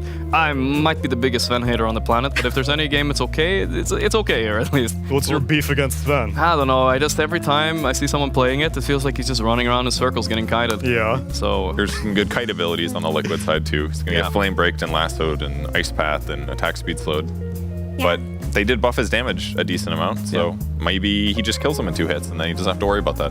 I think the cool thing I've seen about Sven so far, we haven't seen a lot of it, but Team Spirit did try it one time in Utara. They were also Radiant side. And basically they were just stacking up that Ancient Camp Radiant side for the Sven, taking it, and holding that safe lane tower for as long as they could with Warcry. But in this game, you're not really getting a lot of value out of Warcry. It's mostly magical damage coming out of Jakiro, Batrider, and even the Gyro is mostly magical early on. Yeah, that's true. One thing I do like about Sven right now, though, is that with that Ancient Camp right next to your safe lane, having a hero that can do Ancients really early in the game, it's just a nice little thing. Whether you're a life stealer or someone else, he can just pop his ulti. He has to walk like 600-800 units, and he's already there at the Ancient. So it allows you to make better use of your first God Strength, whereas normally you'd have to walk a lot farther or find a stack to do it. The thing is that if the Warcry isn't that useful, then the theory of a support Sven flex is off the table. And that means that, That's been off the table for a long time. Sure. It's been good for a while. But that means that your Nature's Prophet is probably Soxa and Beastmaster's probably 33, which means it's 2 heroes with summons going into a flak cannon. Well, to be fair, the Nature's Prophet only has 1 summon, so it's like less bad. Yes. It's actually a counter, really. You're putting all the treants into one mega Meepo Treant who can only take 1 flak at a hit, so... I have a question for Gork. Yeah. If you're Night Stalker this game, do you go with the facet where you get the added level on your Void, or do you go with the facet that basically gives your Dire side Tormentor at minute 15? Well, I think the Dire Side Tormentor is slightly more valuable, but when I read the other facet, I'm surprised I haven't seen much more of it. I think it's actually a pretty good facet. I wouldn't be surprised if someone tried it, but I have yet to see anybody even experiment with it yet. So I think Miro on Badboom tried it one time, He did, and I think in one game he took it, and the other game he went for the Mana Void, the Void level, because he said, I don't want to mess with the map, it's already confusing Yeah, me. it is pretty confusing where the Torment responds when you have Night Stalker. Because it doesn't even happen like on the minute. It happens like a few seconds Like after the 15 minute. seconds. Yeah, 15 seconds. Yeah. Actually, it was Liquid that played against it, and what they did was they quickly went minute 15, did the Tormentor before Batboom was ready, before it stopped over in that 15-second period. I remember that. When Batboom were all waiting on the other side, confused. But, I really do like the Night Stalker though this game, because if you look at the Tundra heroes, they have a lot of really scary heroes if Tundra gets to choose when to initiate. It could be Sven blowing up one guy in 2 seconds. It could be a Beastmaster roar into a support dying, or it could be a Global Silence at the wrong time. And Night Stalker, when he uses his ulti, he's going to give them a much better shot of actually spotting their opponents as they're setting up to take the fight, and they can take an ideal engagement where they at least get a couple spells off before they go in. For sure. I think the highest value that I see this Night Stalker provide is like just getting that early Blink Dagger and just going on the Silencer every fight. Because if you look at the way Tundra want to take these fights, they want to go in, roar a target, and then just dump all of their single target bursts on it. But if you counter with the, you want to cover it with the Global Silence. Unless he gets irresistible. Unless you go on Silencer, and then suddenly, if you're Liquid, you can counter-initiate. You can use a lasso. You can use an ice path. You can help the target that's getting roared if Silencer is gone on. So get on top of the Silencer, take him out, make your team fighting easier. Do you think he'll get the cannot be silenced facet though? That was a funny take. It's mostly bad, but like there's a couple rare cases where it might pay off this time. Yeah, maybe for once. Like he could guarantee that he global silences if he doesn't get lassoed. Wait, what did you call the fast? It's called irresistible, is it not? Is that what it's called? I'm pretty sure something I remember that. I think it's irrepressible. Whatever. Maybe it's irresistible means that like, oh man, the silencer, dude. He can't resist taking that talent and buying a Mask of Madness, dude. That's what it is. It might be value here if he expects to get initiated on, but Waymon's so good. Like, I'm glad. I mean, this is exactly what I've been when I was watching the previous years of Liquid. I kept asking them, please pick. You're the team that's supposed to be Jakiro Lesh. Exactly. And that's meta now, and I think finally they have a draft that suits them a little bit better. I know you talk about gut jumping on the silencer, but I also think there's even more value to this Night Stalker, where he can like give vision in the fight. If Furin can't like TP in somewhere sneakily, you will see him TPing in and be able to respond right away. So a lot of value out of this Night Stalker. The only thing I would say Liquid is lacking though is that is team fight control, right? They don't have that much stun. They have a bit, but not like crazy amounts. And BZM will choose to exploit that lack of stun with a Razor to go up against mid against Nisha's Leshrac. Yeah, that's a good matchup for Razor in general, but it's mostly picked for to counter the Gyrocopter here, to just really run him down. I haven't been a big fan of Razor in this tournament so far. It feels like he goes to a safe lane and he gets ganked by like 3 to 4 heroes and then gets behind and then he sucks. But I think from a mid position, I have more faith because he will have more levels and then he can gank side lanes. So yesterday, no one played Razor mid, and he went for Mage Slayer first item. Oh, he owned that game. He owned. It was versus a Storm Spirit, and I think similarly, if you can get that early Mage Slayer versus Leshrac, you're giving a lot of team fight value to your team with that damage mitigation. Then you add on the pipe from Beastmaster, and you're taking out a lot of Liquid's early damage. It is mostly magical. Yeah, I like that idea. Cap and Avery. Liquid are backs against the wall right now. They have to win this series, otherwise they're eliminated. Is this the kind of draft that'll help them turn it on? Probably not. Oh no. But they got the Leshrac and the Jakiros. These are their heroes. It's insane to get Jakiro. He doesn't lose with it. Or so I've been told. Have you seen it with your eyes? Yes. Oh. It's quite good. Quite good. Nisha Leshrac, quite good. Why the skepticism, Cap? Is it because they're 0-4 right now? Because Liquid kind of sucks, and they're up against one of the best teams in the group. Come on, man. Give me something to work with. No more Liquid slander. No more Liquid slander? They got their heroes. They got this. All right, Okay. it's fine. Believe. I'll believe it when I see it. Can we get a zoom in on Avery, please? Really, even after we zoomed in on you yesterday, Effie, you're And still... Can we get the size? Thank you, production. You're ahead of me. I mean, I'm at home in this. Like, at this point, I've been on this solo shot so long. Hey, stop! This doesn't work both ways. Oh, it's unlucky. Unlucky. All I'm going to say, Neil, is Tundra are on the all-hero challenge right now. They're getting overconfident. They pick Silencer again. This Can is we where it get goes the sad downhill. violins on Avery, please? Yeah, please, bring them to me. Her camera has way better zoom. The This is a more you bad up meta. the ante, you have to be willing to dish it and take it. Yeah, you see? Can we get the sad violins on Effie, please? Oh, she's owning it. Oh, they gave it to Avery. The violins are like, what do on Avery? I'm still standing. Can we get a Gork zoom, please? I'm hiding now. Just keep it on Effie. Keep it on Effie. You don't want any sad violins, Gork? It's quite the experience. It's got a happy game. Liquid got this. It's Even a though I'm a big happy Thunder game. fan, Happy violins this is for the one. game. Let's get some happy PogChamp pandas then as we get into game number 1.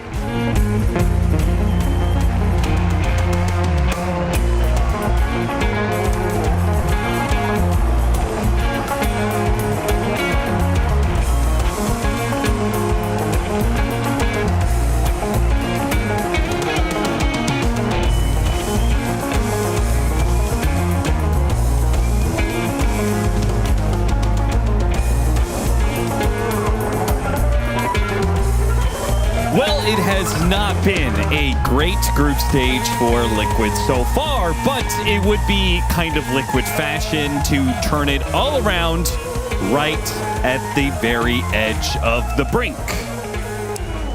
I thought that panel segment going into this game was very fitting, Austin, because as Sun Tzu says in The Art of War, let thine enemies be their own undoing. And as we saw, Effie was her own undoing in that segment. And perhaps Tundra will be their own undoing here because they've gone back to the Furion Silencer support duo that they are 1-1, like 1.5 with because they ended up playing the carry Furion. But do you have faith in this support duo as much as they do? Very janky. No, not terribly, but it is kind of interesting, the double global idea between the two. If they can combine that with BZM's Razor just running around and killing stuff, I'm kind of digging it.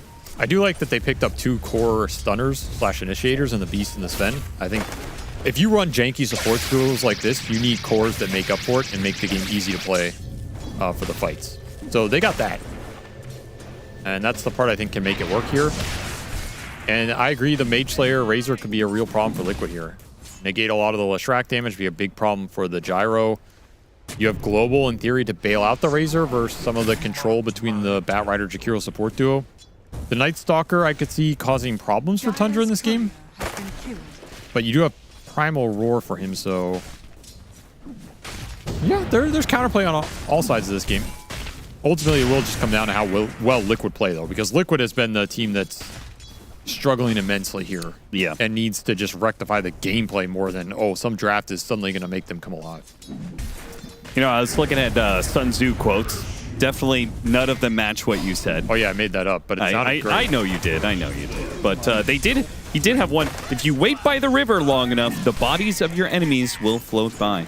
Yeah, that's the one I was going for. Right, because there's a big river in the middle of the map. That's why you were thinking of it. Yeah, I misremembered it there. Sure. Probably got like one word wrong, but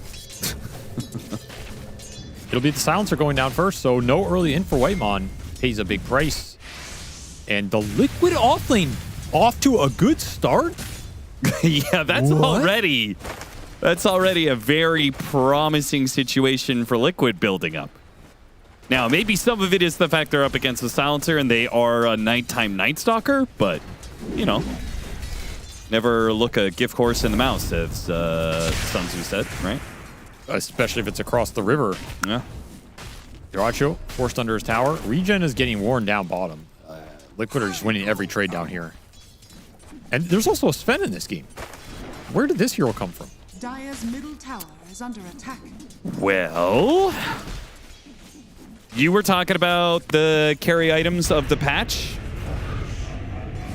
If all of them kind of suck, then the heroes that have their own farming mechanisms are best, right? Gyrocopter, Sven would be one of those, right?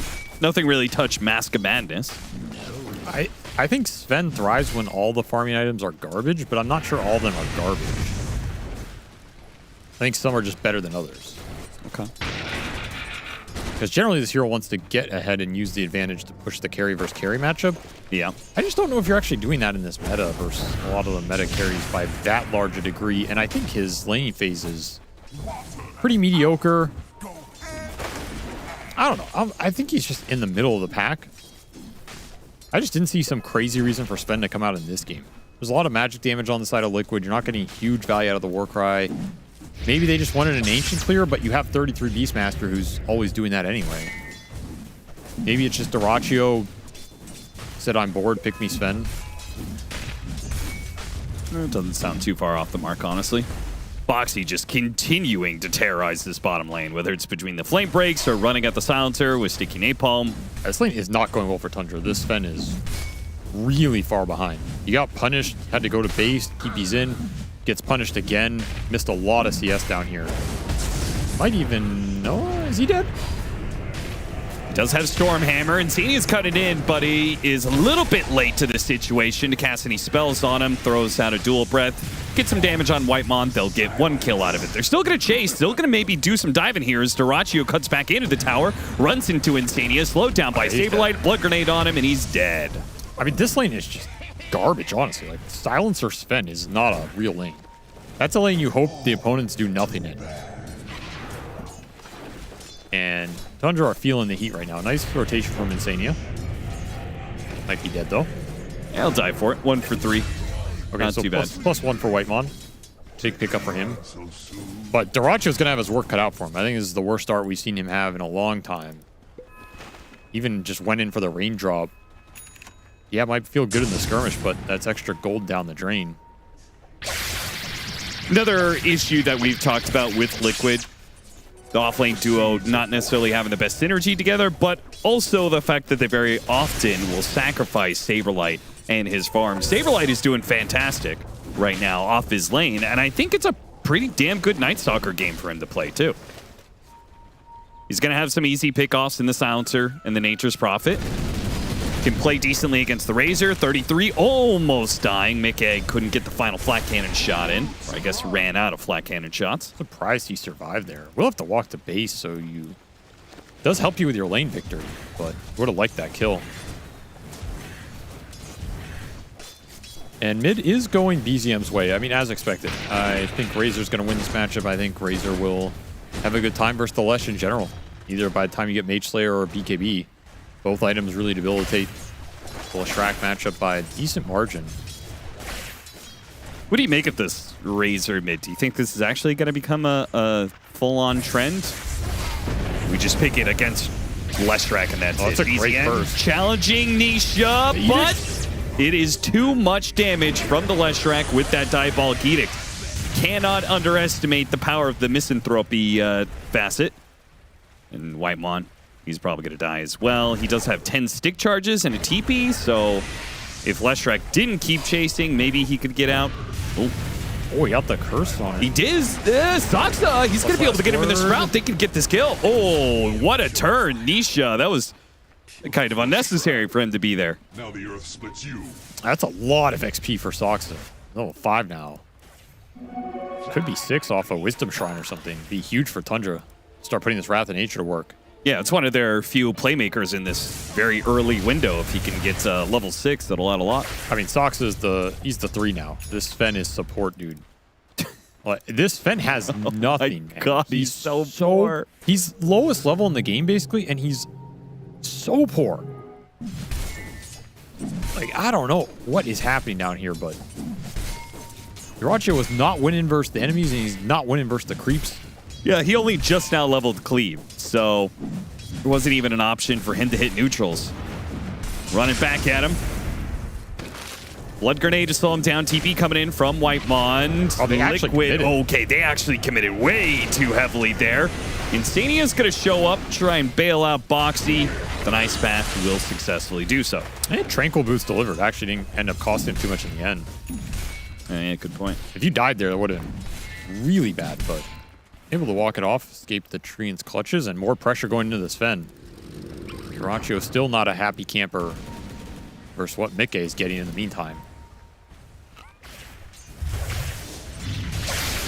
Go hit some polywogs. Again, that Diabolic Edict, man, BZM is seriously underestimating it. If you are left alone against that, it doesn't matter how much damage you drain from the Leshrac, he just overwhelms you. Level 4 Diabolic Edict, 34 damage per explosion. He got a TP out of 33. Is he going to be able to get anything? No. Nice Ice Path.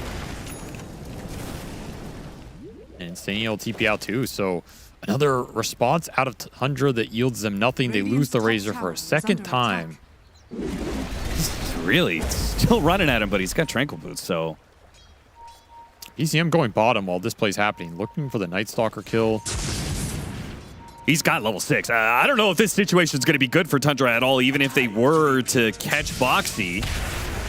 Okay, got him on the Stormhammer, but Mikke is going to drop the ultimate here. BZM's forced away, and Saberlight chases after him with the Dark Ascension. Don't keep going, though. Too many Tundra heroes grouped up in one part of the map. Yeah, all 3 cores down here. They don't get anything out of it, but they don't end up getting baited into the gyro on the hill. Saberlight's still hunting with like an easy silencer kill if he could get it. Yeah, silencer's going to be food most of the game, I believe. Can he get out? Ultimate ran out. Phase boots, and he's got a Lotus. Should be fine. These 2 supports are really annoying for the Tundra cores to play into early. They have 3 cores that need to stick on top of targets, and you're against Batrider Jakiro, who have like, I don't know, 6 combined spells that disjoint you being on top of a target. Yeah.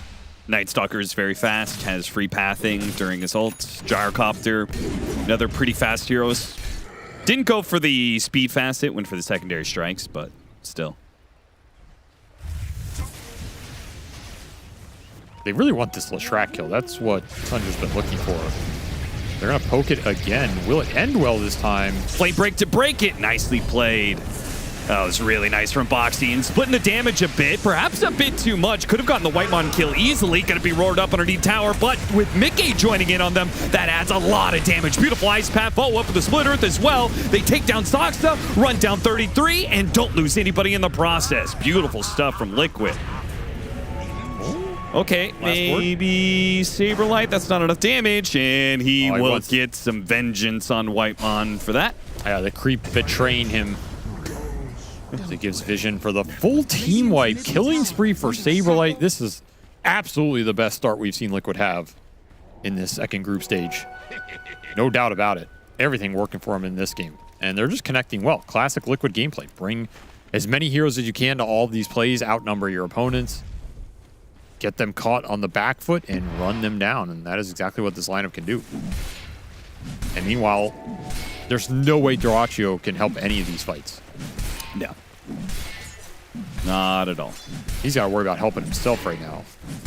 This is a bootstraps game for him. Yeah, they do have a little bit of stacks in the triangle. Looks like triple ancient, double hard camp. Oh, that's nice of you, Austin. You know, it's really nice that you assumed those stacks would be going to Sven. I didn't say they were going to Sven. I'm just saying it's some gold for Tundra on the map. So I'm sure 33 wants his Aghanim Scepter. After all, he probably did the stacking. I mean, I had no doubt in my mind these were always going to 33. Yeah. Regardless of the game state. This man says, count the rings on my fingers. He stacked 4 one for times, each right? stack that you get, which is 2. I get everything else. Liquid, they want some stacks. They know 33 in his Beastmaster. They've won a few games with it before. At 33, it feels like he knows it's coming. Yeah, it feels like it, but he's still going to be bumped by the flame break into an awkward position. They go for the dive. Primal Roar goes out. Once again, Boxy underneath tower. Might die. Last shot. It's barely enough. All right, trades out 1 for 1. The stacks don't get taken, so this is not the worst thing whatsoever for Tundra. Yeah, Liquid going to respect Tundra a lot here because they have Gyro with 3 points flat. Yeah. Called out. You could easily go in here and fight for this. Well, Saberlight, he's making the call to go back. I think this is the correct call. You have nighttime for the Night Stalker, and you have the strongest hero on the map right now, which is the Mickey Gyro. I don't think you should be afraid. They'll clear through some of it. Should get the whole thing. No contest from Tundra. Fighting in mid lane at the same time. Hit the Split Earth onto BCM. TPN from Whitemon will dissuade Liquid of this notion. And they still have Saberlight in the back with Dark Ascension. They're going to sandwich this. They're definitely going for it. Already targeting the Silencer, making sure there's no global silence in the equation. Get that kill. Knocked up by the Flame Break. BCM is out of his own tower thanks to a just sniper shot from Boxy's Batrider. Easiest fight of Liquid's life. You get the Night Stalker flank, Darkness onto the Silencer, no global. Just not good opportunities to use the global. This is the problem with Silencer in some of these rough matchups that just running them, like the Lycan, the Night Stalker, the PA Spectres. Your window to use global is incredibly small, especially if you don't have a strong initiator of your own, which Tundra just don't have because their 2 initiating cores got so far behind. So I'm not really sure when you're supposed to pop this global in the fight, and I don't think Whitemon's sure either. Don't have a good way to use it aggressively, and defensively you're looking at either Night Stalkers on top of you, globaling that is irrelevant, or you're just getting run at by Batrider, Leshrac, Gyro. You can global that, but they can then just run away and kite it. You feel bad having used it. Or certain spells maybe already committed. Like Lesh isn't super effective. He's already activated Pulse Nova, Diabolic Edict, and Gyro's already activated Flat Cannon. Oh, heads up TP. Yeah, there's a lot of spells Liquid can just throw out and ignore Whitemon's presence. This is why Silencer's super hard hero to execute. The games that looks good, you're like, oh, I can see why people pick this hero. The games that look bad, you're spamming that report button. Yeah. And sending him into the Herald realm. And Liquid is about to get to the point where they take some of these outer towers, and the map starts getting smaller and smaller for Tundra. They took the mid tower, and Saberlight has license to take bottom.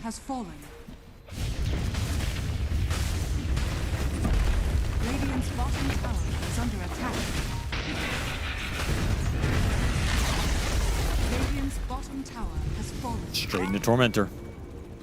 Yeah, good timing.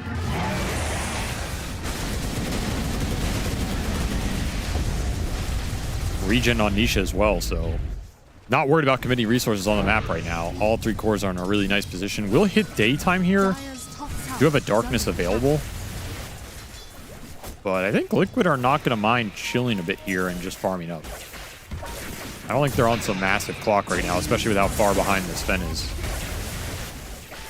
Yeah, they haven't seen the Sven in a while, but we know his net worth is certainly not coming close to anybody on Liquid. He's slowly recovering. It's just going to be a long path to get there. Yeah. Dire are scanning.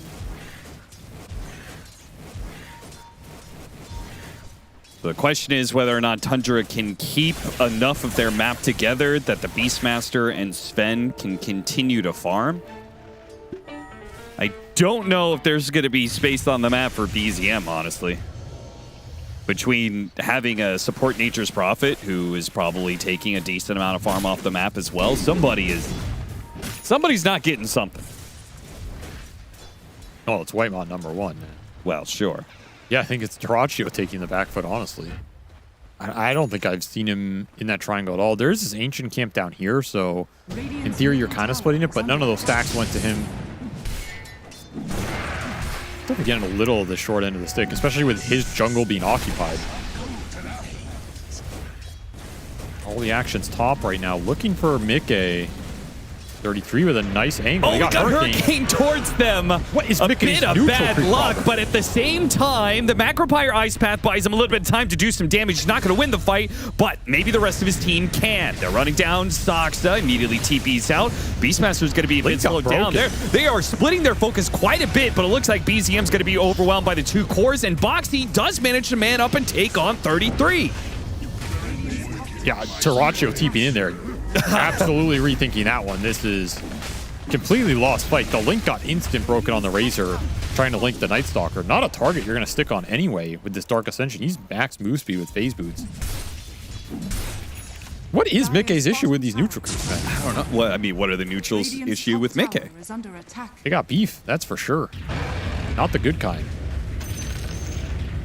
Honestly, though, he was getting flanked from behind, so this Hurricane, I think he was screwed either way. Yes, but it pushed him closer to Tundra's tower, which can't be too happy about. Nonetheless, it's a good fight for Liquid because the other 2 cores just get so much work done. And this Night Stalker is completely unimpeded.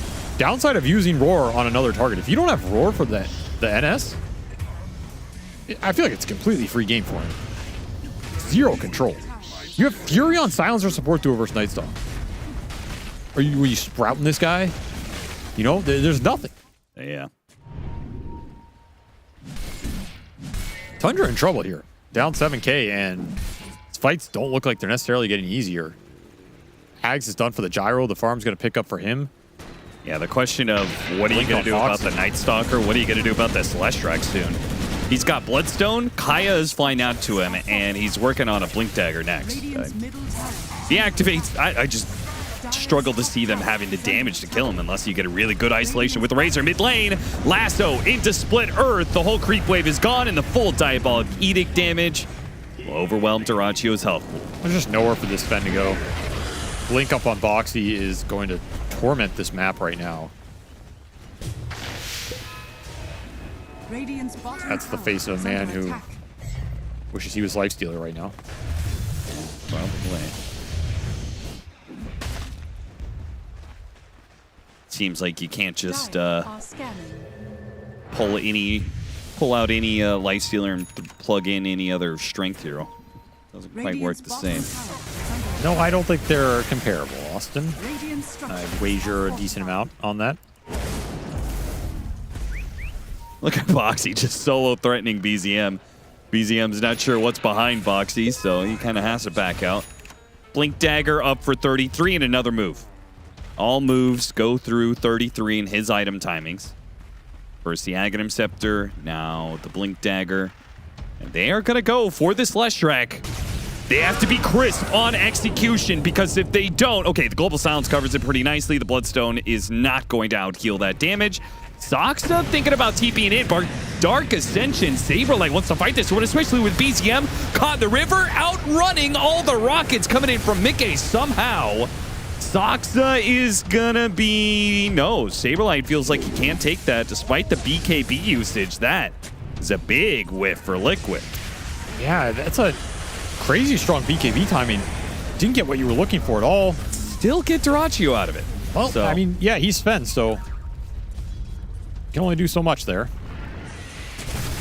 Is this the worst game we've seen from Dyrachyo this entire tournament? Yeah, probably. 0-4-0. He has not contributed to this game in any way. He's building a Revenant's Brooch. Can we get the hero damage up? Can we get the stat breakdown of the hero damage so I can I mean, Sven's hero damage is always dog shit. Oh my god. My God, Austin. It's got a family. Yo, get that stat out of here. Hide that stat. I don't want to look at it anymore. That was...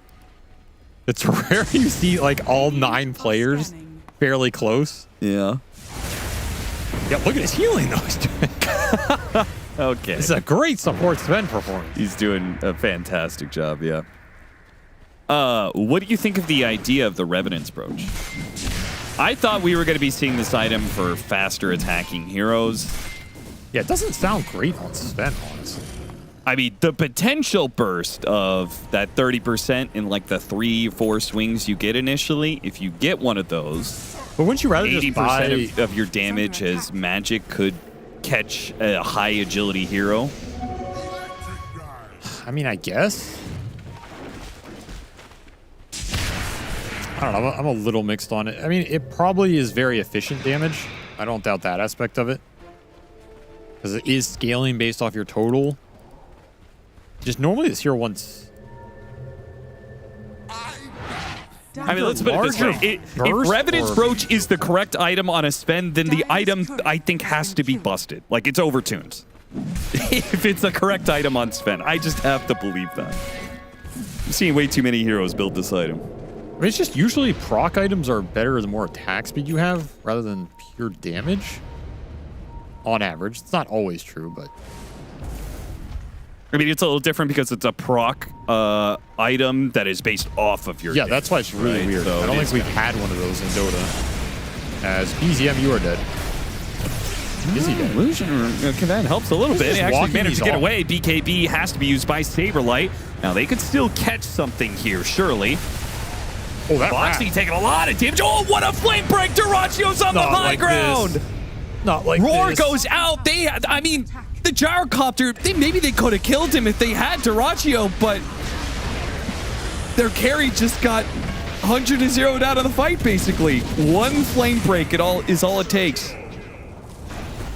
Yeah, I'll tell you one thing. There's a very famous Sven player somewhere in the world right now laughing his ass off at that fight because he's been there before. That is a tough break, some might say, as Duraccio's game becomes even more difficult. Boxy just sent him to the nether realm. Said, you don't get to play this fight. You're going to NA jail.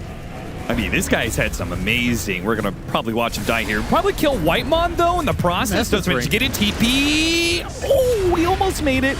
It was close. But a 2-for-1. Not a bad sacrifice from Boxy. He'll absolutely take that. Essence Ring is just so strong. The fact you can put anything on this item is stupidly good. Yeah. I mean, BCM has been very tanky in this game, but the fights are just crazy disjointed from Tundra. Like, none of the cores are going on targets at the same time. This fight could have been different if you don't get cliffed here. Yeah, he's hugging the cliff area and boop. Yeah, it's just, honestly, it's unlucky for Duraccio. I don't know what he's supposed to do there. Yeah, imagine they roar, global silence. Duraccio is able to all-in Mickey with 33. Yeah, that fight did not look too bad. That Wrath of Nature did a lot of damage.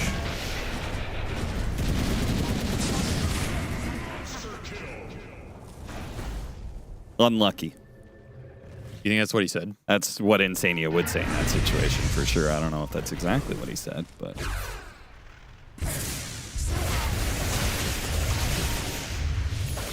What do you think the worst thing Insania's ever said is?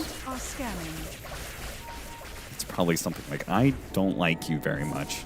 Something like incredibly mild. I think it's, I'm going to go over here now. I think that's the meanest he can be. I don't want to be near you. I'm going to go sit at that table now. Enjoy your day. That's the meanest thing he's ever said.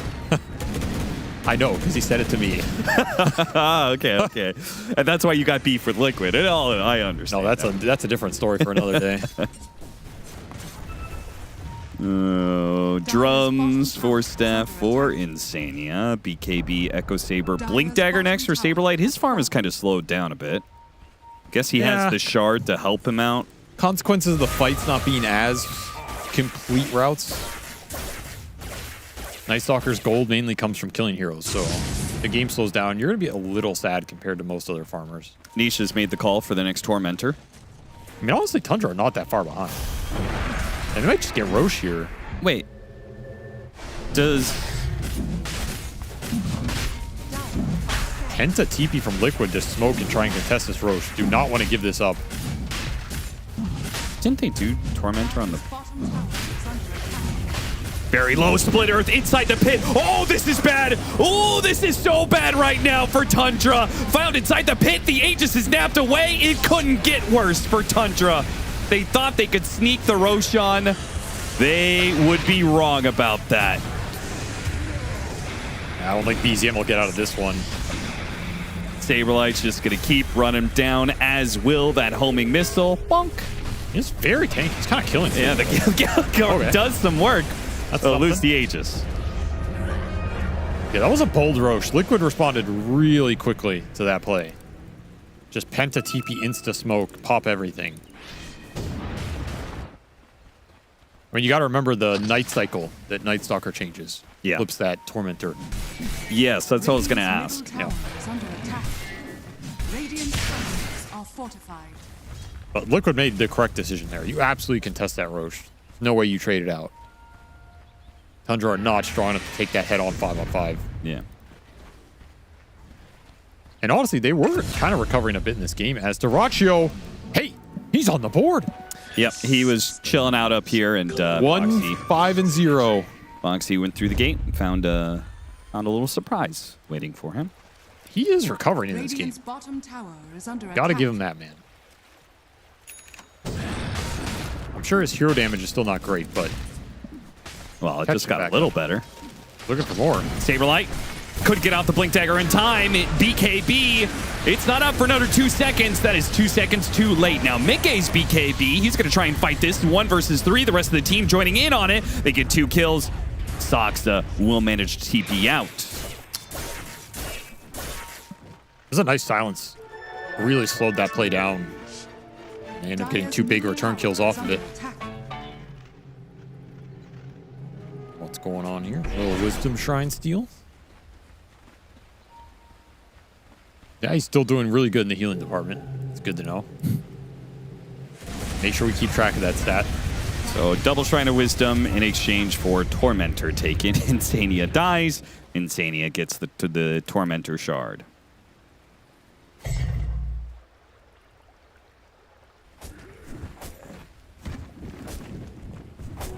Nisha is going to take his Kaya and turn it into a Kaya Yasha next.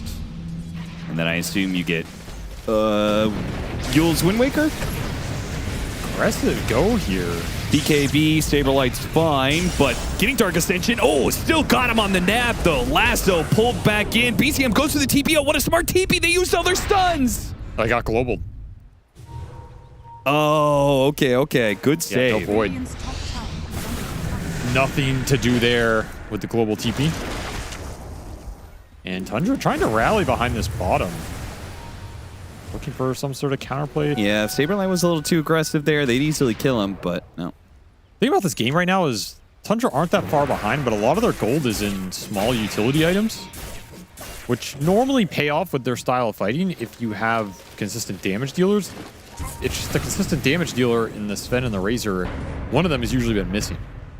So I feel like you can kite these fights out, but how do you ever go in, commit, and win them? Yeah. Maybe 1 or 2 more sets of items. They do have a lot of utility right now. They have double Glimmer, 4-staff drum on the Silencer, another drum on Soxa. It's a lot to kite around with. Lasso is really important for Liquid here, and the Blink on Nisha. Combine that with the Shivas, he can get immediately in there. This is a hard target to go for.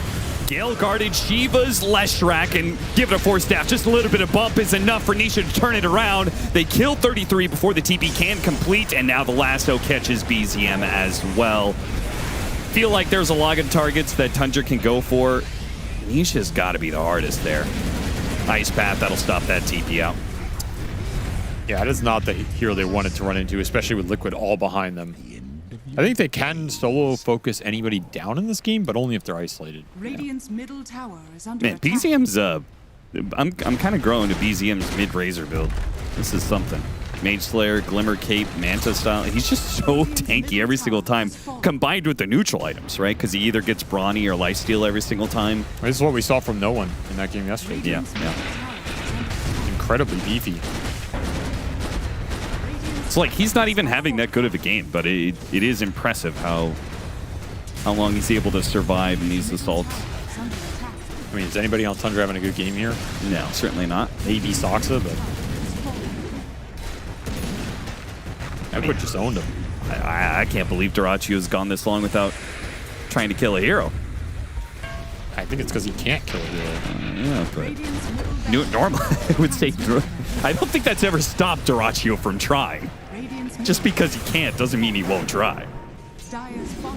Well, he's flanking him right now. He is. He's finished. He's got BKB, Revenant's Brooch. Gets some sort of dream scenario. Smoke from Tundra. They have no way to make Liquid clump up. They're going straight into a high ground ward and nighttime Night Stalker. This is a really tough initiation. They pop the Dark Ascension, knowing that some heroes are cornered here, backs against the wall. They go after Whitemon and get the grab onto Soxa. Now, Durachio did get in one good swing. It gets in a couple more on Mickey. Does he actually kill Mickey? He does. Got him in the roar timing there. BZM still being run down by Saberlight, who now pops his BKB to ensure the kill. He's in so deep, though. Is he going to be able to make it out? He gets over the trees, blinks up, and away he goes. Nicely played. TP in like Durachio. They want to try and catch him on the way out. It was a nice idea.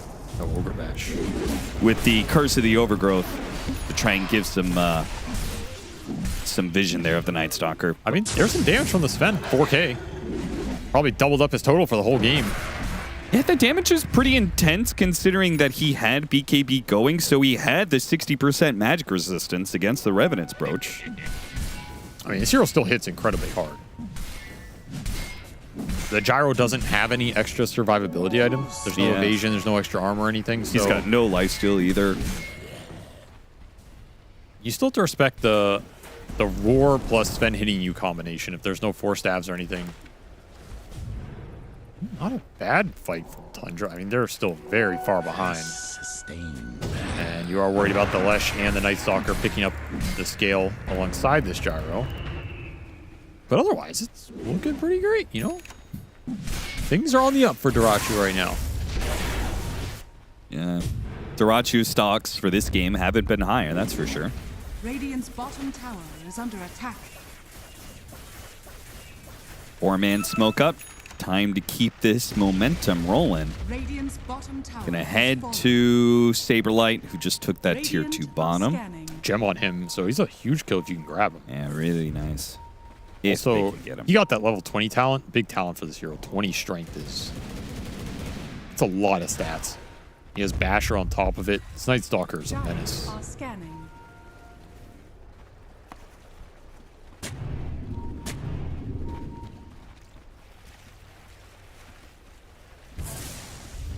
Dire's top tower is under attack. Yeah, the Roshan's starting spawn time has begun. So both teams are going to be playing for this next Rosh. Liquid get it. They can easily go high ground again. Tundra might be able to stop them with the right fight. They have one more smoke left.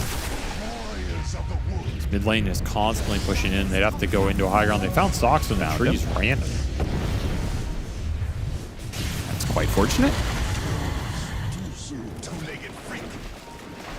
Some might say suspicious, but leave it at fortunate. Durachio, God Strength, Blink. After him, gets the kill. That is gonna put his God Strength on cooldown. Yeah, you want a little more here. A little bit. Dark Ascension gonna be used, goes after Whitemon. Saberlight's gotta be careful not overextending here. Okay, they're gonna leave Whitemon behind. Durachio with his God Strength has to blink backwards, but look at that, Nisha with the positioning. They got the lasso onto the spin. They're all leading him right now, and they've got the kill before he can even get a single swing out. Beautiful grab from Boxy. Might just be the backbreaker here. That will be all 5 of Tundra. All that for a Jakiro who bought back and will join the team in their winning moment. He won the healing war, though. That's something. shout out to him. Good work. Unfortunately, they could not win a team fight this game. That early game was really rough. And I have a feeling this might be the last time we see some of these heroes for Tundra. Yeah, I mean, maybe 33 is just doing his old team a favor, you know? Oh, Give them a little confidence booster, you know? I don't think this guy thinks like that.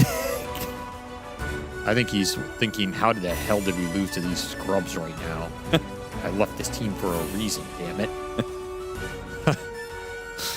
Well, maybe Sven ain't it. Maybe Silencer, Nature's Prophet ain't it.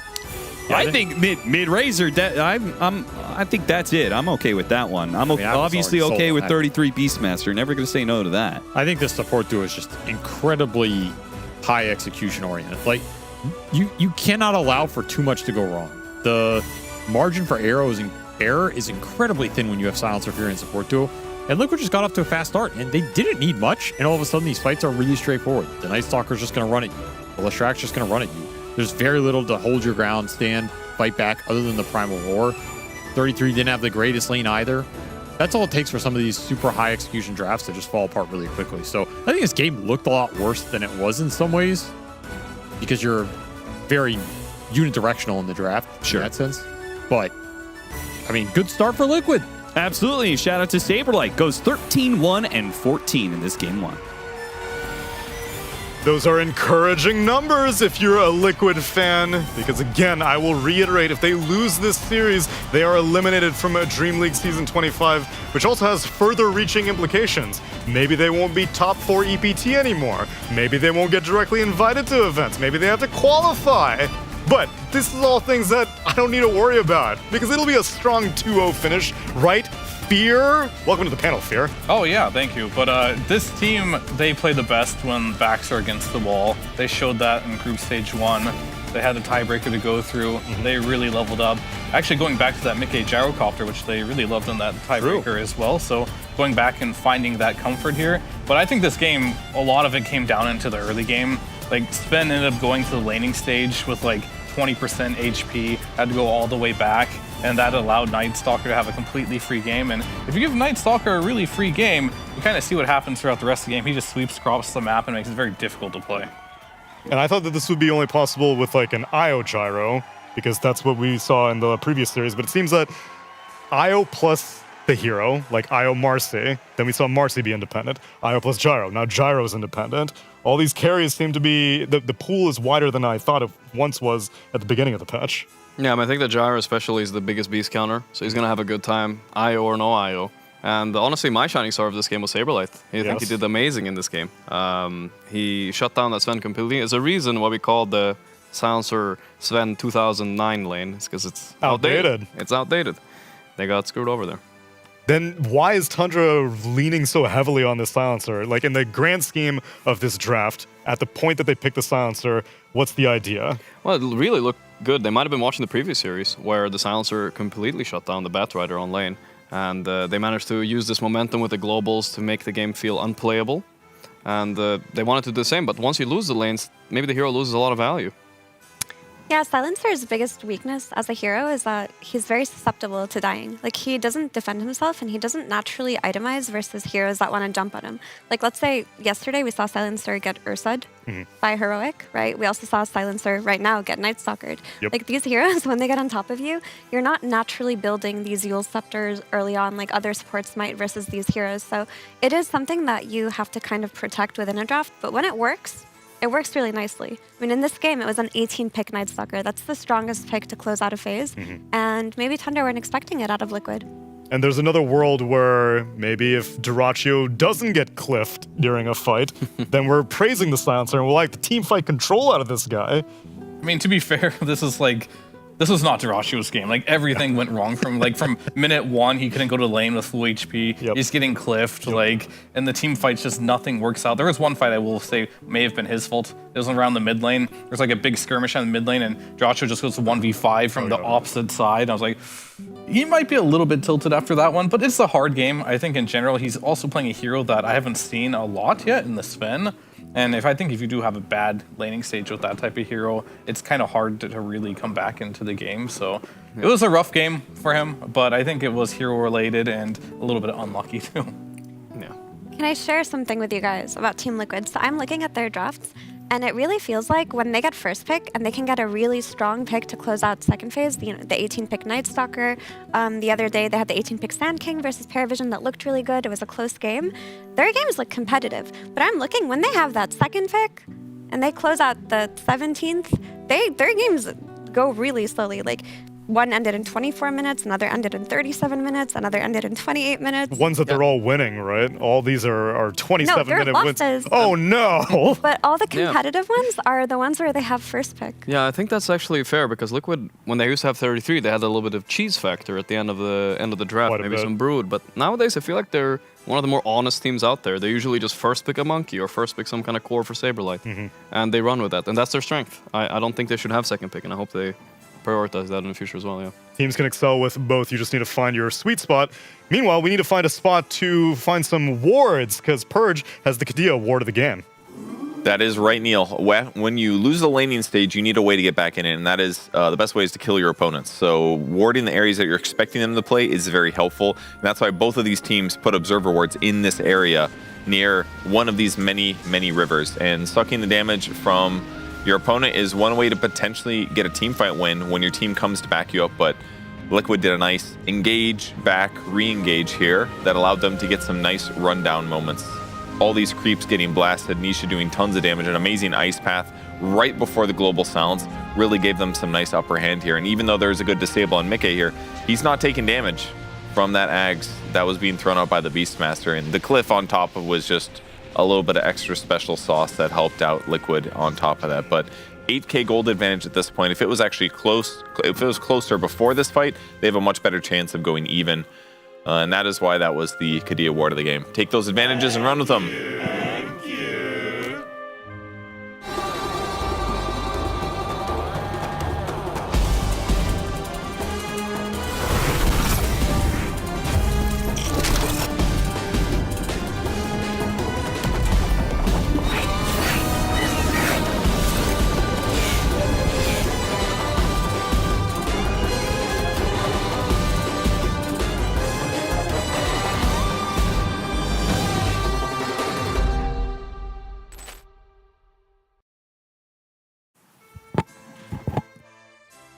Liquid hitting peak performance right when their backs are against the wall. They're entertainers. They want to keep you engaged. They want to make sure that you're tuned in for game number 2 coming up after the break.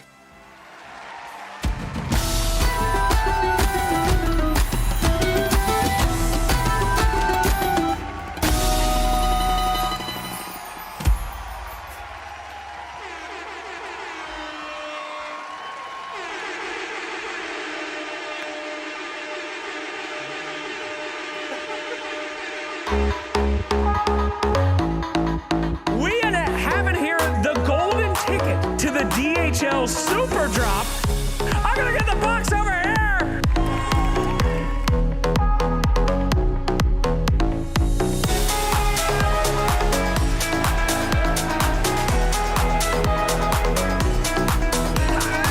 Choose your own adventure, man. Are you ready? I'm shaking. Good. That's absolutely correct.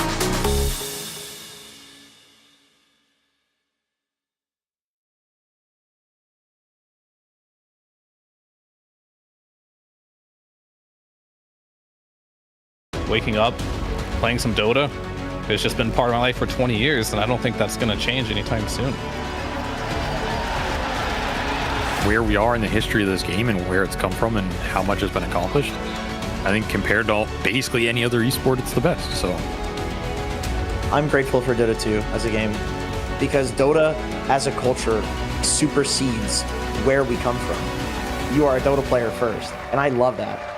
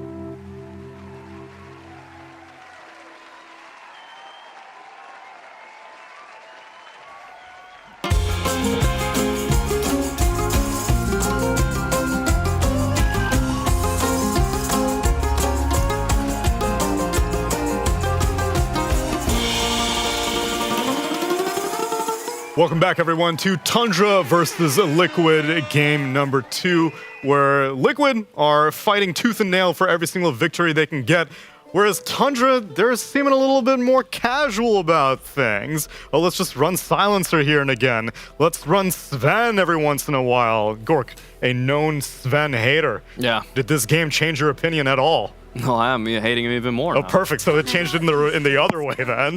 Yeah, that looked awful for him. Honestly, it was so hard. I mean, I really believed in Liquid. I think they got everything they wanted this now, and but I think Tundra don't like losing. I know Sax, I know 33. They hate losing. We're gonna see a completely different draft this time. Especially if it's going to be losing to Liquid. You know, every single time it's got to be a statement play from 33, regardless of whether there's beef or not. I'll generate it anyway. 33, he's putting it all on the line for this. Who was left? Who was right? We got to find that out. Exactly. But I am curious. So, as you know, the #1 Sven hater, like, what are the conditions that you think will enable Sven in this patch? Because we've seen him work one time. Like, what pieces of a puzzle does he need? That's a good question, honestly. I mean, I would like a good counter carry matchup, and also maybe an IO attached to him could help a lot. I think something like that. So the IO does change some mashups then? It does. Okay. Yeah. So the Marcy was able to get away with it, the Gyro was able to get away with not having the IO, but maybe Sven needs a little bit more help. And we'll see if Tundra even opt for him. Meanwhile, we see Liquid get the first pick Jakiro, and Effie, you were positing that you really like when Liquid gets 18th pick. Well, we actually have the stats. If we can see what Liquid likes to prioritize whenever they get the coin flip opportunity, it's peaking. It's shy. Stat? Let me guess. First pick? I'm sure they choose first pick. They choose first pick. Of course they do. It doesn't want to show. But I'll tell you this much: it is every single time that they get priority, they take first pick. And they don't care about Radiant. They don't care about Radiant or Dire. I mean, they're just not a cheese team, right? They don't have those. Honest Dota. Yeah, honest Dota. Maybe they're trying to find their limit test, like the strengths and weaknesses of both sides. Since the map changed so much, like giving up other teams to choose Radiant or Dire is a good way to learn what they think is good a little bit faster. Maybe they think the draft is legitimately better. Yeah, I also think to fully take advantage of second pick in drafts, you gotta have those players who can bust that like last pick Huskar, last pick Brood, like last pick things that people have no means to deal with. But do they really play Huskar on Liquid? Do they Not play much. Brood? I don't think Nisha likes it much. Because it's honest Dota from them. Meanwhile, Tundra, if you can take a look, Purge, at your numbers, what's their differentiation between first pick and second pick? Wow, it looks like 38% of the time Tundra takes first pick, and 54% of the time they take second pick. Because they're dishonest players. They're cheese players over there. They take their 24th pick and they throw those Huskars that way. Last game they threw a Razor, which is actually a pretty honest hero. But not always. It's not always. It's a little bit of a lane winner scum hero, I don't know. Yeah, a little bit. Tundra does go for their Doom first, though. This is one of the few teams I feel like that is prioritizing this hero. They haven't stopped since the patch. 3-3 still wants to pick it. Some teams ban it against them. Not everybody does, though, but this game they're feeling comfortable with it. When we saw Paravision answer it with the Brew, they smartly banned it now. I'm not sure this hero has a lot of answers. We see the Lesher coming out from Tundra here. That's most likely a flex pick between Saxa and BZM. God, I hope not. I'm expecting to maybe see a Razor coming out for Liquid, because they do like the Razor. It's good against both of these heroes. Do you still feel it's good against Leshrac, though? I don't know. After last game, I just feel like the Edict is so scary. You're right. It's a bit iffy, especially if you're behind. It doesn't feel good at all. Was it no one that played the Razor well? It was versus Storm. I think it's just a no one thing, genuinely. Like, that guy's just so good. I think it's a good hero as well. I think when both of your side lanes are bleeding, as a Razor, you can't really correct that. You need like one other lane to go well, because the side lanes are bleeding, so supports are rotating to his lane and killing him, even though he had such a good CS lead. And that's really what went wrong. I want to say that the IO's up in the air now, right? Yeah. For Tundra? Like, that has to be something Liquid are Lesh thinking is about. definitely a thing. And they got the Furin this time around. Tundra didn't steal it, and now they got it themselves. That's also a decent answer to Doom in the lane. You keep your distance, not the most valuable Doom target either. Is it as much of a flex in Liquid's hands, though, or do we know that it's going to be Mickey's Nature's Prophet? I'm like 99% sure it's Mickey or Nisha. I don't think Boxy has played this hero much. If this is potentially a carry Furion, like, Tundra love to play money printing Dota, like cheese money print. They already have their Doom Devourer scaling. They love to run Alchemist in Doom as well, and just completely out net worth. And if you're picking Furion, you're like inviting an Alchemist pick even. Maybe, yeah.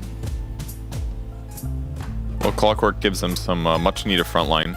And Clock plus Jakiro looks really good as well, because you can initiate with Clock, guarantee your follow-up, including Macro Pyre, and you're going to do a lot more damage this way from range. So if they can just keep these scary heroes away from their cores in some kind of like longer range fight, then it should be really good for Liquid. Yeah, I'm just scared Tundra does like IO Alchemist or something crazy like that. There's definitely a few combos like that open. Could be scary. Liquid honest once again. If they do IO Alc, it would also justify their Broodmother ban, because we saw the necrotic webs be a real nuisance for Alc. Yeah, that's what I was thinking, because Brood is like a great counter to the Alc. And Tundra, like I said, they love to print money. If this Alc is on the table with the Doom, they don't care about lanes as long as they can out economy you. They will play them up instead of fight you. They had that one game with like a 60-something thousand gold. 70K, It was 73K. Doom, Alc, Bounty Hunter, all the gold heroes you could imagine, and yet they really struggled to beat it anyway. But the question is, like, what are the solutions to Alchemist then? Because I don't think this carry Prophet plays against it very comfortably unless you just run at him. Yeah, I mean, he's a good... if you find a way to gank this Alchemist, he can connect pretty easily, so you can maybe shut him down in the jungle. If you pick something that can hunt him, potentially. I mean, Night Stalker and Brood are both out. Prophet's pretty good at split pushing right now too, with the large Treant and Mjolnir. Just slap the little buff on him. So Prophet can just end up doing a lot of magic damage, which is one way that you can kind of cut through Alc.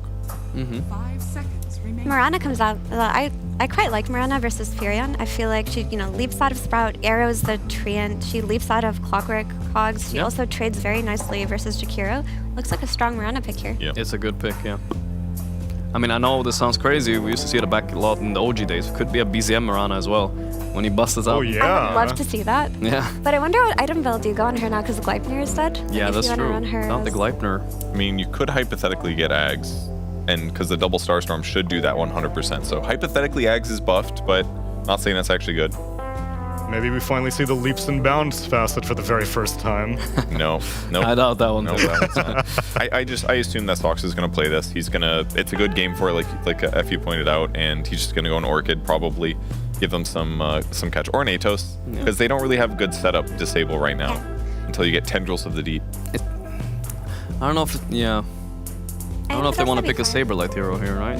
What do you think? I'll propose that at least Nature's Prophet has been not flexed for Saberlight in Liquid, but he has a very good win rate over his career. 75%, 39 games on Nature's Prophet if he wants to play it. I mean, there is a potential flex there with the Bristle. You can go off lane or safe lane. That is important. My take is you can't save Saberlight's pick for overall last because his hero pool gets spammed out. Like the heroes he looks really good on are like a handful right now, and teams just will target ban it out. So you always have to 18 his hero. This Bristle is like, you might think Doom counters Bristle because you can't buy Bloodstone, but nobody's buying Bloodstone anyways now since the patch. And the Goo Bristle is actually quite good against the Doom, either as carry or offlane, because if you Doom him, he's kind of running away hasted anyway, and he's not taking a lot of damage.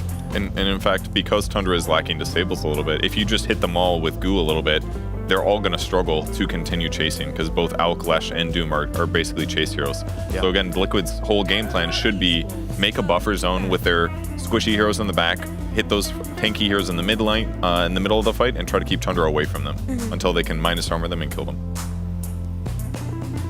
I'm hoping one of these two mid laners may get their hands on an Invoker, because I've been consistently very impressed. It's so fun to watch too, with the huge meatballs coming in. Yeah, they banned out Storm, so that maybe they are expecting the Lush support after all. Yeah, I mean, I think it's more likely, especially if you look at the weaknesses of Liquid. If we want to point out lack of stuns, they're definitely lacking some lockdown to these mobile heroes like Puck Storm, potentially Embers. Embers also out. Are you more keen on flexing the Leshrac to support now? He definitely could. I mean, I don't see why he's particularly good against Liquid's lineup. You don't see him misanthropying it up, chasing down... Well, yeah, I guess it's not really easy to chase down a lot of these Liquid heroes and bully them. Yeah. But Tundra are in a position where they could run it mid, because they're going to see Liquid's pick before they have their last pick. So if they want to counter Liquid's mid pick, they can do that. If they think Leshrac is fine versus it, they'll throw the Lesh mid. Because like if you're running Leshrac 4 and you're running into Clock Jakiro, you're kind of going to die a lot in that early game. We saw 9 Class play it, and he got a lot of kills, but he also got a lot of deaths. That's just how support Leshrac is played. What about a Ember Spirit for Liquid? Not great if you get doomed. It's not bad. Okay. First phase, Tundra were already thinking 10 steps ahead, and now the Monkey King. They used to pick this first all the time on Liquid. They kind of recently stopped now in Group Stage 2. It's an answer to the Doom lane, but also could be a annoying flex mid. They don't really know where he's going. I mean, Nisha's last heroes that are picked a lot for him are Earthshaker and Magnus. So those heroes aren't getting as much love though since the patch, I feel like. Yeah. They're still decent, of course, but I've noticed more spirity type of heroes mid or high magic damage. Maybe they'll keep it ambiguous. Make sure that Tundra doesn't feel confident with their 24th. I think that's where I like, for instance, the Razor, right? Because they put a mid, safe lane, same with the Prophet. They banned the Co-op, that kind of screams Razor to me, but maybe there's something else. There's also like Shaker? Pango and Primal Beast. Yeah. Like Pango's had a bit of a resurgence in the mid lane the past couple of days. He's looked a little bit better, but only when he comes out in the last phase. No, I think this solves a lot of issues for Liquid. I think the Razor was kind of a bait, actually, now I think about it. This gives them a lot more team fight and stun. I like Primal a lot versus Pango though. That's looked like a pretty good matchup. It's also good versus Furion, and you can buy Aghanims for the Bristleback. So that could be on the table for Thunder. Yeah, I like the Primal. He could get backline against the Liquid heroes. It'd be a lot harder for them to take team fights. It gives them another jump, which they need. You okay against Clockwork as a Primal? I mean, it's his like worst counter for sure. It's annoying, but you can still play it. You could also just play Lush mid if you wanted to. Yeah, honestly, this matchup is also fine for Lush. If they see another hero. Do you think Tundra's draft might be a little too greedy though, Gork, at the start of the game? Because like Doom and Alchemist and another farming mid hero, would that be too difficult? That is quite greedy. It would be nice to have a tempo setter here. They're kind of just weaker to do lane rotations, right? Whereas on the Liquid side, either support rotates the other lane and they have really big kill potential. No, I say they triple down on the money strat. Let's go Bounty Hunter again. Bounty mid. Bounty mid. No, instead it'll be an Enchantress picked up, which most likely sends this Leshrac to the mid lane. Most likely, yeah. So I think Ench is also just another like lane counter to the Furion. Now that it's carry Furion, it is valuable to have both supports be able to deal with him. They have the triple counter to the Treant. The Ench, Mirana, and the Doom. Oh, true. It will die. Just don't spill it. It's not worth it. Yeah. The max Sprout game. I think Enchantress has gotten a lot weaker this patch, for sure, especially in terms of making money, which is what Tundra want to do in this draft. But it can still look very good in the early game, especially if you choose one lane to just heavily focus on and take that tower. It still does Enchantress things with that creep. But I'm not sure if I favor any one team particularly. Like, I'm inclined to just think Tundra are so good at their I'm going to make more gold than you and eventually win strategy. Yeah. But Liquid have looked the best when they play on this early tempo, and it seems like they have it, Gork. Yeah, they've shifted up completely on Tundra here, and Liquid are fast this game. But I think Tundra are too good to give up a 2-0. Even though I was the biggest Liquid believer last game. Save it for game 3. Yeah. Yeah, you know, for right now, it's an even draft, right, Cap and Avery? We want a competitive series for this. Yo, I got a question for you guys. Okay. You talked about the triple counter to the Treants. Mickey, for a second, had the soothing saplings facet. You guys know what that one does? Bad thing. It heals on Sprout. Yeah. Do you think that is? Would you ever consider that? Because if there's any game, right, it would be this one. No. I don't know about that one. He's kind of right, but it's way worse.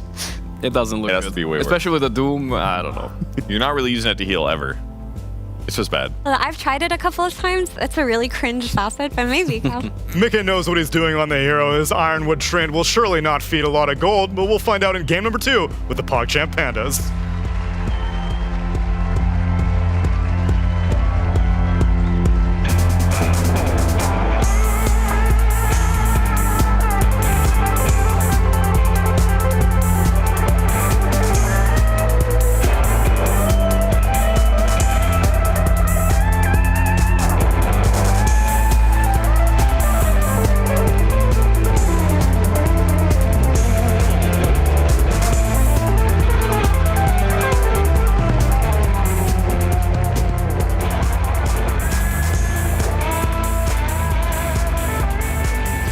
And the rest of Tundra brought out the big guns for game 2. They're not going to go down 0-2. 33's not going to lose to his former team like this.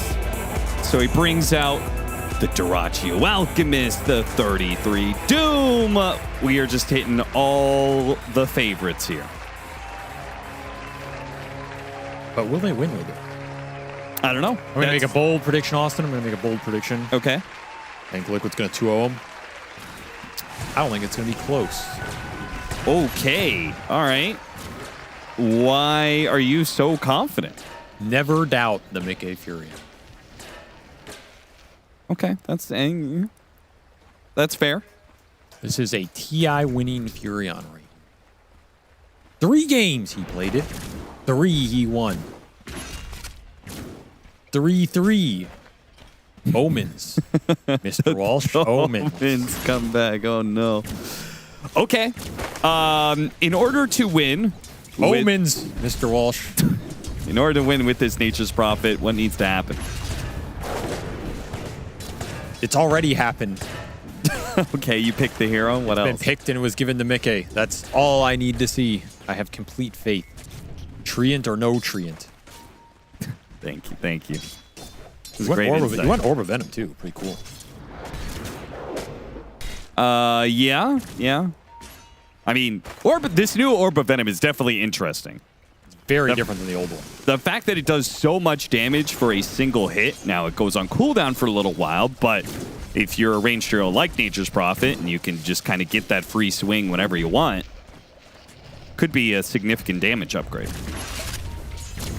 I think it's an item that will get some more play over time, but people are going to have to get used to who buys it and how you lane with it. Because it's just so different than the old one. And coming in from behind, Whitemon going to be in some trouble here. Saberlight right in the middle of all of them. Dyrachyo, he tried pretty hard to pressure Saberlight there. Going underneath the tower and everything. They get doubly punished for it. Omens. That's all I'm going to say. That's all I'm going to say. Mickey didn't even need to do anything there. Just the power of his pick somehow compelled Dyrachyo to dive in that tower. Was playing this lane and he's thinking, Furion's going to TP on me any second. I got to do something. He just panicked. That's the pressure.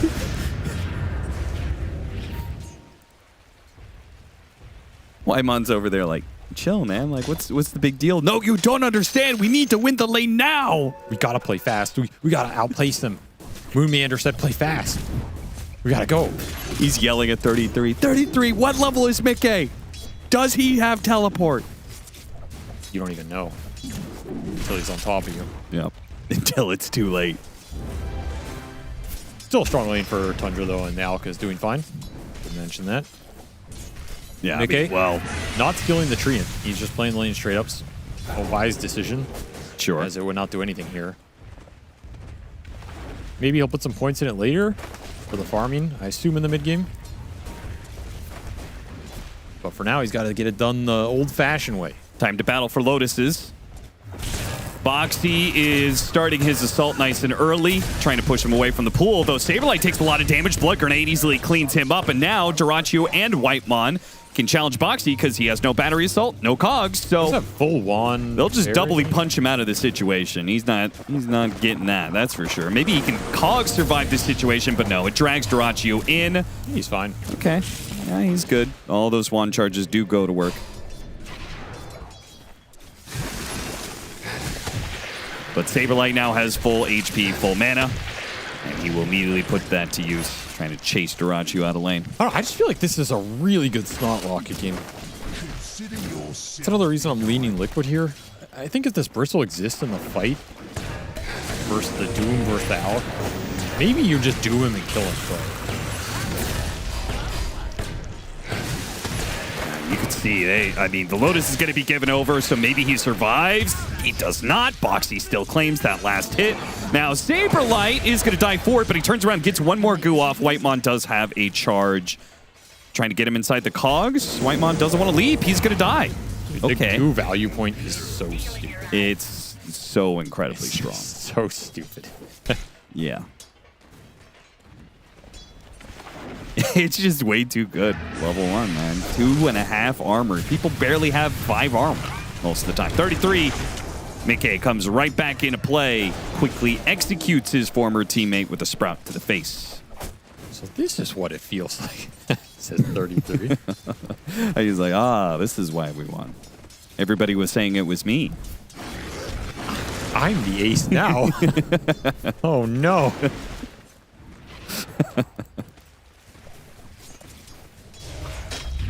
How's mid lane going? Nisha is at 23-4, 22-8, so BZM's gotten a lot of denies in, but Nisha still seems to be doing okay for himself. Yeah, didn't have to invest in any extra regen, so just raindrop, splitting the water charges. I think Nisha's pretty happy with this start. Should get a 6 pretty fast here, and then Liquid can either look for the kill mid with some extra rotations or bring that Pango somewhere else. Oh, did you see Saberlight? Oh, block the arrow. What a play from Boxy. Managed to get him inside the cogs, too. Goo is building up once again. He is getting a lot of quill damage. Dyrachyo, the final quill, 1 more second. Oh, he was outside of range. He didn't commit. Saberlight didn't want to die for it. He tried to get the kill without jumping in too deep, and now maybe he dies anyway. He dies anyway. Oh, I mean, nice turn from Soxa to show up, but I think Dyrachyo should have been dead there. I think you just commit for it. Yeah. And then even if you die, you come back, right? And you're still shutting down this Alk in the early game, which is mega worth it. You also did have a Fury on port available for that entire sequence. Mickey opting not to commit it. Sticking on to 33 Doom. Wants to make sure this guy doesn't have a good lane. But maybe they dive a little bit too deep. Arrows up. Insania does manage to dodge that. And Whitemon with no more leap charges. Meanwhile, in the river, Boxy almost dead. Turns around, slows down BZM a bit. Nisha finally gets his level 6. He had to go back to mid to get an experience range.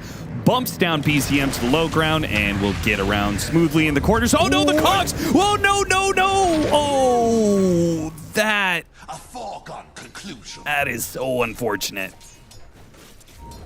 Okay, the Omen's not looking so good. yeah. That's a bad omen.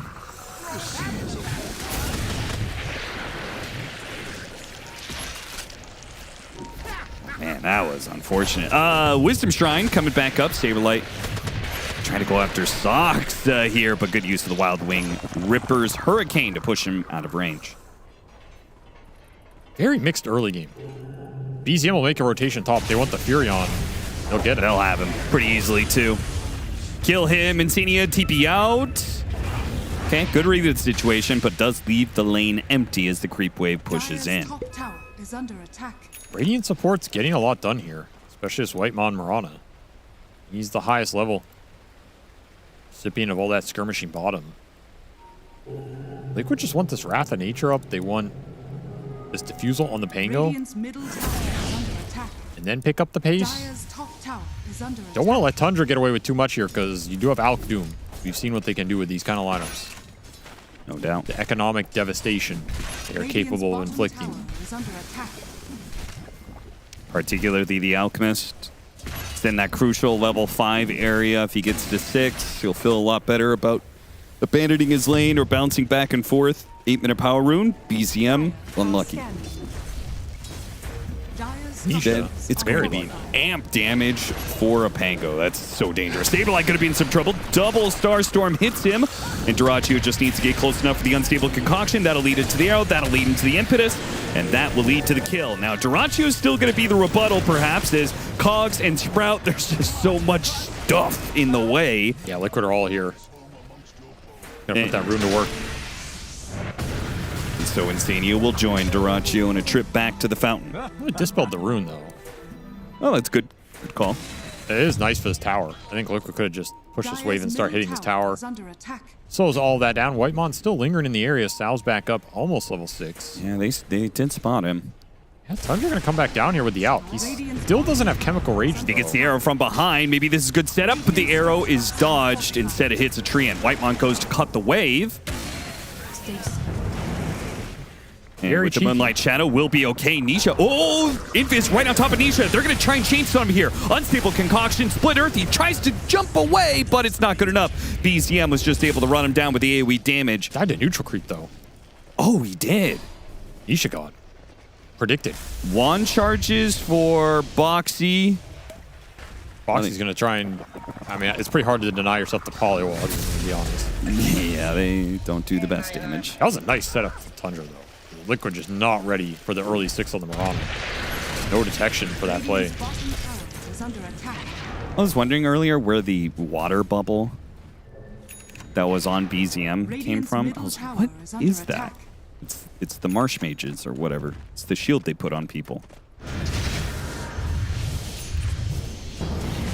Yeah. Got him on the ice path.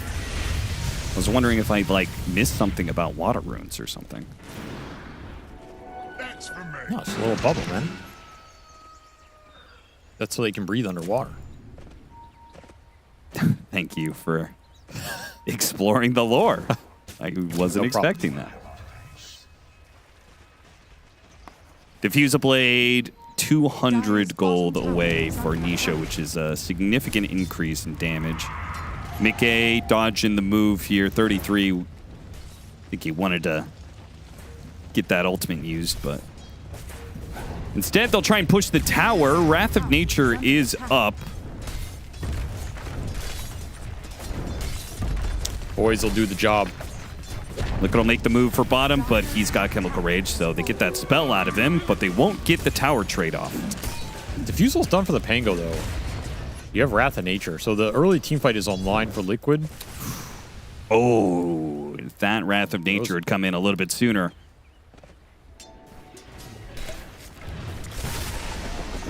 Tarachu getting really aggressive in bottom lane. It's just him and Whitemon down here.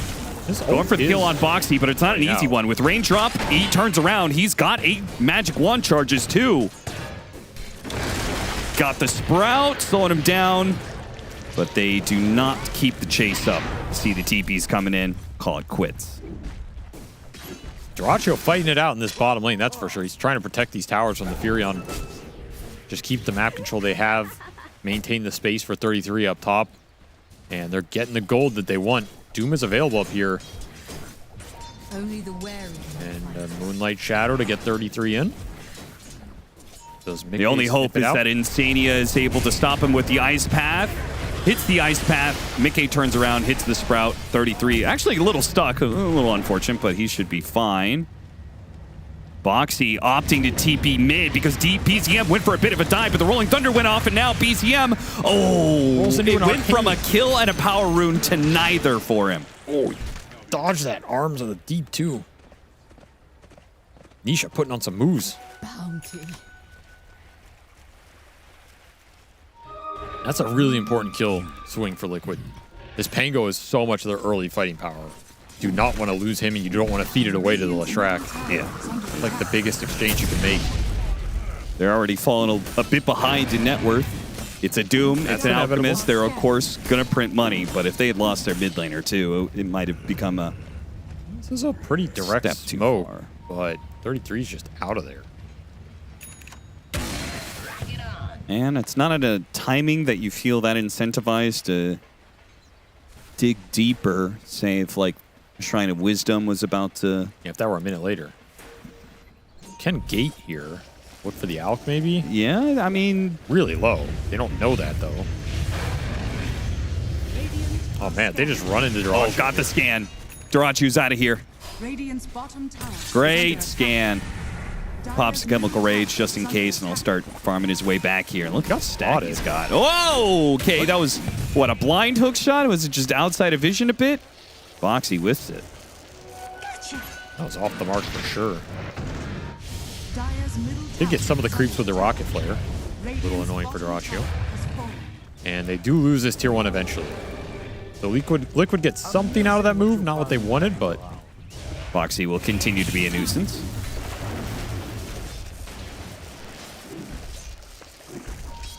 That animation is so janky. What, the tendrils? Yeah, it's... Something about that is too fast. Okay, BZM has his Rod of Atos. I guess there's one thing about, you know, Alchemist, Doom. They're obviously both going to want to do a decent amount of farming. You're pretty reliant on your mid laner to make some moves happen. Rod of Atos is going to help a lot. Could lead into the arrow for the Mirana, his own Split Earth, which is only level 1. And maybe catch Nisha in an awkward position here. Here comes the chain stun. He tried to get the shield crash, a bit of a buff, but not good enough. Just too much burst. So the Rod of Atos immediately pays off, and good use of the Hurricane again. Saksa finds Insania creeping up the hill. 2 kills for Tundra, and up 5k now.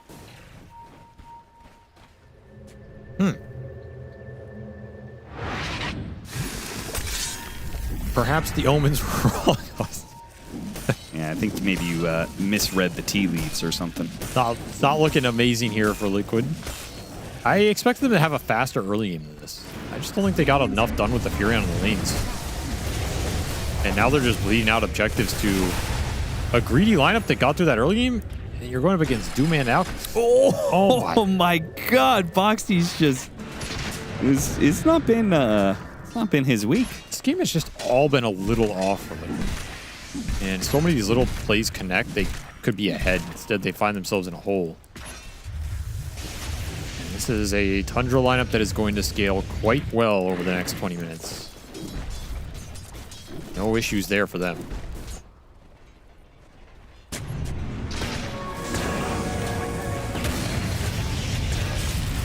Comes, oh, nice ice path with the Rolling Thunder Macro Pyre. That is real pretty looking. He's going to hop down and go for 33 as well. Immediately gets doomed. He is now doomed on the low ground. Not a great place to be with Soxa down there delivering some damage. He'll take out the Doom or the Blood Grenade. But 33, he'll find that his replacement in Saberlight has something to say to him. Keeps coughing up goo on him, runs him down. Another ice path, this one on Soxa, so getting more and more kills. Double for Mickey. 2 for 4 exchange. Can they get a 5th one in Dyrachyo as well? He's tanky. He is, but they have the anti-tank mechanism. It's viscous nasal goo. Just make it so he has no armor. Yeah, he's dead. Okay, 2 for 5. A total team wipe. Liquid still have the team fight power. You got to give them that. No matter how much gold you have on the side of Tundra, Liquid, we do have very good 5-on-5. Mickey Furion put in some work this game. 7-1. He's heating up. You back on the Omens? The Omens were never wrong, Austin. It was all bait. Nisha, he gets a decent amount of work done here before he tanks the Doom. And as a big component, this long fight ends up working out for Liquid because your other two cores just have a free-for-all right now. And the Alk is nowhere here. It's a 5-on-4. Dyrachyo is just jungling. Yeah, by what the time if he joins this fight, it's already over. Was his TP on cooldown? Because he has Radiance. If he's coming in late to a fight, he would be quite the powerful force. You can see he comes in from behind here to kill the Clockwork, but no then TP available. Insania has a haste rune, and that's just bad luck for Dyrachyo. I mean, the power runes have been going Liquid's way. That's a big component. We had a regen and an arcane on the Pango. We had a haste here for the Jakiro, which honestly had some decent impact. So they have been controlling the river. Finally, they will get a big team fight that they were looking for. Still behind a lot of gold, but if you're likely going to be behind gold in this game. Yeah, they're also down levels as well.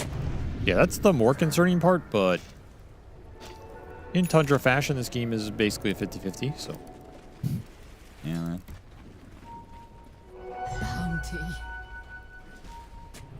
So the pace has got to keep up for Liquid. Mjolnir complete. Running into 33. Yeah, who is looking for who down here? Mickey doesn't want to teleport to it, so. Mjolnir is done for him. He's doing a lot more DPS right now. Especially if you can throw this chain lightning on the bristle or something. Yeah, you throw it on the bristle, and the bristle charges forward with hairball. He now has that, so again, 5-on-5, amping up quite a bit.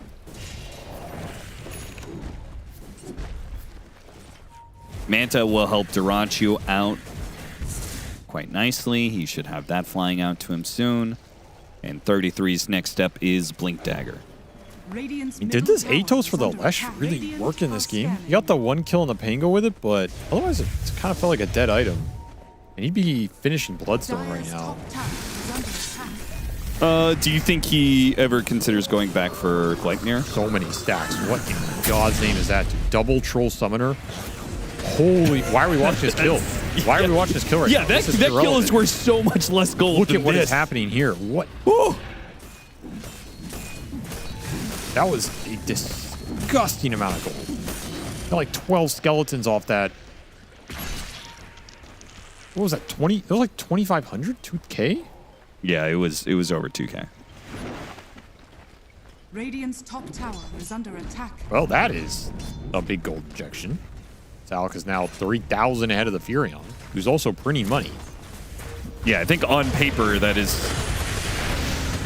Liquid's lineup is wanted to take towers and not let those stacks exist in the first place. In an ideal world, yes. Haste rune in the river. BZM baits it out, takes it, and has... Nisha doesn't move soon. He rolls up, but the Doom is on him.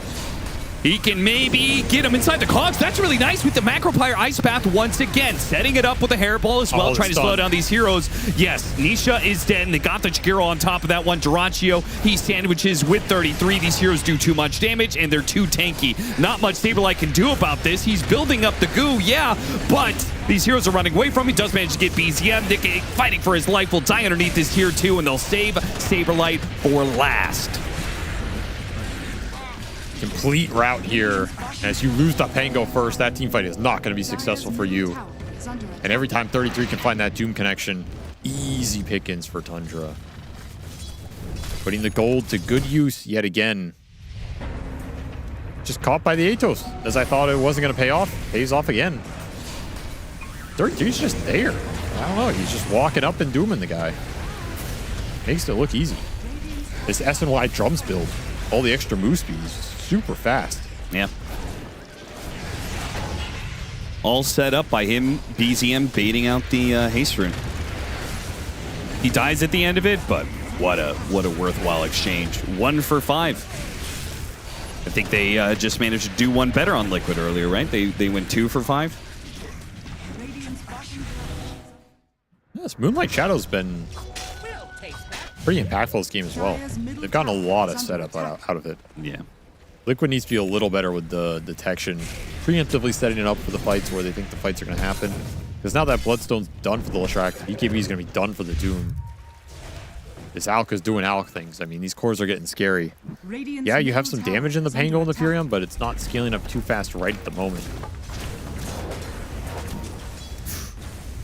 He gets BKB on Doom. Oh, another missed the hook. Third hook shot miss of the game for Boxy. That just ain't right.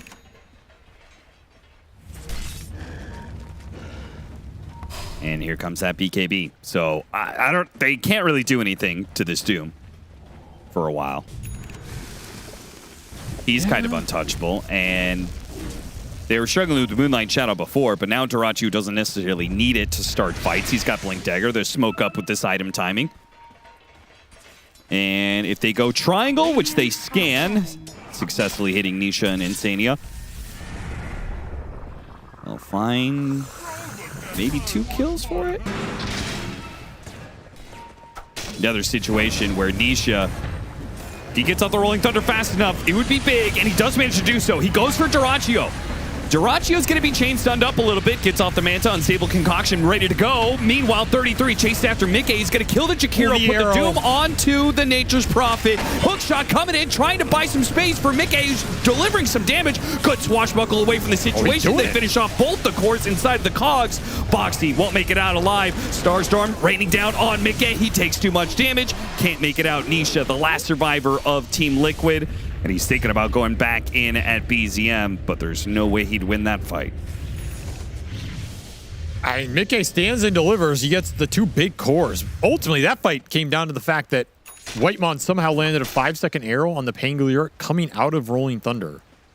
That was incredibly unfortunate for Nisha. I think he was hoping it would just hit him in the rolling or going to be able to roll out of the path. Ended up just tanking the full thing. And they just missed out on so much burst damage there. He took so much damage as a result. Going on Duraccio is not bad because he doesn't have the BKB, so you can throw all your spells and control into him. Yeah. You don't feel too bad about it.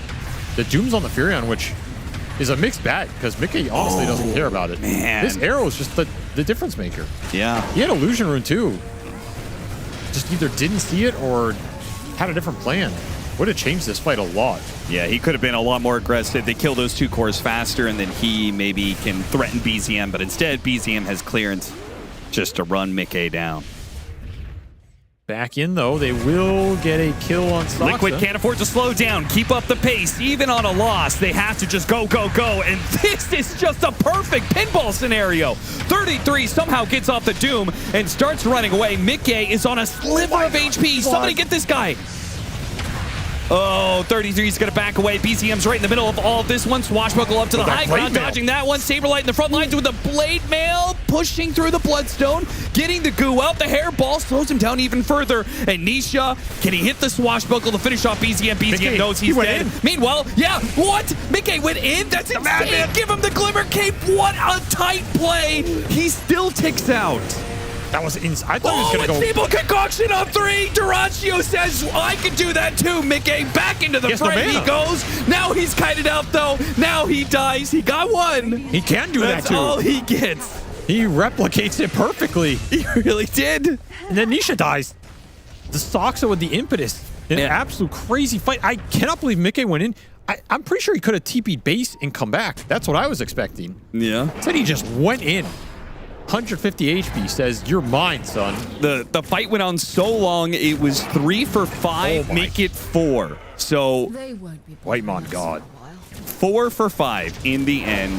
Liquid get the better of the exchange, kinda? I mean, yeah, technically it was a good fight for Liquid, setup-wise, and the way it went down.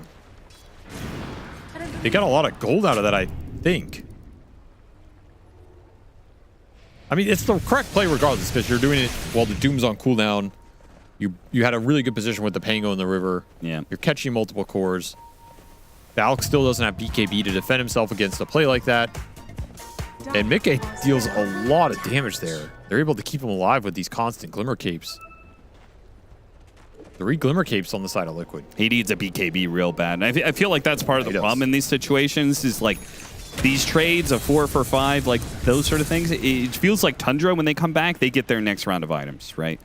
Because their GPM is just so much higher because they're heroes. So the next team fight we're looking at, we're going to have a Blink Dagger on 33. So he's going to Blink Dagger, and he's going to do that Congregation bullshit, where he's going to AoE stun instantly. And I think that's going to kind of wreck Liquid in a fight. Can you watch your language, please, Austin? I apologize. I know how much you despise coarse language. Yeah, fucking animal.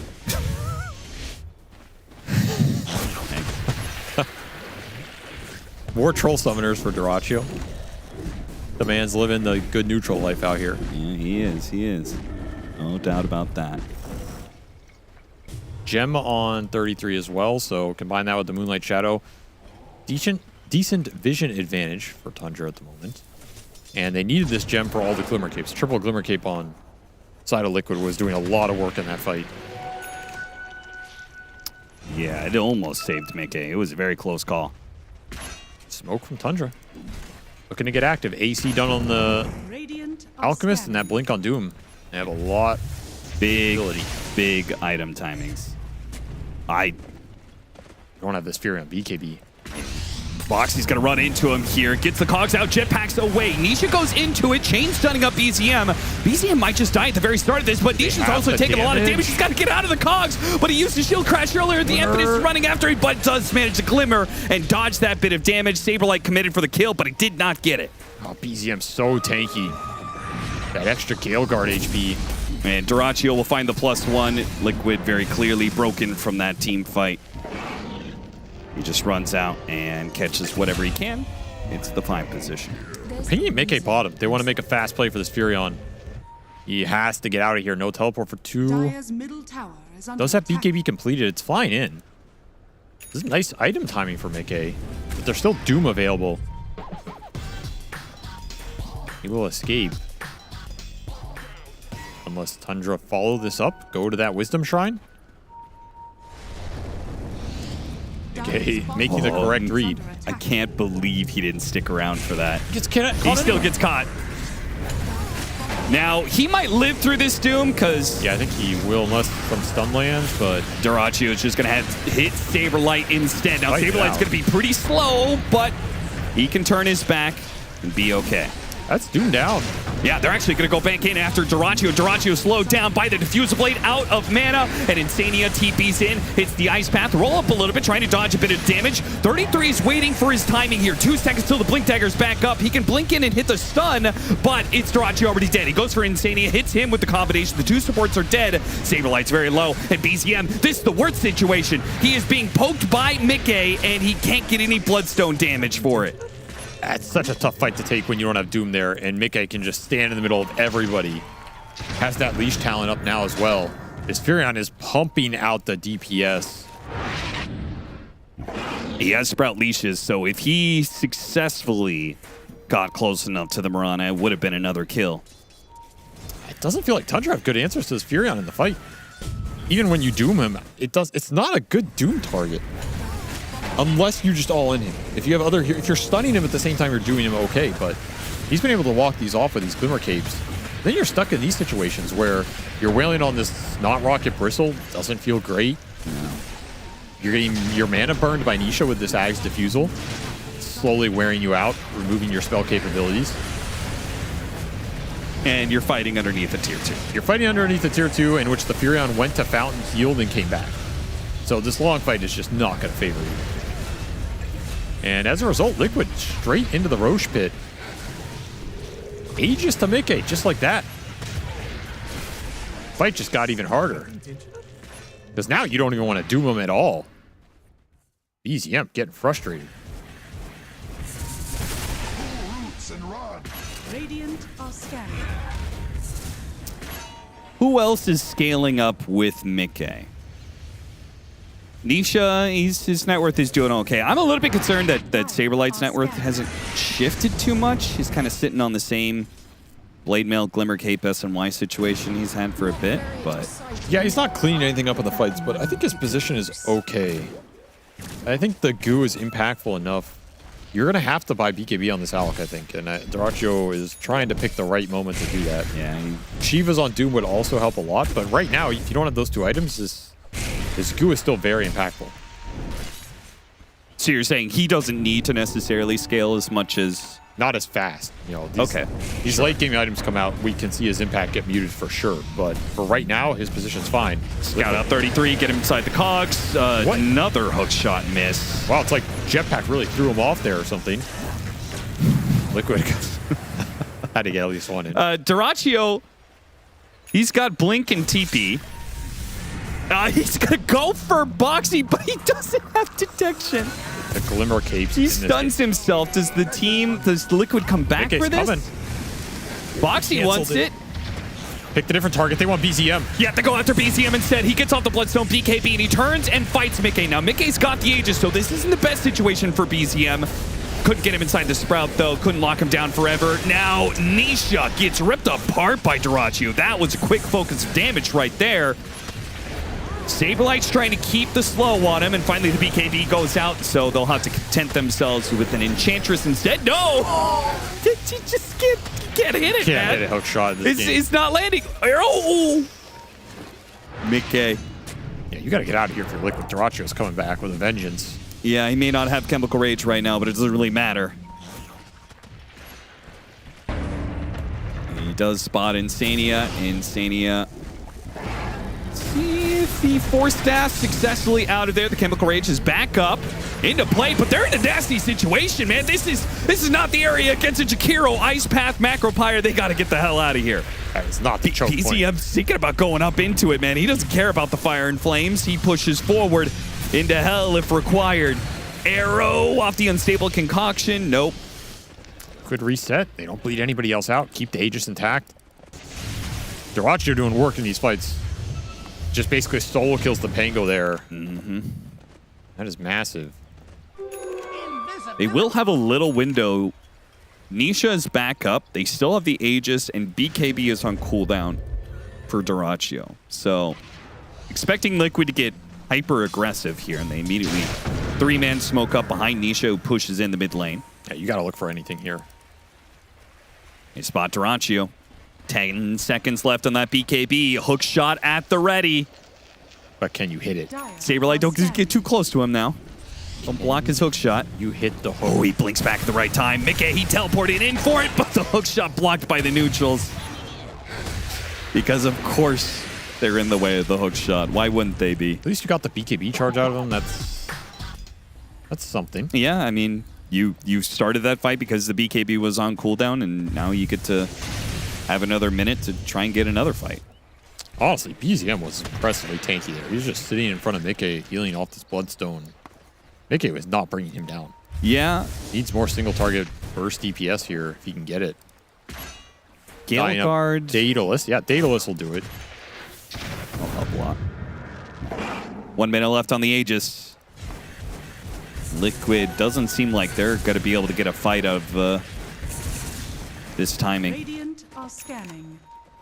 And Blink Dagger. So the initiation for Tundra keeps on going up and up and up. Radiant's top tower is under attack.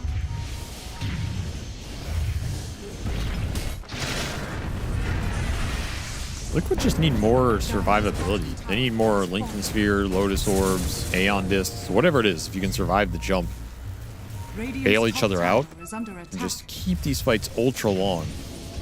Do you think that Saberlight should consider Lotus over Shiva's?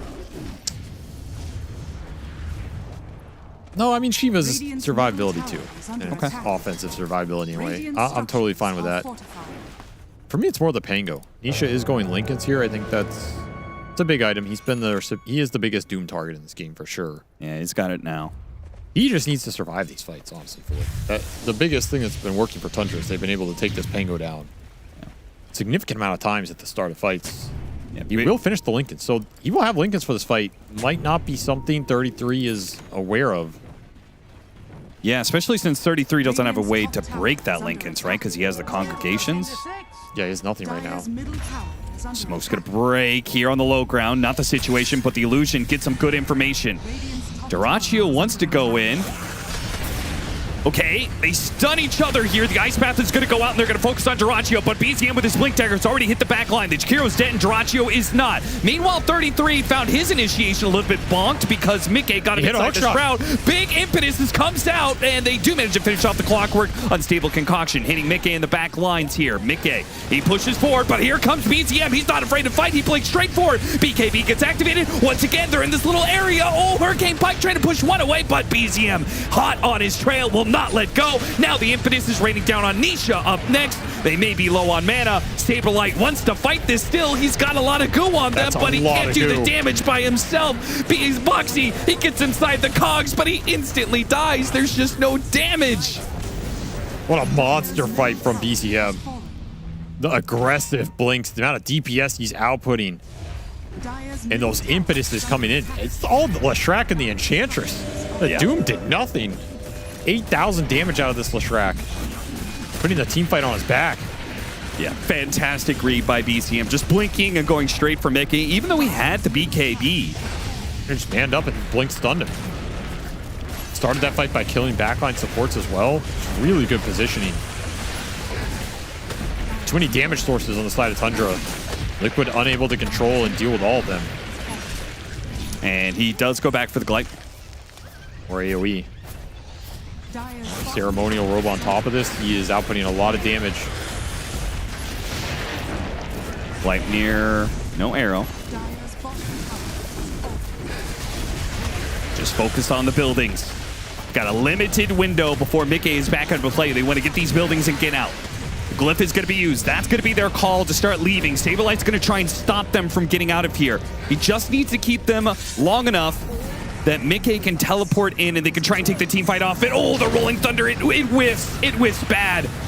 It still hits 33 in the back lines, but they wanted Dyrachyo. 33 pops the BKBs. Not sure what to do from this situation. Doom isn't up just yet. Macrofire's on out. Dyrachyo is just going to pop his BKB and go for Mickey as his BCM. Same situation as last time. Hurricane Pike back the Alchemist, but BCM will stick onto him. Mickey, he's trying to crawl away, and it looks like they can turn around and kill BCM. Mickey's on low HP, though, with Dyrachyo and 33 chasing after him. Sprout's going to be able to create a little bit of a window here. Arrow he starts backing away. Arrow is going to be dodged. 33. Blink up in 2. One, he's going after the Furion. Oh, Hurricane instantly from Mickey. What a response from Mickey, and he will stand tall and beat out 33. No way this guy survives all of that. Oh, insane.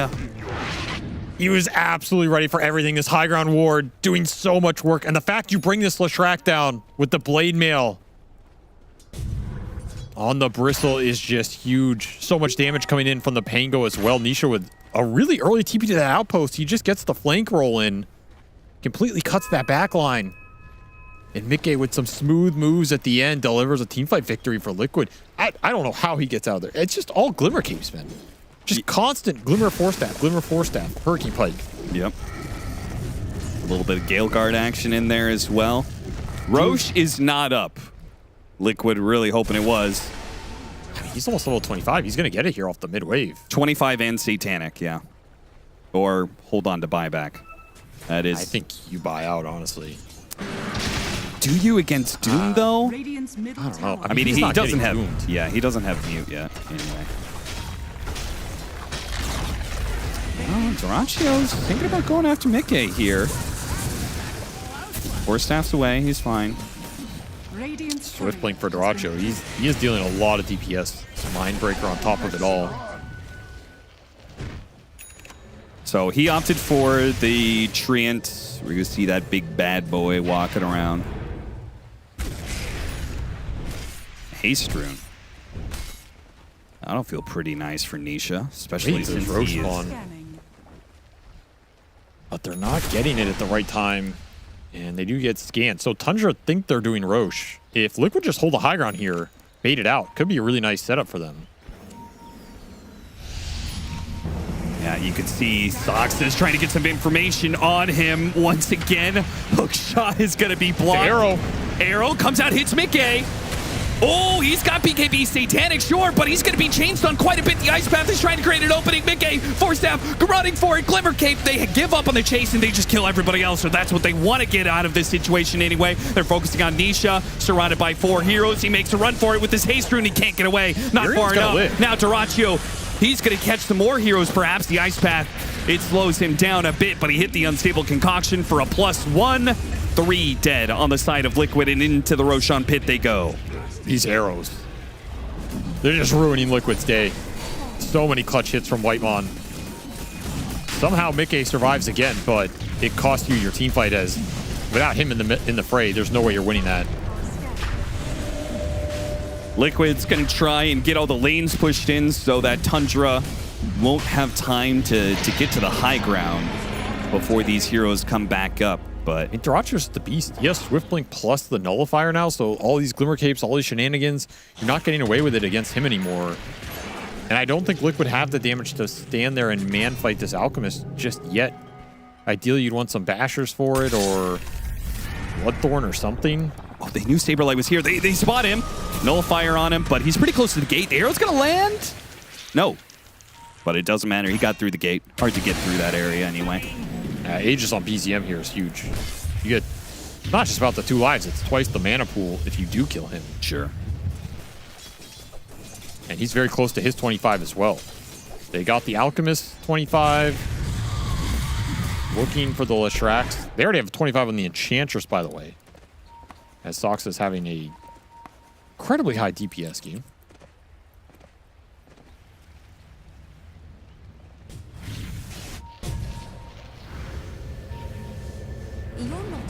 You're like just walking into this outpost. Not where you want to be. Arcane Rune on 33. He was thinking about the Doom there. So I think this is correct. Diabolic Edict, when you have the damage talent facet, 2200 damage hits an additional target. Is he actually going to be doing almost 4500? Well, he is, because he's got Kaya as well. 4,500 pure damage in a fight? Sounds pretty good to me. That sounds really good. Unstable Concoction. Arrow is going to be blocked by the creep wave that's coming in. Split, or it does land, but they give up on this. This is not good. Going for a Bristleback at the start, and they didn't chain it perfectly. Duraccio does get a lot of chain stuns. Got off his BKB with Chemical Rage. He starts making a break for it. BZM, though, he's going to have to rely on his Aegis. Positioning's a little weird. Life, he's going to be Ice Pathed immediately. They're focusing on him. Mickey, can he do the damage fast enough? BKB, Bloodstone, he's running forward now. Doom playing the distance a little bit. Oh, that's bad. 33. He whiffed the initiation. BZM, he's still going to fall. He does end up going down. Now the turn to 33. Mickey's just too strong in these fights. If they don't get the initiation clean, Mickey will just battle it out with them one by one. Super forced high ground from Tundra. And a Doom that lands on that Lincoln Sphere. What's done is done. Spells their own Doom, as Mickey he gets a completely free fight. He just has so much time to hit them. Hit this Alk for the full duration of his BKB. Duraccio has to bail. Gets to hit BZM for the entirety of both his lives there. He's still not done. He's looking for more. That's an amp damage Alchemist. Oh, Another arrow. Again. I don't think they want to go out after it. But it is funny. He landed yet another one. Yeah, he's been nailing the whole game. Basher now for Duracho. He keeps trying to just get more damage and more control into the limited slots he has. He's behind the Fury on gold now. As full Daedalus arrives for Mickey. Trying to end this game or what? No buyback available. He's all in.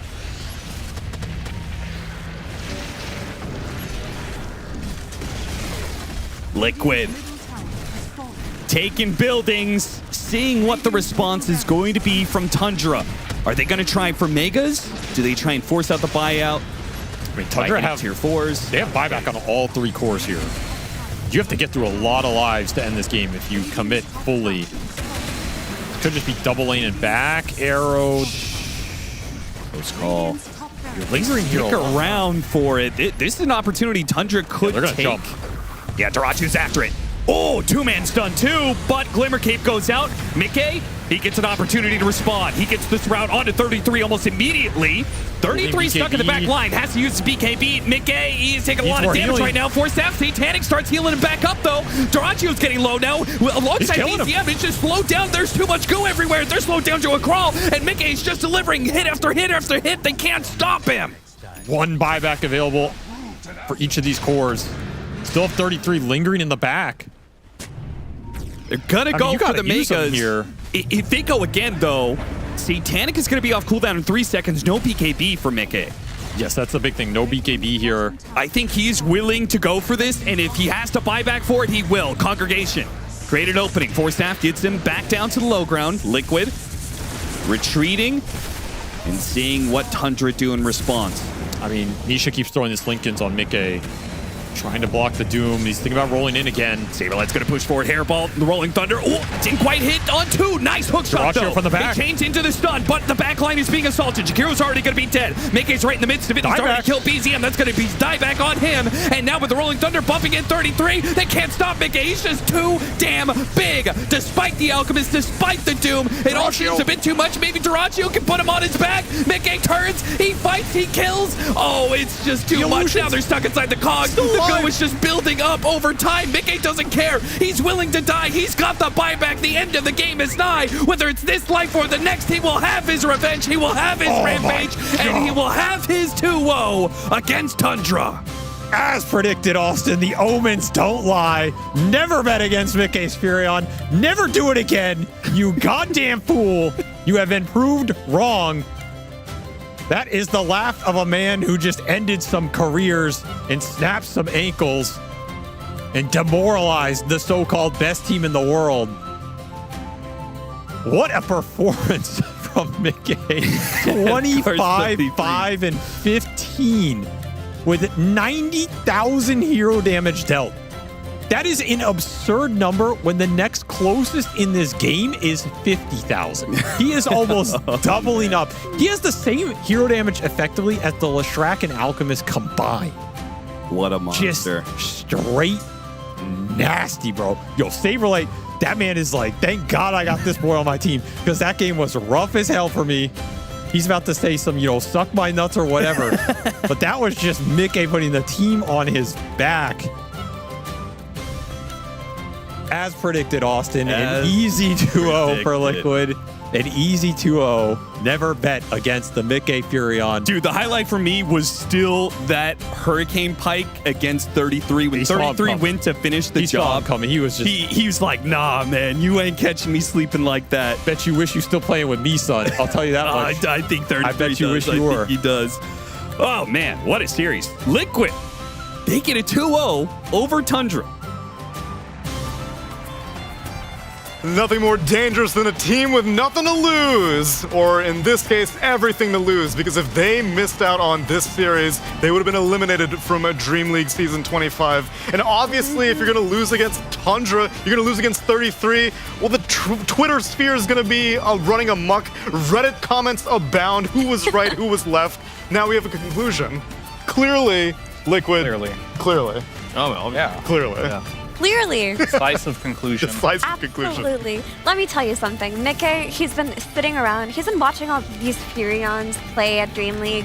Some Dahawks, some Duraccio, some like people playing Furia, and he goes, "This is my hero. You guys think you can play my hero better than me?" And he busted it out and looked so good in this game. Yeah, but this is what they want TI with, right? Like a lot of Nature's Prophet and stuff. I like to see them back in their comfort zone with the picks, and it really shows. Maybe the pressure is off now for them, right? Like maybe now that they feel like, maybe we'll lose anyway, so we'll just try some new stuff, and they're just playing way better because of it. Yeah, that seems to be the case whenever I watch Liquid. It's like, whenever they're comfortable, they don't really perform as well as you expect them to, but when they're at the brink of elimination, somebody always steps it up to some incredible degree. Usually it's Nisha, but this time it's Mickey, who just really steps it up for the team and just pulls out a win, a decisive win against a team that is considered the best of 2025. So it's pretty impressive to say the least, but just shows you the potential that Liquid does have as a team. Like, they can be 0-4, but you still can't count them out.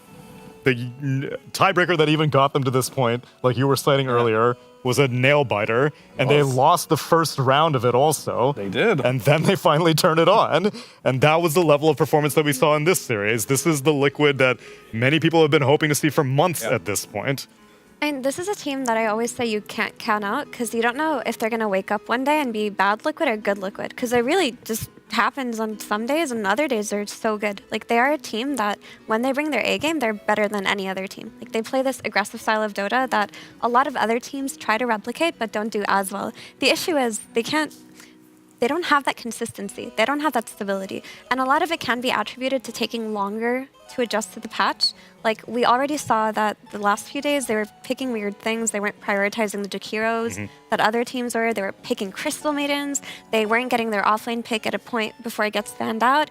And now that a few days have progressed and they got to see what other teams think is good, they're doing it, and they're doing it well. It's just unfortunate that they couldn't come up with the ideas before other teams could. Yeah, I mean, they're a bit of a slow burn team. They're not exactly known as the biggest pubbers out there. Yeah. So they might have needed a little bit more time to adjust with the patch. Is it too late? I don't know. I hope not, because I would love to see more Dota like this, because this was exciting. This was a very back and forth game.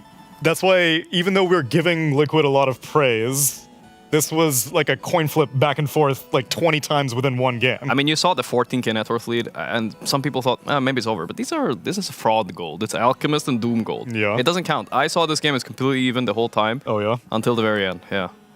And then it just tipped into Liquid's favor. It did. And I think when it comes to patches in particular, there's like two types of teams and players. There's the ones that are really good at figuring something out and abusing it right away.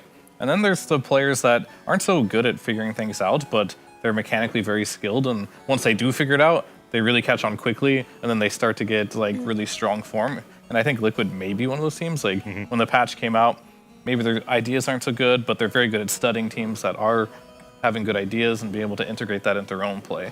And that really showed throughout. Just anytime you watch Liquid, they oftentimes start slow, but they always end up in a good spot later on, and they always get better. They never get worse. Yeah. Good news for their next tournament, right? Right, guys? There's still time. For this They can still make it. They can make it, come on. This is a good step in the right direction. 1-4. Other teams also have to get a certain result for them to not be eliminated, right? Stars are aligning. Stars are aligning. But yeah, Believe in it. No, this game in particular, it was Liquid's really fun back. to watch. It was Liquid is back. It was really back and forth, but all of the moments where Mickey lived on a sliver of HP and killed everybody, they happened like 3 times that game. That was like some high octane Dota. And I think the key factor in Liquid's win was just they were so good at choke point fights. Like every time that Tundra would blink into these like choke point areas and Nisha would get the jump on the backline and you would get these like Jakiro macro pyres on these stairways and stuff, the fight did not look good for Tundra. Yeah, and I also want to know, how did they shut down the 33 Doom so well? Like, this is a rare game, but I've seen 33 have such little impact in. So, like, Liquid found out a good way to, like, shut him down in this game, and I don't know if they can replicate it, but if they can, that's very good news for them. Right now, though, we can put one of the Tundra players in the spotlight along with a Liquid player, because Purge has our Ace of Predator head-to-head for game number 2. That's right, Neil. I know you guys were going to yap nonstop about Mickey's Nature's Prophet, who did do a massive 90k damage, but I instead wanted to highlight the support players, because the early game, these were the guys that were getting tons of stuff done. Whitemon sitting at 11, 7, and 25 as a Mirana. Incredible performance. And on Insania, he went 2, 9, and 27. Great early game, mid game. Late game, he was a magnet for the Nullifier and the cores jumping on him, so he had a little bit of a rougher game. But They both did a good impact in the game. 23k hero damage on Insania's Jakiro was fantastic. A lot of great macro powers, a lot of good stunts. Whitemon's early game Rana, probably one of the best I've ever seen. He got level 5 really fast, and then he was just going to lanes and doing like 450 magic damage to heroes every chance that he got, which was impressive. And a couple more stats here. Check out the healing. That early game that Whitemon did very well with, that turned into a mech and then a fast Greaves. 10,000 healing for the entire game was the biggest numbers we saw across the board. Even the Enchantress only healed 1.3 thousand HP total in the game. So that fast Greaves really did a number. Here's some of those moments here. Whitemon getting a solo kill on the offlaner basically after the trade out happens. Here he is with another monster Starstorm, helping to guarantee his team had a good early game. And then he's over here landing arrows, landing more Starstorms, sometimes dying. But good impact from Insania as well. The macro powers, the ice paths, backing up his team. Really, both supports are really integral. This crazy arrow from super far away caught the Pangolier. I mean, Whitemon really made a lot happen in this game. But safe to say that all cylinders on all these players are firing well. And now a lot of Whitemon's early game was part of the reason they got ahead by 12,000 net worth. But both supports in the right place at the right time, opposite sides of the fight, landing their long-range spells and contributing a lot towards this overall game. So very fun to watch and good performance for both of them. An opportunity to shed some light on the power of the supports. Thank you very much, Purge, because this was an all-around team effort as much as we are giving Mickey his flowers, because it is Furion, his signature hero, that we have always been aching for oh so long, but he hasn't been treating us to it. And here we get a standout performance. Much encouragement in the Liquid camp. If they're able to continue that consistency, though, we're going to have to find that out by speaking to one of their coaches, Blitz. Congratulations. Hello. Thank you, thank you. How are you feeling right now? Because I know oftentimes when you're watching a high-intensity game, you really get into it. Did you feel yourself for this game? Because that was a very fun match to watch. I wasn't very stressed. I think it was just kind of a fun game. I was kind of just chilling, to be honest. Okay. Have you been chilling for the entirety of Group Stage 2, though? Because I have to imagine most of the earlier games in this tournament have not been as exciting for you to watch. Yeah, I mean, everyone here is really good. We actually are trying, popular to contrary belief. Like, everyone's putting in a lot of effort. I think this is probably the most we've ever scrimmed, because I think people are kind of tired of being bad. So we're putting in a lot of effort right now. It just... it wasn't quite showing. I think we play all the meta heroes right now. It's just something isn't clicking quite yet, but today was a good first step. I think we're getting a little bit better.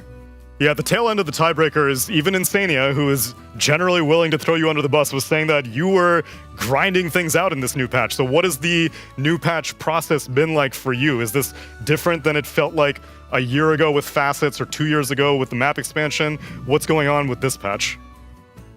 I mean, yeah, it's really quite different. I probably out of all the coaches, I'm the worst Dota player, and so I have to watch a lot of games, and I have to put probably in more effort than the average person does, like at this current moment, because normally I'm really bad at this, and I'm trying to be better at it. So I've been trying to play like my shitty 8K pubs and trying to get ideas going, and like fiending Dota 2 Pro Tracker and trying to see what's going on, because I just like to copy stuff as much as I can. But not the easiest process to get started, but hopefully we pick things up. Why do you need to copy, though, if your strategies are strong from the beginning? Why is this the first time we're seeing Mickey Furion? Where's it been? I mean, it's hard to just like force things in. Like, it's not as easy as like, well, you see NP's a good hero. You know, a lot of teams are picking around that. They're picking good counters to it already. We figured out early on that you can't just like jam heroes. We did that with Saber's like Primal for a while, if you guys remember. It was just like every game just Primal. We win with Primal, so just pick Primal, and it doesn't really work like that. Like, we usually set up for the hero nice, so yeah. I'm glad that you've been refining. I'm going to send you on over to Purge, who's got a question as well. Hey, I was curious if second pick is devalued a little bit when you have heroes like Dragon Knight that are just far and away like the best hero, because it feels like you have to ban it, you lose more bans in the first phase. I mean, I think second pick has always been a bit devalued because the 18 pick on the turn going into the 2 bans is way more valuable than I can just say this because every pro team knows it. Like, that 18 pick usually sets you up a lot nicer than getting like the overall 24 pick. Maybe for teams like BetBoom specifically, they like second pick because they like flex 4 different roles. But for most teams, I say like 99% of teams, like the 18 pick is just way too valuable. It has less to do with the first overall pick and more just the fact that the 18 pick is really nice because you usually get 2 winning lanes out of it, and it's kind of miserable to draft into, or it has been for a really long time anyways. Okay, great. And then you guys were probably prepped against the Silencer support. Were you ready to go with the Night Stalker, anticipating that pick? I think we had a few heroes in mind, but their supports just don't really... They had like no stuns, so I think we all agreed that NS was a really good pick there. I can't remember who suggested it, but I remember Aiden backed it up, and then it seemed kind of straightforward. Okay, great. Thanks. I got a chance to speak to some of your other players, but from your perspective, how's the collaboration between KP and Jabs been like, also in the light of a new patch, and also because you guys are all remote right now? I feel like a lot of the times when you guys were working together, you were all in one location. Yeah, I know for teams it's probably, or people watching, it's probably confusing that we're not boot camping for this, but we have like a long boot camp, like a month-long boot camp coming up into Raleigh, into like another tournament. So we're playing like, we'll be on the road together for like 2.5 months. Yeah. And so we're trying to like match that effort level because as last year showed, nobody respects you unless you finish like big at the 2 main tournaments. All of these like tournaments are just like building towards that, and hopefully you're peaking at the right moments. I know way too many teams that'll peak a little bit too early and then all your shit gets nerfed and everyone calls you trash anyways. So it's a little bit better, I think, for us to be able to pick these moments a little bit cleaner. It does mean sometimes, like, obviously I don't want us to be this bad. Like this is a worst case scenario, but you know, our team hasn't really given up. Like atmosphere is still really good. Like if you were to hear in our Discord, you would be probably a little bit surprised that like the mood is still kind of okay, but everyone's working really hard. People are contributing. There's like no despair. We understand like the year is really long and there's still a lot to play for. And the worst case scenario is that I'm not even talking to you right now, Blitz, and you would be eliminated. But instead, you're hanging in there. You got that win against Tundra, which was a very, very satisfying win. Blitz, congratulations. And hopefully we get to see you fight it out in a tiebreaker if this trend keeps up. Yeah, do I get like a real quick shout out thing? Please. Okay, Aiden wanted me to say that you can never sleep on Liquid. We could not play Dota for 6 months and not use mice for 2 years and we might still win. And then he wanted to say a big FU to all the casters. I don't know if we'll get the opportunity to name and shame them. So. Okay, at the top I think is probably Gunner. Okay. Then BSJ. You're kind of in the mix too. All shout outs to Purge, he's the GOAT. So there's an anti-FU to Purge. Okay. Effie's also the GOAT. Okay. And then the rest of you guys are kind of like in that mid-range. Yo, we got like Gork on the panel. Where's Gork fall on the list? He can be in the mid-range. He's a little bit sus, but he's in the mid-range. He's in the mid-range. He's saying that's bullshit. He's been advocating for you on the draft panel. He was the #1 copium producer. I was the only one. You were the only one. Yeah, I was like, they're gonna win. Okay, what are you talking about? Look at this. They got Jakiro, they got Les. He's a handsome guy. He's strong. #1, you know, but he's still a little Blitz. sus. He's a little on the sus list. Okay, fine. And then, assuming that you make it all the way to tiebreakers, they all have to eat their words, right? You know, you make it through playoffs, grand finals, and then we all look like fools. Yeah. I mean, my Victor and John, who are my direct bosses, keep telling me as long as like Liquipedia doesn't have like the red square attached to you, we're still okay. And they keep copiuming that. So I mean, hopefully we're just kind of gonna hang on, and that's kind of our move, you know. You can't really stomp us out, and somehow we'll make it to like some random top 2. Never really know. We'll find out. You keep the people guessing. That's what I love about Team Liquid every single time. Blitz, thank you very much for the win and the snark, and we will cease the slander if you keep up these results. Yeah, you guys are all trash. Get good. Peace. Later, Blitz. That's all for this series, but not all for Liquid. They remain in the tournament against many people's expectations, and perhaps that trend will continue. For right now, though, we have a little bit of time to kill before our next series, so stick around, and we may play a few word games. If you're a fan of the New York Times and some of their connections, we may have something up our sleeve. after the break.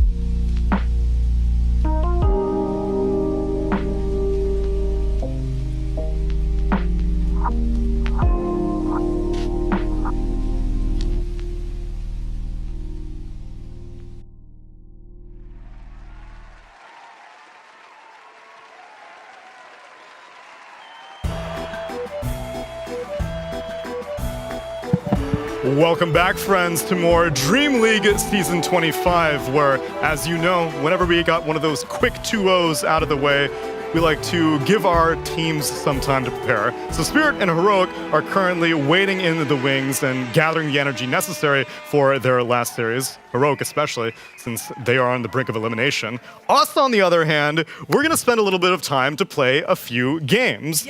Now, I don't know how many of you have been keeping up with the trending New York Times games, word games recently. You know Wordle, surely. I just play Wordle. Yep. You know Wordle? Yeah, I don't play any of them. Do you at least know what Wordle is? No. Okay, well, wow. Not off to a good start here. Yeah, that's not good. We are going to play a game involving associations, and Nat T has specifically crafted one involving Dota-specific terminology. Isn't that right, Nat?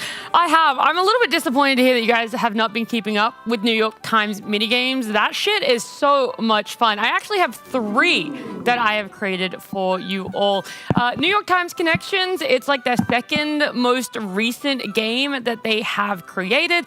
Essentially, you get a grid of words. It's going to be 4 groups of 4 words. They all have one common thread tying them together. It does scale. You got a very easy group of 4, then it gets slightly more difficult, all the way up to absolutely absurd. I've done similar when I have made this for you guys. The 3 categories that I've done is items or items adjacent. Okay. Then we got pro players, only pro players. And then it is heroes. Only heroes will be the 3 topics of these ones. So if we could pull up the computer, load it up here, I'll show you guys your very first Dream League Times Connections here for Dota. So your words are Swift, Mango, Bracer, Phase, Void, Tranquil, Waning, Storm, Overwhelming, Arcane, Ember, Dagger, Dream, Earth, Headdress, and Illusory. So 16 words, we got to group them in 4s. 4 groups of 4, that's right. Well, there's the blinks, obviously. And we decide what the groups are, basically. Yes. We'll tell her, and she'll put it in. So the blinks. So Swift, Overwhelming, Arcane. And then Blink. Dagger? Yeah, it must be Dagger. Dagger. Is there anything else? Are we getting baited? No, that must be right, yeah. Lock it in, Nat. Wait, but there's also... Wait. We're locking. Just, I feel like, wouldn't there be baits as well? Like, wouldn't we get baited? And There's feel an like easy category, so it gets increasingly difficult. So if this is as simple as it is, then this is probably the easiest of the categories. Lock it in. Lock it in, in. Nat T. Good work. All This right. is not the easiest one, mind you. How do we know what the easiest is? It's colors. So the blue is the easiest, Okay. then green, Okay. then yellow. Yo. Yep. We got the 3rd most difficult? Yes, and then pink. All right, I've got Okay. the next one, actually. So there's- Okay. The next one is ESL Streams on Earth, Storm, Ember, and Void. Yeah. I like how that's how you think. Spirit. I was like, I should have done that. Maybe that could have won me some ESL brownie points. Here's a company man through and I through. am. Lock it in. Lock it in. Plug it in. That is your easiest one, of course. The type me, is the easy Spirit. one. There are puck spells as well. There's Illusory, Phase, Dream, and Waning. Those are all puck spells. I like it. The last one is regen items. Wow, you guys are so good. You even got the final one. Things that give you health regen that cost below 1,000 gold. Oh, of course, yeah. Of course, yes. I knew that part. Okay. But I pretty much gave it to you. You didn't have to have the, cost below 1,000, but I had to try and keep it all of a common thread, right? Otherwise, you could throw in that argument of other things going in there. So great work. I'm actually really impressed. The types of blinks, I thought you guys might have gotten tripped up because I put Arcane, Tranquil, and Phase in there, so I thought you might have looked at the types of boots. Oh. No, I didn't think no. about We weren't that smart. One track minded. Yeah, apparently you guys are all... That's the overwhelming, you know. Yeah. They stopped me from like overthinking it too. I was like, should we look at everything? They were like, nope, lock it in. She may bait us, though. Yeah. This is just the first of many. The grids will get more difficult. So that was your easiest grid. You guys did fantastic. Actually, not a single trip up. So that's very impressive. We're going to move on to our second one here. It is more difficult. It is players only. So you guys have Pure, Owie 2000. Let's do coaches first. We got Lauren Fast, Silent. Yeah, there are He's coaches not even in here. He's not even Yeah, but we fucking don't letting know me if- finish. They might Let be Nat Yeah. finish, Fear. Okay, All right, sorry. really quick. Pure Owie 2000, Lauren of Caps, Blitz, Serenada, Kadomi, 1J Mirror, GPK 2000, Whitemon, No One, Satanic, Rue, Silent. All right. All right, Fear. let's do the coaches first. Let's do the coaches first. Yeah. Are you sure Cap, that Blitz, Silent. you want to group all the coaches in one? Okay. Well, what if they were part of teams with the other players? That's the we complication. could just But there are highlight no- them and take a look and see, does this make sense? There are And no Pierre other said he coaches. doesn't like word games. But guys, there are no other coaches. No on other here, coaches. So it really does feel like. Lock it in, Nat. All right, locking it in. Good work. You guys have got the easiest one. That's what I do. I get the easy ones. You guys got the rest. Okay, let's see what we got But here. it would be too easy to group by like carry role. Would it? I feel like that would be. TA2000, Satanic, Pure. That would be too easy. Is What if it's, Serenata the carry? Isn't he other mid? He doesn't. He's not a carry. I don't know. guys? No. It would be too easy that way. What if it's by region? So, EEU players. That would be pure. There's just a Lorna. lot of them. There's a lot of Pure, Lornoff, GPK, Rue, Miero. No Okay. one. That's true. I like the role idea. Maybe carries isn't the one though. I mean, it's Nat. She probably did them by age too. Okay, what if we did mids? Give me Lornoff, a no one, a GPK. That's Serenata then, right? Is he a mid? I think so. Either the mid or the carry. We're gonna lose. Yeah, we're gonna lose. How many wrong There's not enough mids on I here. actually don't know. I've never gotten, because I mean, I made this, right? So I didn't test it, like how first many. of all, Normally in connections, you get 4. 4 wrong answers. Yeah. What and team then it does tells- Serenata play on? Anyone know? Chimera? No. I don't remember. They got eliminated. It was one of the eliminated teams. Okay. Which one? One of them. We need a clue. No, not Avalos. Nine Is pandas, Purge guys. allowed to Nine use his pandas. phone? 9 pandas. It was 9 of the pandas, which apparently has recently disbanded. I saw. What if it's former players of a certain team? And that would make sense. Like Miero and who played on Nine Pandas? Miero was on Nine Pandas at some point, right? V-Tune. So, My but former- it could be along those lines as well, right? I'm thinking former VP players also. No one, Pure, Kataomi, and. Can we lock this one in, please? You want to look this one in? Lock it in. Was Serenata the mid? Yes. Okay. Send it. No one. Send it. Okay. Send it. Yeah, all right. Mids. Unfortunately not. No, I did not Okay. group it by mids. This one's going to be trickier for sure. So let's look for connections of players who are all on a certain team together, Yeah, not but- at the same time. Pure, no one, GPK, and Kataomi. We're all on VP, right? At some point. I'm ready for that one. Yeah. I And think, who? I Kataomi. think Kataomi Kataomi. was not on. Wait, VP. who else? He was on Entity. He was an entity. This makes me feel very validated that I actually Miro. did make a difference. Miro was Miro's every on Nine VP? Pandas. He was on 9 Pandas. Maybe I feel like one of these players must have been a VP at some point. Would you guys like a small hint? Okay. Wait, I think you are, yes, I think you are overthinking. Maybe it doesn't Bedboom. have to be a pre-existing team, but potentially Lock it an in. existing team. Bedboom. Wait, No one's Bedboom. never been. Wait, Wait, no. remove Kataomi with It should be- Miro No, then. Katomi's on. They're all No, on the same team. no right? one. Bedboom. Remove No one is select Oh, Miro. sorry, I'm thinking about This the is old. Bedboom now. Yeah. Send Yeah, it. this bet. You guys would like to Lock look it this in. one in? Lock it in. Perfect. Lock this Good in. work. Okay. All the Russians on I Bedboom team. see. I Oh, okay. see. Okay. Because otherwise I would have put save in that. No, I couldn't because it's only 4, but yeah. Okay. So then, if we're doing team associations, TA2000, Lornoff. What other Chimera? We could do Paravision. Can we get 4? No, I don't think it's all going to be teams. I Yeah. think we had one It's team. increasing difficulty. Yeah, we should remember. not keep thinking in the same direction, guys. You're being misled. What is Go, this? go So and the big clue here, I think, is Whitemon. entirely different grouping now. He's the big clue. Whitemon's- Is it Tundra then? He's only C player here. Well, Wait, Lornoff no, played in C. Lornoff played in C. Satanic Satanic played in C. grew up in C. No, Satanic played in C. Okay. So then, who's the Lornoff last played, C Whitemon player? There is. played. Whitemon's wait, No so- one played in Can we press SMG for a while. Oh, that's true. Lock it in. Lornoff, Whitemon. No, Satanic, no no one. TA2000. Remove it, please. Satanic No one. and no one. They all played on SCA teams. You guys looking it in? Lock it in. Lock it in. Unfortunately, you Oh. were 1 away, so only one of those players was wrong. Oh, okay. Watch it be So Whitemon. it's Whitemon, Whitemon, Lornoff, Satanic. They were all C players. But the Satanic play for a SEA team? I just No, remember. he didn't. He did like open quals, but not like a real Yeah. team. So should we pick somebody else that isn't? One J. Satanic? Are we? Yeah, 1J. Was it not One J? Was Did he not play on 1J the must C have. team? He's a Malaysian, right? Or something. Please. This is I don't remember. 4 for a Eastern European team. doesn't Yeah, I No, he's not picturing like a green and He's red not. flag. Scratch that. I mixed up with another player. Did One J not stand in for Nigma last? Oh, that does sound vaguely familiar. It's not a lot of Enigma players here. Okay, so Lorinoff. Would you like another hint? Are we on the I right think we need track? one. You right are 100% on the right track. We're just missing one of the players. You were just missing a wrong player. There's Belarus. And I will say,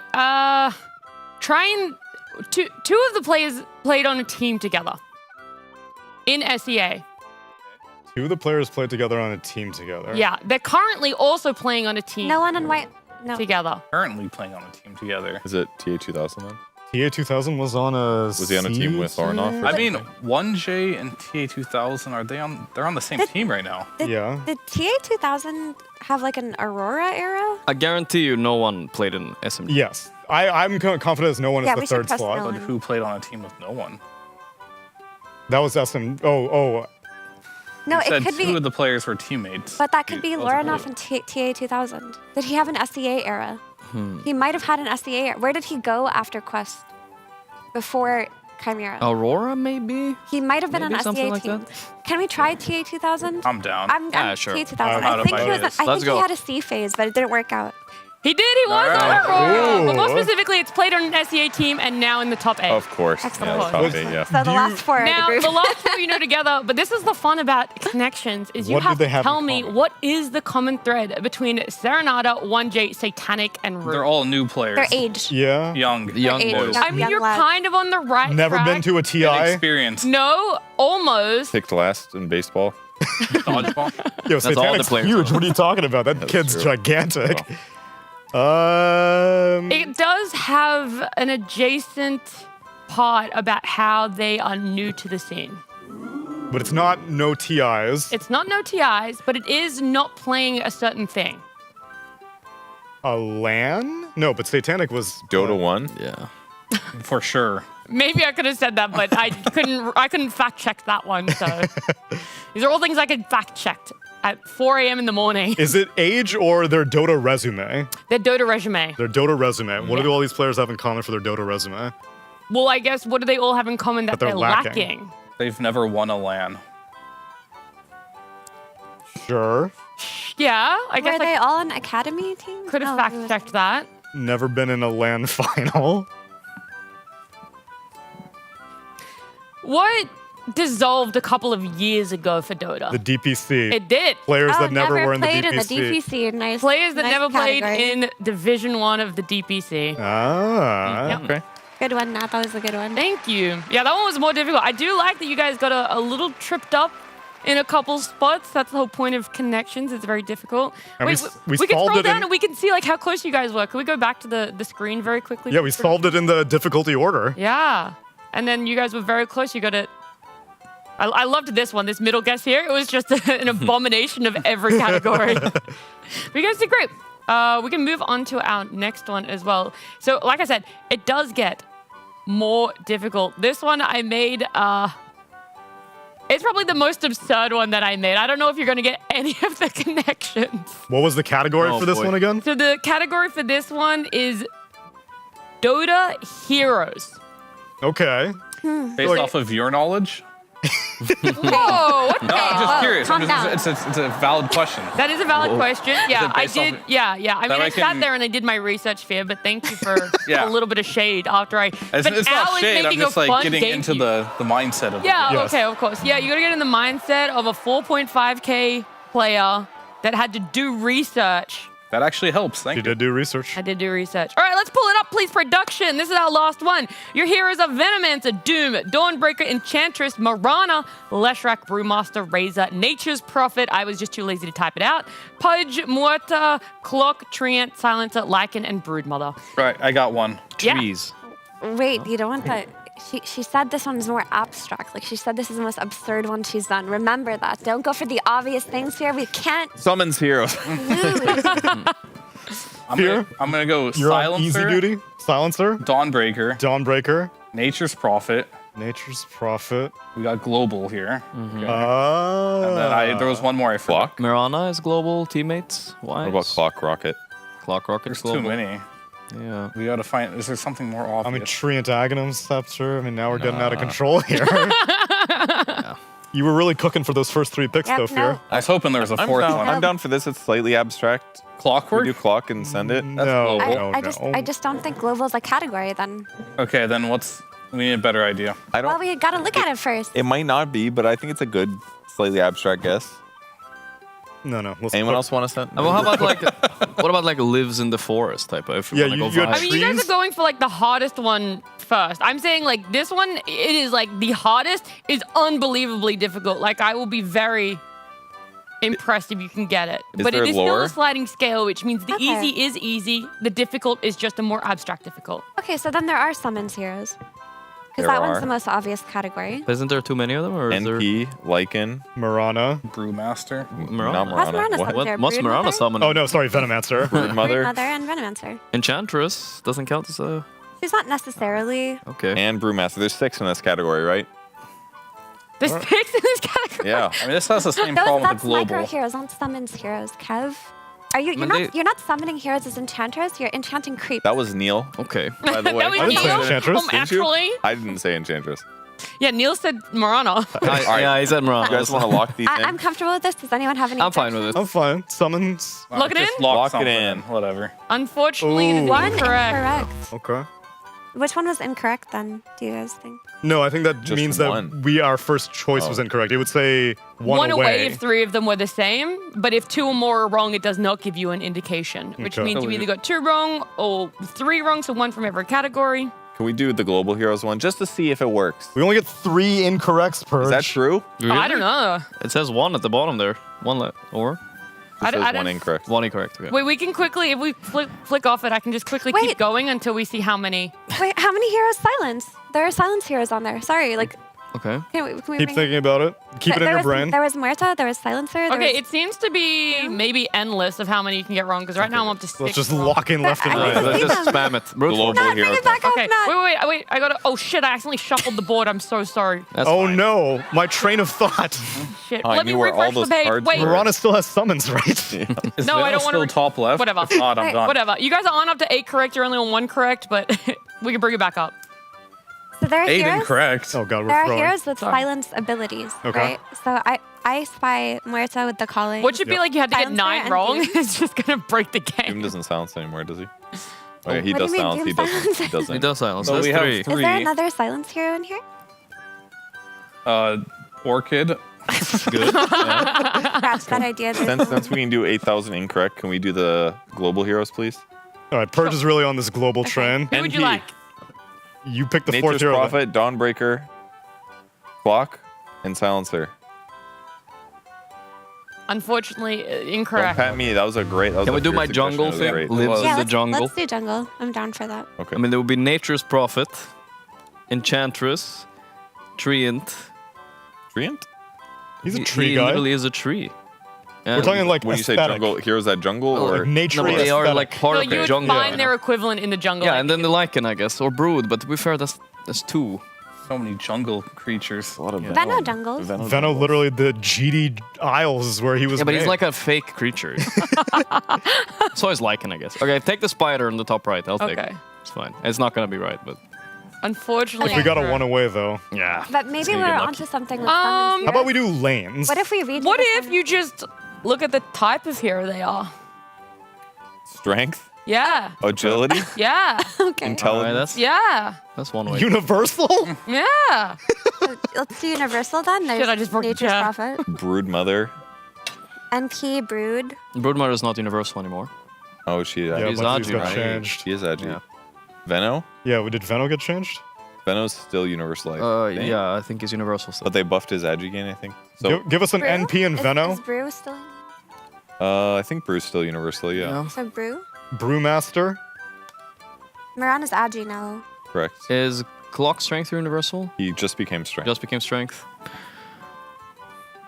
Oh no, I got told we've got 2 minutes left. No, we got this. Lock it in. Lock it in. Guys, I don't know if you're gonna Three. get Just How do we take block it Lycan in? or Alright. something. We We switch. switch. Marta's fucking not Can we universal. switch Okay. to Lycan or strength or in? something? Let me put it this way. You guys are talking about a lot of ones that are changing Yeah. from Universal. Oh my God, she's right.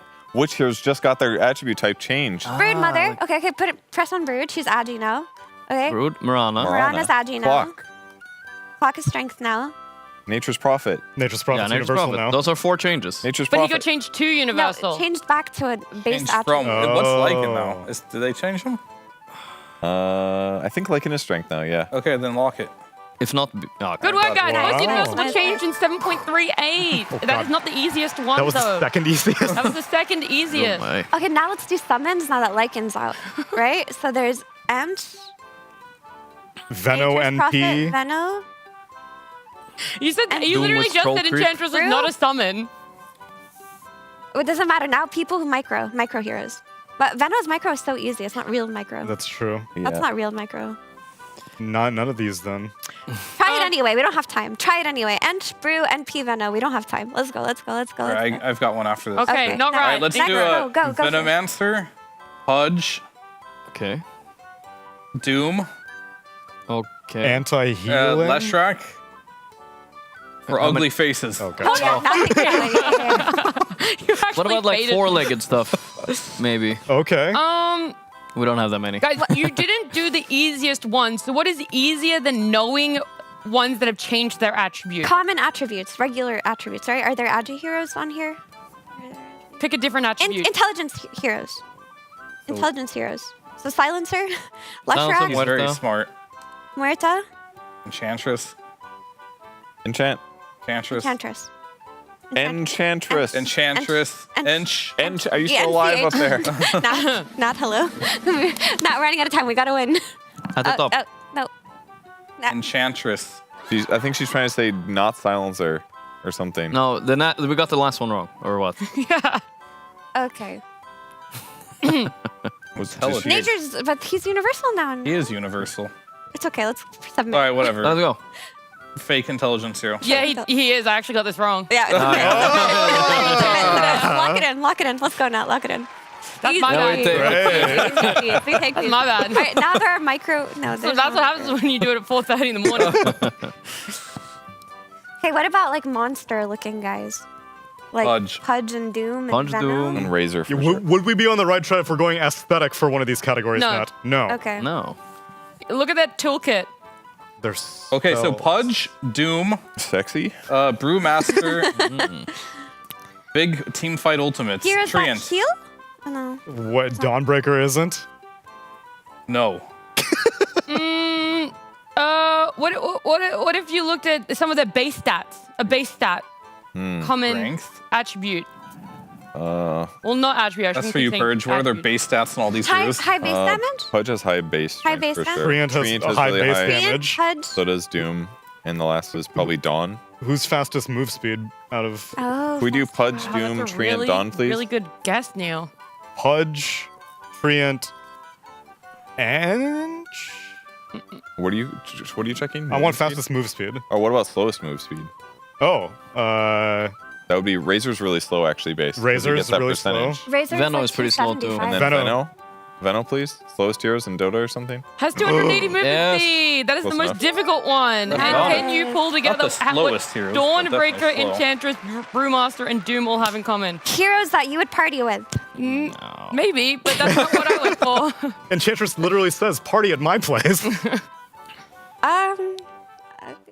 They have some kind of like something to do with healing. Doom anti-heals and heals, non-heals. What does Brew do, though, for healing? I don't know what he does. Could you name a He buys spell? spirit vessel. Could you name a He buys spell for vessel. each of these heroes? You guys get until it says 11:30 on the draft start. Then we gotta wrap. I'll choose those Devour? four and hit submit, please. Nope, For you have what to pick the category? Whatever one pops up. Nature's, Attendance, Enchant. There's not, it's not I mean, I healing. don't know if you're gonna get this category. It's so not healing. absurd. But if she says there's like one word that's in all four of their abilities, is there anything like that? Is that the right track? That is exactly it, Pudge. Has part of their name within their spell name. Yeah. Oh, that's not what I said. That's not what but I said. Did he not just say that? Did he not He just say said it it. was a He said spell? it. I thought there was like one word that was in all four. Oh, of their Can I do abilities. one more word see. association? Good job, team. Yes. Can I do one more? What is it? When I think of the word trash, I think of liquid fuck you, Blitz. Hey! This man needed to get it in. Fear, are you on the panel for the next game? No. I had to do it. He's harbored that for 30 minutes. Let everyone know that. He sat there and he played through this DreamLeague connections just to say All right, I've got a word association for you. Spirit, Heroic, Dream, League. It's the next series. That's the category. We're going to see you after the break.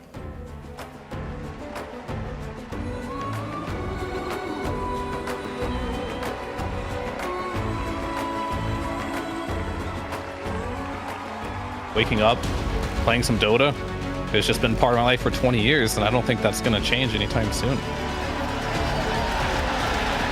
Where we are in the history of this game and where it's come from and how much has been accomplished, I think compared to basically any other esport, it's the best. So I'm grateful for Dota 2 as a game because Dota as a culture supersedes where we come from. You are a Dota player first, and I love that.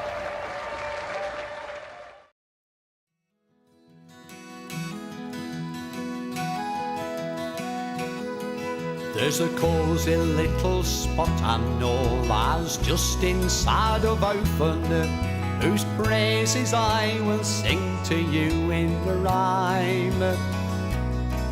Where lives me dear old granddad, and me granny too, God bless 'em, and many an hour I've spent there in me time.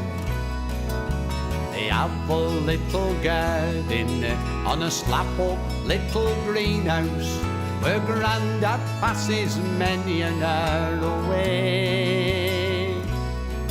He's happy and contented among his plants and flowers, and if I should pop in, he's sure to say,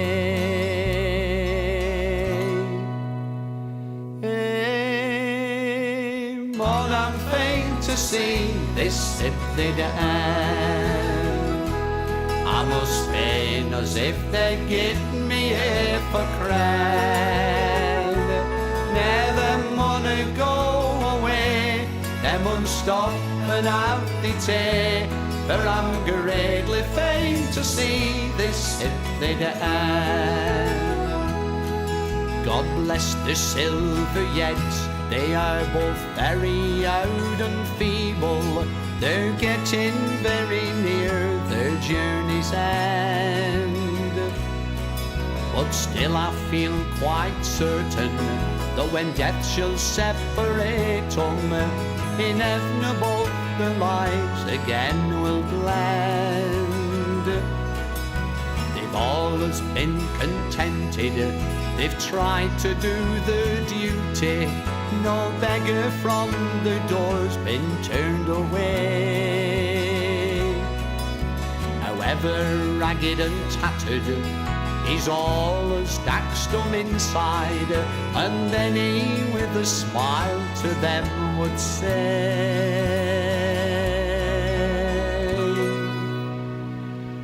"Hey, mon, I'm fain to see this sifted end. I must feign as if they get me here for cred. Never wanna go away, they mun stop and have the tea, for I'm greatly fain to see this sifted end. I think we might a lesson learn from this earth so humble, and try like them to lead a blameless life."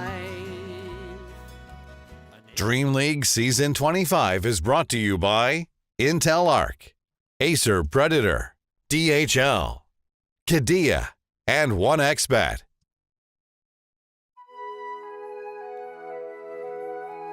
Wow, this is a real morning mood that we're having for the last series of the night. All the North Americans waking up right now. All the South Americans ready to see their boys Heroic take on Spirit. Welcome, friends. Welcome, Nat. Thanks for connecting to our draft panel. Yeah, I'm so happy. You were like, oh, waking up for our last series. I'm like, oh yeah, it is our last series. You know, work only really just started for me, so. No, you were working hard on that game. Yeah, that was a lot of fun. I'm glad that you guys had fun with the connections, and we could see what we can connect with these two teams, just how it's going to play out. If we're going to see another upset, because that Liquid series. That's true. Woo! So then if we are looking at a trend, Chimera fell. Right, they were undefeated, now no longer. Parivision remains undefeated. But didn't they stumble a little? They're still undefeated in series score, though. Yes. But And we could say then they stumbled. Liquid was able to buck the trend of being fully defeated, which if the trend is to continue, then that spells bad news for Heroic. Yeah, Heroic. Yeah, that's unfortunate, isn't it? Maybe that's not the case, though. Maybe Purge has been able to find out some information on what Heroic does exceptionally well. They do some things exceptionally well. It's they fight for their lives in some games, but there isn't like a necessarily consistent pattern. They aren't a terrible team by any means. They get close to winning it a lot of times. And one thing that's really interesting is I think they've been a team that prioritizes objectives with certain heroes. They keep picking these, maybe we'll call them cheesy. They pick some cheesy heroes that potentially win their lanes, and then they take objectives very well. So if we run the clips, I can show you some beautiful examples that they went for. The Ursa, they won with this just recently against Tundra. They basically got to pick them against the Tidehunter, guaranteeing their Fury Swipes advantage to not only win the lane, but also take Roshan later. And at later stages of the game, here's another hero they get. It's a Huskar. Huskar wins his lane, and then later he goes and threatens taking Roshan because he can actually just stand here and tank it. Now, it's not necessarily great to play it against the Broodmother, and they did end up losing this game, but the power that it gives you is it's going to allow you to set tempo in a way that maybe some other heroes do. And here's another great hero at it, the Terrorblade. You get in the Roche Pit, you attack it, very slowly, and then what happens is you kill Roshan, and then you win the team fight. We don't know what happened after that part, but the Terrorblade very good at taking Roshan as well. So this is a big priority for this team. They want to take these carries, these mid heroes that win their lane, and take objectives with overwhelming damage. Objective-minded gamers. But there is one objective that we've been keeping our eyes on all group stage 2 long here at Dream League Season 25. Ladies and gentlemen, it's time for Tormy time. With Effie. And others. That was good. That's a good jingle. Thank you, Pandas.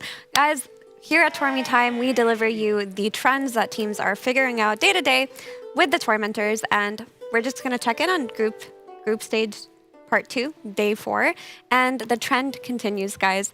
8 out of 10 maps that were played yesterday, the team that took first Tormentor won the game. So yesterday was the biggest win rate, actually, for the first Tormentor team. But Radiant seems to be taking it a lot more. The last 3 days, it feels like Radiant just keeps popping it out. Yesterday, Radiant took it 7 times. So the initial thought that I had about Dire Radiant having advantages, it doesn't matter. It's about how you draft, it's about how you play. Teams have adjusted. And if we could pull up a highlight here, I want to talk to you about a certain macro play that Heroic did. So this is the first time we've actually seen at Dream League a team ignore the Tormentor and do a Roche trade. Now, because they had an Ursa in their draft, they were able to do it. They were like, all right, let's just give it to Tundra. We can't get there fast enough. Let's take Roshan instead. And they do. But what I want to show you is, even though they made this trade, the net worth didn't move. Not at all. Zero. It was 4K lead for Tundra before, and then after that, Roche, still 4K lead for Tundra. You mean to tell me that a cube is worth more than a gigantic dragon in the middle of the map? The cube is worth more, much more than the gigantic dragon boss. So maybe that could be the kind of balance change we see in the future patches. You get the same gold, I believe, for killing both, I think. But there's also the shard that you get for free, which is so like gold versus net worth.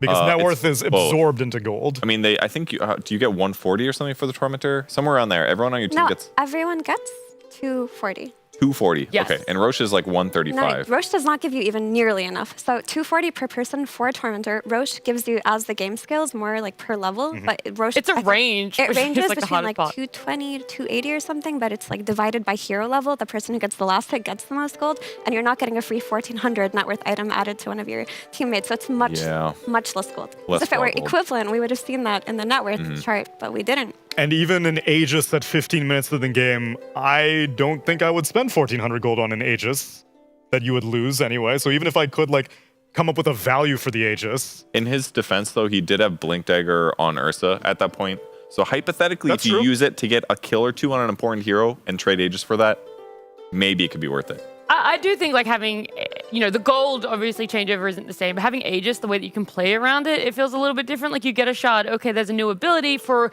a RNG'd picked hero for yourself, whereas you get to pick who has the Aegis. You That's get to true. pick who gets to go into these fights and have a second life. You get to pick how you play on the map. So I do think there's a little bit more freedom at the sacrifice of having that item not given to you there. But on top of that, what Heroic did so well once they took the 15-minute Roche, I felt, is that they kept Roche control. They were on top of it for the rest of the game. It felt like they were always around this Roche pit. They were really on top of making sure that they wanted to have that trade if it was potential that the Roche was respawning when the Tormentor did. So. For sure, for sure.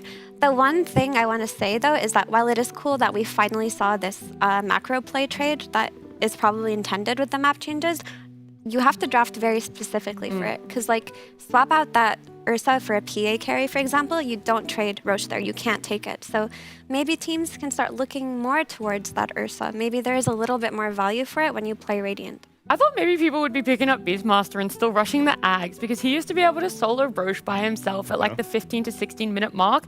That's solo. If you're willing to bring one more core or you're double support, you actually don't have to commit as much as other teams are committing to Tormentor, and you also get the trade-off of getting Roche for yourself. So I don't know. I thought that was something people were going to look at, especially because Beast is still being picked in this meta, but just no one's actually going for it. Helmdom seems to be the item progression most of the time now for Beast. And they still get eggs sometimes, but I think one of the downsides is that Roche just takes way longer to kill compared to Tormentor. You get there with 4 or 5 heroes, Tormentor dies in 15 seconds, and you get healed afterwards, whereas Roshan is this 45-second period where give Roche a heal! If the enemy team comes and fights you, you're screwed. Also, I have to correct myself. It's 280 gold per person when you last hit the Tormentor. I said 240. It's 280. So it's even more? It has to add up to 1,400 distributed amongst 5 people, so it would be 280. It's still a great deal more than Roche gives. Much more. Roche needs to give more money, or Tormentor needs to give less money. Or maybe teams do get to leverage it because, like you said, Ursa can take advantage of an Aegis. Maybe Storm Spirits, a 15-minute Aegis could be actually useful on that kind of hero. What if Roche also gives an egg shard to the poorest person on your team? So not even the 50-50, just straight up the poorest person. Then you can just straight up trade it. That definitely won't snowball out of control. One team definitely won't take both of those. Yeah, definitely not. That's all for Tormy time for today, but we are still looking forward to Heroic getting win time today, because if they don't get any wins in this series, or if they don't win this series, they are unfortunately eliminated from Dream League Season 25. Also, another implication of the previous series with Liquid winning. Oh, never mind, there is no implication. If Liquid lost, Parivision would have been locked, but now Parivision aren't locked. So we still have a tournament here at Dream League. Yeah, it's nice. It feels like sometimes the third day out is where you start seeing locks. You either start seeing locks or you really see this one team sitting above the rest, or a couple of teams. And I know we still do have that with Parivision being undefeated. Wait, false alarm. Parivision are locked also because of Liquid winning. Huh? Yes, Parivision are now guaranteed to be going into playoffs because Liquid won. Hype. So look forward to Parivision. That makes sense, because if Tundra would have won, they would have been 4-1 instead of now 3-2. Right. Which would have been much closer to tiebreaker scenarios that put Parivision in a different place. But yes, Heroic losing this would be catastrophic for them. Is that true, or is there a realm where you could have a tie on 5 and... That's probably not. I'm probably overthinking this. Admins are never wrong. Admins are never wrong. No! Just like our Twitch chatters. Always right. I'm sure they called a Sven first phase ban by Heroic, along with Gyrocopter and Terrorblade. Wow, these are incredibly carry-heavy bans coming out from Heroic. Meanwhile, Spirit, they take out the Dragon Knight, the Tiny, the Lifestealer, and the Jakiro. Heroic get themselves a Whisper Darkseer. Guys, Abaddon's untouched right now. Yo. Is this actually a Heroic series? It's their plan here. They basically picked a carry that is relatively good against Darkseer in lane, and then they grabbed the hero that counters the Abaddon. Therefore, Team Spirit probably doesn't want to pick Abaddon here. Okay. May be forced to ban it in the next phase, and then Heroic gets to pick it also, which they will probably want to do. Or you could get spicy and just pick Oracle. Or Maposhka Ench. Maposhka sounds good too. Heroics turn. Or you could just go in an entirely different direction and take the Lesh, which is currently 11-4 and has revealed himself to be a flex hero. We've seen him on the carry, mid, and support now. This looks pretty good to me, because if you do get vac wall, you and your squad, you can pretty easily clear those illusions just by accidentally doing it, more or less. So you get a high value hero that can sort of deal with the Darkseer, isn't that threatened by him, and now you don't have to play into your opponent's draft hands. I just think that it's nice to first pick Darkseer if you're Heroic, I still think this Darkseer is very susceptible to getting counterpicked. There are a lot of Darkseer counters in the game that are meta. Yep. It's just that Heroic have looked the best when they have Whisper on either Magnus or Darkseer.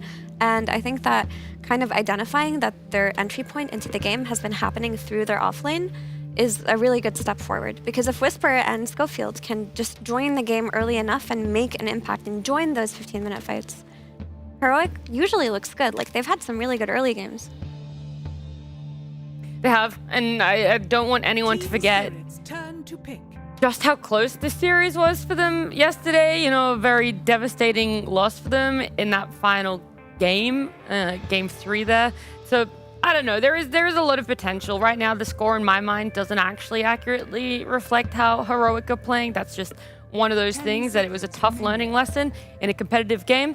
I don't think it's going to happen again, but are they going to be able to have the lane domination that they were able to find for themselves in yesterday's series? That's the continuation we really need to see from Heroic, and hopefully that comes out in that draft too, because we used to believe that they had to significantly outdraft to get ahead in lanes and get ahead in a game. I feel like Heroic had a lot of tough lessons in this group stage too, because I mean, they've won 3 out of their 11 matches. It's not that bad. They were close to winning some of. They had 3 1-2s basically, so they're within striking distance against a lot of these good teams. So they're just missing a little something, and hopefully they get it back for this match.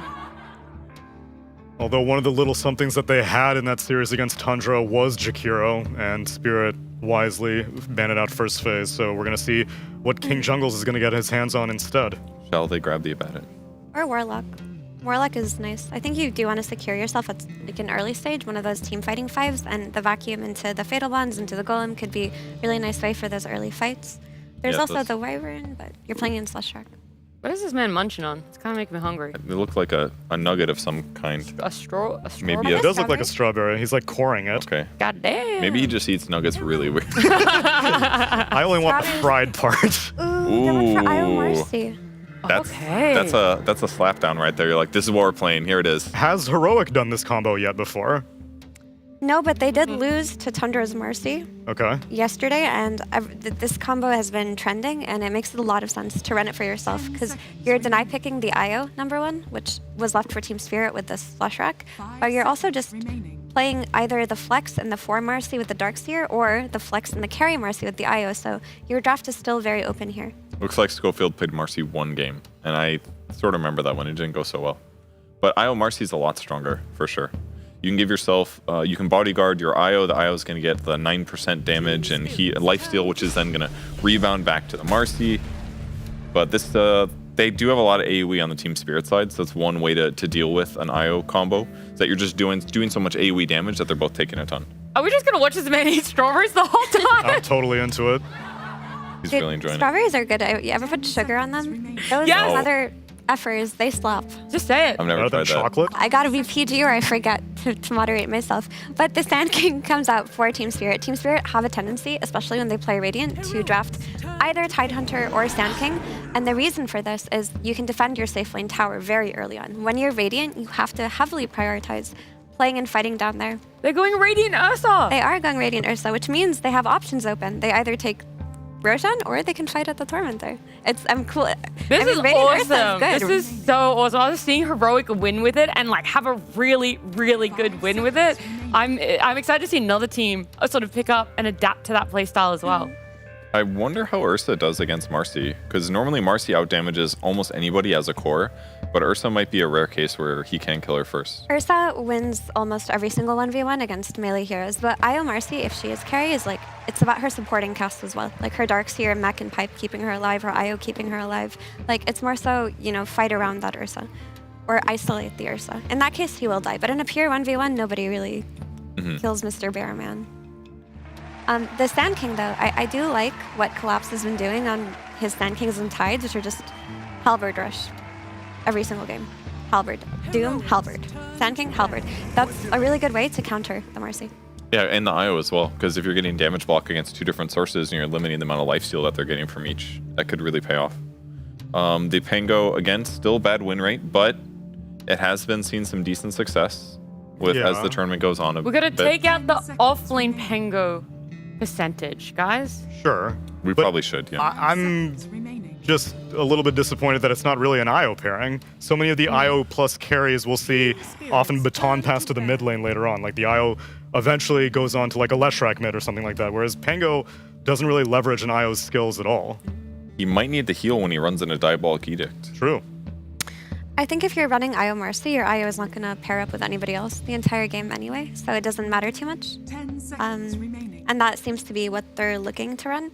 I think Pango versus Leshrac is quite interesting because we just saw it play out, and it was very back and forth for a while between BZM and Nisha, but it kind of felt like a pretty solid matchup for the Pango. Even if the Edict is hard to play against on lane, you can easily disengage with Swashbuckle. And I think you also need a high damage hero to follow up on your chain stun of the Lesh. That's where it looked really valuable because a lot of Leshes are skipping BKB for extended periods of the game. So if you have Pango roll hitting Lesh 3 times and you have a hero like Marcy or Ursa beating the Lesh up at that same period of time, that's a good way to win your team fights. And they're still going to have to worry about counterplay. There's still Snowball and Ice Shards messing this all up. And or maybe it's not even a core Lesh. It could still be a support Lesh. It's possible. The head-to-head doesn't even end up happening.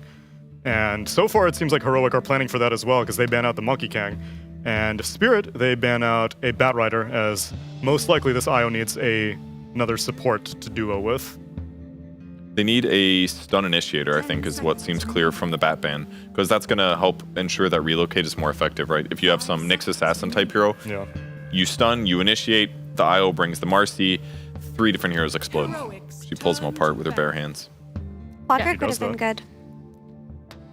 I was going to say the Clockwork is the same archetype that you're talking about, so yeah, 2 big ones that they take out there. How many more are really in the pool of a position 4 willing to kind of go in first, has a stun? So there's like Bounty and Spearbreaker that are options that are available. There's also Dark Willow for a ranged hero option because it's actually a pretty solid pairing with Darkseer. There's also the option they just run the Marcy as 4 and like pick something like a Gyro to play with the IO2. Like there are directions that they could go. They could also like Line or Shadow Shaman. Schofield has been playing those heroes. I don't think his success rate has been great, but that might be something they choose as well to give him some lockdown because they are kind of lacking it right now. But it's kind of spooky against Ursa. It's one of those things where if you go first, it can be really good for you, but between all the stuns they have and the save, I just feel like a Shaman and a Lion are going to get shredded. My question for you guys is this Leshrac protected enough? Because when I've seen Leshrac really pop off, he's had save supports behind him, and all he really has is a Snowball. And I've seen some Leshracs do cool things like press Edict, Snowball in, and a lot of damage is done. But I really wouldn't mind if Leshes just run mid with like something like a last pick Oracle. Like if they did something like that, I would like Spirit's Draft a lot more. That's a great idea. I mean, it's going to counter the Darkseer combo stuff. You can break the Ion Shell. You can keep him alive. They're going to be a little damage limited. What about something like a Pugna or a Shadow Demon maybe? Maybe, but Heroic's read is that this is just a position 4. Yeah. They seem really confident that it is. They ban out 2 mids to protect their Pango. Monkey King and Huskar have been removed. I think those are the bigger threats over worrying about what flavor of support exists in the game, because that could just dismantle their whole match, which they have experienced. They had to deal with that when they played against Tundra last time. Of the most exciting 4 positions, Spirit Breaker, come on. Yes! Let's go! Yep. Yeah, when you said that one, Effie, I was like, that is really good. That is someone that can engage but also disengage. Yeah, it's nice with the Ion Shell, and they've won with it before. I kind of I feel like there's a lot to stop the Spirit Breaker, though. Like if he's running from side lanes, like there's gonna be a Yules if this is a 4 Lesh, you know, he's gonna get like Snowball, it's gonna maybe get stunned by Sun but it looks really good. Like they did win with it. But they also had an Ember, so they had like this triple Ion Shell combo going on with their Darkseer. But it's good, it looks good. And now Spirit need to decide, do they want to send Lesh mid, or will they make him a support and instead find a new Laurel hero? I'm a bit worried for him as a support. I feel like he's going to get eaten up by Pango and the Marcy. So they commit him to a core role that's going to be a Warlock 5 with their Ursa to make Ursa's lane a lot better. I'm a bit sad they didn't go for Oracle over the Warlock. I just feel like it was such a sick Oracle game, but I can also understand the Warlock. They wanted the extra team fight. Now their team fight at minute 15 is incredibly strong, but also versus Darkseer lanes, if you Fatal Bonds each wave, that solves the problem of the wave shove into tower. But I still think that's Warlock is susceptible to getting double Iron Shelled and run at. We'll see. I mean, Spirit have doubled down on their team fight with this last pick. Yeah, that would be the determination. Either Leshrac is like an unstoppable wall with the Oracle, or there's a supporting cast of a Golem in the background, Fatal Bonds in the background. And the Shadow Word kind of does the same thing as well. You're putting a heal on the guy up in the front that's taking damage. You can drop the Golem. Fatal Bonds with the AoE that Leshrac provides is also an insane amount of damage. Oracle would not be doing as much offensively, so there's definitely really good things about it. I think both are good picks, but this is also the hero that's being consistently first or second picked as a support, so I think this is just safer. I still have some unfinished business from the previous series to attend to. What did I Captain miss? Avery, I don't suppose you saw that Blitz winners interview, did you? We did. Yeah. No thoughts? I honestly thought he was going to name me first. Considering how much I've been trash talking them. I don't know what that says. You got to step it up. I was more disappointed than anything. You wanted to be on the shit list. I wanted to be right at the bottom. I thought that's where I belonged. And I'm not even on it, apparently. If anything, that's more of a diss, which is what I think he was going for. So, touche. This man's playing 4-dimensional chess with his shit talking. I'll see them in the next series I cast, and we'll see who gets the last word. You will get that chance. You'll also get a chance to cast Heroic versus Spirit. So let's get into game number 1.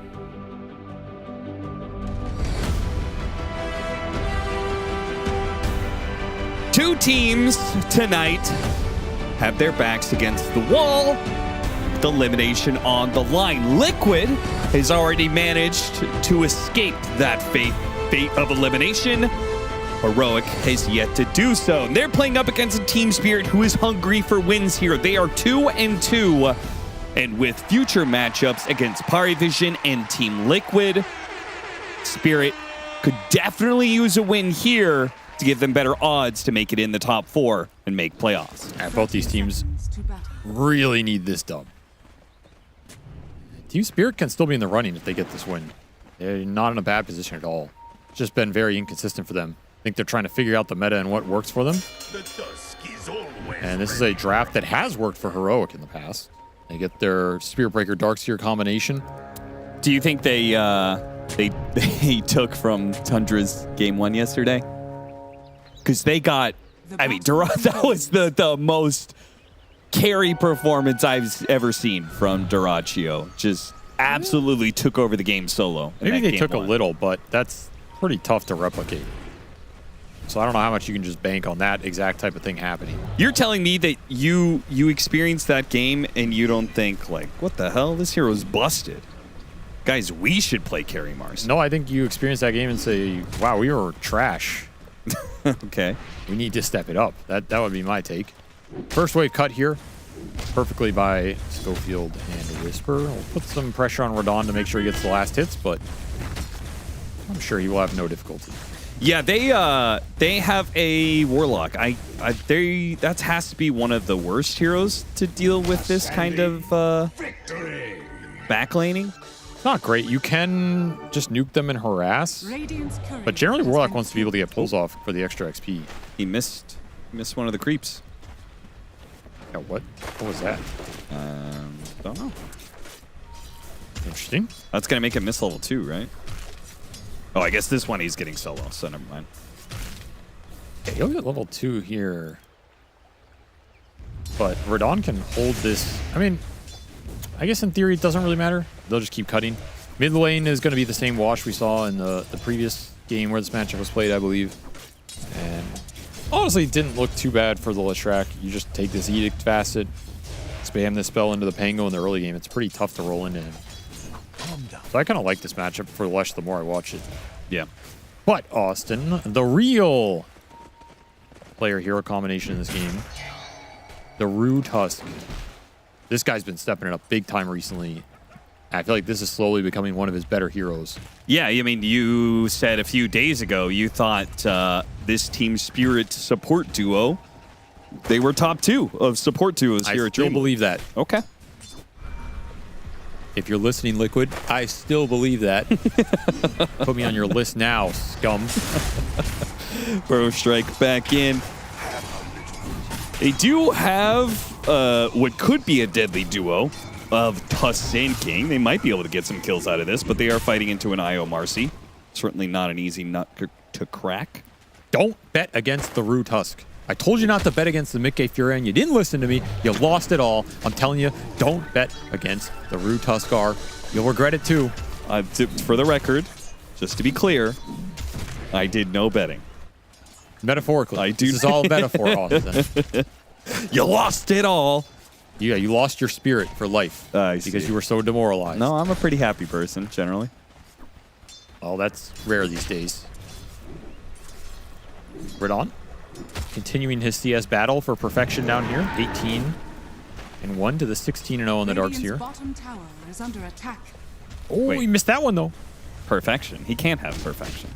No, he was too off. But yeah, I was about to say. I'm saying he's battling towards it, you know? Analog will not get run down, but even just a few seconds of that diabolic edict builds up quick, man. Well, Spirit seem content letting this wave cut continue to happen so far. Radon is getting the big camp now, though, so he will farm extra here. Maybe that's why they're content. Not all of these trades are even. Top is also a farm fest. Mid's a farm fest. Analog suffering a little bit, but they have a sentry laid out. Collapse. Probably going to have to burrow strike to survive. Blood grenade. Wow! They're going for it. That was my LD impression. Nice. He has to burrow strike. What? He will. Wow. That's an old school throwback. What a goated clip that is. That's for all the 50-year-olds in the chat right now. Yeah. Oh! I told you not I to should bet have against never him. doubted his told tusk. You. I don't know why you don't listen to me. He's dead, but I don't know why you don't listen to me. He's not dead. You should never bet against You him, should Austin. never. I bet against myself. This I don't know man why. just doubted himself and Drew at the same time. Why did I ever doubt him? That is a gigantic wave that is built up, though. They got to be a little careful with this because Collapse is coming back in. Full mana, full health. He probably is going to get aggressive with it. I mean, you could push this in and dive really easily. You're looking at the region right now. There's none of it on this dude. I'm looking to dive this 100%. Yeah, this is a dangerous situation. Okay, phase boots picked up will go a long ways, though. They're not going to dive at all. I don't know. It's so tempting here, but I guess because you used Sandstorm on that previous one. I think there's a world you held Sandstorm there and just plopped it under this tower when that massive wave went under, and then even if you don't attack them to take the tower aggro, I think you would have dealt a lot of damage to the Yuma. Sure. They'll play it conservatively. Novoshka in no man's land. Vacuumed back up the hill to his doom. 2 kills for Heroic. There's a massive trade-off going on in this bottom lane. Because of the wave cutting, Mapochka's decided to just yield the lane entirely and give a 1v0 to Radon. Yeah. But his game is really bad. He's dead. Okay. All-inning on Spirit. I think that's on Radon. That's something Spirit's pretty comfortable with. They've done that a few times in their careers. This is literally the fastest start you can get on a carry. Complete solo XP. You're dragging waves to the hard camp. You're farming everything. But Poshka is the sacrifice, and he cannot be giving up too many of these deaths. He's just TPing in to give him an extra Midas here. I mean, I'll make the argument if he doesn't do it, then Schofield's gonna start charging mid, you know? Maybe, but then you can't mid, or you just get vision out and you stack some camps. Whatever, you know, farm a small camp. The worst case is you're just feeding extra gold to this duo because the Ursa is really big. He's already almost level 7. Just bowed out his cornucopia. Yeah, he's untouchable now, so Leposhka is going to move. I mean, you want to get some Grimoire stacks on this hero as well. Kind of a very awkward situation for him. Like, yeah, you're happy with what your Ursa's getting, but you're going to be really far behind on this Warlock. It's all a trade-off. And I guess that's something like Heroic, not terribly surprising. They're walking out of this laning phase with a win and everything. Our biggest criticism has been their ability to close out games in the mid game when they have a lead. And, well, you're going to be too late for that, Yuma. So, Shrine of Wisdom does go to Team Spirit. Maybe bait out some aggression top on the Sand King. That's maybe one opportunity for these supports to get something done. You can go play through your Lestrak a little bit since you have the haste rune right now. But otherwise, it's just going to be farm trading on the map. And in theory, Heroic should be happy with that. That's my concern with the total free farming Ursa. I think it's fine if you have a game plan to close out the game against him, right? I think they do, right? This Darkseer can get really strong in the mid game with a start like this, especially when you have Spirit Breaker. You can just take over all the fights, and then even if the Ursa is really strong, you can't 1v5 the fights. That's true. Especially, yeah, you've got some pretty good controlling heroes. Rolling Thunder, Spirit Breaker is a great anti-carry in that regard. They're going to look at mid. Sentry's going to get dropped. The charge still goes out from Schofield. Not sure if he wants to complete that or not. He just bull rushes his way back out. And they're checking the stacks on the triangle because they know there's been some recovery here for the Sand King. They'll find a little bit. Not a lot, though, and this is not a great stack clearing duo. And well, they could bring the Darkseer over. Then it's a great stack clearing trio. Spirit want to defend this. You want to fight into these Ion Shells, though? With Rolling Thunder, with Mech, they have a lot of team fight right now. I mean, you have Bonds, Epi, Leshrac. There's a lot of AoE in this Spirit line. They're getting low. This looks a bit iffy. They're going to go straight for Collapse here. Collapse goes straight for the Ancients. So Snowball's going to come in. After Analog, he swashbuckles down the low ground. Now he's going to get off the Rolling Thunder and turn back around on him. Oh, he bounced into the wall. He had a clear opening to hit 2 off of the vacuum wall. Oh, I feel like Analog could have had a big moment there. That hit an amp damage rune and didn't hit anything with it.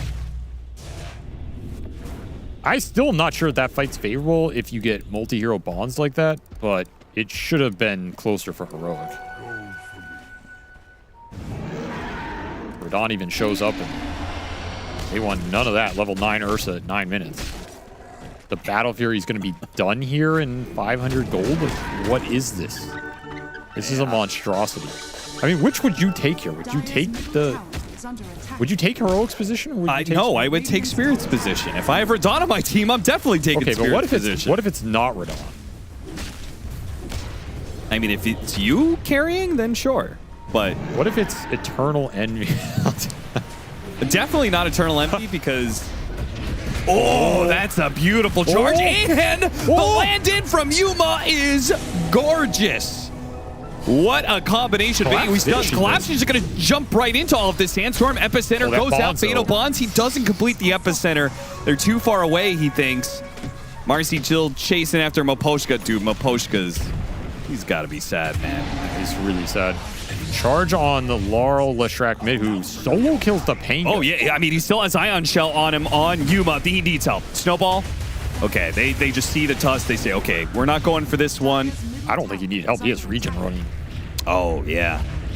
Berry Fire regen. Yeah. Power move from Laurel at a time when Team Spirit needed it because that fight bottom was not the ticket. Just a beautiful vacuum charge play.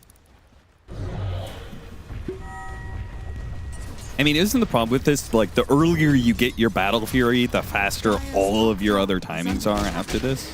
Yes. Like, it's... But Yuma's right there with him. After that fight bottom, he's 4-0. Yeah, he is. He is. He has a lot less CS, but he has extra kills to make up for it. So he'll pick up the Battle Fury at the same time.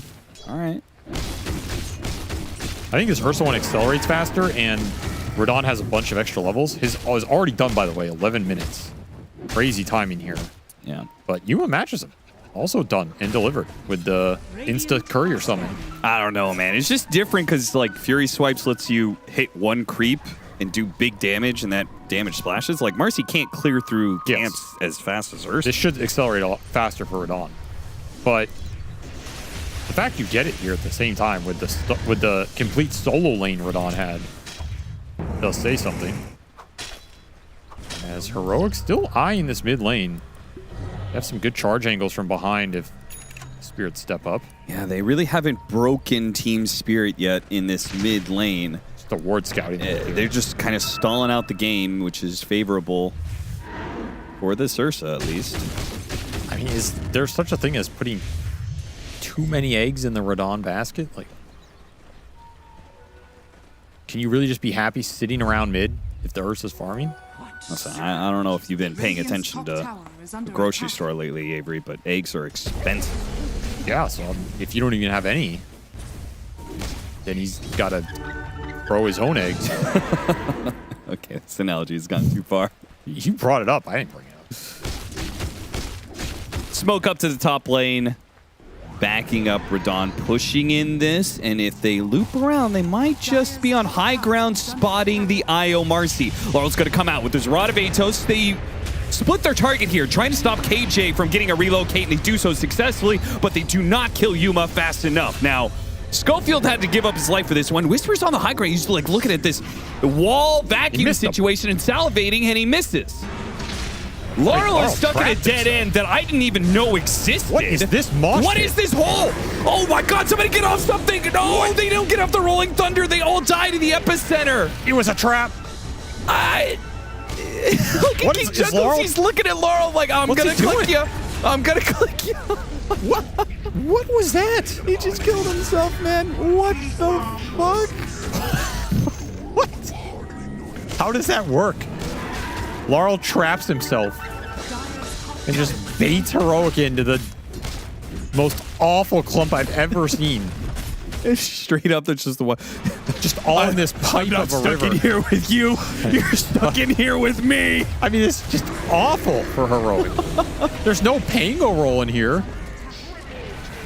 There's no wall? Yeah, if he had got the Pango roll, and then why is he just standing? Like, why is Laurel just still standing there? Like, if I hide in the corner, they won't see me. Shh. Shh. Don't tell them I'm here. I'm slowly gonna phase through the map.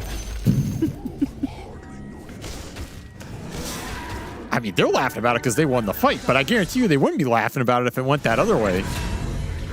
And Radon will pick up another kill. I mean, now this Ursa's just out of control. Just like that, you baited him into some weird sewer pipe and the game is completely turned. The sewer pipe fight. That's what the pipes are. We now understand why the pipes are all over the map. It's washing in or out the sewage. That was literally the scene from It. Laurel the clown in the sewer pipe, baiting the kids in. Just come over here. There's nice little treats in the pipe. Oh my God. Definitely nothing evil or bad.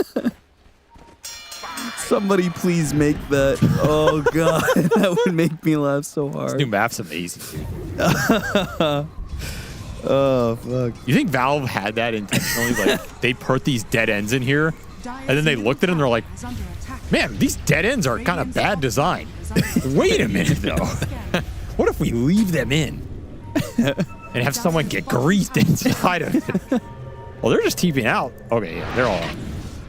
Napochka getting charged. Schofield spots him, and Yuma will join in that charge. Oh, catches Rue as well. Punch him. Yeah. Rebound up in 1. All right, so Heroic get some support kills for the Tormentor, but still looking at a very fat Ursa Warrior. Fuzzy Wuzzy got no chill in this game. The race towards the BKBs between the two carries. Atos to lead into the Pango kill. Oh, the charge! No, the Enrage. It shrugs off that disable. And now, ult collapse hits and 2-man burrow strike. Yuma's here on the side. This is going to be a good fight for you, though. They're going for the Lash Dragon. It's all bad. It's all bad. There's too much AoE. They can't take the team fight. It's another wipe. Oh, that fight was worse than the sewer pipe one. Just no BKB on the Mars. You're just jumping into a world of pain, and it's another fight where the Pango has no Rolling Thunder because he dies first. This Atos-less track completely ruining Analog's day. And look at the cleave hits coming in here from Radon. Oh, that is some nasty damage right there. Nice burrow strike from Collapse to set it all. I feel like Yuma had the shit reaction the second he leapt in. It wasn't even after he was dying. The moment I saw him running to that fight, I'm like, this can't. If you rebound in, it's just not going to work. That was I regret this. If you had BKB, maybe. I think even then you probably lose that fight. Yeah, I don't know if that's good even if you have BKB. Well, Radon has BKB. Radon also has Roshan. He's also 5 levels ahead of the Marcy. You know, the level difference right now is 8 levels. Radon is 5 of that. He might be all 8 in a weird way. I don't know. Oh, that's funny. Yeah, this game is crumbling very fast for Heroic. They just don't have the capability to take the 5-on-5s, or the execution hasn't been there. They need good vacuums into charges. They need the Rolling Thunder to go off. We really haven't seen too many of those. Gotten a couple pickoffs with this breaker, but when the group up happens, Spirit have had their number. I almost feel like they're, even if they get to that point now, they might be lacking in some damage. They get BKB and level 2 Unleash on Marcy. That might go a long ways. I mean, I don't think they got a good fight out of this Diffusal Pango at all. And I think when you miss that window, you're in for a rough game because his damage just doesn't really scale up for a long time after this. It just comes in the form of Ags or surviving longer or whatever. But yeah, there's Fabled Sewer Pipe. By the way, still holding on to this Grimoire. Aposhka just says may as well, right? My early game was so bad anyway. Yeah.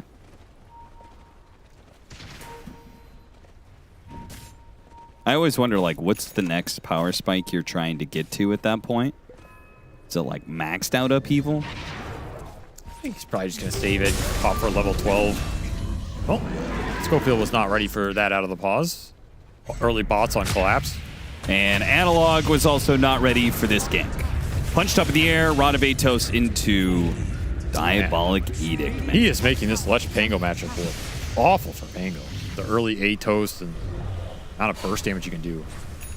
I don't think this matchup is that one-sided, but I think Laurel is just put on a clinic here. Yeah. Dire's bottom tower is under attack.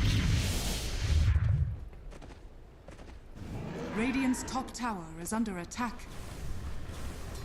Yeah, that GPM number we saw for Radon was disgusting as well. Like 720 GPM before 20 minutes on Ursa is Whisper, terrifying. Another pickoff. It looks like he gets the courier. Take that. Radon says, that's a nice creep you guys pulled for me. Farm that real quick. Where's your god now, Laurel? What? All because his courier died? It sends a message, Austin. Okay.